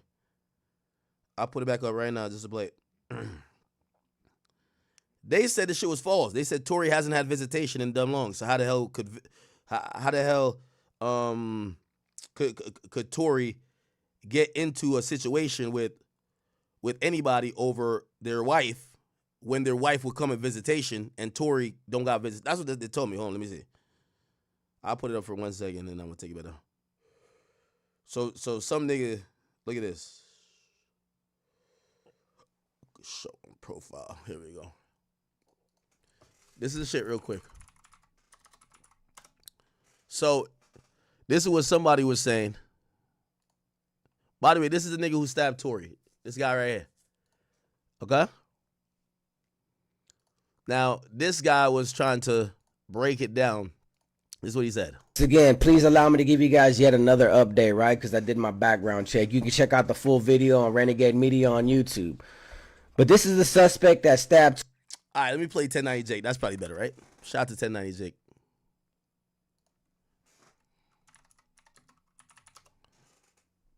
Let's see what's cracking. Man, what's up, everybody? It's 1090 Jake. I'm rocking with y'all, and y'all rocking with me. And for this video, we're gonna be speaking on Tory Lanez getting stabbed inside a prison and the man who did it. May 12th, 2025, located north of Los Angeles lies the California Correctional Institution in Tehachapi, California. In 2021, the prison closed its minimum custody facility, meaning its 2,600 inmates were level 3 or level 4. These are the most dangerous levels in California State Prison, where race, gangs, and strict politics are enforced with deadly consequence. The only step above this would be the maximum security inmates housed within the security housing unit, otherwise known as the SHU. A disciplinary confinement reserved for the prison's most violent, whose only escape from a cell is a human dog cage. It was 7:20 in the morning when 32-year-old Daystar Peterson, who's more commonly known as the rapper Tory Lanez, was violently attacked. TMZ would originally report multiple sources, including a corrections officer, claimed Tory was on the prison yard, but an updated report from a representative of the California Department of Corrections would clarify Tory was attacked within a housing unit. Prison staff rushed into the unit administering first aid while quickly determining Tory suffered life-threatening injuries, forcing them to call 911. Video would emerge of who's believed to be Tory Lanez landing in a life flight helicopter at Kern Medical Center in Bakersfield, California, an hour-long drive from the prison. With that distance, a helicopter was the only form of transportation able to move him fast enough to save his life. A message to Tory Lanez's Instagram account would state he'd been stabbed 14 times, 7 wounds to his back, 4 to his torso, 2 to the back of his head, and 1 to the left side of his face. Both of his lungs collapsed and he had to be placed on a breathing apparatus. Luckily, Tory was breathing on his own, and despite the pain was talking normally, in good spirits, and deeply thankful to God that he is pulling through. He also wanted to thank everyone for their continued prayers and support. Based on his wounds, it can be assumed Tory was attacked from behind, as the majority of his wounds struck his back and behind his head. Initially, no word was released as to who did it, leaving room for speculation. Because this took place in California, the only time someone is stabbed and it doesn't result in a race riot is if they are stabbed by their own race. But that isn't the case here. Compton rapper Spider Loc would post a conversation with a current inmate at Tehachapi. The man would claim Tory was on a tier full of Mexicans when a Mexican stabbed Tory. He'd confirmed Tory had to be airlifted from the prison and the prison was placed on lockdown. He'd also confirmed as soon as the lockdown is lifted, the blacks will be seeking revenge on the Mexicans. What's Gucci? What's cracking? What it do, Fight? We played this yesterday. House gang dropouts, snitches, sex offenders, and anyone else whose life is threatened by being in general population. But California has also recently implemented 50-50 yards, half general population, half SNY, to integrate the two prison societies. This goes against strict prison gang politics, mainly for the Mexicans and whites who are allegedly forced to attack any rival or SNY inmate to essentially remove themselves from the yard until they are placed back in general population amongst the quote-unquote honorable convicts. While general population is deadly, it's controlled chaos, And SNY yards can be just as dangerous, if not worse, as the gang politics that keep things in line go out the window and violence becomes rampant. It's unclear if Tory was in fact SNY, as that comes with its own bad reputation within prison, but it's likely Tory was placed on a 50-50. Must have been 4 inches away from the girl's face before it went off. Okay, so this guy killed a young girl. We just want to know, what did Tory do? The Santino's case is filed. Wayne's lucky enough to survive. He survived this. General population, even though it's so strict. Okay, yeah, Jake didn't really address the shit that I wanted to play. Let me just play this guy's video. Please allow me to give you guys yet another update, right? Because I did my background check. You can check out the full video on Renegade Media on YouTube. But this is the suspect that stabbed Tory Lanez, right? In Tehachapi State Prison. And I already explained why he stabbed Tory Lanez, for disrespecting his wife at visit, saying a couple, derogatory words on the tier about his wife. Okay, so the reason what Tory's team told me, they said that's not the reason, and also it's not the reason that's fake, because Tory hasn't had visits for 6 months. So Tory couldn't have been in the visiting area or room for 6 months. So Tory would have never seen or been around his wife. Tory would know nothing about his wife. Okay? So that's the argument that I got. They said Tory didn't disrespect this guy's wife because Tory doesn't have visitation. This guy is saying Tory disrespected this guy's wife at visitation. And the man took initiative to defend his wife and stab another inmate. That's why I said it's not really going to be a racial war, and if it does happen, so be it. That's in prison. But I always said it was personal. But let me tell you guys why he's in prison. He's in there for murder, right? He also has an in-house stabbing as well, and he got caught with a bunch of weapons, and he's been known to stab a couple of other inmates. He caught additional time on top of his life sentence. He was 20 years old, living in Lancaster, right?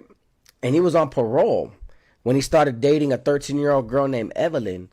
And Evelyn ran away from home from Palmdale. And yeah, so, bro, basically this guy's a piece of shit. Let me go to Lawyer for Workers, who's talking about this Tory thing real quick, and then we're going to get back to Cassie.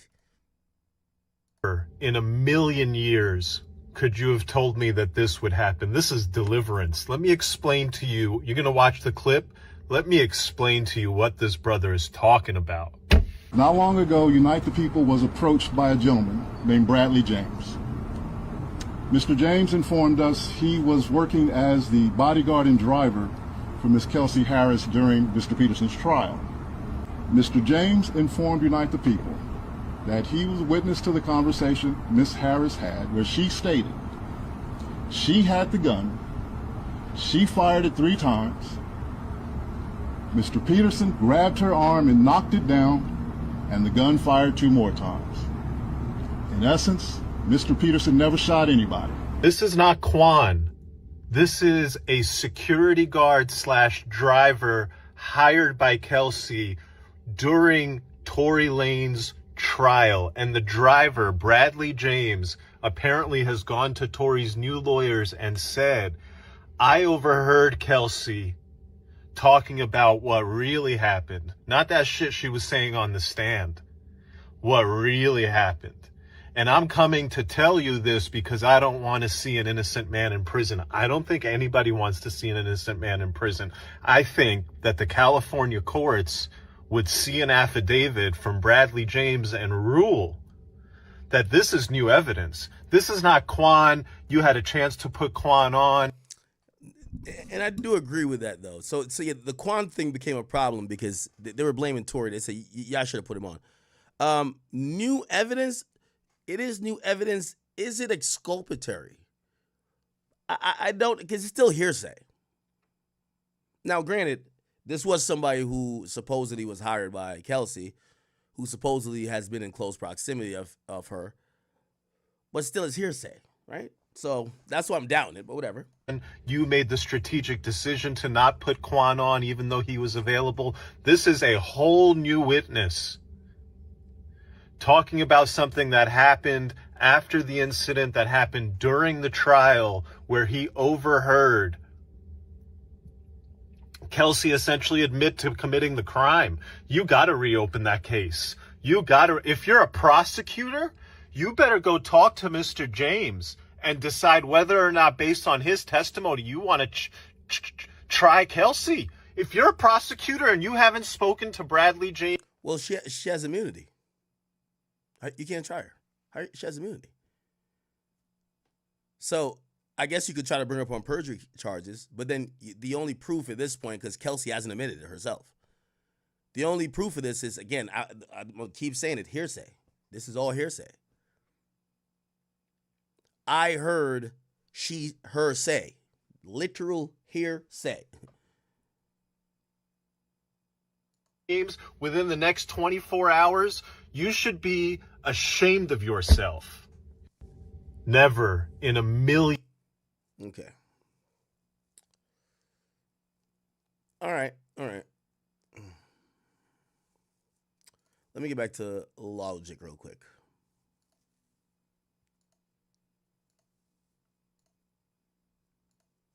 Got a new boyfriend named Scott that she was keeping hidden from Diddy. That's Kid Cudi. One day she was performing a freak out for Diddy, and he went through her phone, found an email wherein Scott was telling her to bring toiletries to his house, and he recognized that she was dating someone new. This caused him, according to Cassie, to freak out and start chasing her around the room with a wine bottle opener clenched between his fingers. She fled the scene and ran away and didn't want to come back. She was coaxed to come back and meet with Diddy by one of his managers that worked for him. And when she had that meeting, she alleges that she was threatened that he was going to release sexually explicit videos from those freak-offs to the world. They do one on Christmas and one shortly before or after.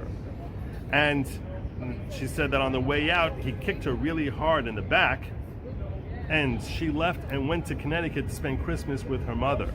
She sent an email to her mother on December 23rd, 2011, wherein she said that she talked about how she was being threatened that Diddy is going to be releasing sexually explicit videos. This is the first time that her mother learned anything about the activities she was engaged in, and she had no idea. They might bring her mom on the stand.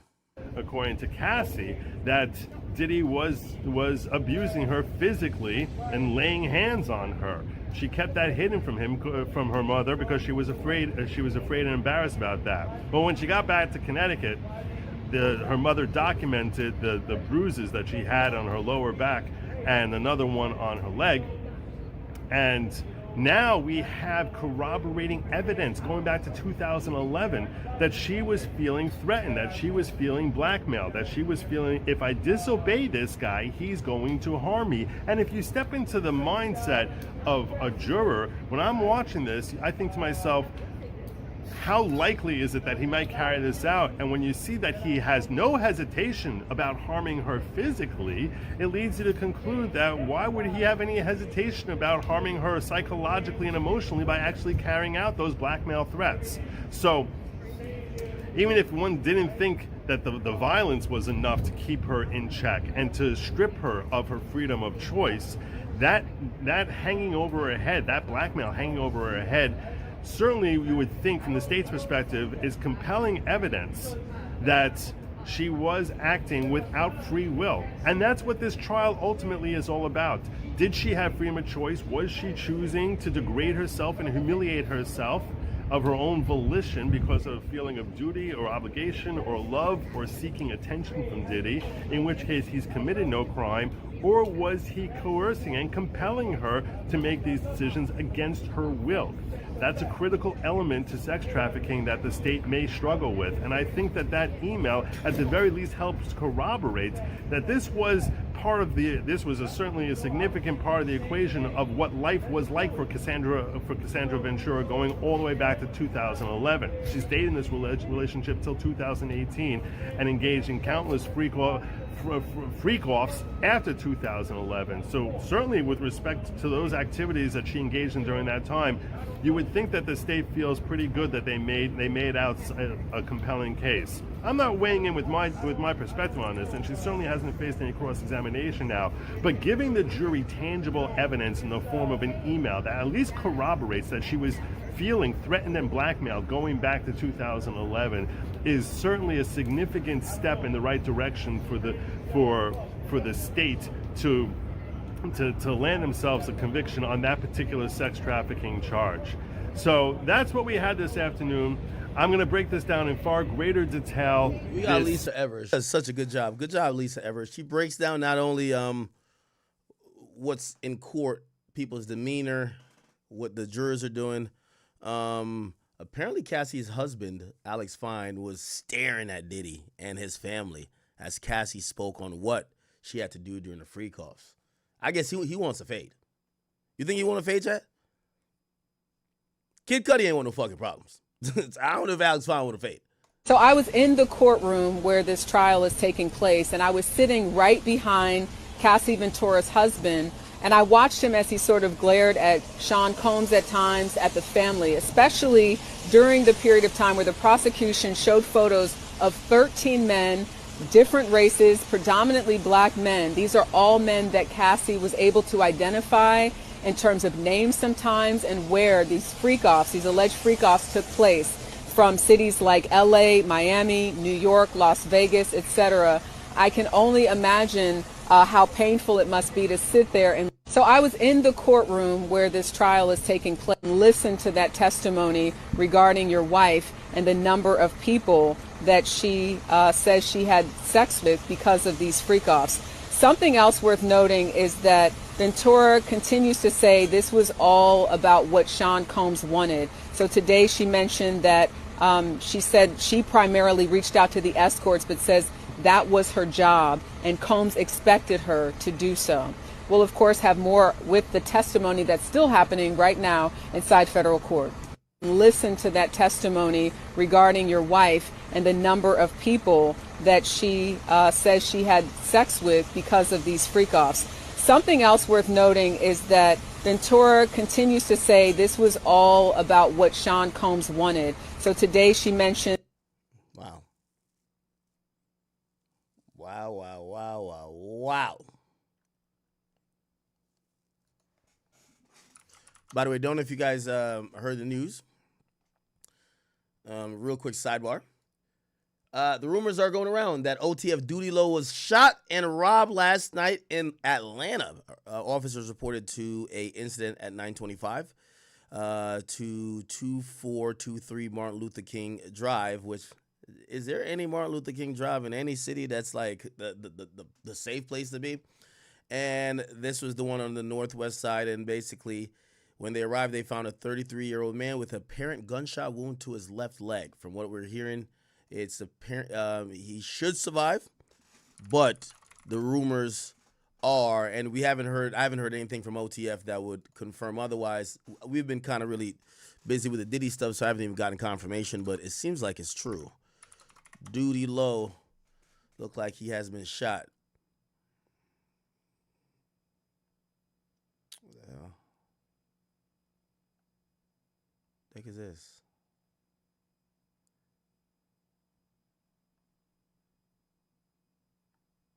Okay, people wishing him a speedy recovery.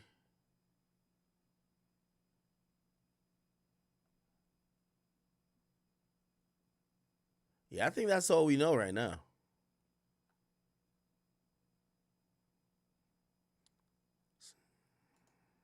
No! Oh, I see why the YoungBoy fans are trolling him. YoungBoy fans are trolling him because I guess he was trolling them when Quando got shot at. Okay. Whoa, look at this.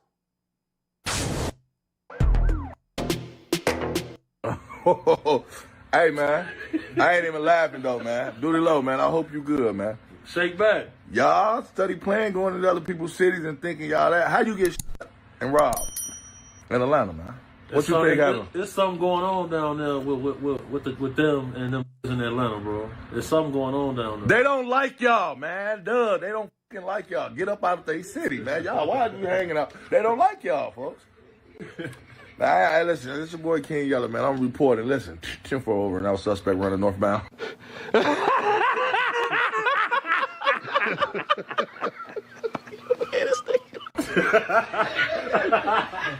Yo, man, sick with it. Oh, they done got over Duty Low.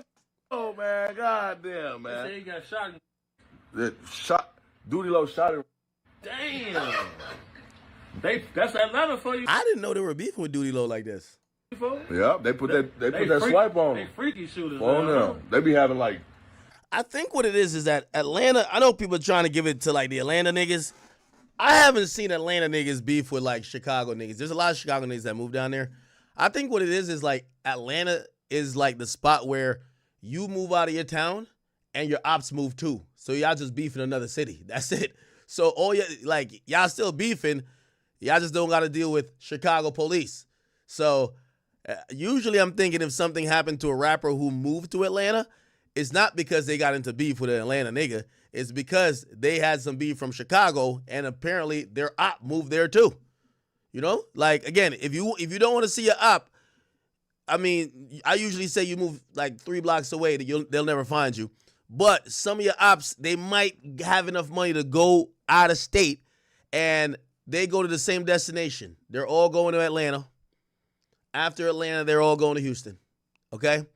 They could go to Miami, but a lot of them can't afford it. So if you don't want to see your ops ever again, I got some great places, nice real estate. They will never find you. I got a place up in Idaho you could go, Montana. I ain't even gonna lie, y'all got to pick smaller cities, Milwaukee, San Antonio. Your ops will never be there. You feel what I'm saying? Like, y'all just all got to stop going to Atlanta. Atlanta is the first place. Let me tell you this. Every scammer in New York go to Atlanta. Every killer on the run go to Atlanta. Every nigga that got a bag on his head go to Atlanta. So you know what happens? When you see the other nigga that got a bag on his head and y'all realize y'all are ops, y'all got to kill each other. That's how it goes. Yeah, Atlanta is a place where everybody escape their problems from they spot and go to Atlanta. Now, Atlanta niggas, I see Atlanta niggas be beefing with Atlanta niggas. I don't see Atlanta niggas beefing with out-of-town niggas. I'm going to just be honest with you. I got a nice spot for y'all in North Dakota. If y'all want to pop through at Cleveland, I could tell y'all, listen, don't go to Memphis either. Oh, that's another thing, too. Memphis is not safe for out-of-town people. I think Memphis has told y'all won't get the Atlanta treatment there. Fuck around, find out. Don't go to Memphis. Memphis, don't go there. I don't care if you're going there to make some music. Don't go there. Memphis is not the place. Memphis is too hood. The street niggas there got too much shit going on. Don't even go. Memphis where they Chirac. Don't go to Philadelphia neither. They actually the new Chirac. I got some nice places. How about y'all pop out to Raleigh?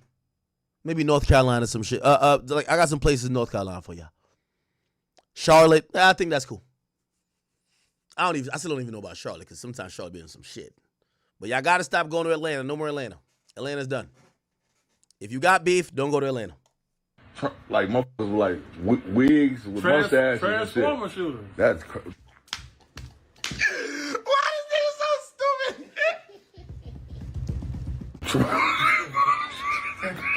Oh, no, I see it.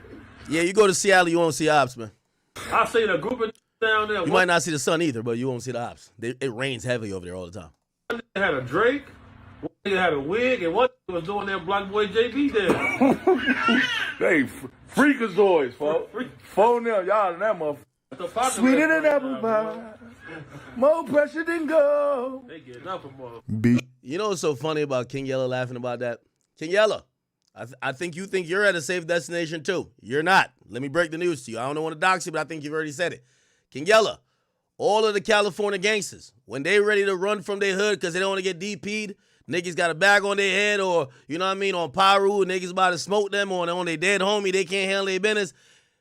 When it gets too hot, they all move to Vegas. That's where it is. Okay? Where all the gangsters that can't really hang in Cali no more, they all go to Vegas. All right? They act like they're in Cali, and then they drive 4 hours away, and they be right by the casino. Trust me, okay? So you're not safe either, my brother. You got some niggas running from their problems over there, too. So y'all are in these places that are places that people flee their problems from their real city. Like, there's a lot of Chicago niggas that's going to Atlanta. There's a lot of Cali niggas and LA niggas going to Vegas. This is true. I'm telling you. Be sure to like, comment, and subscribe. Hey, Duty Low, man. Get that shit up. You know I gotta troll you, man. You trolled me. Get that shit up. Hey, look, Duty Low trolled me when that fake bitch-ass rat. Y'all try to say I was a rat, right? And you, oh, yeah, but you had that. Stop playing with my boy DJ Ghost. DJ Ghost a real nigga. He ain't never run down with. He ain't ran nowhere. Stop playing with my boy DJ Ghost. I'm not gonna tolerate that. And I was not talking about him. I know Loose Cannon went to Las Vegas. Who else? There's a lot of like California niggas in Las Vegas. Shit on that little. I'd rather be a rat than somebody said. Draper is crazy. Yeah, a little boy with a bald head. That's wild. He's doing anything. Yo, he really hate him. Yo, did y'all see? Let me see. Did y'all see? Why the hell does Soulja Boy hate DDG so much? That nigga was going up on DDG.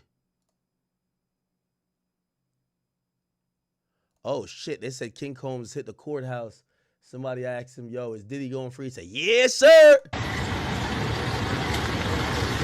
Seems like Diddy gonna walk out of this trial, man. They ain't talking about nothing in there right now, y'all.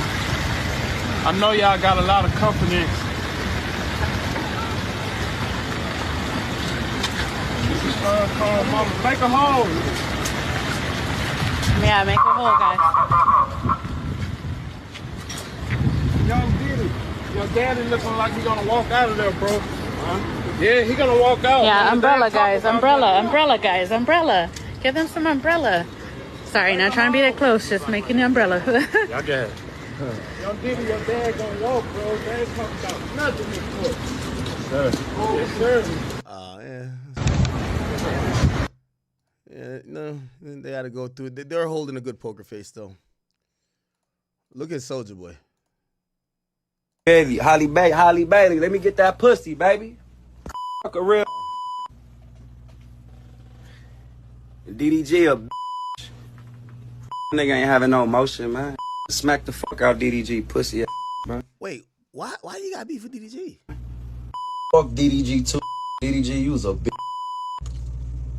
I catch you, I'm a at your pussy. Nigga gonna fuck Holly Bailey too. We gonna stick dick in the mermaid. Benny the Jeweler, lame as hell too. Get that in my number. Fuck you talking about, nigga. DDG, you a catch you, I'ma say top 5, you a hoe, nigga. Fuck DDG. Just stick dick in Holly mouth. Just stick dick in Haley mouth. Doodle garbage. Suck. Damn. Then got robbed in LA 100 times. Holly Bailey, let me get that pussy, baby. Fuck a real. I go tell DDG to talk to God. He the one KC his son going outside. They gonna tell these demon to talk to God. I'm protecting. Don't tell me what the fuck to do. You go talk to God. You watching me at 2:40 in the morning. I ain't give a fuck about what you doing. What did DDG say about this guy? They said what DDG do, man. He cool. He just be saying little slick shit like a little. Just be saying little slick shit like a bitch as you. Soulja Boy. Like, bro, I'll smack the fuck out y'all. I go tell DDG. Damn, okay. They said Myron's live. Let's go watch that. Damn, chat, we're approaching 9 hours again, bro. All right, ninjas. Welcome to the stream. Welcome to the stream. We got a lot to talk about, man. So let me get my notes right here. Sorry, guys. It's a one-man show today. Angie is not here to help me. So it's just me. I got this pink monster. I don't know what I've never had this flavor, so we'll see how it goes. This is like my first caffeinated beverage of the day. Been up since like, it tastes kind of funny. Been up all morning, but we are live. Let me make sure everything is good. Did it just get choppy in here? The internet connection will fix. It'll fix back up. It went choppy, but you guys can hear me. It should fix here in a second. I don't know why the fuck it just went choppy just now. I did a speed test and it was very fast. Let me double check. All right. All right, I think it'll fix. Peter, thank you for becoming a member, I think bro. it'll fix. If it doesn't fix in like the next minute or whatever, I'm gonna fucking I'll fix it. Okay. Let me, all right, I'm gonna double check chat. Give me one second. Let me double check.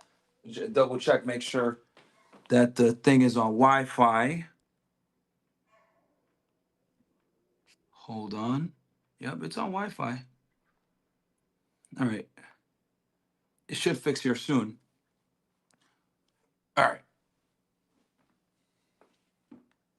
Let me get this shit off Wi-Fi. All right. Okay, we got a lot to talk about, guys. Got a lot to go over. Let me make sure I didn't miss any chats or At least anything we're like here. that. It's not the best camera.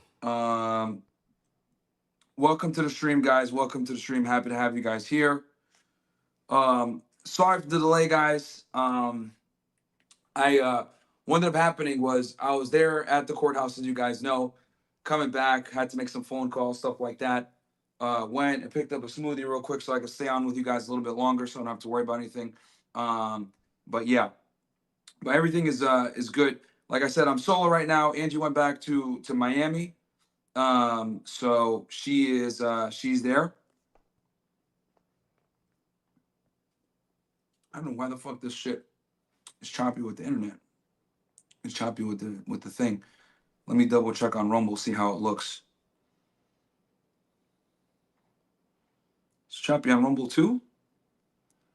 What the fuck? Come on, Myron. Let's get to it, bro. Shit is pissing me off, bro.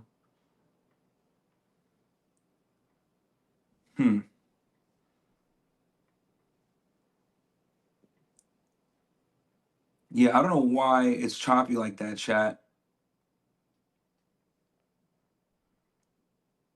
I know the audio is fine, but I don't know why the connection is choppy like that.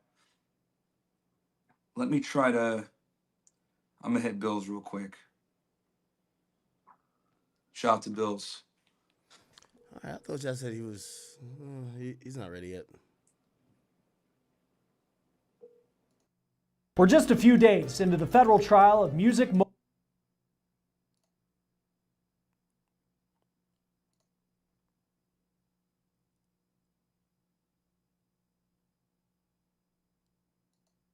Now we are going to check in, Elizabeth, from your vantage point in the kind of like a little bit of both. Of music mogul. She did not enjoy it. Oh yeah, Her here's bedroom. My man Bradford right here. It's just that I don't want to lose anything, and I can lose it all. An interesting note from Flores' email that we noticed was that he said that there would be extra patrols at the hotel until Sean Diddy Combs checked out, meaning Diddy stayed at this hotel, continued to stay at the hotel, even after this incident in the hallway caught on surveillance video with Cassie. But this isn't the only evidence entered into the record. Documentation shows a list of evidence collected in the months leading up to trial. For example, on the day of the Homeland Security raids, Combs was at the Miami Opa-locka airport getting ready to leave on a pre-planned trip. At that time, agents seized a cell phone from Combs' person, 2 cell phones from Christina Corum's person. Remember, she's considered Combs' right-hand woman, and she's even been compared to Ghislaine Maxwell, Jeffrey Epstein's infamous madam. 1 cell phone from Corum's suitcase, which was used by Combs. The government had experts comb through these electronics. Excerpts of those extractions are listed out by evidence number. When agents were searching Combs' home in Los Angeles and Miami, they found even more cell phones. In LA, 2 cell phones from desk drawers and offices, a cell phone from a bedside table in the master bedroom, and in Miami, 3 different cell phones stored inside black Balenciaga boots in the master bedroom and its closets. Then, when Combs was arrested at the Park Hyatt Hotel in New York City, more cell phones were seized from Combs and Corum. The documents also list extractions done on the phones of people connected to Combs. Another evidence list shows that financial records were requested from multiple financial institutions, including American Express, JP Morgan Chase, and Citibank, as well as PayPal, Venmo, and Zelle. The government exhibits also include lots of information about Combs' travel, with records from just about every airline you can think of: Alaska Airlines, JetBlue, Delta, Southwest, even Spirit. So how do these records help bolster the prosecution's case that Combs was part of a larger criminal enterprise? Join us now to talk more about these new pieces of evidence and what we've heard from what's happening in the courtroom thus far is criminal defense attorney Bradford Cohen. Always great to have you on Law and Crime. Thanks for being here. From the documents that have been released today, we have also the video. It seems like a longer video of that incident that happened in the hotel in California. What could prosecutors be trying to prove by releasing these new pieces of evidence? So, you know, when we say new, it's probably new in terms of introducing them, but the defense already knows about them. I don't think this is something that's like a bombshell or a smoking gun. What happens generally with these cases, if you see any of these sex trafficking cases or RICO cases, it's very dependent on the paperwork to kind of put everything together in context. So the Zelle payments, the bank payments, the financials, they want to show that money was flowing from Sean Combs' accounts or accounts that he ran into either some sort of prostitution ring or a prostitute themselves, or to CASSIE, and then CASSIE would then pay for either flights, hotels, or the prostitutes personally. So she was kind of the go-between, allegedly, between the prostitutes and Sean Combs. And they have to show this in order to say, hey, jury, she's not a co-defendant. She was someone who was getting these things from Sean Combs and then passing them on to the prostitutes. So you're looking at phone records, you're looking at flight records, you're looking at texts and financials and things of that nature that would bring it all together and kind of bolster the testimony of CASSIE. Because if you look at her testimony, people are going to be like, hey, you were with him for 7 years. You know, you knew what was going on. You kind of were involved in all this. You were paying these prostitutes. You were booking their flights. You were booking their hotels. You kind of, it looks like you enjoyed what was going on. And the prosecution wants to say she did not enjoy it. You know, this was part of her job. And she was, you know, forced to do it or coerced to do it. That's where they're coming from. And the defense obviously is going to say the same thing that I'm saying, that yeah. I think that it makes her look like a co-defendant. Well, and also, if you're the defense, could you look at this and say he's Sean Combs, he's a business mogul, of course he's going to have like all these cell phones, frequent flyer accounts, and you can just dismiss the numbers as what it was business? The key here, the many cell phones and things of that nature, it's going to depend on what's on those cell phones, right? So if he had 7 cell phones and it's all business discussions and things of that nature, it's not that big of a deal. If there were discussions with prostitutes and things like that, which I think that's where they're going with it, and they're going to say, oh, this one phone, even though it was in Sean Combs' name, it was Cassie's phone. This phone belonged to, you know, his house manager. This phone belonged to someone else who, you know, made the travel arrangements. That's most likely what they're going to do.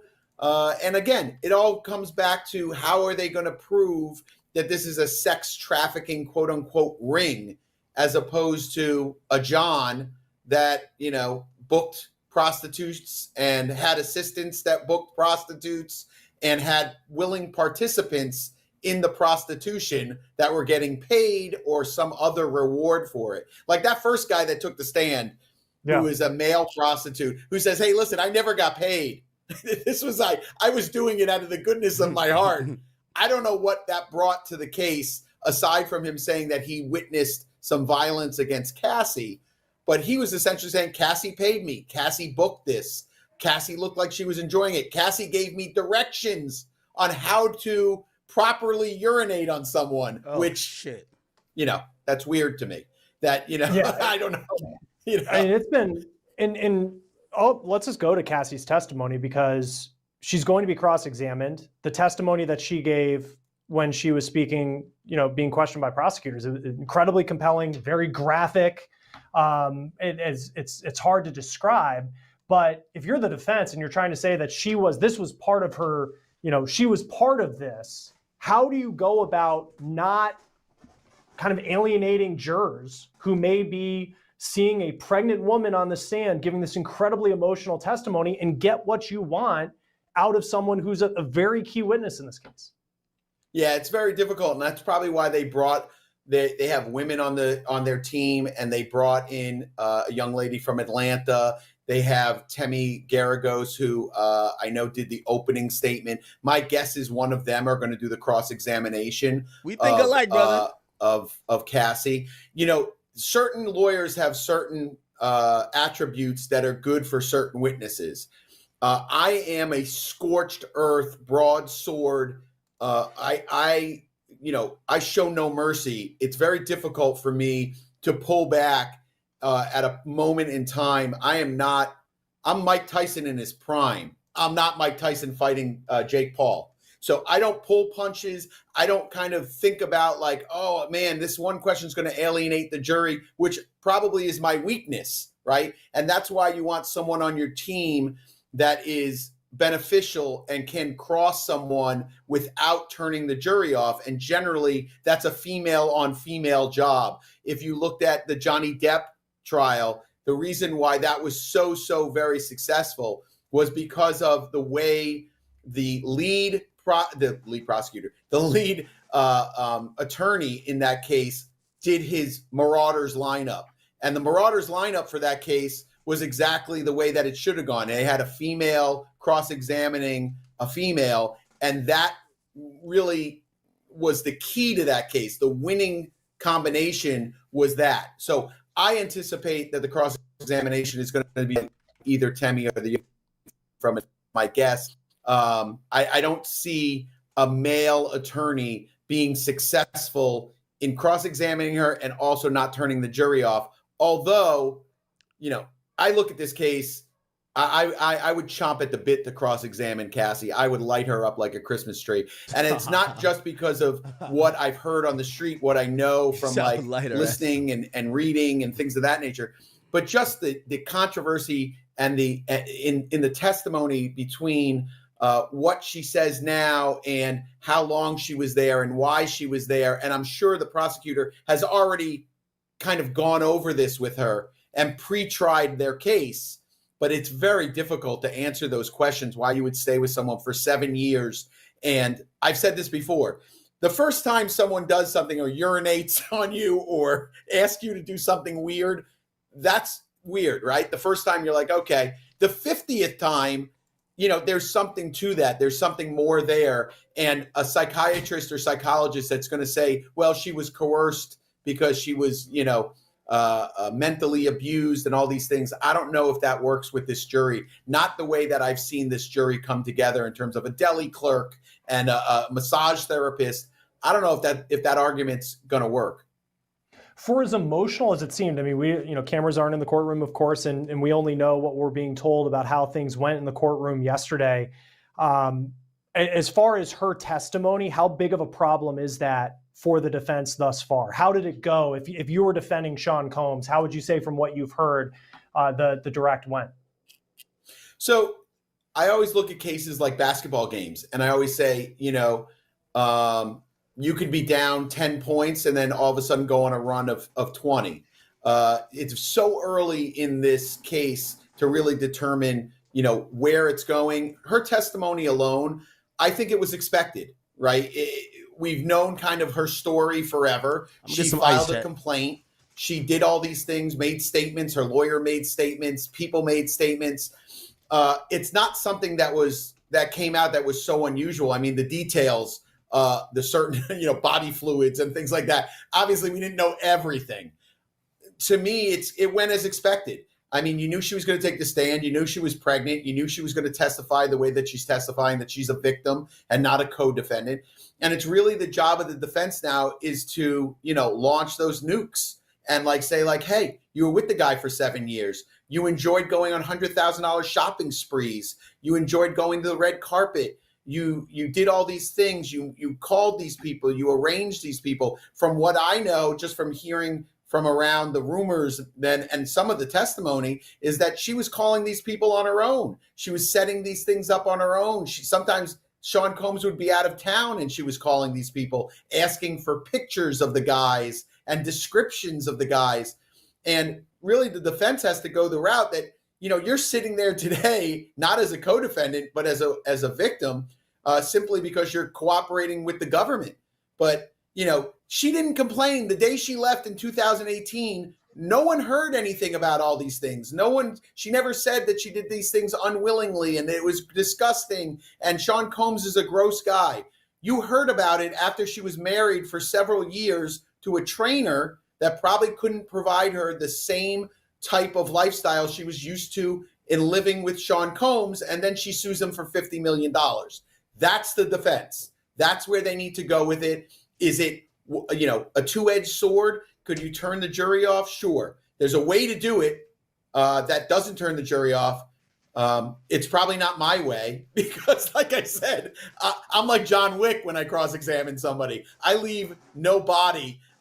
There's nothing left when I cross-examine someone. So, I think it needs a lighter touch, but to prove the same points that I just discussed.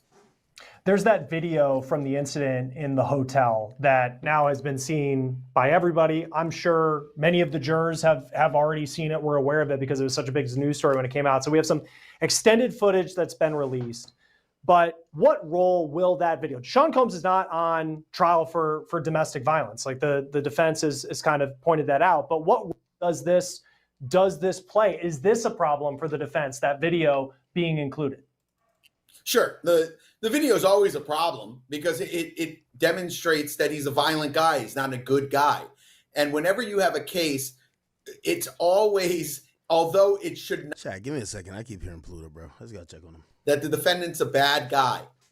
Nobody wants the jury, especially the government, to feel bad for a defendant. So when you have a defendant that goes to church every Sunday, takes care of his mom, takes care of his kids, has no other issues, no sexual issues, no crazy stuff in his background, the prosecution is usually left kind of floundering.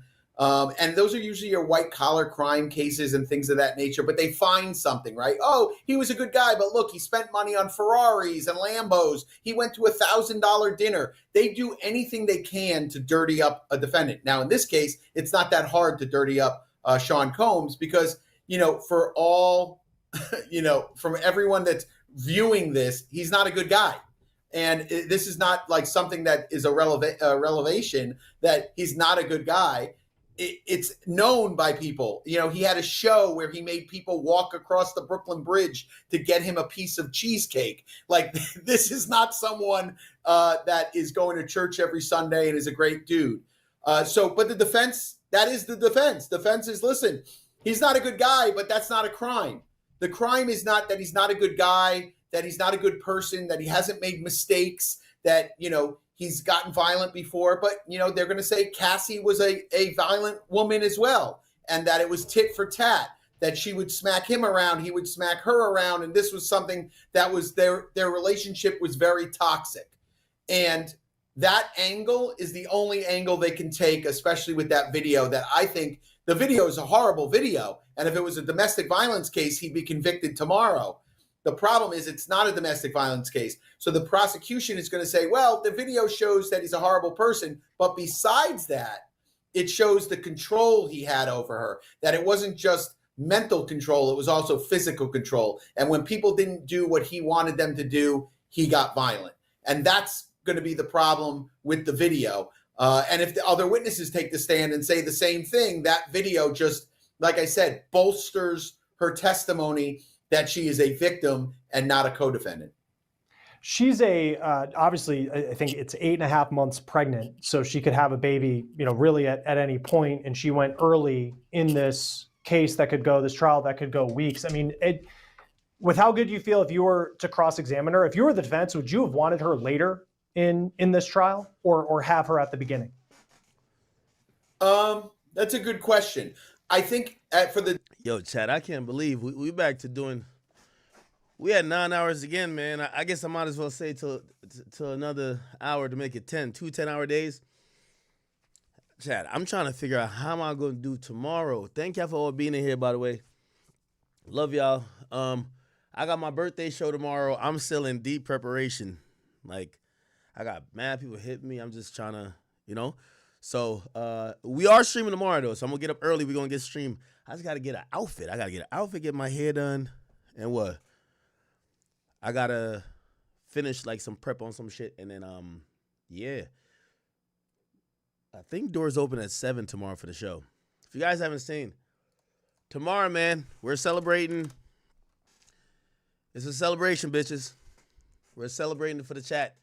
It's gonna be my first birthday party ever in life. I never had a birthday party. It's going down in the Gramercy Theater, 2 blocks from where the freak off was going on. And yeah, I would be honored if you guys join me if you haven't gotten a ticket or somehow RSVP'd. But tomorrow we are definitely getting it in. So yeah, I'm gonna get a streaming tomorrow because we still gotta cover this Diddy shit no matter what. So I'm gonna get a streaming. I'm probably gonna get off of this bitch at like 2 or like 1. And then I gotta get ready and head over to the venue. Then I'm gonna catch y'all over there. And then we'll probably so we're gonna do a stream tomorrow. It might be just members. I don't know if it's gonna be just members only. But I'm gonna try to do a stream from the event. It's probably like backstage or shit like that. You feel me? Anyway, let me keep playing this. Did Myron ever fix this shit? My nigga, somebody said he looked like he was doing on the Sega Genesis. Myron Gaines. He's making in court though. Shit, I gotta do something with him. I offered my studio to him. Because oh, he deleted this shit. I don't know. I guess his video isn't that good right now.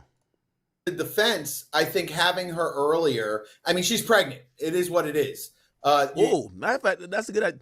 Yo, I love Bradford Cohen. Like, number one, when he speaks, it makes so much sense. And sometimes I have thoughts that I see him like he has as well. I'm like, you know, 2 good minds could think alike. He's way smarter than me when it comes to law, clearly. He's he's one of the best. But he just brought up a point that just clicked with me. Because I am thinking, I'm like, why is Cassie here so early? Chat, it's very obvious now. She's pregnant.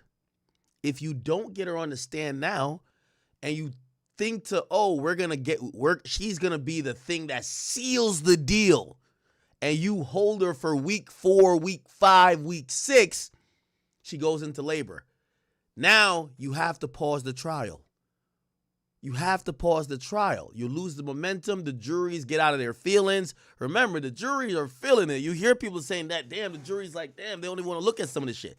You got to get her early before she start having, what do you call it again? Contractions and all that shit. Okay, that makes sense.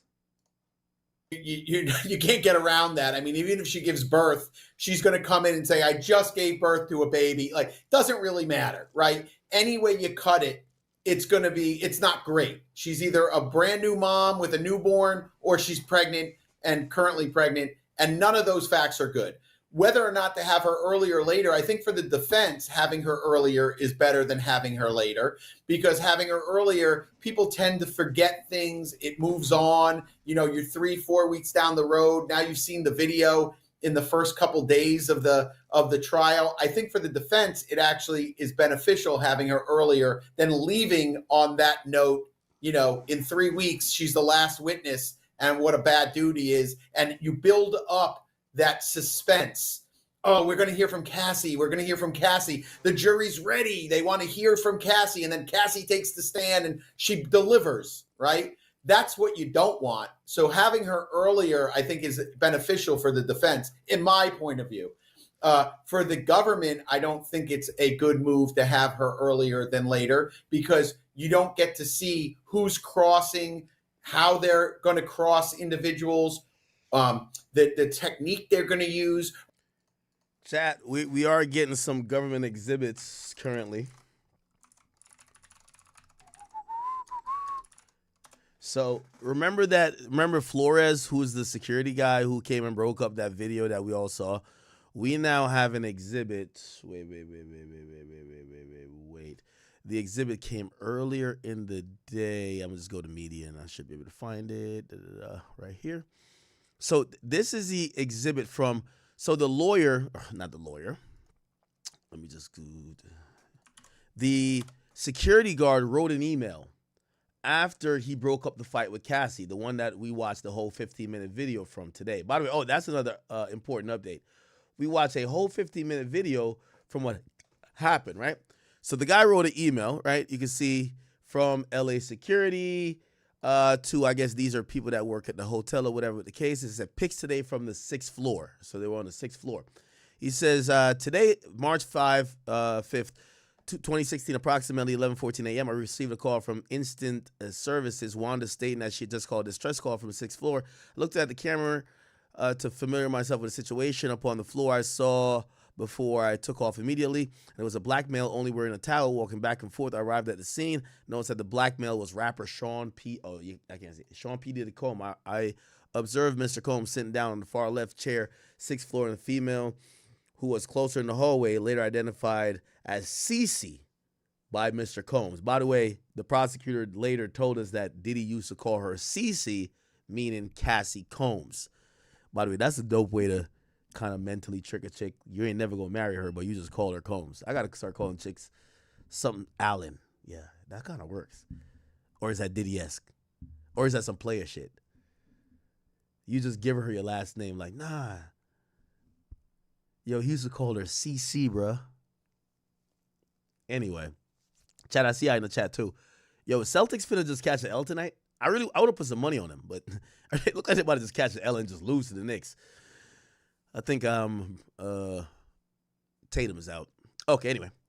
So it said, all right, bet. So CC, I saw the damage that had been done. I began to diffuse the situation by advising Combs to understand his status and the safety and concern of our guests. He began yelling at Miss CC, and I advised them both to separate from each other, and it wasn't convenient for both of them to continue, especially in this hallway in a towel. I proceeded to advise him to return back to his room. Mr. Combs began to offer me a bribe. He says, you take care of this, I got you. Let's go to my room. Pause. I then responded with, sir, I know who you are, while extending my arm to shake his hand. And I said, all I ask is for you to respect the guest and myself. So do me a favor. Let's return to your room. He got up, began to walk to his room. We made our way down the north hallway. Miss CeCe was coming from behind. Mr. Combs noticed her while turning his back and began raising his voice. I told him then if he didn't respect the guest, then he would be escorted off the property. We walked over to his room, 602. When he went inside, Miss CeCe was told to leave by Mr. Combs. She did just that. Mr. Combs opened the door, brought out some currency, a band wrapped around $100, and he told me again, thank you. And he said, take care of this, and I'll take care of you. I declined the money and told, this nigga was stupid as shit. You're supposed to take the bread, bro. I declined the money. His coworker took the money. Yo, his coworker took the money and still not testifying against Diddy. That nigga dipped. Peace out, nigga. That nigga, supposedly Diddy gave somebody $50,000 or $100,000, and they were supposed to delete it. They dipped, okay? I forgot. I think they got this footage from Diddy's shit, though. I don't know. I declined the money and told Mr. Combs that all we needed for him to stay in his room until checkout, which is today. I left the scene at 11:25 a.m. I took the elevator down. When I saw Miss CeCe, I advised her that I did not want him to see her, so I walked her over to the valet office until, let me see, walked her until her ride got there. I asked her we would need some information for her to stand by, and I walked over to the office and advised him of the situation that I need present. We then walked over to Miss CeCe, and she was unable to locate. We went up to the 6th floor, took pictures of the guest lobby, They want to introduce himself and let him know that the hotel rooms would advise him that damages would be charged to his room. When Mr. Combs came out, he started yelling in his towel, but whatever, and I stopped him before he did. Advised that we were not there to make it bigger than it already was. He saw whatever holding his phone, and he automatically assumed that he was being recorded, so he grabbed his hand, then grabbed his hand and told him to back off and took his hand away. And then he was told no one was recording him, that safety and privacy is important to the hotel. He calmed himself down, apologized. He says, it's just that I don't want to lose anything. I could lose it all. We then reassured him that all we need is for him to calm down, and we didn't have any more scenes from that time until his checkout. We left the scene to resume normal operation. Note, we will conduct extra patrols until his checkout, in which we will be taking pictures of how the room is left at this moment. There are pictures of they took out the guest lobby. Please stand by until we have all pictures. Mr. Combs is not checked out yet. Cool. Are they coming in hard? Are they coming in soft? Pause. You know, those type of strategic things they don't get the benefit of. So her taking the stand early, I think, is beneficial for the defense, not as beneficial for the government. One thing with financial records that stood out to me was that he had a frequent flyer account with Southwest Airlines, which, you know, this is Sean Combs. He's supposed to be a billionaire. No disrespect to Southwest Airlines, but he's not really the person you would expect to see. I know they don't do assigned seating anymore, or the free seating, but like what is the point of including that? What could the prosecution be trying to argue by including these frequent flyer accounts? And does it stick out to you that he would have, you know, it's not officially a budget carrier, but not something you would expect a media mogul to be flying on? Yeah, so a couple things. One is I represent a lot of high net worth individuals. I mean, you know, very high net worth that have frequent flyer accounts at United, Delta, Southwest. They have teams of people that they usually fly out, you know, on different airlines.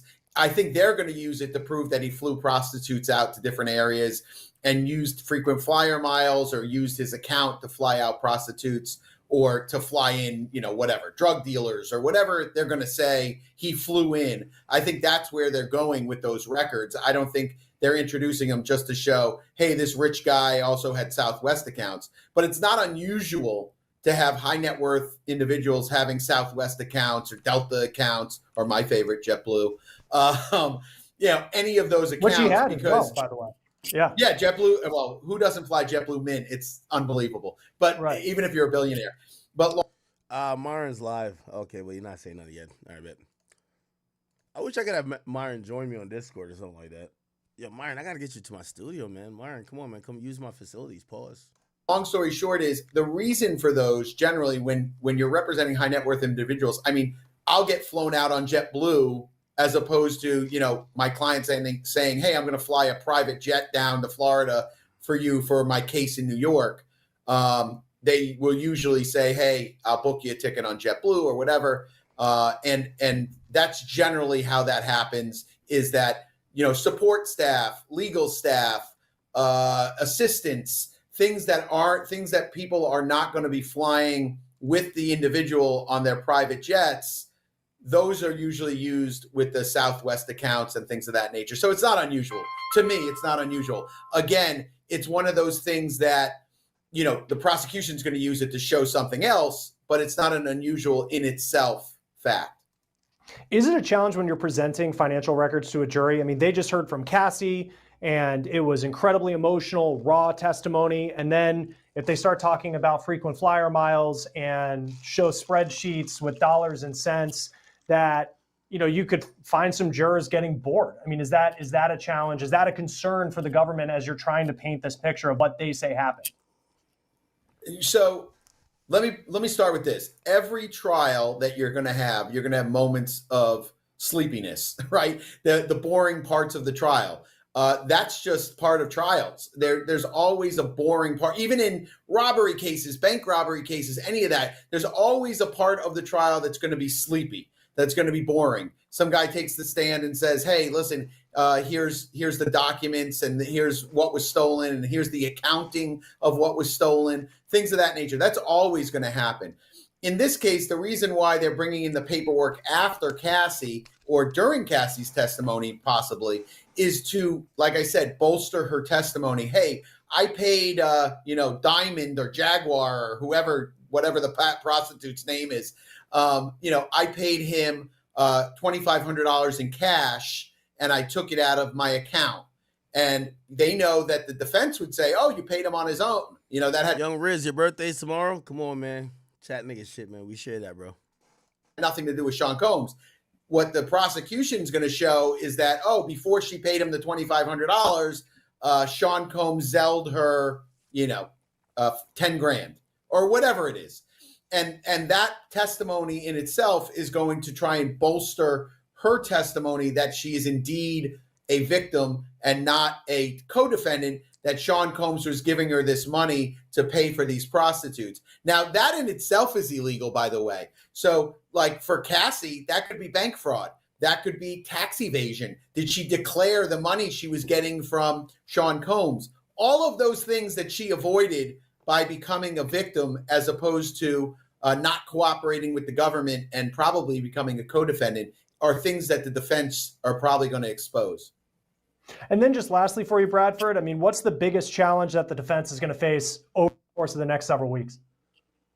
I think the biggest challenge is, the having a jury look at this, the facts of the case, and not get stuck in the quicksand of like, boy, this is weird. Like the weird sexual activities, the other things that are going on. I think that's going to be the biggest hurdle. We haven't heard a lot about these RICO charges, about, the murders for hire, all these other things that they made those accusations about.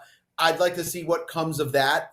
We haven't heard a lot about it. I don't know a lot about it. So I think that's going to be kind of interesting. But as of right now, I think the biggest hurdle is the conviction or possible conviction on the prostitution charge, which I think is the least of their worries because of the maximums that carries. I think if they knock out the sex trafficking and then, mitigate the RICO, I think that they're doing a phenomenal job if they can get that done. And I think it's a definite possibility to get that done based on what I've seen and what I've heard and what I've read. All right, criminal defense attorney. Okay, let's get to Myron real quick. Damn, what the fuck Myron doing, boy?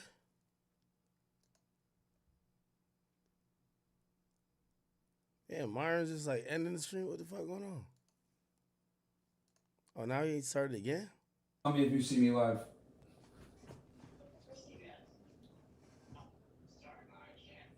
Yo, Myron. Yo, could somebody tell Myron I offered my studios to him, bro? Like, he could literally go to my studios. You don't see. My man is at my studio. Actually, I think, is Flacco there right now? Like, I just don't go to my own studio. I just stay at my crib. I think we have mad people recording at my studio right now. Yo, you're 5 minutes away from my studio. Could somebody tell Myron I own the shit? He could go there just like I use his studio. I have 4 studios in there. He could use one of the off-the-record studio for what I care. Tell him this hotel shit is not it, bro. I love what he's doing. I'm going to do some shit with him. But, bro, just go to my studio after this, my nigga. Like, we'll just give you the professional shit. Because if he flew out here, me and him were talking. We wanted to do some shit. But, like, I ain't going to lie to you, Chad. Me to wake up at, like, 7 a.m., try to get up in court, and me and Myron to try to get up in there, that was going to be a tough thing. I am going to try to make some court date. I ain't even going to lie to you. But, Myron, please, could you take me up on my offer? Just please use my studio. Okay? You put all your fresh and fit shit there. I don't care. Okay. I don't know what's going on with this. And the reason, let me tell you this. No matter what y'all think about Myron's really, he's very methodical. He's the type of nigga to get every fucking detail, and you need a nigga like that. A nigga's gonna do that. I get some y'all like, yo, he said this about FBAs. He said this about it. Hey, listen, when it comes to court coverage and someone who has some understanding of hip hop, Myron's pretty good, bro. I'm telling you, he's a former Fed. He's pretty good. Okay? All right. Yeah, chat. By the way, if you're wondering like why I'm looking down sometimes, so here's the thing too. I'm trying to bring out a few people tomorrow. So I'm trying to make sure everybody's kind of good. I'm like, my assistants hit me. Like, they want to get on meetings with me. They're like, yo, you're still on stream. And I'm like, yeah, I'm going to stay on stream. I'm going to stay on stream. But yeah, so like my assistant wants to get on a call with me to like confirm a whole bunch of shit. But I'm like, just text me because I'm on stream. So if I'm looking down, it's for the show tomorrow. Like, I'm not just here, wasting y'all time and everything like that. Okay. Megan Kelly said disgusting allegations. Oh my God. All right. Anybody else for some stuff, man? Yeah, I wanted Myron to pop off. Whatever.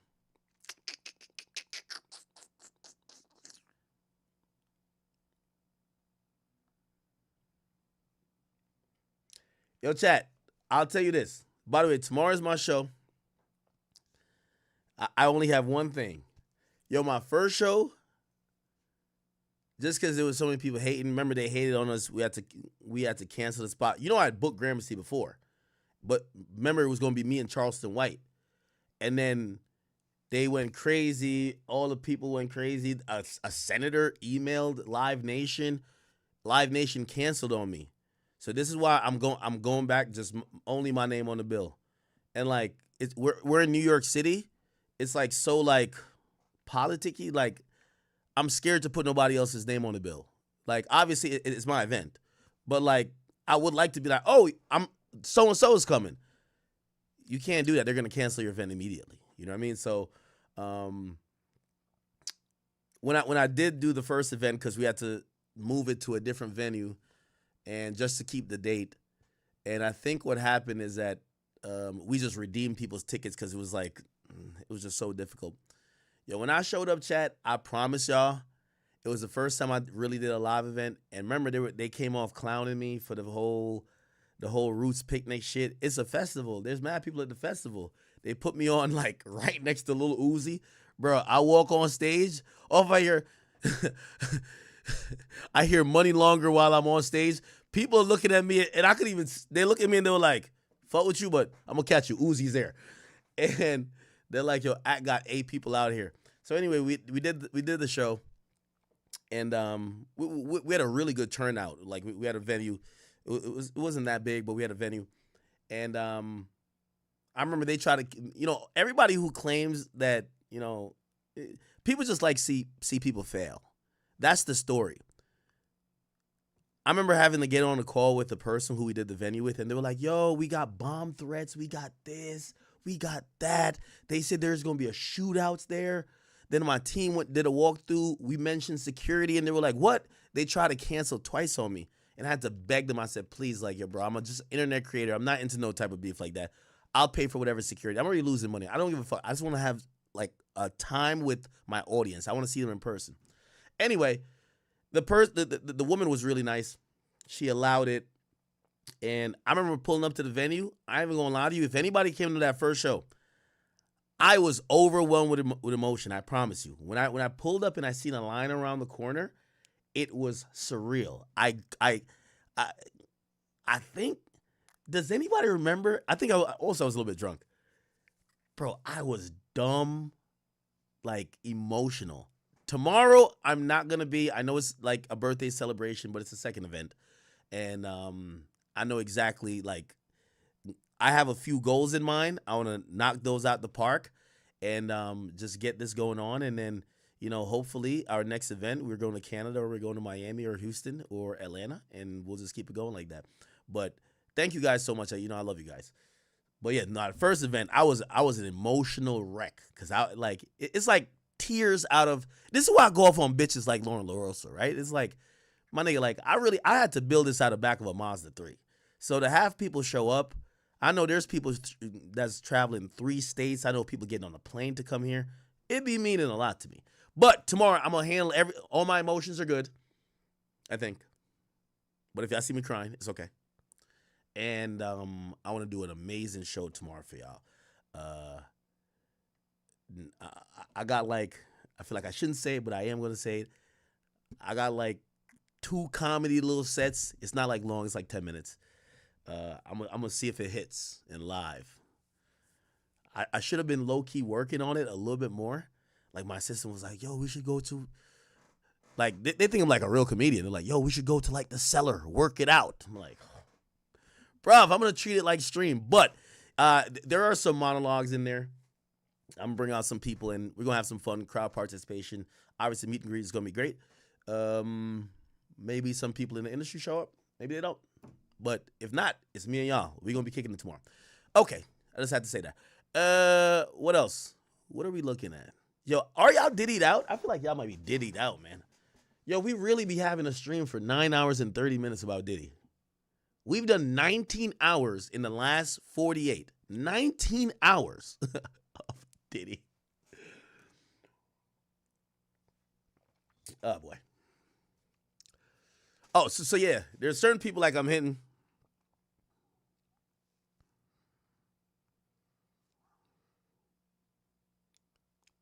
Okay, all right. Well, yeah, because we keep like playing the Diddy stuff, and I feel like we do get to a point where y'all are hearing the same things a bunch of times, and you know, I could tell by the numbers, like, yo, we still got 30,000 people in here. You know what I mean? Like, for me, I feel like it's criminal to cut the stream when it's 30,000 people in here. But, you know, I'm like, yo, are y'all tired of the topic? What's this? Okay, where could we find... Did Myron start talking some shit yet? Or, like, Myron just gave up, bro. Myron, use my studio, bro. By the way, I think Flacco's coming. Who's coming? Flacco's coming. I think Annoying's coming. I think Aiden was supposed to come, but like he got his boxing event in Miami.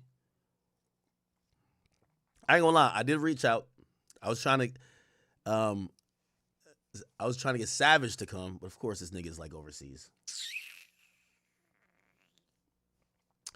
You know my team was telling me, right? Yo, Drake owe you a favor. Tell that nigga to come. I was like, yo. Drake doing some stuff right now. I won't reveal some private stuff, but yeah. Yo, my team was on me like, nigga, this is your time to call in favors. And I'm like, well, it's not really about favors. This is about me in the chat. But whatever. Okay. Eventually, what we're going to turn these like events into, I'll give it a division. Eventually, these events are going to be just more than, but I'm gonna be honest with you, like I kind of want to have, I don't want to be the person who, like if I threw an event right now and I said, oh, okay, I'm bringing out, we're doing A Boogie, Ice Spice, and I don't know. Yeah, let's just say A Boogie and Ice Spice. A Boogie, Ice Spice, D-Thing. I'm pretty sure we could sell out at least like a 4,000, 5,000 venue. You get what I'm saying? Because I'm presenting those artists. But I want people to show up to get somewhat what we've worked on here, which is like this live version of this stream. Okay. All right, Martin's the dub. I don't know what's going on there. Let me go to Shade Room. Oh, here's my boy. I just seen him. Matthew. Oh, here we go. This is what I wanted to play. Video that we've seen where Sean Combs is assaulting Cassie, and what she said is after that happened, she went to one of Sean Combs' employers' homes named D-Rock, who she said she was friendly with, he and the wife. But she said that same night she did end up going back to Sean Combs' house because she had a fitting for the perfect match. There was a premiere coming up. And then we saw pictures of her on that red carpet with Sean Combs, and she sort of explains, if you look closely, you can see a little bit of bruising, but we saw that there was an image she took where she had a busted lip. We never saw the black eye because those pictures that she took of herself, she said she wanted to cover it up. But she explains how she used makeup, how she had to hide the bruising and things of that nature. So we got a little bit of context from that 2016 video and also some pictures to accompany what she said happened that night. And I believe they even said one of her friends called the police perhaps, but she decided not to reveal that it was Combs because at the time she didn't want to hurt him because they were still in a relationship. Is that correct? Correct. Early on, the prosecution showed a picture of Cassie and a very close friend of hers when they were 19 or 20 years old. So now you fast forward to 2016, that same woman is the one that Cassie said called the police because she was so irate about the fact that she saw her friend with this busted lip with a black eye, and she says her friend knew automatically based on other alleged incidents that had happened that this was because of Sean Combs. So the police came to her house, according to Cassie. They asked her a few questions, but she said, the police said, well, who is the person that did this to you? She wouldn't answer, and she said they left. Understood. Now, how did Diddy react while Cassie was on the stand? I know yesterday you said he was listening very intently, so is that the same case? Yeah, more of the same. We see Combs listening very carefully. He's looking at the jurors. He's also, though, again, sort of shaking his head in defiance when Cassie brings up the idea of drugs being offered to her all the time from Combs or people who associated with Combs. One thing that I thought was interesting today is that Cassie today in court said that she had an on and off again addiction to opiates. So this was her sort of giving us an inkling into what she was going through, not just with the alleged freak-offs, but her own struggles with addiction. Yeah, and how this relationship perhaps led to the addiction or contributed to the addiction. Talk about, you mentioned some of the text messages that were read in court today, especially between Cassie and Sean Combs, and about not letting her secret get out and things like that. Talk about some of those text messages we saw. Yeah, so a lot of text messages were shown from 2010, 2013, 2017. Essentially, there were text messages where she wishes him a happy Father's Day and says, "I can't wait till we have a baby of our own." So there was a text message shared from 2017 where she said, "Nothing good comes out of freak-offs." And then she says, "You treat me like you're Ike Turner." Ike Turner, as we know, had a volatile relationship with Tina Turner, and that was a nod to the abuse that she says she suffered. She said she used the drugs to numb herself because these freak-offs, again, were happening so regularly. She also talked about having urinary tract infections all the time, and that it was so bad, she said, that even the antibiotics that she used didn't even work anymore. She said there were times where she would have sex and have these freak-offs while she had the infection. And then she said, quote, "I don't recommend it." Yeah. Well, that's powerful right there. Yeah. What did she say about blackmail? Because she mentioned kind of that there was always maybe videos kind of used against her after the fact when she expressed maybe not wanting to do the freak-offs anymore. So early on in this trial, the prosecutors told the jurors that they were going to see 2 videos of not only Cassie Ventura, but of someone else in these alleged freak-offs. So when you talk about video, according to Cassie, she was embarrassed by it. She even talked about, what would I tell my mom if something like this got out? She was saying she would be hurt for her family. So she did not want this to get out, even though she says she was partaking in all of these things in an effort to keep her relationship going with Sean Combs. She says she did these things because he wanted to do them and she wanted to make him happy. But something else happened today in court that was worth noting in reference to those text messages. There were messages where she seemingly wants to have a freak-off, says things like, "LOL, I can't wait." The prosecution asked her, "Why would you say that if you didn't really want to do it?" And she explained that she said those things because she was fearful of Combs and because she wanted to keep the relationship going. Now, how crucial is that hotel surveillance video going to be for this entire case? I think we keep seeing that surveillance video show up in this trial. So they talked about it yesterday, we talked about it today. It is the centerpiece, if you will, because without that video, we know that early when she said that she had been abused sexually and physically by Sean Combs, when she filed that civil lawsuit in 2023, before that video came out, we know Combs denied having abused her. So that's why I think this video is so crucial, and the prosecution is saying this is just one example, and they're using the testimony of Cassie saying that not only did it happen this time, but there were a lot of things that she claims happened that were not on camera. Yeah. Now, how intense would you say the defense's cross-examination of her is going to be? When you're talking about somebody who's facing up to life in prison, they have to go hard on her cross-examination to poke holes in what she's saying. We have not heard from the defense yet.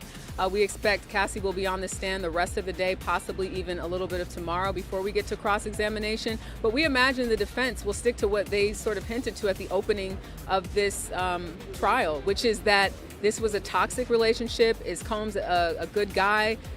Maybe he's a jerk at times. You don't agree with his sex life, but does that mean that he committed a crime? That's going to be something the jury will have to answer, but I think we will see more of the same in terms of that type of questioning or those types of questions being posed as to was this a criminal enterprise and should this person be facing those types of charges. But I also believe that with so many times Ventura mentioning that she was not in control and that he was in control, and the people around him that were helping to sort of facilitate that, I think that's where you're hearing right now the argument on the side of the prosecution as it pertains to a criminal enterprise for Sean Combs' sexual desires. I mean, is it your belief at this point the prosecution is trying to just paint a picture of potentially what even some of the consensual acts were before they get into the sex trafficking and the racketeering? Does it feel like it's an 8-week trial? The prosecution is just kind of trying to lay the scene so that the jury can picture Sean Combs at a freak-off? I think a lot of people are not used to hearing the details of someone's sex life in this way. And they are so salacious, but to the prosecution and to Cassie Ventura, they're important in her story. So I think that's what's happening. They're laying out years of what they're calling abuse, physically, emotionally, sexually, and we'll see, what happens from there. Sitting behind Cassie Ventura's husband, he's sort of right behind me, and I kind of can see his face. And I can tell you right now, I can see him and Cassie's brother sort of glaring at the Combs family, looking at Combs when they are showing those images of Cassie with the deep cut in her eyebrow. When they were showing the 13 pictures of men, different races. Chat, I think we kind of glossed over that. So Cassie says from one of the injuries she has to her eye, I think when Diddy pushed her on a bed frame, she has a permanent scar on her eyebrow. Let me look at her Cassie Instagram. She says she has a permanent scar on her eyebrow. I would have to look up at a. Can we see it here? It's hard to tell. She claims she has a permanent scar that was caused by Diddy.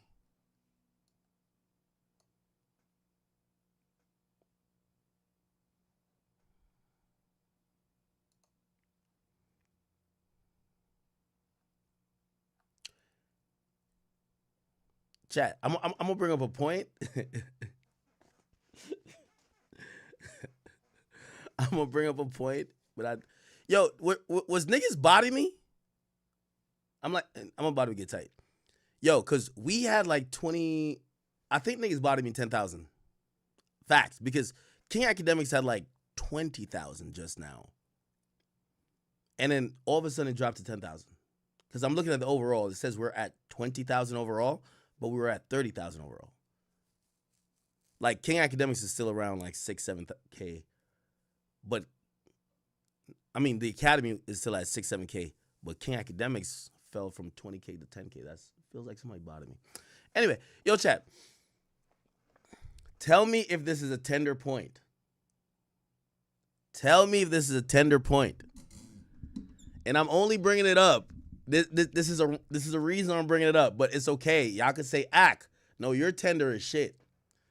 Chat, have you ever, and this is to my chat niggas, have you ever looked at a girl and be like, damn, you kind of too bad to be a hoe like that type shit. You know what I mean? Like, you too bad to be a hoe. Here I'm getting at. The way how Cassie is, presenting herself. Number one, she finally has a husband. She's now married. She's still a pretty girl.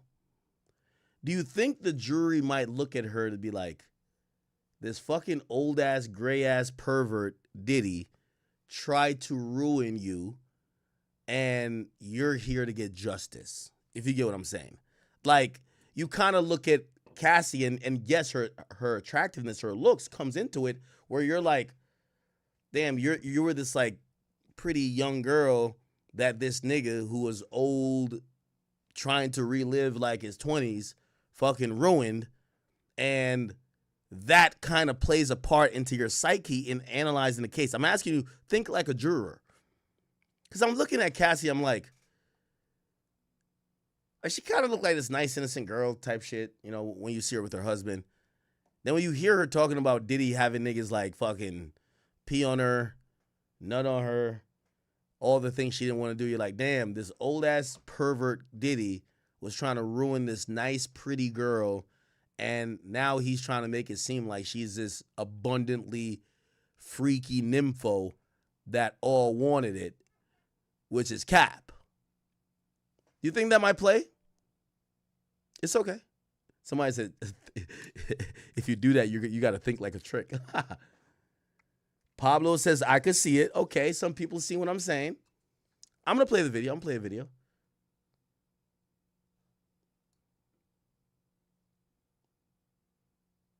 Somebody said, you got to think like Captain Save-A-Hole. Yeah, but Chad, do you think that the people who are going to be on a jury are going to be thinking hard on thoughts, bro? Like, literally. What do y'all think? I don't think so. I think they're going to be sympathetic with her. She's showing up glammed up. She showed up with high heels today. She's strutting. She's looking good. She got her wedding ring on, big as fuck.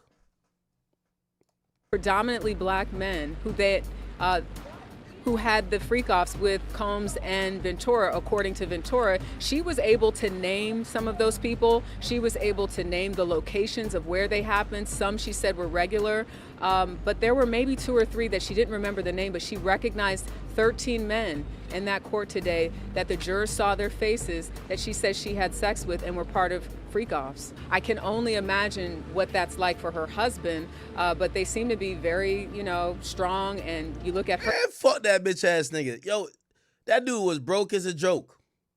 He just got $20 million from her pain.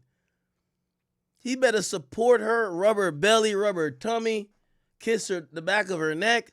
I don't care if he hear that 1,000 niggas fucked her. That nigga was broke as a joke. He was damn near on the unemployment line. Cassie done finessed $20 million out of Diddy. You better sit there like a supporting boyfriend. You got these bitches out here getting fucked for $4.99 on OnlyFans, man. Yo, girl, yeah, she did get a lot of freak off shit done to her. But when she chose up, and she ain't really chose up, she chose down. Let's keep it real. But when she chose you, 5 years later, she got $20 million for it. What you gonna do? Like, get mad? All right, yeah. 1,000 niggas fucked her. But hey, listen, you already picked her. You kind of, it's no way he's finding out this for the first time. It's no way he's finding out this for the first time. Nigga, she just ran up $20 million for you. You were broke.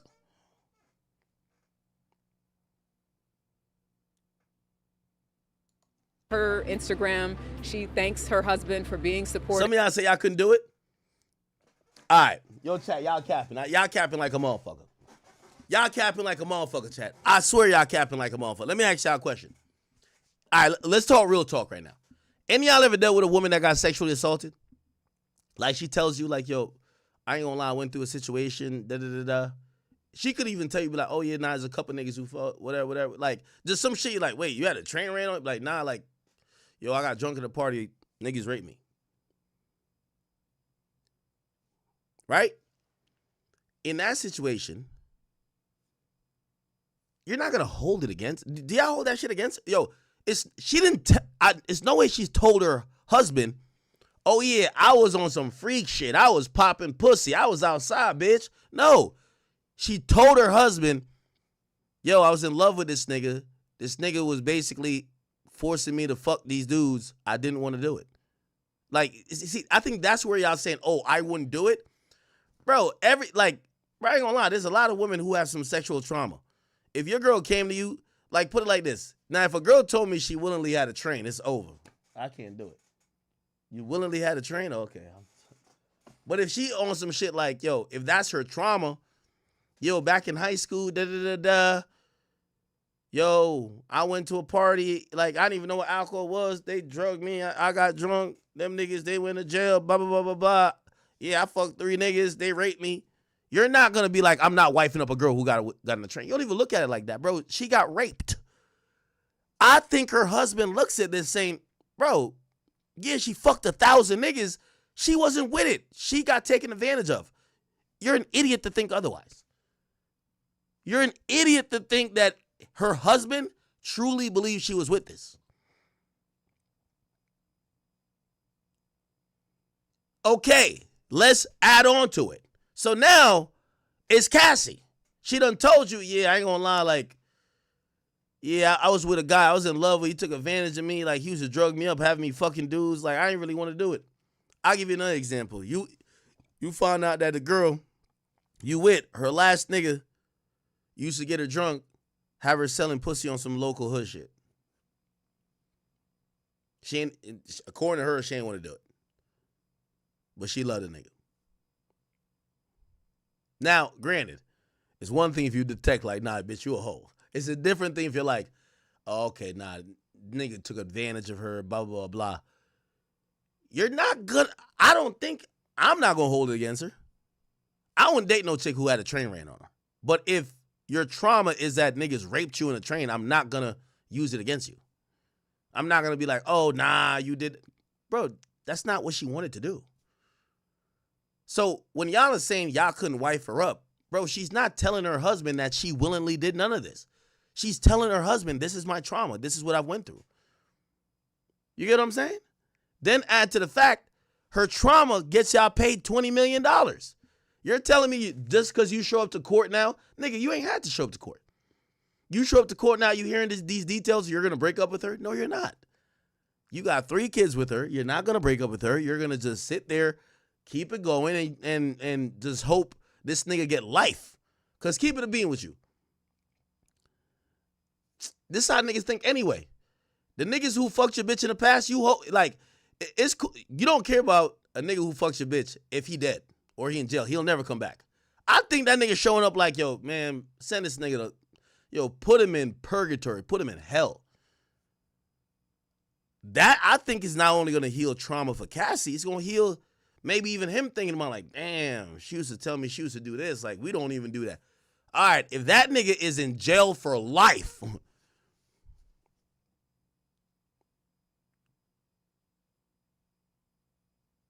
somebody said, you acting like it was once.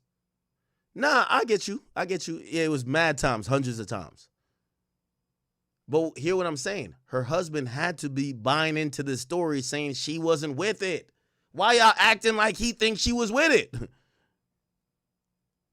Bro, if he thought she was with it, bro, if your girl done told you she used to have threesomes every day with her ex, you get with her.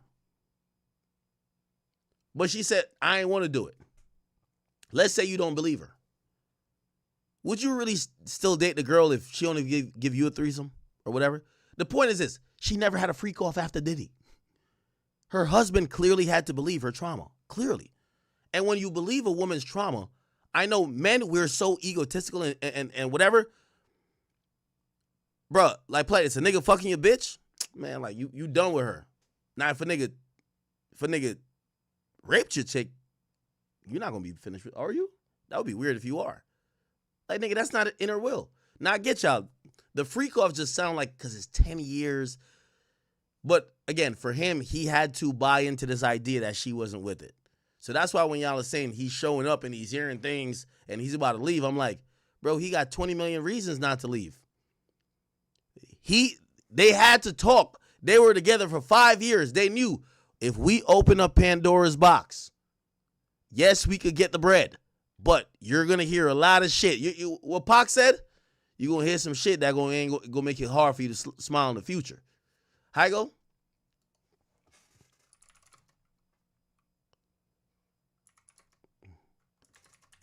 What's the name of that song? Realest Killers. Yo, when that 20 million wire came in 24 hours, that nigga had to mentally prepare. Yo, it's hundreds of niggas that ran up in her. It is what it is. Nigga, you was never gonna make 20 million in this lifetime, the next and the 50th later. So I don't know why y'all acting like he's in there like, bruv, like the nigga he watched his girl get $20 million in 24 hours from this nigga.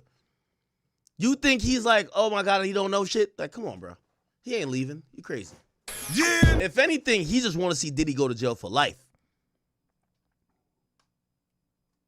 I think the way he could get over some of this shit is if Diddy is dead or Diddy, like, put it like this. I've said, like, this is man shit. Put it like, let me see. If you one of them territorial niggas, you ever said to a girl, and she talk about, like, either, I don't know, whether she has kids with a nigga or whatever, like her with another nigga, you be like, yeah, I ain't gonna trip as long as that nigga dead. That's what I think the nigga's feeling. If Diddy's dead or in jail for life, he don't give a fuck. But if Diddy beat the case and he's over here like the P, the D, the I, doing all that bullshit, still being a billionaire, fucking other bitches, basically like laughing at the fact that he took Cassie's whole 20s, doing all type of shit, yeah, he gonna be tight a little bit. But if Diddy go to jail for life, trust me, he gonna sleep a little bit better. I guarantee. He ain't leaving her though. Guaranteed. Nigga. Oh, let me not play this. Yo, is Martin still trying to go live, bro? Yeah, I think he's still trying to go live. Hey, Brad. We played this already? Oh, no. We still can get through this. Where is it? Oh, wait. Did we miss it?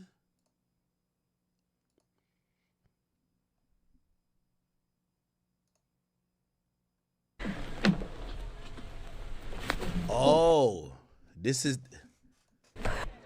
So as you can see, just family members there, Diddy's children, his mother as well, leaving the courthouse today. Getting in that kind of big black Mercedes-Benz van. And to Kaylee Schuyler's point, they have been somewhat of a, added benefit for Diddy, the moral support, so to speak. In the meantime, though, we do want to bring into the conversation here former federal prosecutor Nima Rahmani. And Nima, good to see you here. I just want to show our viewers. By the way, thank you for all the donations. Let me read this.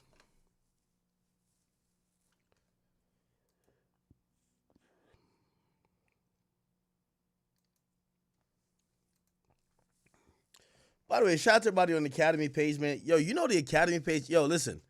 King Academics page, y'all be having 2-3 times the amount of viewers, but the Academy page has 4 times the amount of members as the King Academics page. The King Academics page is not hitting. The Academy page is 4. They get half the views, 4 times the membership. I don't know how that works. So the King Academics page, that's why they're on the screen. They're lit. I can't even cap with you. Alrighty then. Let me see. Somebody just donated. Give me a second. Tim D the barber. Oh, shout out to all the barbers in him. Shit, if you're a barber, shit, I wish you could come here and cut my hair. Pause. No Diddy still. He says, but what if her husband Alex is playing his own long game? And he's going to get divorced in the next 2 years and take half of what she got from Diddy. I 100% get you. Number one, with all due respect, I think he's white. So it's a little bit different. I think sometimes as black dudes, our ego makes it intolerable for us to continue on when certain things are known. Even culturally and pressure-wise. I think he's white. I think this is a little bit different. Here's the thing, too. Bro, he has multiple kids with her. You have multiple kids with her. It's one thing, you got to remember, Diddy was just fucking her. You could tell Diddy had no plans to put a baby in her belly. Diddy had no plans to get her married. Diddy was selling her a dream, gassing her up. This nigga got a whole family with her already. So yeah, you leave her, but now you in a Offset situation, a DDG situation. That's your baby mom's, gang. Oh, so you just gonna leave because you think you're gonna get half of that $20 million? Or you gonna stay? Who knows? Shit. You know what probably happens? On some real nigga shit. I'm having real nigga talk. You know what probably happens? Bruh, everything she had to deal with Diddy, I'm pretty sure if that nigga say, yo, your baby Cassie, I love you. I love you. Yeah, I ain't gonna never force you. You ain't never gonna have to fuck another man. But I do got a little bitch on the side. He probably got a little bitch on the side. Cassie got to understand that. I ain't never going to leave you. You my girl, blah, blah. I ain't going to never let a man touch you. But I got a little bitch on the side. Or, shit, let's bring a little bitch in that we could do our thing with, that he could feel good. Because a man going to be a man. Like, I know he white and shit, but, like, a man going to be a man. You feel me? So he might be like, he ain't gonna go Diddy far, but he might just be like, whatever. But he ain't leaving her, bro. Like, my nigga, why would you leave her? You have kids with her already. You got kids with her. Y'all got the bread. She love you. If anything, you just try to figure out some way to kind of make yourself feel like the man, because you're not gonna feel like the man when Diddy had her getting peed on, laid out flat on the ground. She's rubbing another man's nut on, like she was doing so much of Diddy, because I keep saying, a man always want his woman to do the most for him than they did for anybody else. Like that's my thing. If I meet a bitch and she tattooed her last name or her ex's name, You tattooed his name once, you tattooed my name twice. You got to, or else what we doing? If you tattooed his name once, if you really fuck with me, I got to be the upgrade. You can't be like, oh, I don't do tattoos no more. It's like you meeting a girl. She used to suck her ex dick crazy. Now she says she don't suck dick no more. All right. That means you don't fuck with me. I'm out of here. That's how it go. We all know that's how it goes. So I'm pretty sure he going, they probably got their own arrangement that make him feel like he's the man. They got kids. Some arrangement make him feel like he's the man. I don't think it's some freak off shit. But whatever it is, it works for them. They got kids. Why y'all think he gonna leave? That boy ain't going nowhere. 20 million reasons he ain't going nowhere. 20 million reasons he ain't going nowhere. I'm pretty sure like he might have a little kink for some whatever his kink is. Like it probably ain't wild as Diddy. He don't got money like Diddy to do that. Diddy's a nigga who got freaked out probably early. Who was fucking all them bitches at Howard. He was getting industry pussy too quick. Then he probably started thinking about industry butt. Real talk. Like, we got to think about it. Diddy was so freaky that pussy couldn't satisfy him. This nigga, like, he probably got little kinks here. Like, yo, just give me... And whatever their agreement is or whatever their arrangement is, we don't even got to know. But she probably make him feel like the man. They got kids. He's a little bit locked in. And now, here's the thing. He don't got to be no trainer no more. He get to roll around like a boss. They got $20 million. All right, bet. Yo, babe, I need that Rolls Royce. Stop playing. Now, he got to feel like the man. She going to make him feel like the man. Yo, who you think really, my nigga, who you think, like on some real shit, like we having real nigga conversation right now. Bro, who you think's idea was for Cassie to go get that bread? My nigga, think about this. Cassie was saying she finna kill herself, my nigga. You think bread gonna cure that? No, it don't. I guarantee, like I don't want to speak too much on their relationship because I don't know them. I guarantee some of his insecurities probably came out and shamed her. That's what niggas do. You find out your bitch was a hoe, you shame her. She probably was always conflicted. So now she's suicidal. I think it was that nigga's idea to sue Diddy. Now the money coming, you can't shame your bitch no more. Nigga, she done brought in the bag. She brought in the chicken. You don't got to do nothing no more.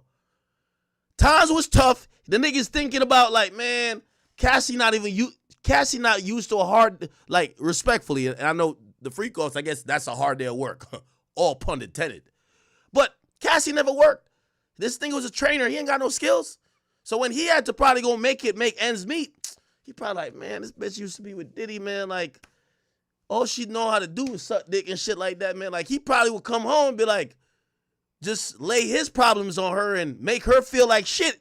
And then she feels like shit about her past. Man, she thinking like, man, I want to kill myself. Like, I hate to, bro, we got to, like, we have a real nigga talk or what? Bro, she wanted to kill herself after this shit, not during, after. It's not like she was like, oh my God, I just got peed on and there was so much flavors of nut on me, I want to kill myself. Bro, when she got with a broke nigga, and that broke nigga probably was like life start hitting him, let me tell you, a nigga always we gonna shame you about your past. This is how you keep women in line. It's been like this for a million years, nigga, since 600 BC. Trust. You gotta shame bitches. You a hoe. This is why we call you a hoe. You gotta shame them, because that's the only thing that keeps society intact. So I guarantee some little conversations, because he had to go get the bread, Cassie don't got no skills. What Cassie do? No skills. Yo, Cassie, I had to work 18 hours for this shit. I took on a double. You don't know nothing about this. You used to get flown around private jets. Yo, we in the back of the plane on Southwest. I can't get my money like you by just getting peed on. Probably had them slick jokes. That's how niggas get. You get them slick jokes at your bitch. She start feeling worthless. Like, she lost the bag, Diddy. She with her new nigga that she could probably see the stench. He don't fuck with that like that because, bruh, she don't got the bag. She don't got nothing. Here's the difference. Once, I guarantee his idea was, I guarantee if we brought in the bag, number one, I don't got to work like that. Man, fuck that shit. We good. I think this whole thing is his idea. So y'all niggas acting like this nigga's like, bro, it's his idea. The chick tried to kill herself. What chick tried to kill herself says, you know what? Just give me some money and we'll kill. You ever been with a bitch that's mental, bro? When a bitch turn mental, she don't care about money. She don't care about nothing. I keep telling you, women are only loyal to their emotions, nothing else. They'll burn $1 million in a pit, like when they really in their feelings, they'll do it. You know they'll do it. They'll regret it in the morning, but they'll do it. That's how women are, mad emotional. So you tell me she was suicidal until she got it back. Come on, gang. You don't think that was that nigga play? That nigga started moving different with her. Baby, I love you now. Now that he ain't love her from the get-go, but now he's like, baby, now let's go to therapy with this shit. I see why you don't like when I do this sexually. It's that bitch-ass nigga Sean. The 20 million hit their account. They on vacation. You see them smiling. Look on the gram. What y'all think? What y'all think? You think this is Cassie's move? Come on, bro. If y'all think this is Cassie's move, bruh, Cassie is a woman who is happy when her man is happy. Cassie was never let me not call it the B word. She's never a woman that is happy when she got the bag. She had Maybachs, 4 cribs. She had it all. And she still wasn't happy. She wanted Diddy to be happy. You know them type of women, bruh. She's the type of woman that's happy when her man is happy. Look, the nigga put a bunch of kids in her gut, bro. You don't see her flexing. You don't see one Chanel bag on her shit. She got 20 M's. She got 20 M's, not one Chanel bag. I'm telling you, she's one of them girls. She's happy when her man is happy. Her man probably felt like a bitch. You can't, let me tell you this. When a real successful nigga done fought with a girl, you done ruin her mindset, bro. Like, the other nigga gonna be in turmoil. Add to the fact that Diddy had her freaked out. So, off the rip, she don't want to do the shit she did with him with you. Now you feeling insecure because you're like, well, if you love me, why not? You did it for that nigga. But then you can't even bring that up because that's her trauma. I'm telling you, every man in their relationship got to find a way how to be the man. I don't care if you got $1 million or you got $1. You got to find a way to be the man. Cassie is not a chick. I don't think, listen, Cassie's a chick. I think she'll eat ramen noodles, my nigga. But she'll fall in love with a nigga. Now, granted, she is used to a certain lifestyle. So you're going to have to go work and go get some shit. Bro, this bum ass nigga ain't know how to do a motherfucking thing. You could tell, look at this nigga. Look at this goof.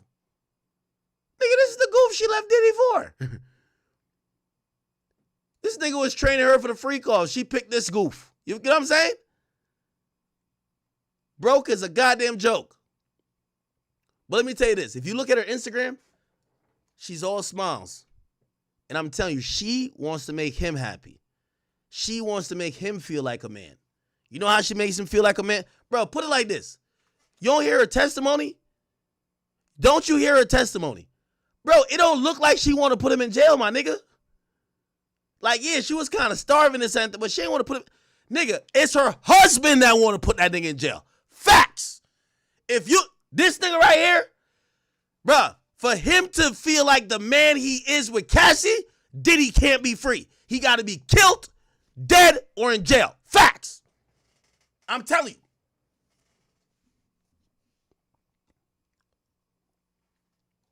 Trust me. Bro, put it like this. How come the husband show up to every day of the trial but not Cassie? He show up to every day, even the days Cassie wasn't there, gang. He want to see the nigga who he felt violated the love of his life, which he's the love of her life now. He want to see that nigga put away for life.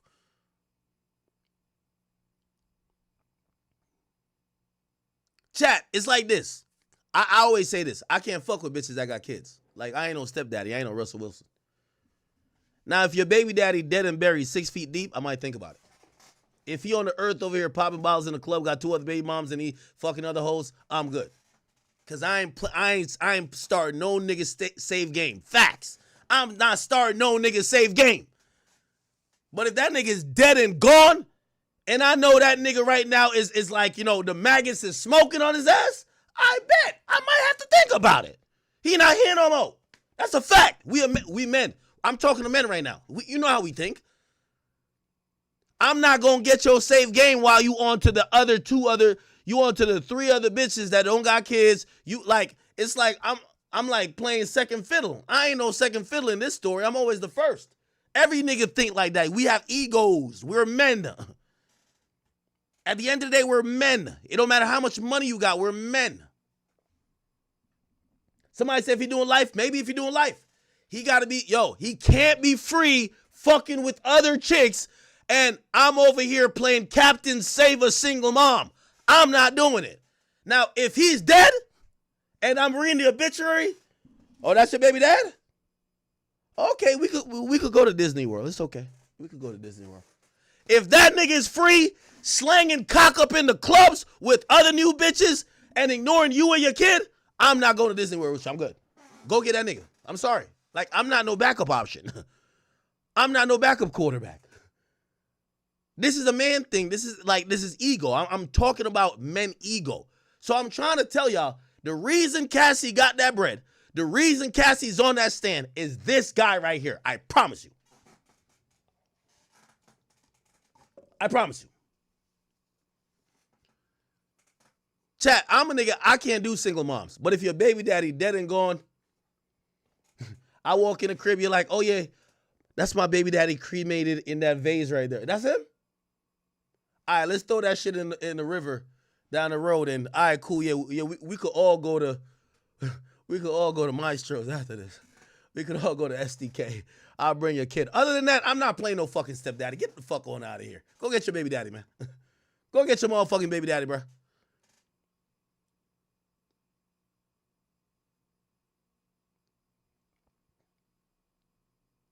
I got no problem with deal with a single mom if your baby daddy's dead.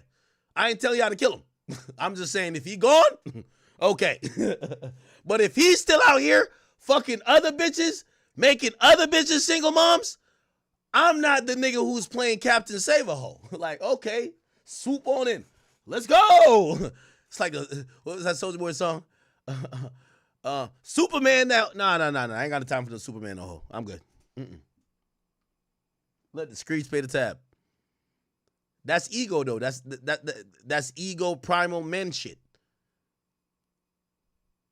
I'm telling you. Yeah. Like, yeah, I don't have no problem with that, but shit, as a man, if I'm taking care of your kid, or I'm taking care of you, or I'm dealing with you, and now your kid all around me, while your baby daddy is out there just slanging dick, making other new baby mamas, men, we compete. Like, the true nature of man is competition. I guarantee Alex Fine probably, like, trust me, in a weird way, he looks at it like, yo, that nigga Diddy never gave you kids. I gave you all them kids. Now, he could never match up to Diddy with the bread. He can't match it up with the lifestyle. This is why he want Diddy off the earth. If Diddy died today, I'm telling you, they'd be so happy. I guarantee it. I guarantee it. If Diddy gets life, yo, you're going to see the biggest smile. It will even mean more to that nigga than the money. I guarantee it. Otherwise, every time he fuck her, I guarantee you, I promise you, every time he punched dick in her stomach, he's always thinking, man, Diddy really had her doing some shit that she ain't going to do for me. Trust. We niggas, bro. You know how we niggas get, bro. You know how we niggas, like, we be really in a, like, it's, now, there's some, I ain't gonna call it beta, but, like, there's some dudes who could, some people call it emotional intelligence. Me? No. Anyway. Oh, chat, we already made it to 10 hours. Well, I gotta get the fuck off of here. Somebody said, I must be getting now I'm drunk. Conspiratorial because the smiles in that picture is telling me he's playing her for the bread. He ain't leaving. He ain't leaving. He's not playing her for the bread, bro. My nigga playing a chick for her bread ain't starting a family with her and marrying her, bro. Like, he's not doing that.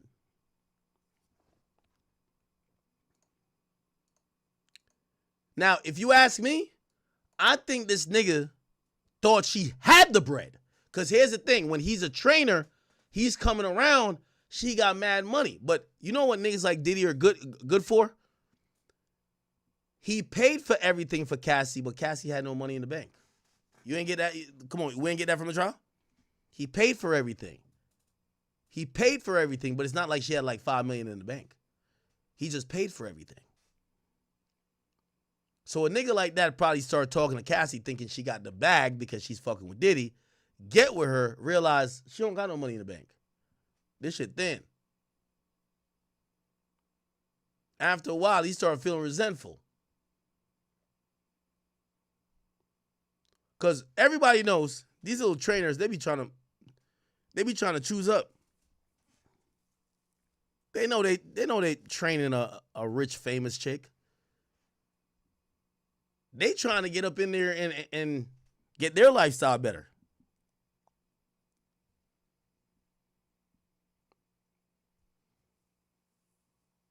Oh, we lit.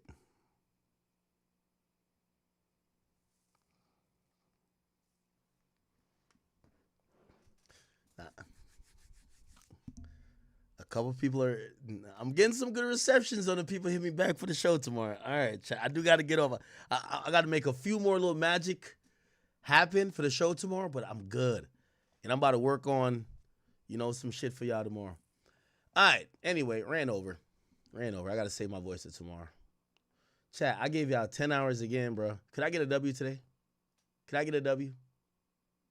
Could I get a W today, chat? Oh, is Myron streaming? Oh, y'all not trying to have me get offline, right? Myron. I was just about to get off. Is he finally hitting? Significant amount of time arguing about direct examination and cross-examination. So, I'll save this for the end because they brought this argument back up later on. But they spent this. Hold on, I'll go. The beginning part before they brought the jury in, they were talking about logistics of witnesses, cross-exams, and direct. We're going to get into that a little bit later. The defense and the prosecution were arguing quite a bit about a bunch of different stuff. They also marked exhibits. There was quite a bit of discussion, guys, on showing some of the exhibits that were pornographic. So as you guys know, these freak-off videos, the government had stills from the freak-off videos that had Cassie, engaging in sexual activity. So they were making sure that they only showed what was required for the jury.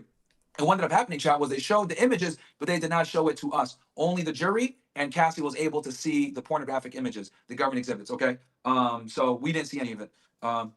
Also, he was in court for real. And the defense spent a significant amount of time arguing about direct examination and cross-examination. So, I'll save this for the end because they brought this argument back up later on. But they spent a good amount of time in the beginning before they brought the jury in, guys.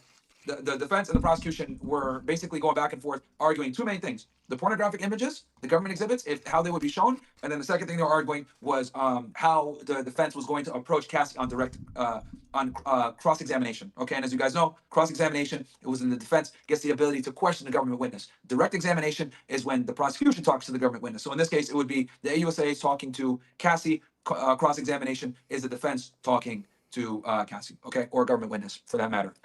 Give me one sec, Judge, just so I can make sure I can monitor the sound. Okay, cool. All right, so let's get into it. So, 9:55. So the judge walked at 9:10. We started the court actually at 9:55. We actually started the court hearing. They brought the jury in, etc. So Cassie comes in.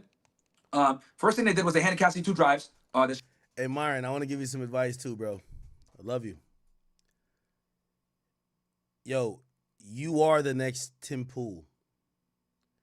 You see them little whores? Let me tell you this, like, debating with chicks about, that wave kind of like is dried up a little bit. You should keep doing it because that's y'all shit. Y'all own it.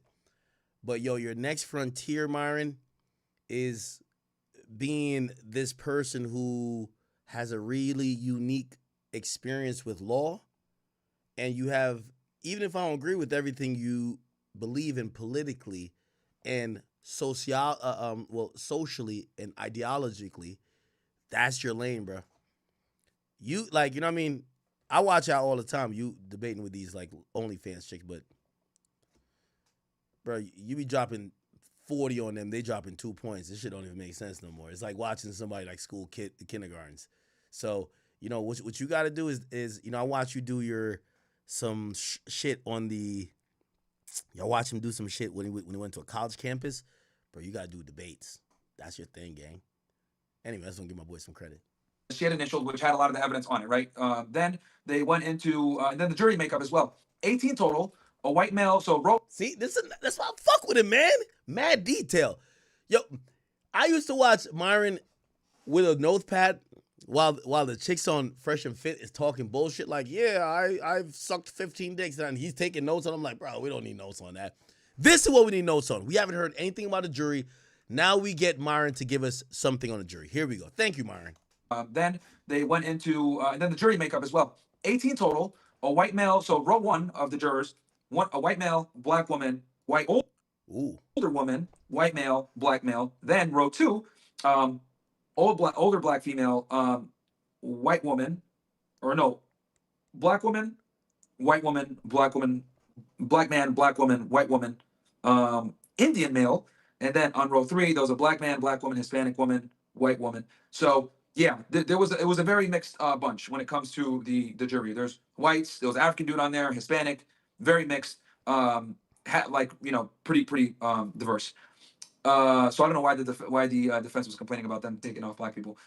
Next was they went into Cassie's name, right? They went into Cassie's nicknames. So Cassie uses nickname Jackie Star and Veronica Bang. Okay, those were two of the names that she uses. Veronica Bang? Ooh. They asked, so she said, Diddy asked her more than once, 6 to 8 times to make sure. Remember, Diddy was going by the name Frank Black, which is just a player of Frank White. That whenever she brought these escorts around, that they weren't a cop. Okay, so the prosecution was interested. Whenever Cassie would hire these escorts to come in and meet them, she would ask them if they were police. And Diddy always made sure to make sure that she asked that. So what she did. So you ever heard, there's actually a stupid thing that supposedly if you ask a cop if they're a cop, they have to answer and tell you they're a cop. I don't know if that's all the way true, but clearly Diddy believed that. I don't know if he got like legal advice for it, but he would tell Cassie, yo, when you get these escorts, ask them if they're a cop. Yo, by the way, Diddy's dumb pussy for this. But Diddy, I fuck with you for this. Diddy was always letting his chick, if anything was like, say it was a prostitution bus, Cassie would get arrested. He would just walk out of the room like, what y'all got going on here? Huh? He would always, Diddy is, and this is what people don't realize. Diddy put everything in her name. She did the booking. He told her what to say. Asked them if they're cops. He basically lined it up that if problems came, Cassie was going down. Trust. You know, hey, the P, the D, take that. That's what he was on. What she would ask about, like, hey, are you not a cop? I'm not a cop, blah, blah, blah. And that's kind of how she vetted the escorts when they came out. Crude, but it got done. Next, they asked her, did you ever hit Diddy? She said she never hit Diddy back at the. Oh, by the way, Myron finna come to my event tomorrow. Y'all don't got beef with him, right? I don't want to have to put security around him. Like, he's coming. I don't think bring him on stage maybe for a little bit, but, he chilling. Intercontinental. She fought back earlier in the relationship, but whenever she fought back, he would fight back even harder. So she stopped fighting him back. And then today we went over a lot of violence, guys. So be prepared. We're gonna get into some violence here when it comes to her and his relationship. So they showed footage of then they showed footage of the hotel again. Diddy took her phone. You can see that Diddy takes her phone from her. Diddy threw the vase and he was yelling at her as well. If you guys haven't seen that CNN footage, I highly encourage you guys watch it. They played that quite a bit during her testimony. Diddy told her she wasn't gonna leave when she wanted to go retrieve her stuff. This is back at the hotel on March 5th, 2016. Diddy sent her a text saying for her to call him. Please call me. I got 6 kids. Please call me. Call now. She didn't return the calls. But after she had left, as you guys know, he chased her down and then she went to get her stuff. Then she came back. After the security guard was with her, Diddy kept calling her and texting her and she didn't respond. Also, she mentioned one of the escorts that they frequented, a guy named Jules, was at the Intercontinental that day, which confirms what the, if you guys remember, the first day of testimony from the security guard, the first witness that came on was a guy named Officer Flores, who was the director of security over at the Intercontinental back then. He also confirmed that he saw a male in the room with Diddy when he went to, deal with the situation with him and Cassie. Then they went into exhibits and they showed pics, okay? They showed a pic from after the altercation on March 5th, 2016. And in the photo, she had sunglasses because she claimed that she had a black eye underneath, though we didn't see the black eye, and her lips were swollen from the the assault. And then Diddy messages her, telling her, call him. The cops are here. You're gonna abandon me. Call me. I'm about to be arrested. If you don't pick up, you'll never hear my voice again. And this is again him texting her more after March 5th. So when she left, he texted her, and then he continued to text her after that, and she didn't respond.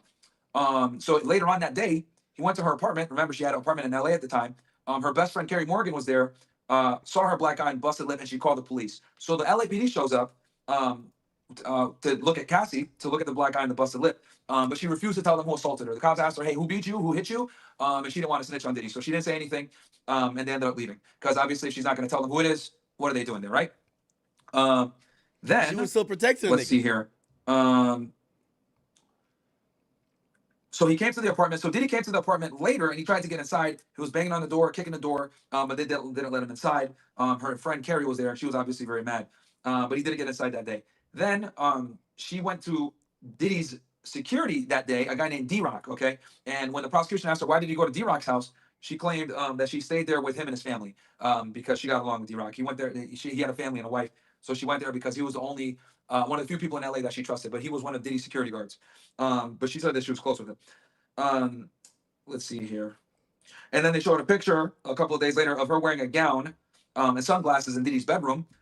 This is after March 5th. She was assaulted on March 5th, and then a couple of days. Yo, chat. Celtics cook, man. Good thing I didn't put money on them, bro. If I got off stream early, I would have put money on them, man. Knicks giving these niggas the beats, bro. Knicks giving these niggas the beats, bro. Yo, Boston, y'all should be ashamed of yourself, bro. I ain't gonna lie.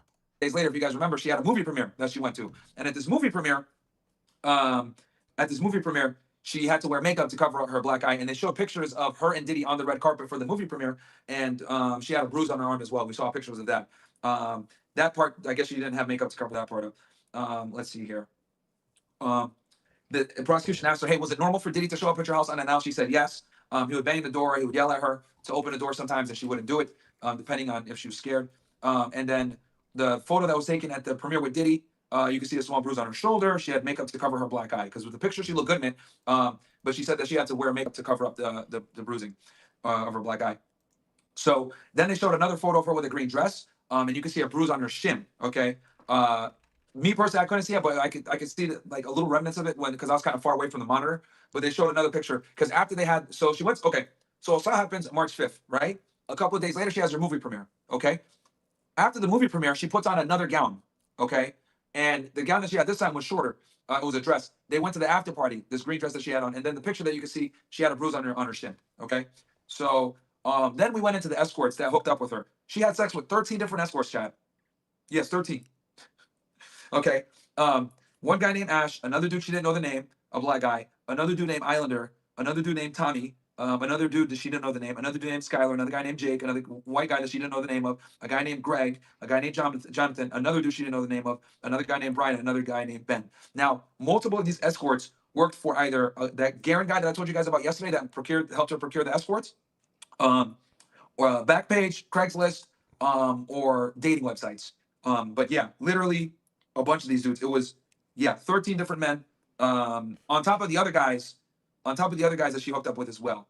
So we're honestly, guys, I think throughout the course of this trial, we're talking about like almost 20 guys that 20 escorts that were mentioned in this trial. We don't even know all the other ones, but in this trial, roughly 20.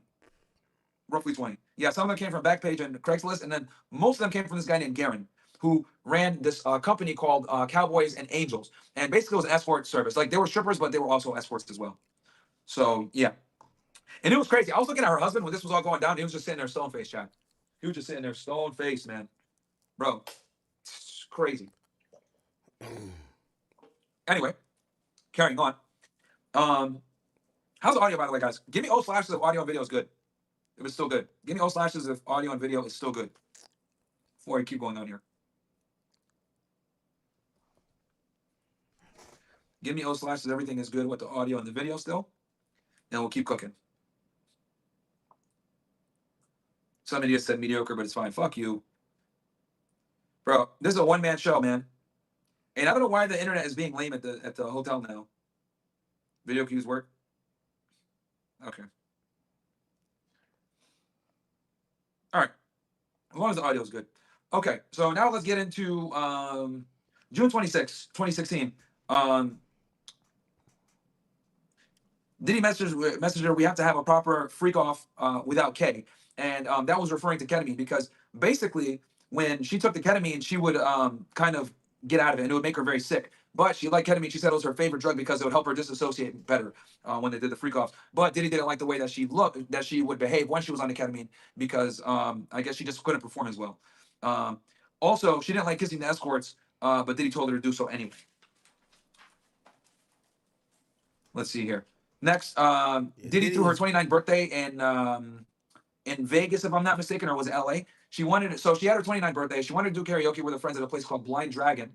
But Diddy, selfish person he is, tells her, "No, we need to do a freak off." So she goes to do karaoke with her friends, and he keeps calling her and bothering her to do the freak off. So she eventually left her karaoke on her birthday early to do the freak off on her 29th birthday, and she got pulled off. So. And then basically, Diddy would bring up the freak offs to blackmail her, and he always threatened that he would release the freak off videos to embarrass her. Also, on July 22nd, 2013, she messaged Diddy to please delete the stuff off of his phone. Diddy claimed to have deleted them, even though he didn't. Okay. Then we took a break.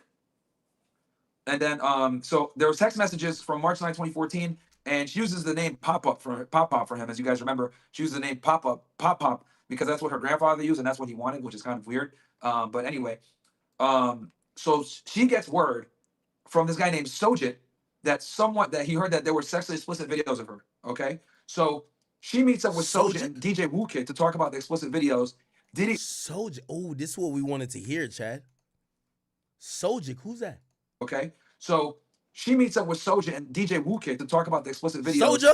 Diddy, when she tells Diddy, "Hey, this guy Soja and DJ Wookid are talking about explicit videos," and Diddy messaged her back not to let them out of her sight. Okay, so she went from Atlantic City to New York City with this Soja guy. They were coming back from a party, and then they sat down and they had a discussion with Diddy and all these people about whatever.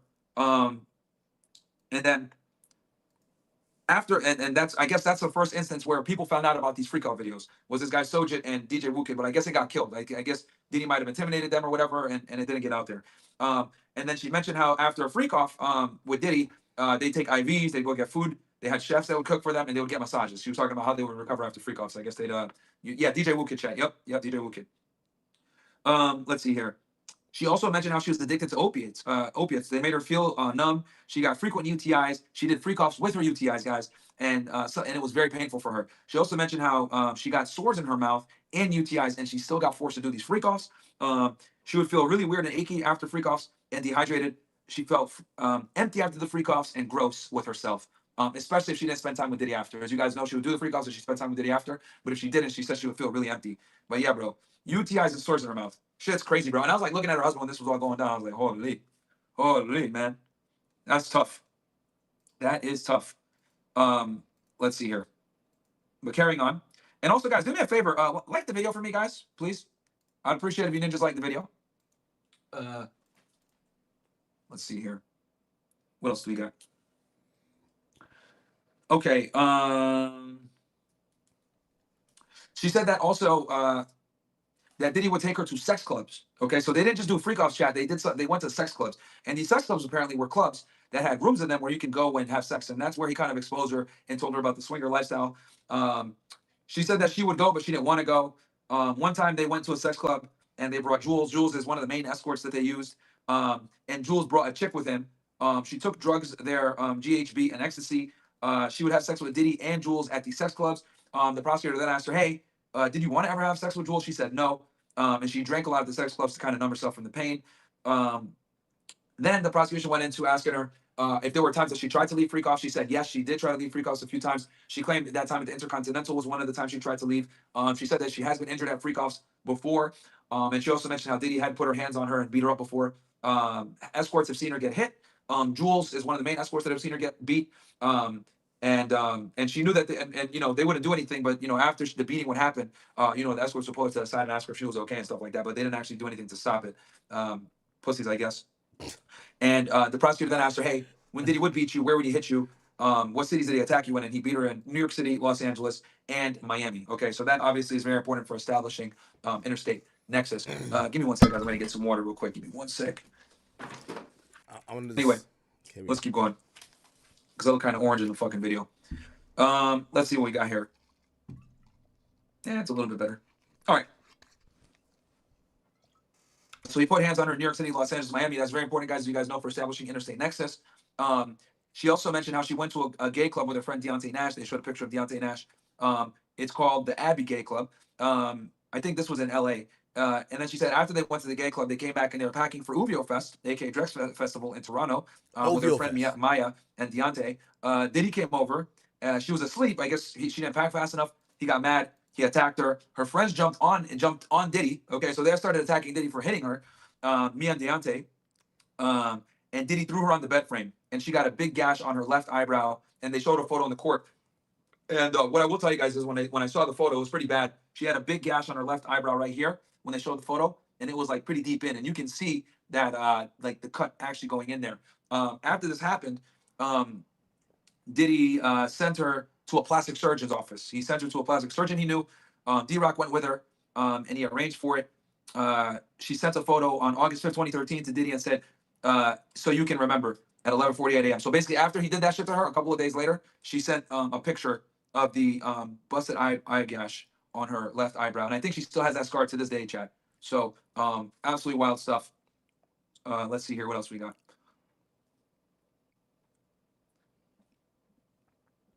And guys, if you're gonna, I got now, so I can actually see your guys' chat now. So I can actually see your guys. You send in a chat on Myron Gaines X. I can actually see them now, guys. So feel free to donate on there, or if you want to donate on Rumble. So I think we've caught up with the live rant or on Cast Club, whichever you guys choose.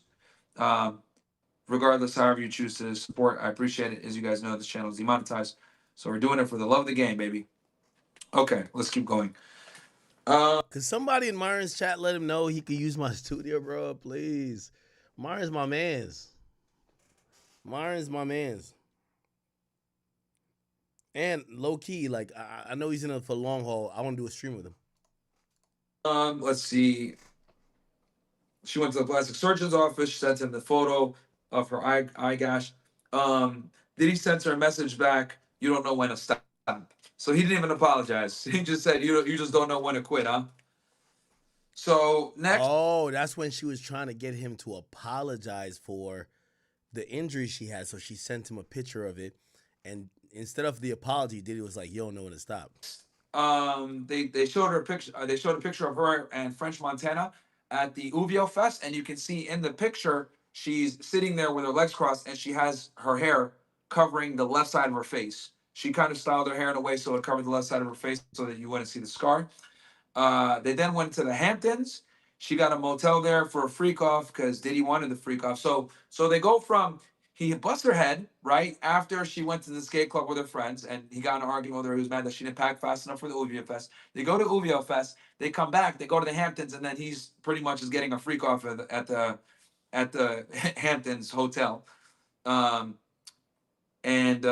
She made it. She wanted it. He wanted it. And Dave was the escort in that one of their main. So there were two main escorts I realized, guys, during the course of the situation. There was a guy named Dave and there was a guy named Jules. Those were the two main escorts that Diddy utilized. Okay, both black guys. She said she blacked out and woke up in the shower nude. Dave and Diddy were freaking out and they still continued to freak off after the fact because she took drugs and she blacked out. So she wakes up in the shower naked, doesn't know what's going on, and when they yo, chat. I think I just realized something. I'm about to hit him. Wait, I don't have messages with him. I just messaged him. Yo, if you in.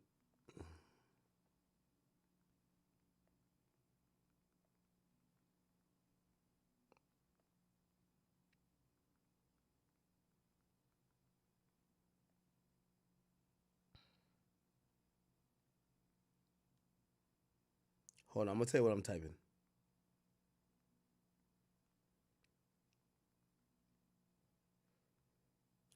Wait, hold on. Before I hit send. Y'all tell me it's cool. Chat, y'all know, like, listen. I know I'm Jamaican and everything, but y'all know I'm cool with mad. Like, you know what I mean? Like, what's homie name from Hollywood on Lock? Ooh, I feel like I'm dissing him, but I not remember his name. I'm drunk though. Bro, Bro, he's lit though. Fuck. The point I'm trying to say, y'all know I don't got nothing against gay people. I know I'm from Jamaica, but like I'm in America. I understand what it is. I get it. Feel what I'm saying? Yo, y'all fuck with a dude Armand Wiggins? Is he cool with y'all? Or is he cool with me? I don't even know. He's in New York City. You know, I realized I'm like, nigga, I got a studio out here. So what I'm gonna do? I don't gotta invite them all at the same time. I want Myron to my studio. It's just I gotta get to my birthday shit and like, I ain't gonna lie, Chad. I was about to book this villa in motherfucking Turks and Caicos and shit. Y'all was gonna see me over there like I was Rod Wave or Drake. But I'm gonna keep it a bean with you just because this shit's kind of going on. I think I might delay my birthday like trip and just like keep working type shit. Like I'm always doing that. So I'm like, yo, should I do like some shit at my headquarters? Flacco and them. I don't know who's there tonight, but shit, like I know Armand is there. Should I invite him through or no? Yeah, should I invite him? Right? Invite him. I don't know if at the same time. I don't know if everybody will get along, but I want Myron there. I want a big powwow type shit. Like we gonna all just talk shit. You feel me?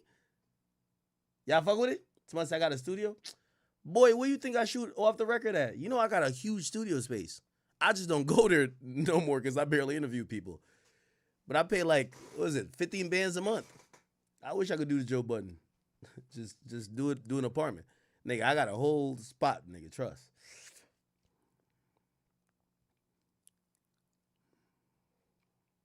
Anyway, so that's what I'm saying. Like, low-key, my man's is there trying to record somebody. I don't know.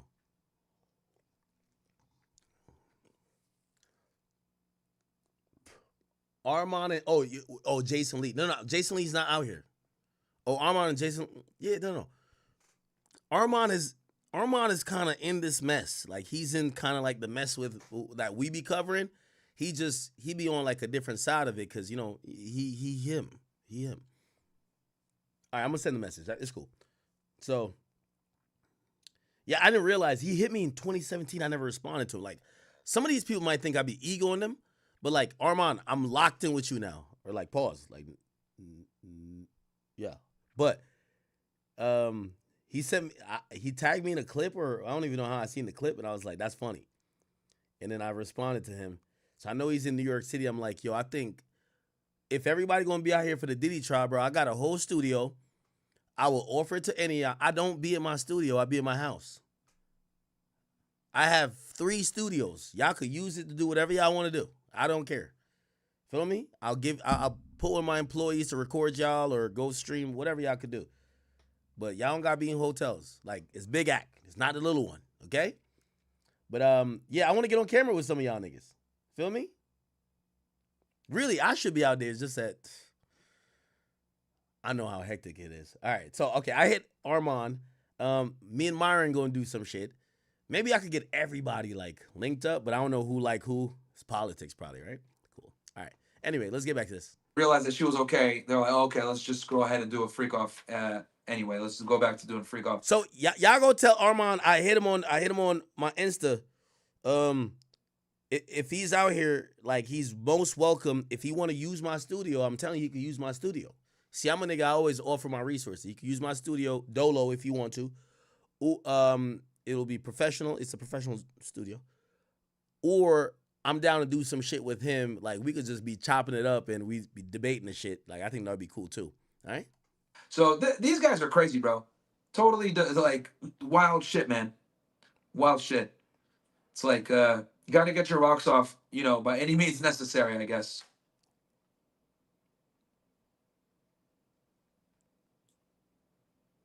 Oh man, what the hell? Hold on, chat. I gotta kick some of the. Come on, Myron. So she blacked out. Okay, August 13, 2013. Photo of eye gash healed up. She took another photo of the eye gash that she had healed up a bit. Granted, she did go to a plastic surgeon, I think, for that. Her and Diddy got into another argument over her taking drugs from him. She stole some drugs from him, and they were in somewhere foreign, and they were hanging out on a yacht. And he kicked her off the yacht with without her shoes in the morning, and she had to leave and fly back. And when they flew back, I think it was in France. They were in France. When they were flying back from France, they were on a plane. They flew commercial, and she tried to not sit next to Diddy. Diddy sat next to her anyway, and basically he pulled out a laptop and started showing her the sex videos, the freak off videos, and said, "Hey, I can fuck you up and show these videos at any time." And then she said at that point she felt very trapped. They landed in New York City. They had dinner. Then Diddy wanted another freak off, and they did a freak off. This nigga's crazy, bro. So they get into an argument. So they're in France, right? They're on a boat with one of Diddy's like rich friends out there. She does some shit, pisses him off. He kicks her off the yacht. Then I'm always wondering, what do you think she's doing in the freak offs that's pissing her off? He's okay. Like, I ain't gonna lie, you know, bro. I ain't gonna listen. I understand. Like, a nigga might be like, yo, bro, like, why are you talking to him like that? Like, bro, you know, even if you're jealous and controlling, like, damn, why are you laughing at his jokes? But you're allowing other men to fuck her. How could you get mad at her during a freak off? Like, what are you mad about in a freak off if you're allowing other men to fuck her, come inside her, and then scoop the cum out of her and rub it on you? How do you get mad at her? They fly back to New York shortly after that. They get on the plane. She defies him. He shows her videos of themselves on the laptop. Mind you, she thought these videos were deleted. He shows her the videos. Basically, they're still there. And says, hey, I can release these at any time. They get back to New York. They have dinner. And then the dude wants another freak off. Fucking wild. Crazy, man. Bro's a horn dog. So let's see here.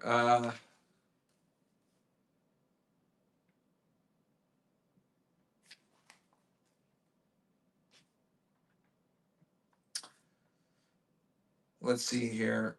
Okay. She told Diddy she did not want to do a freak off on multiple. So the AUSA asked her, hey, you guys do these freak offs often. Did you ever tell them that she didn't want to do them? She said, yes, she didn't want to do freak offs multiple times.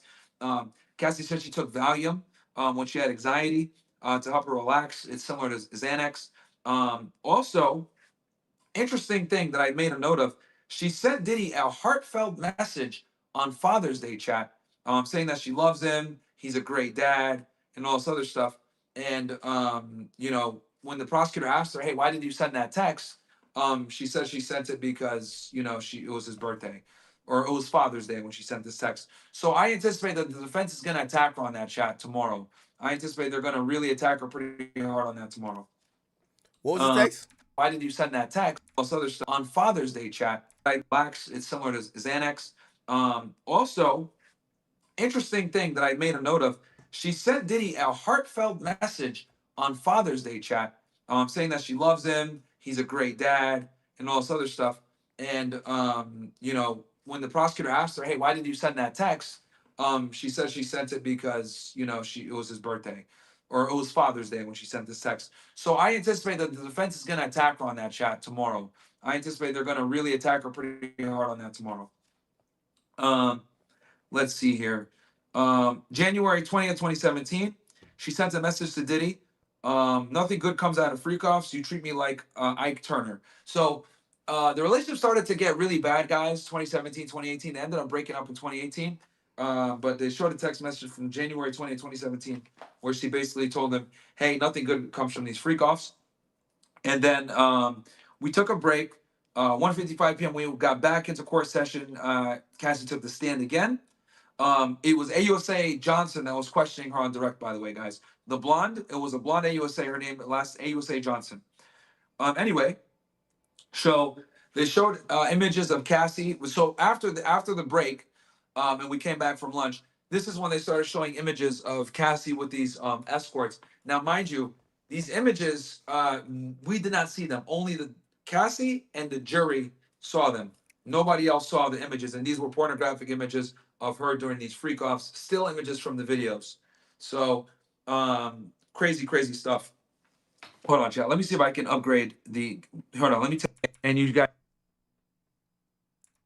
a better video here now in a second. What the hell? Nigga in the bedroom now? Fix this for you on quality. I just cloak better quality. Let me turn these. I think it's better now. Oh, it is better.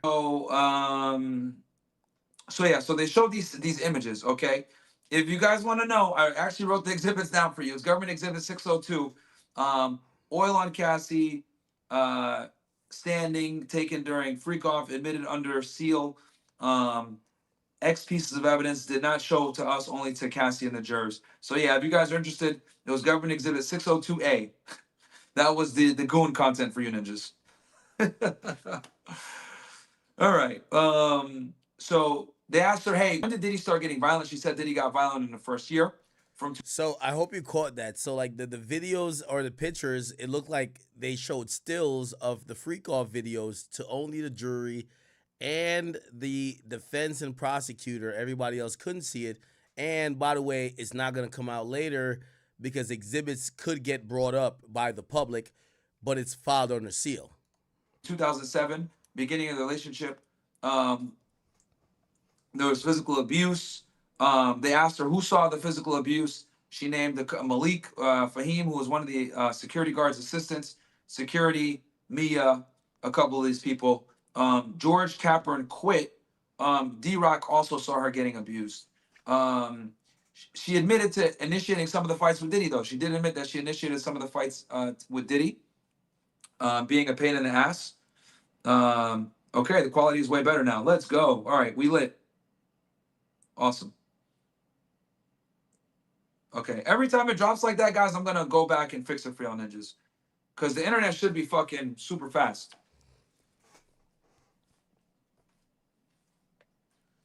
Let's see here. So yeah, so she initiated to starting some fights with Diddy. So in the first year that they were together, from 2007 to 2008, the first instance of physical abuse was in a New York City restaurant. Diddy basically knocked her around in a car.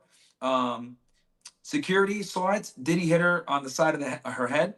She said that she was shocked when he did that for the first time he hit her. And this happened somewhere around 2007, 2008. Then in January of 2009, they were at Ace of Diamonds in Los Angeles. There was a party happening and she was drinking. She spoke to a producer about music. Diddy saw her speaking to this producer and he called her a slut. So when they got back into the SUV, she fucking punched him. She punched Diddy right in the face, chat. Okay. After he punched her, after she punched him, excuse me, he got pissed. And she said that his eyes like turned black. Okay. And he basically threw her into the floorboard of the SUV and he started stomping on her head. That's what Roger Bond. And she was putting her hands to cover herself while he stomped on her. And she said that he was beating her for like damn near 10 minutes on the whole ride back. Okay. She got out and ran when they got to the house, and security chased her, grabbed her, and brought her back to the house. She went to the basement to look at herself, and her whole body was bruised up with knots and bloody black eyes, all that stuff, bruising scars, everything. So Diddy went downstairs to see her. He had calmed down at this point, and he sent her to the hotel. Okay, he sent her to another hotel. I think it was called the London Hotel in LA, where she can stay there for a few days. And he said that nobody can see her. He sent her there with one assistant and one guard. So when she went to the London Hotel, an assistant named Genevieve brought her ice cream. She said she wanted to go home, but Diddy said no. She was allowed to leave and go to the studio with Diddy later on. But that was pretty much it. Her and Diddy met up at the studio a few days later. She went to Chow. Okay. Oh yeah, they went to. Okay, so they went to a recording studio. She still had bruising, bloodshot eyes, but she wore sunglasses when she met with Diddy at the music studio. So he met with her a couple of days at the studio, but he wouldn't let her go anywhere else. And this is kind of a theme, guys, with Diddy.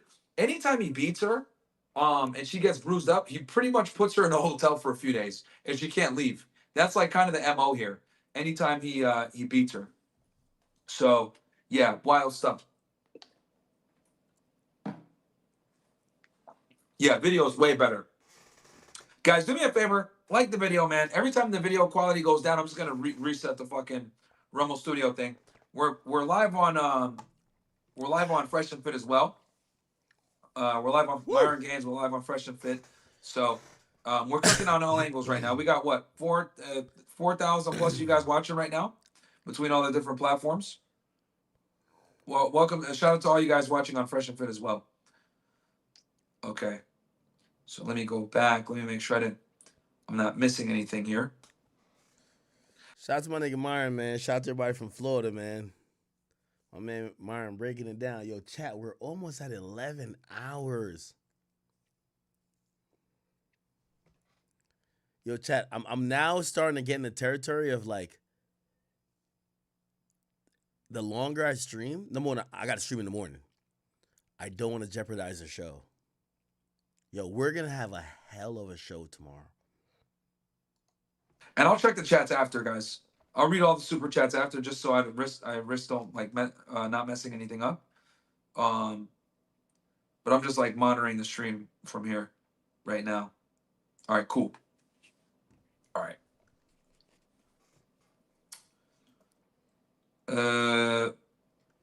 Performance, a rare hotel. So she stayed with a girl named Mila at the Beverly Hills Hotel. Her and her friends went to a Prince party. Okay, so Prince was having a performance, a rare performance in his basement, and he invited a bunch of people, and Cassie got invited, and she wanted to go. So Prince? So she went and she didn't tell Diddy, right?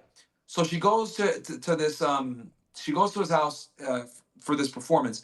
And when she goes in there, she sees a bunch of executives at BET, from BET, a lot of famous people and stuff like that. And then she sees Diddy there. And she sees Diddy, he kind of sees her, and she runs out of there, right? Because she didn't ask for permission. She knew he was gonna say no. And she ran out of there. And when she left, Mila left with her. She got in a fight with Diddy. Because of this, got bruising and scars. Then we get into the Kid Cudi stuff, okay? Ooh. So this is gonna get crazy here, right? So Kid Cudi, his real name is Scott Ramon Zaguro Mescudi, Kid Cudi. We're gonna call him Kid Cudi, but during the course of the testimony, they called him Scott. But then she ended up getting into a relationship with Kid Cudi, okay? And this becomes the Kid Cudi chapter. Look, before we get into Kid Cudi, I need y'all ninjas to like the video. We need to hit 2,500 likes. We're only at 1.2K.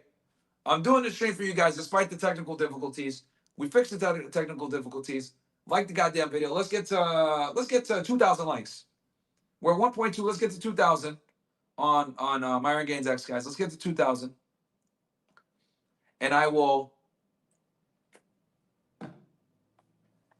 keep going. Get to 2,000 likes, ninjas. Let's go.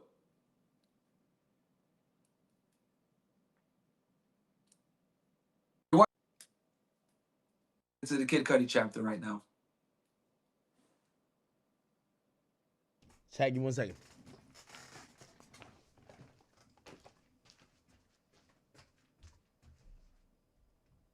Wait, is he paused?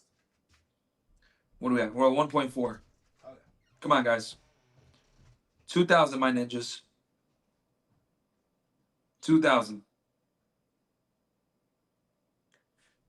Should be easy enough.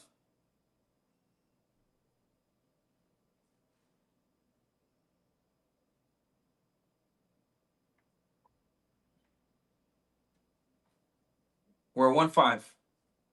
Almost there, ninjas. Got almost 40,000 you guys in here.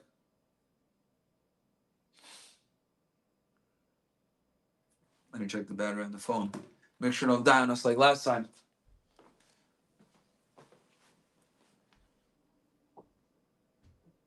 All right, we got plenty of battery.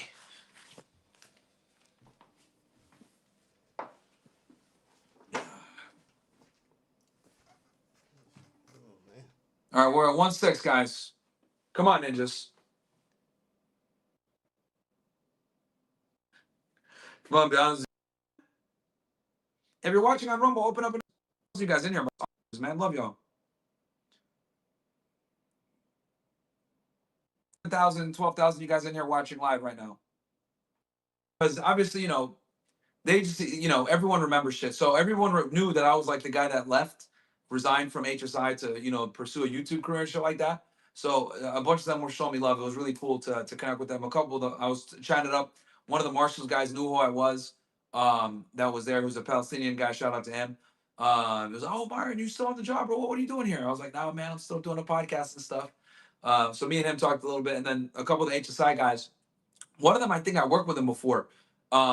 He came right up to me, and we're chopping it up, and I was telling them how what ended up happening, why I ended up leaving or whatever. So, and they were telling me about the case and everything. I was like, You're hey, my man, guy, yo. Because guys, this is a huge case. This is the biggest Bro, hip hop case all you ever. have And to the fact tell me that I'm HSI being there at this time, I'll give you the address, is 5 minutes from Times Square. Go use my studio, please. Bro, you could have been there. Yo, we could even gave you your, because I know how you like to run your own streams. We could have gave you your own shit where, like, you run your streams like you're in Miami, bro. Like, please, just go use my studio, bro. Like, again, I stream from the crib, but, yo, you've always given me you've been so great to me in Miami. Please go use my studios. I have 3 studios. You could use my off the... Yo, I'm watching you. I'm watching you right now. Myron, I'm telling you, I don't care how long you're here. I don't care what time it is. Just tell me how. Bro, you're my guy. First of all, it's a studio I rent out. It's 24 access. I didn't even know you had it, bro. I didn't even know you had it. Bro, I'll give you a fucking key. It doesn't matter. You could just go, log into the computer, and set up a stream. It's... All right, I'll do that from now please, like, yo, it's 5 minutes from Times Square. No. I'm watching you, and yo, let me tell you this. You're giving, like I was watching you, and I said, yo, Myron's giving, yo, this whole time I'm clicking on 50 other people's things, because I'm at the crib. I'm in Jersey. I'm at the crib. And I'm like, we don't have a breakdown of who's in the jury pool. Of course, my man Myron, my man with a notepad, knows who's in the jury. And I'm like, bro, he shouldn't have internet problems. You could go to my studio, even now. You could go to my studio and go straight. How about me and you sit down and do a stream tomorrow at like 5:30? Well, remember, tomorrow's my show. Anytime after. Tomorrow's my show, okay. 7. So how about we just go live on your shit tomorrow then?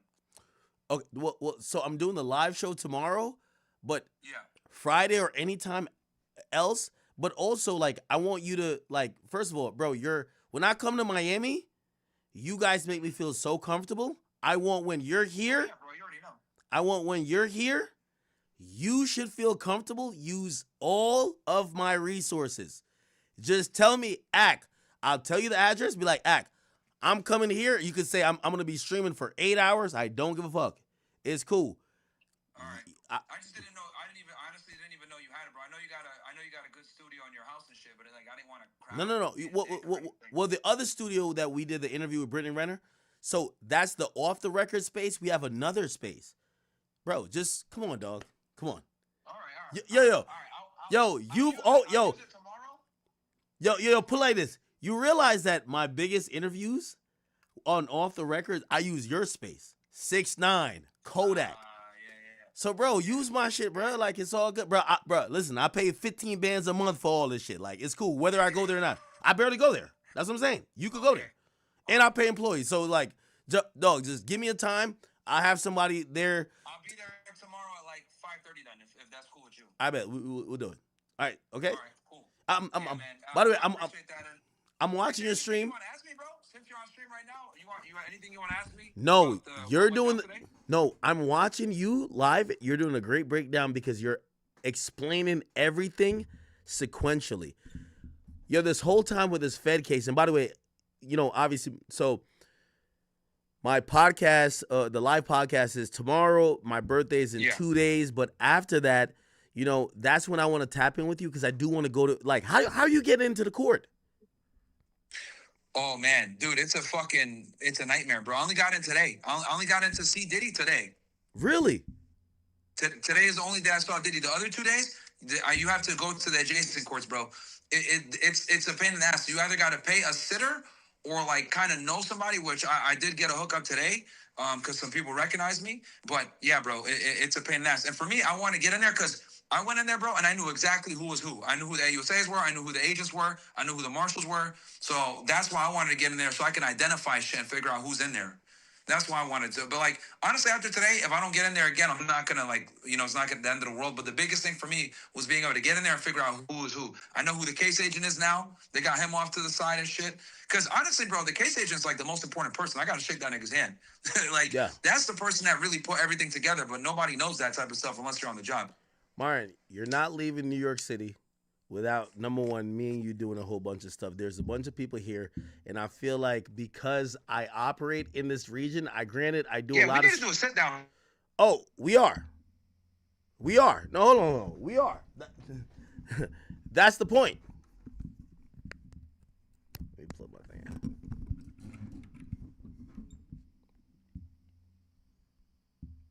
It's connecting. Mine. Again. Yeah, okay, I got you now. Yeah. So we got to get this going on. I don't know how long you plan to stay here other than tomorrow. I was going to leave.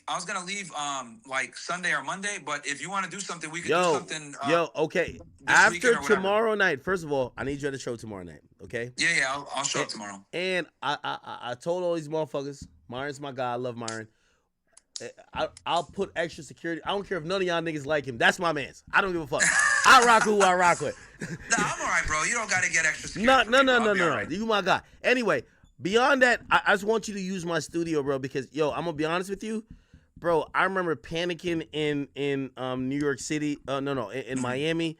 Bro, I shot the first 6ix9ine and Whack podcast. It went crazy. Bro, I signed a multi-million-dollar deal with Spotify, and you were the person that shot our kickoff episode. Do you know what that means, bro? So there's millions. Bro, that's just good for me. If that helped you, that's all I give a fuck about. No, okay, but all I care about. But just like how you're loyal, I'm loyal too. You're not gonna come to New York City and stream in a fucking motherfucking hotel. You're gonna go use my studio. You're gonna go use my studio. I appreciate that, Act. What I'm gonna do is, I'm gonna have my guy make an account on our computers that you could even, if you want to just be there by yourselves, just streaming, because I know you, or somebody can set it up for you. You could just do you on a regular, but you could do it in a very, not only safe place, but you could do it in a place where, you know, number one, it's a professional. It's our studio. You've always helped me out. I appreciate that, man, greatly, bro. Because and I'm glad that I didn't even know that led to the Spotify deal. That was our first episode on Spotify. Bro, so I got the Spotify deal. My friends, that's all I care about, bro. As long as you got a big W out of it, made some money, that's all I care about. That's bro, a W I got the big Spotify deal, and then we need a big kickoff episode. 6ix9ine hit me up. We said, okay, me, 6ix9ine, and Whack. We had to do it in Miami. Shout out to Fresh. You know I love Fresh. And of course, you made that shit happen, bro. I remember you covering up logos. What I'm saying is that you're in New York City now. You, again, I'm a loyal nigga, just like how you're a loyal nigga. I need you to use my studios, bro. I don't want to see no more of this. Go use my studios. I'll use it tomorrow, 5:30. Okay. I'll use it tomorrow, 5:30, and then we need to do something. I'll go tomorrow like 5 or 5:30 so I can make it for your thing. And then let's do something on Friday, bro. Me and you, let's do something on Friday. I'm with it. All right, cool. By the way, I'm still watching you, so like I'm a little bit behind. But, is there anything you want to ask me then? Before I hang up with you, that you want to know in particular? No, I'm gonna ask you in person. I'm glad you did the jury, because I was always wondering about the jury. Remember, they brought up the it starts with a B. I forgot what application, where they were like, hey, the prosecutor struck 7 of 9 black people. And Diddy. Oh, I can tell you why they did that. Go ahead. So the main reason why they struck the 7 people, I actually wrote this shit down. Give me one second. I wrote down exactly why they struck them. Because the defense brought that up, like, hey, they struck 7 black people. What's up with that? But and this is how I knew the AUSA was really good, bro. Because the AUSA immediately, like, she almost knew that they were gonna do that shit. So I'll go through it with you. So they struck 7 black people. A female juror, let's see here. She knew, okay, so the first juror they struck, she was a female juror. She knew 17 names of the witnesses and all the kids of Diddy. She also watched Making a Band. She had a fiance for 4 years that was in prison. Okay. So that was one of the jurors why they got rid of her. Second juror, they struck them for covering up that he got arrested by the police for harassing a cop back in 2010. He also had lack of candor issues. Now, lack of candor, when it comes to court, is a big problem. So lack of candor is basically someone that's not honest. And what ends up happening is that automatically destroys you as a character witness. And they don't want you on the jury if you have lack of candor issues. He also had domestic violence problems. That was the second juror. The third juror, ex-husband spent time in prison for murder, and her brother was arrested for drugs. Fifth juror, It was number 161. Two brothers got arrested for felony convictions. He watched the media coverage on the case. Also, he was gonna lose. He told the jury, he told the AUSAs and the defense that he was gonna lose 30% of his income, but he still wanted to be on the case. So they thought that he was trying to get a book deal or some other media shit. So they didn't bring him on because he admitted he was losing 30% of his income, but still wanted to be on the panel. Okay. On the jury. Hold on. And this is why I can't wait to sit down with you. So, by the way, so you know what people are telling me? They're saying Jane Doe. You know who they? So my stream is telling me Jane Doe because we heard her lawyer. Yep. We heard her lawyer start making some challenges because it's the big thing today was about, hey, could your lawyer really consult you while you're being cross-examined? They said my audience actually thinks that Jane Doe is 50 Cent's baby mama. And that would make sense. Oh, okay. Well, let me help make the point. Because I said, well, why would somebody want to be Jane Doe but being in this trial? Because I said, if you're in this trial, you could write a book. A juror could write a book off this trial. A witness could absolutely write a book. However, maybe you don't benefit from a book. Maybe you have a rich baby daddy. Maybe you have some other situations that might embarrass. So I don't know if it's 50's baby mom who would be Daphne Joy. So do you know? I don't know, but I'll tell you this. I'll find out though who it's gonna be because she's gonna have to show up in person to testify. And I do know that Diddy, it always rubbed him wrong when 50 would make fun of him and say, "What you mean you want to take me shopping?" Remember that? Yeah. So that always pissed Diddy off. So I wouldn't be surprised if he did that shit. He met this woman in 2020 and she has a kid, and he paid for her. He paid for all her shit. So Jane we'll Doe? see what happens. Wait, that's Jane Doe? Jane Doe, yeah. They met in 2020. He met her in 2020. She had a kid. Chat, please look up when. No, 50's kid was born like 2 years ago. No, right? No, but yeah, I don't know when the kid was born, but I don't know how old the child was. But I know that him and Jane Doe met in 2020. It was a newer relationship. Oh, okay. Last thing, and then I'm gonna let you do you because I'm gonna watch you because I've been. Yeah, no worries. By the way, but I'm glad that I'm telling you this. Hold on, let me finish with the jurors. My bad. Go ahead. So the sixth juror, they got rid of him for cause. He had bad English. He couldn't, he couldn't be fair because his nephew was in a gang and he shot a cop. And then another guy had sleep apnea and he lied on the voir dire. And then another guy saw the CNN video and he thinks the victim jumped on the bandwagon and he was trying to get a deal as well. So that's why they got rid of the jurors. It wasn't because of racism. It was because of all the things I listed. And that's how I knew that the lead AUSA on this. She was sharp, bro, because when she went through this and she systematically explained why she got rid of each one, that's when I knew. I was like, oh, man, this is going to be tough. The lead at USA is very good. Very, very good. Hey, so... she knew they were going to do that shit, bro. She knew that they were going to try that, and she already had the reasons why she got rid of all of them. Ready to go. Martin, we got to do the Shaq and Kobe shit. I'm telling you. It's me and you. Like, culturally, hip-hop me. Oh, no one will touch us. You being a former Fed and also knowing all this legally is great. Hey, so hold on. This idea that he attacked her after he heard she was going to OVO Fest. I did a lot of research. First of all, Drake has a whole diss song. He's hinting all about that. It's called 4 p.m. in Calabasas. Second of all, she did go to Toronto. She did. Here's the thing. He went with her. Oh, okay. No, well, I think he, I think he did go with her, bro. Because we found the pictures. We found everything. Because here's the thing, bro. So let me tell you what happened. I don't know who reported on this. Like maybe they messed up or something. Okay. She admitted that the day before OVO Fest, she was packing with her friends. So she went to a gay club with this guy named Deontay and her friend, right? And they went to this gay club and they came back and she was supposed to be packing for OVO Fest, but she was asleep. So Diddy shows up at the house. And she's not packed. So he's like, what the fuck are you doing asleep? You didn't pack. And I think that's the reason why. And he started hitting her. But her friends like kind of jumped on him and stopped him from like beating her up too bad. And that's when he threw her head against the bed frame or whatever. And that's how she got the gash in her eye. So I think when he showed up to beat on her, it was because she didn't pack and she was like, still tired from the party the night before. That's why I think he beat her. But yeah, I believe that he went to OVO Fest with her. I believe it. Hey, by the way, and I know you're like me, so like even after you get off stream, you're gonna be Googling and doing just research the shit. Here's the Bro, interesting just call thing. me direct. If you got any of these questions, bro, just call me direct because you already know I'm going to tell you what it is. But no, I think he went to Uvio Fest with her. No. I believe You're you. right. No, I agree. We looked all this up. Yo, I'll say this last thing, and then me and you. Because the reason he whooped her ass is because she didn't pack, bro. The reason she admitted it, she said the reason why he whooped her ass is because she didn't pack. So the only reason he would care that she didn't pack is because he was going with her. Okay, perfect. What ended up happening? Remember, Drake fought with Diddy. Now we're realizing Lil Duval spread a rumor back then that it was about Cassie. Here's the interesting part about the whole thing. Yeah. Drake apparently was luring her with the same type of promise.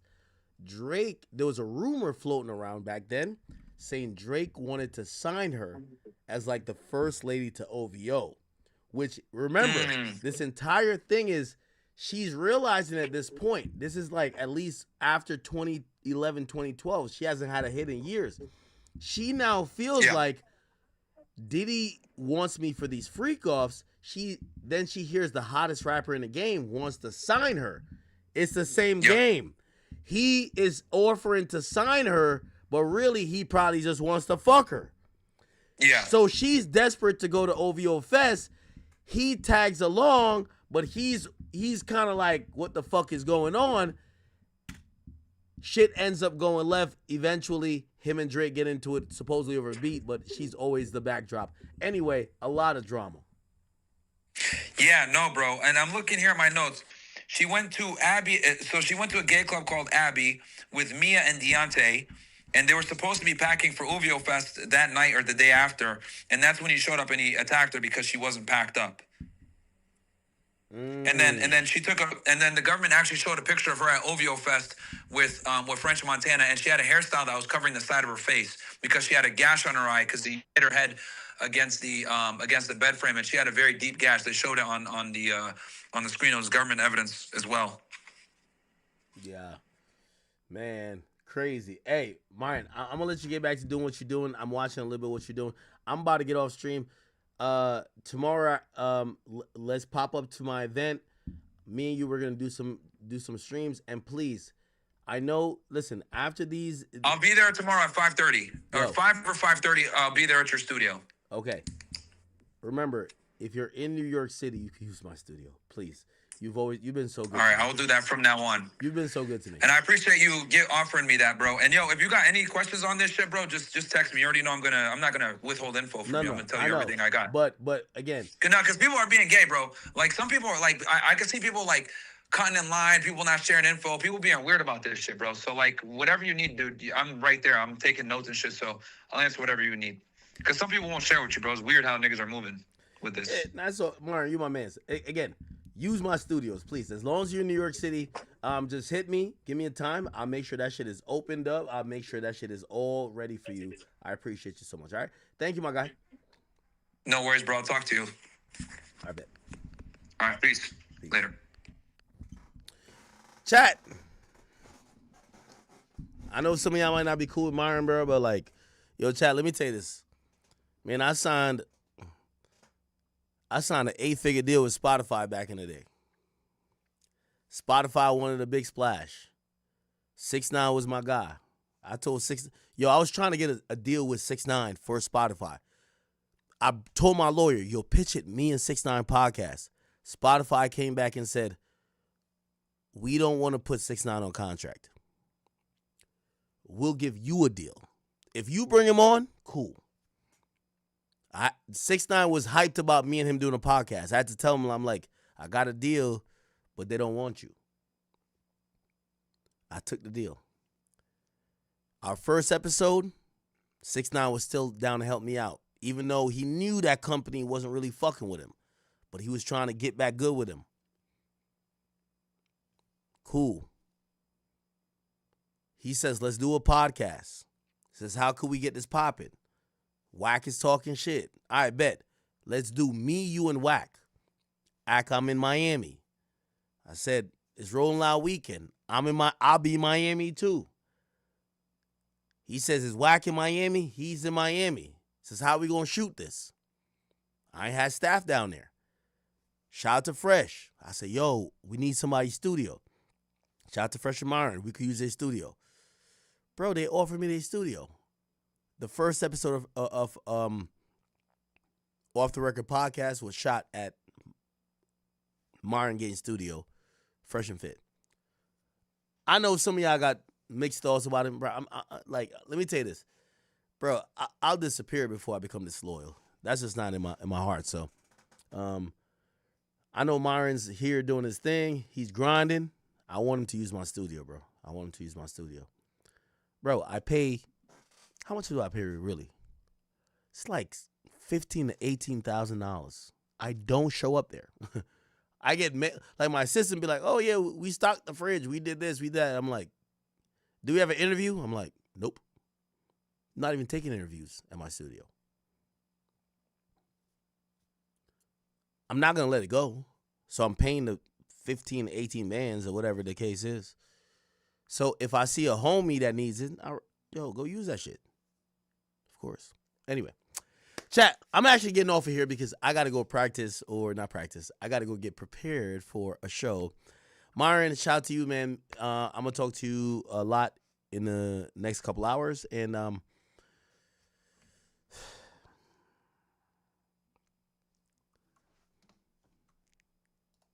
am going to stream early in the morning. But I do want to give you a little. I don't know who's coming. Feel me? Y'all remember this. I could have put any other name on this. I wanted chat niggas in this. This is why it says DJ Academics Podcast.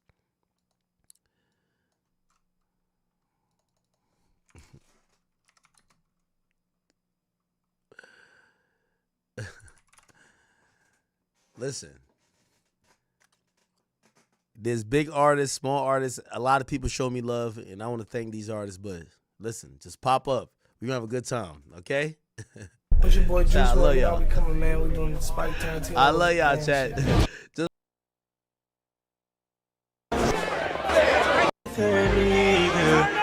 But she gon' slide right to my side. I know she pulled up with a friend. Okay, what else? Then we skirt off in the bed. Hold up. As I said, don't pull up for nobody. Actually, don't pull up for nobody but me. But shout out to a couple people. They might be in the building. Shout out to Cola Ray. Shout out to Cardi, whoever who pop up. This ain't about y'all though. Like I told everybody, this is about me, chat. So if you think you finna show up and it's about you, it ain't about to be that. You know what I mean? But we do got some people, you know what I mean? There are so many ashes, you ain't catch that. I can't pass the shooter stay strapped. I don't need mine. Bro, put belt right to they behind. It's all good. I'm gonna see y'all tomorrow for the CASSIE and Diddy stream, and then y'all know where y'all gonna see me at.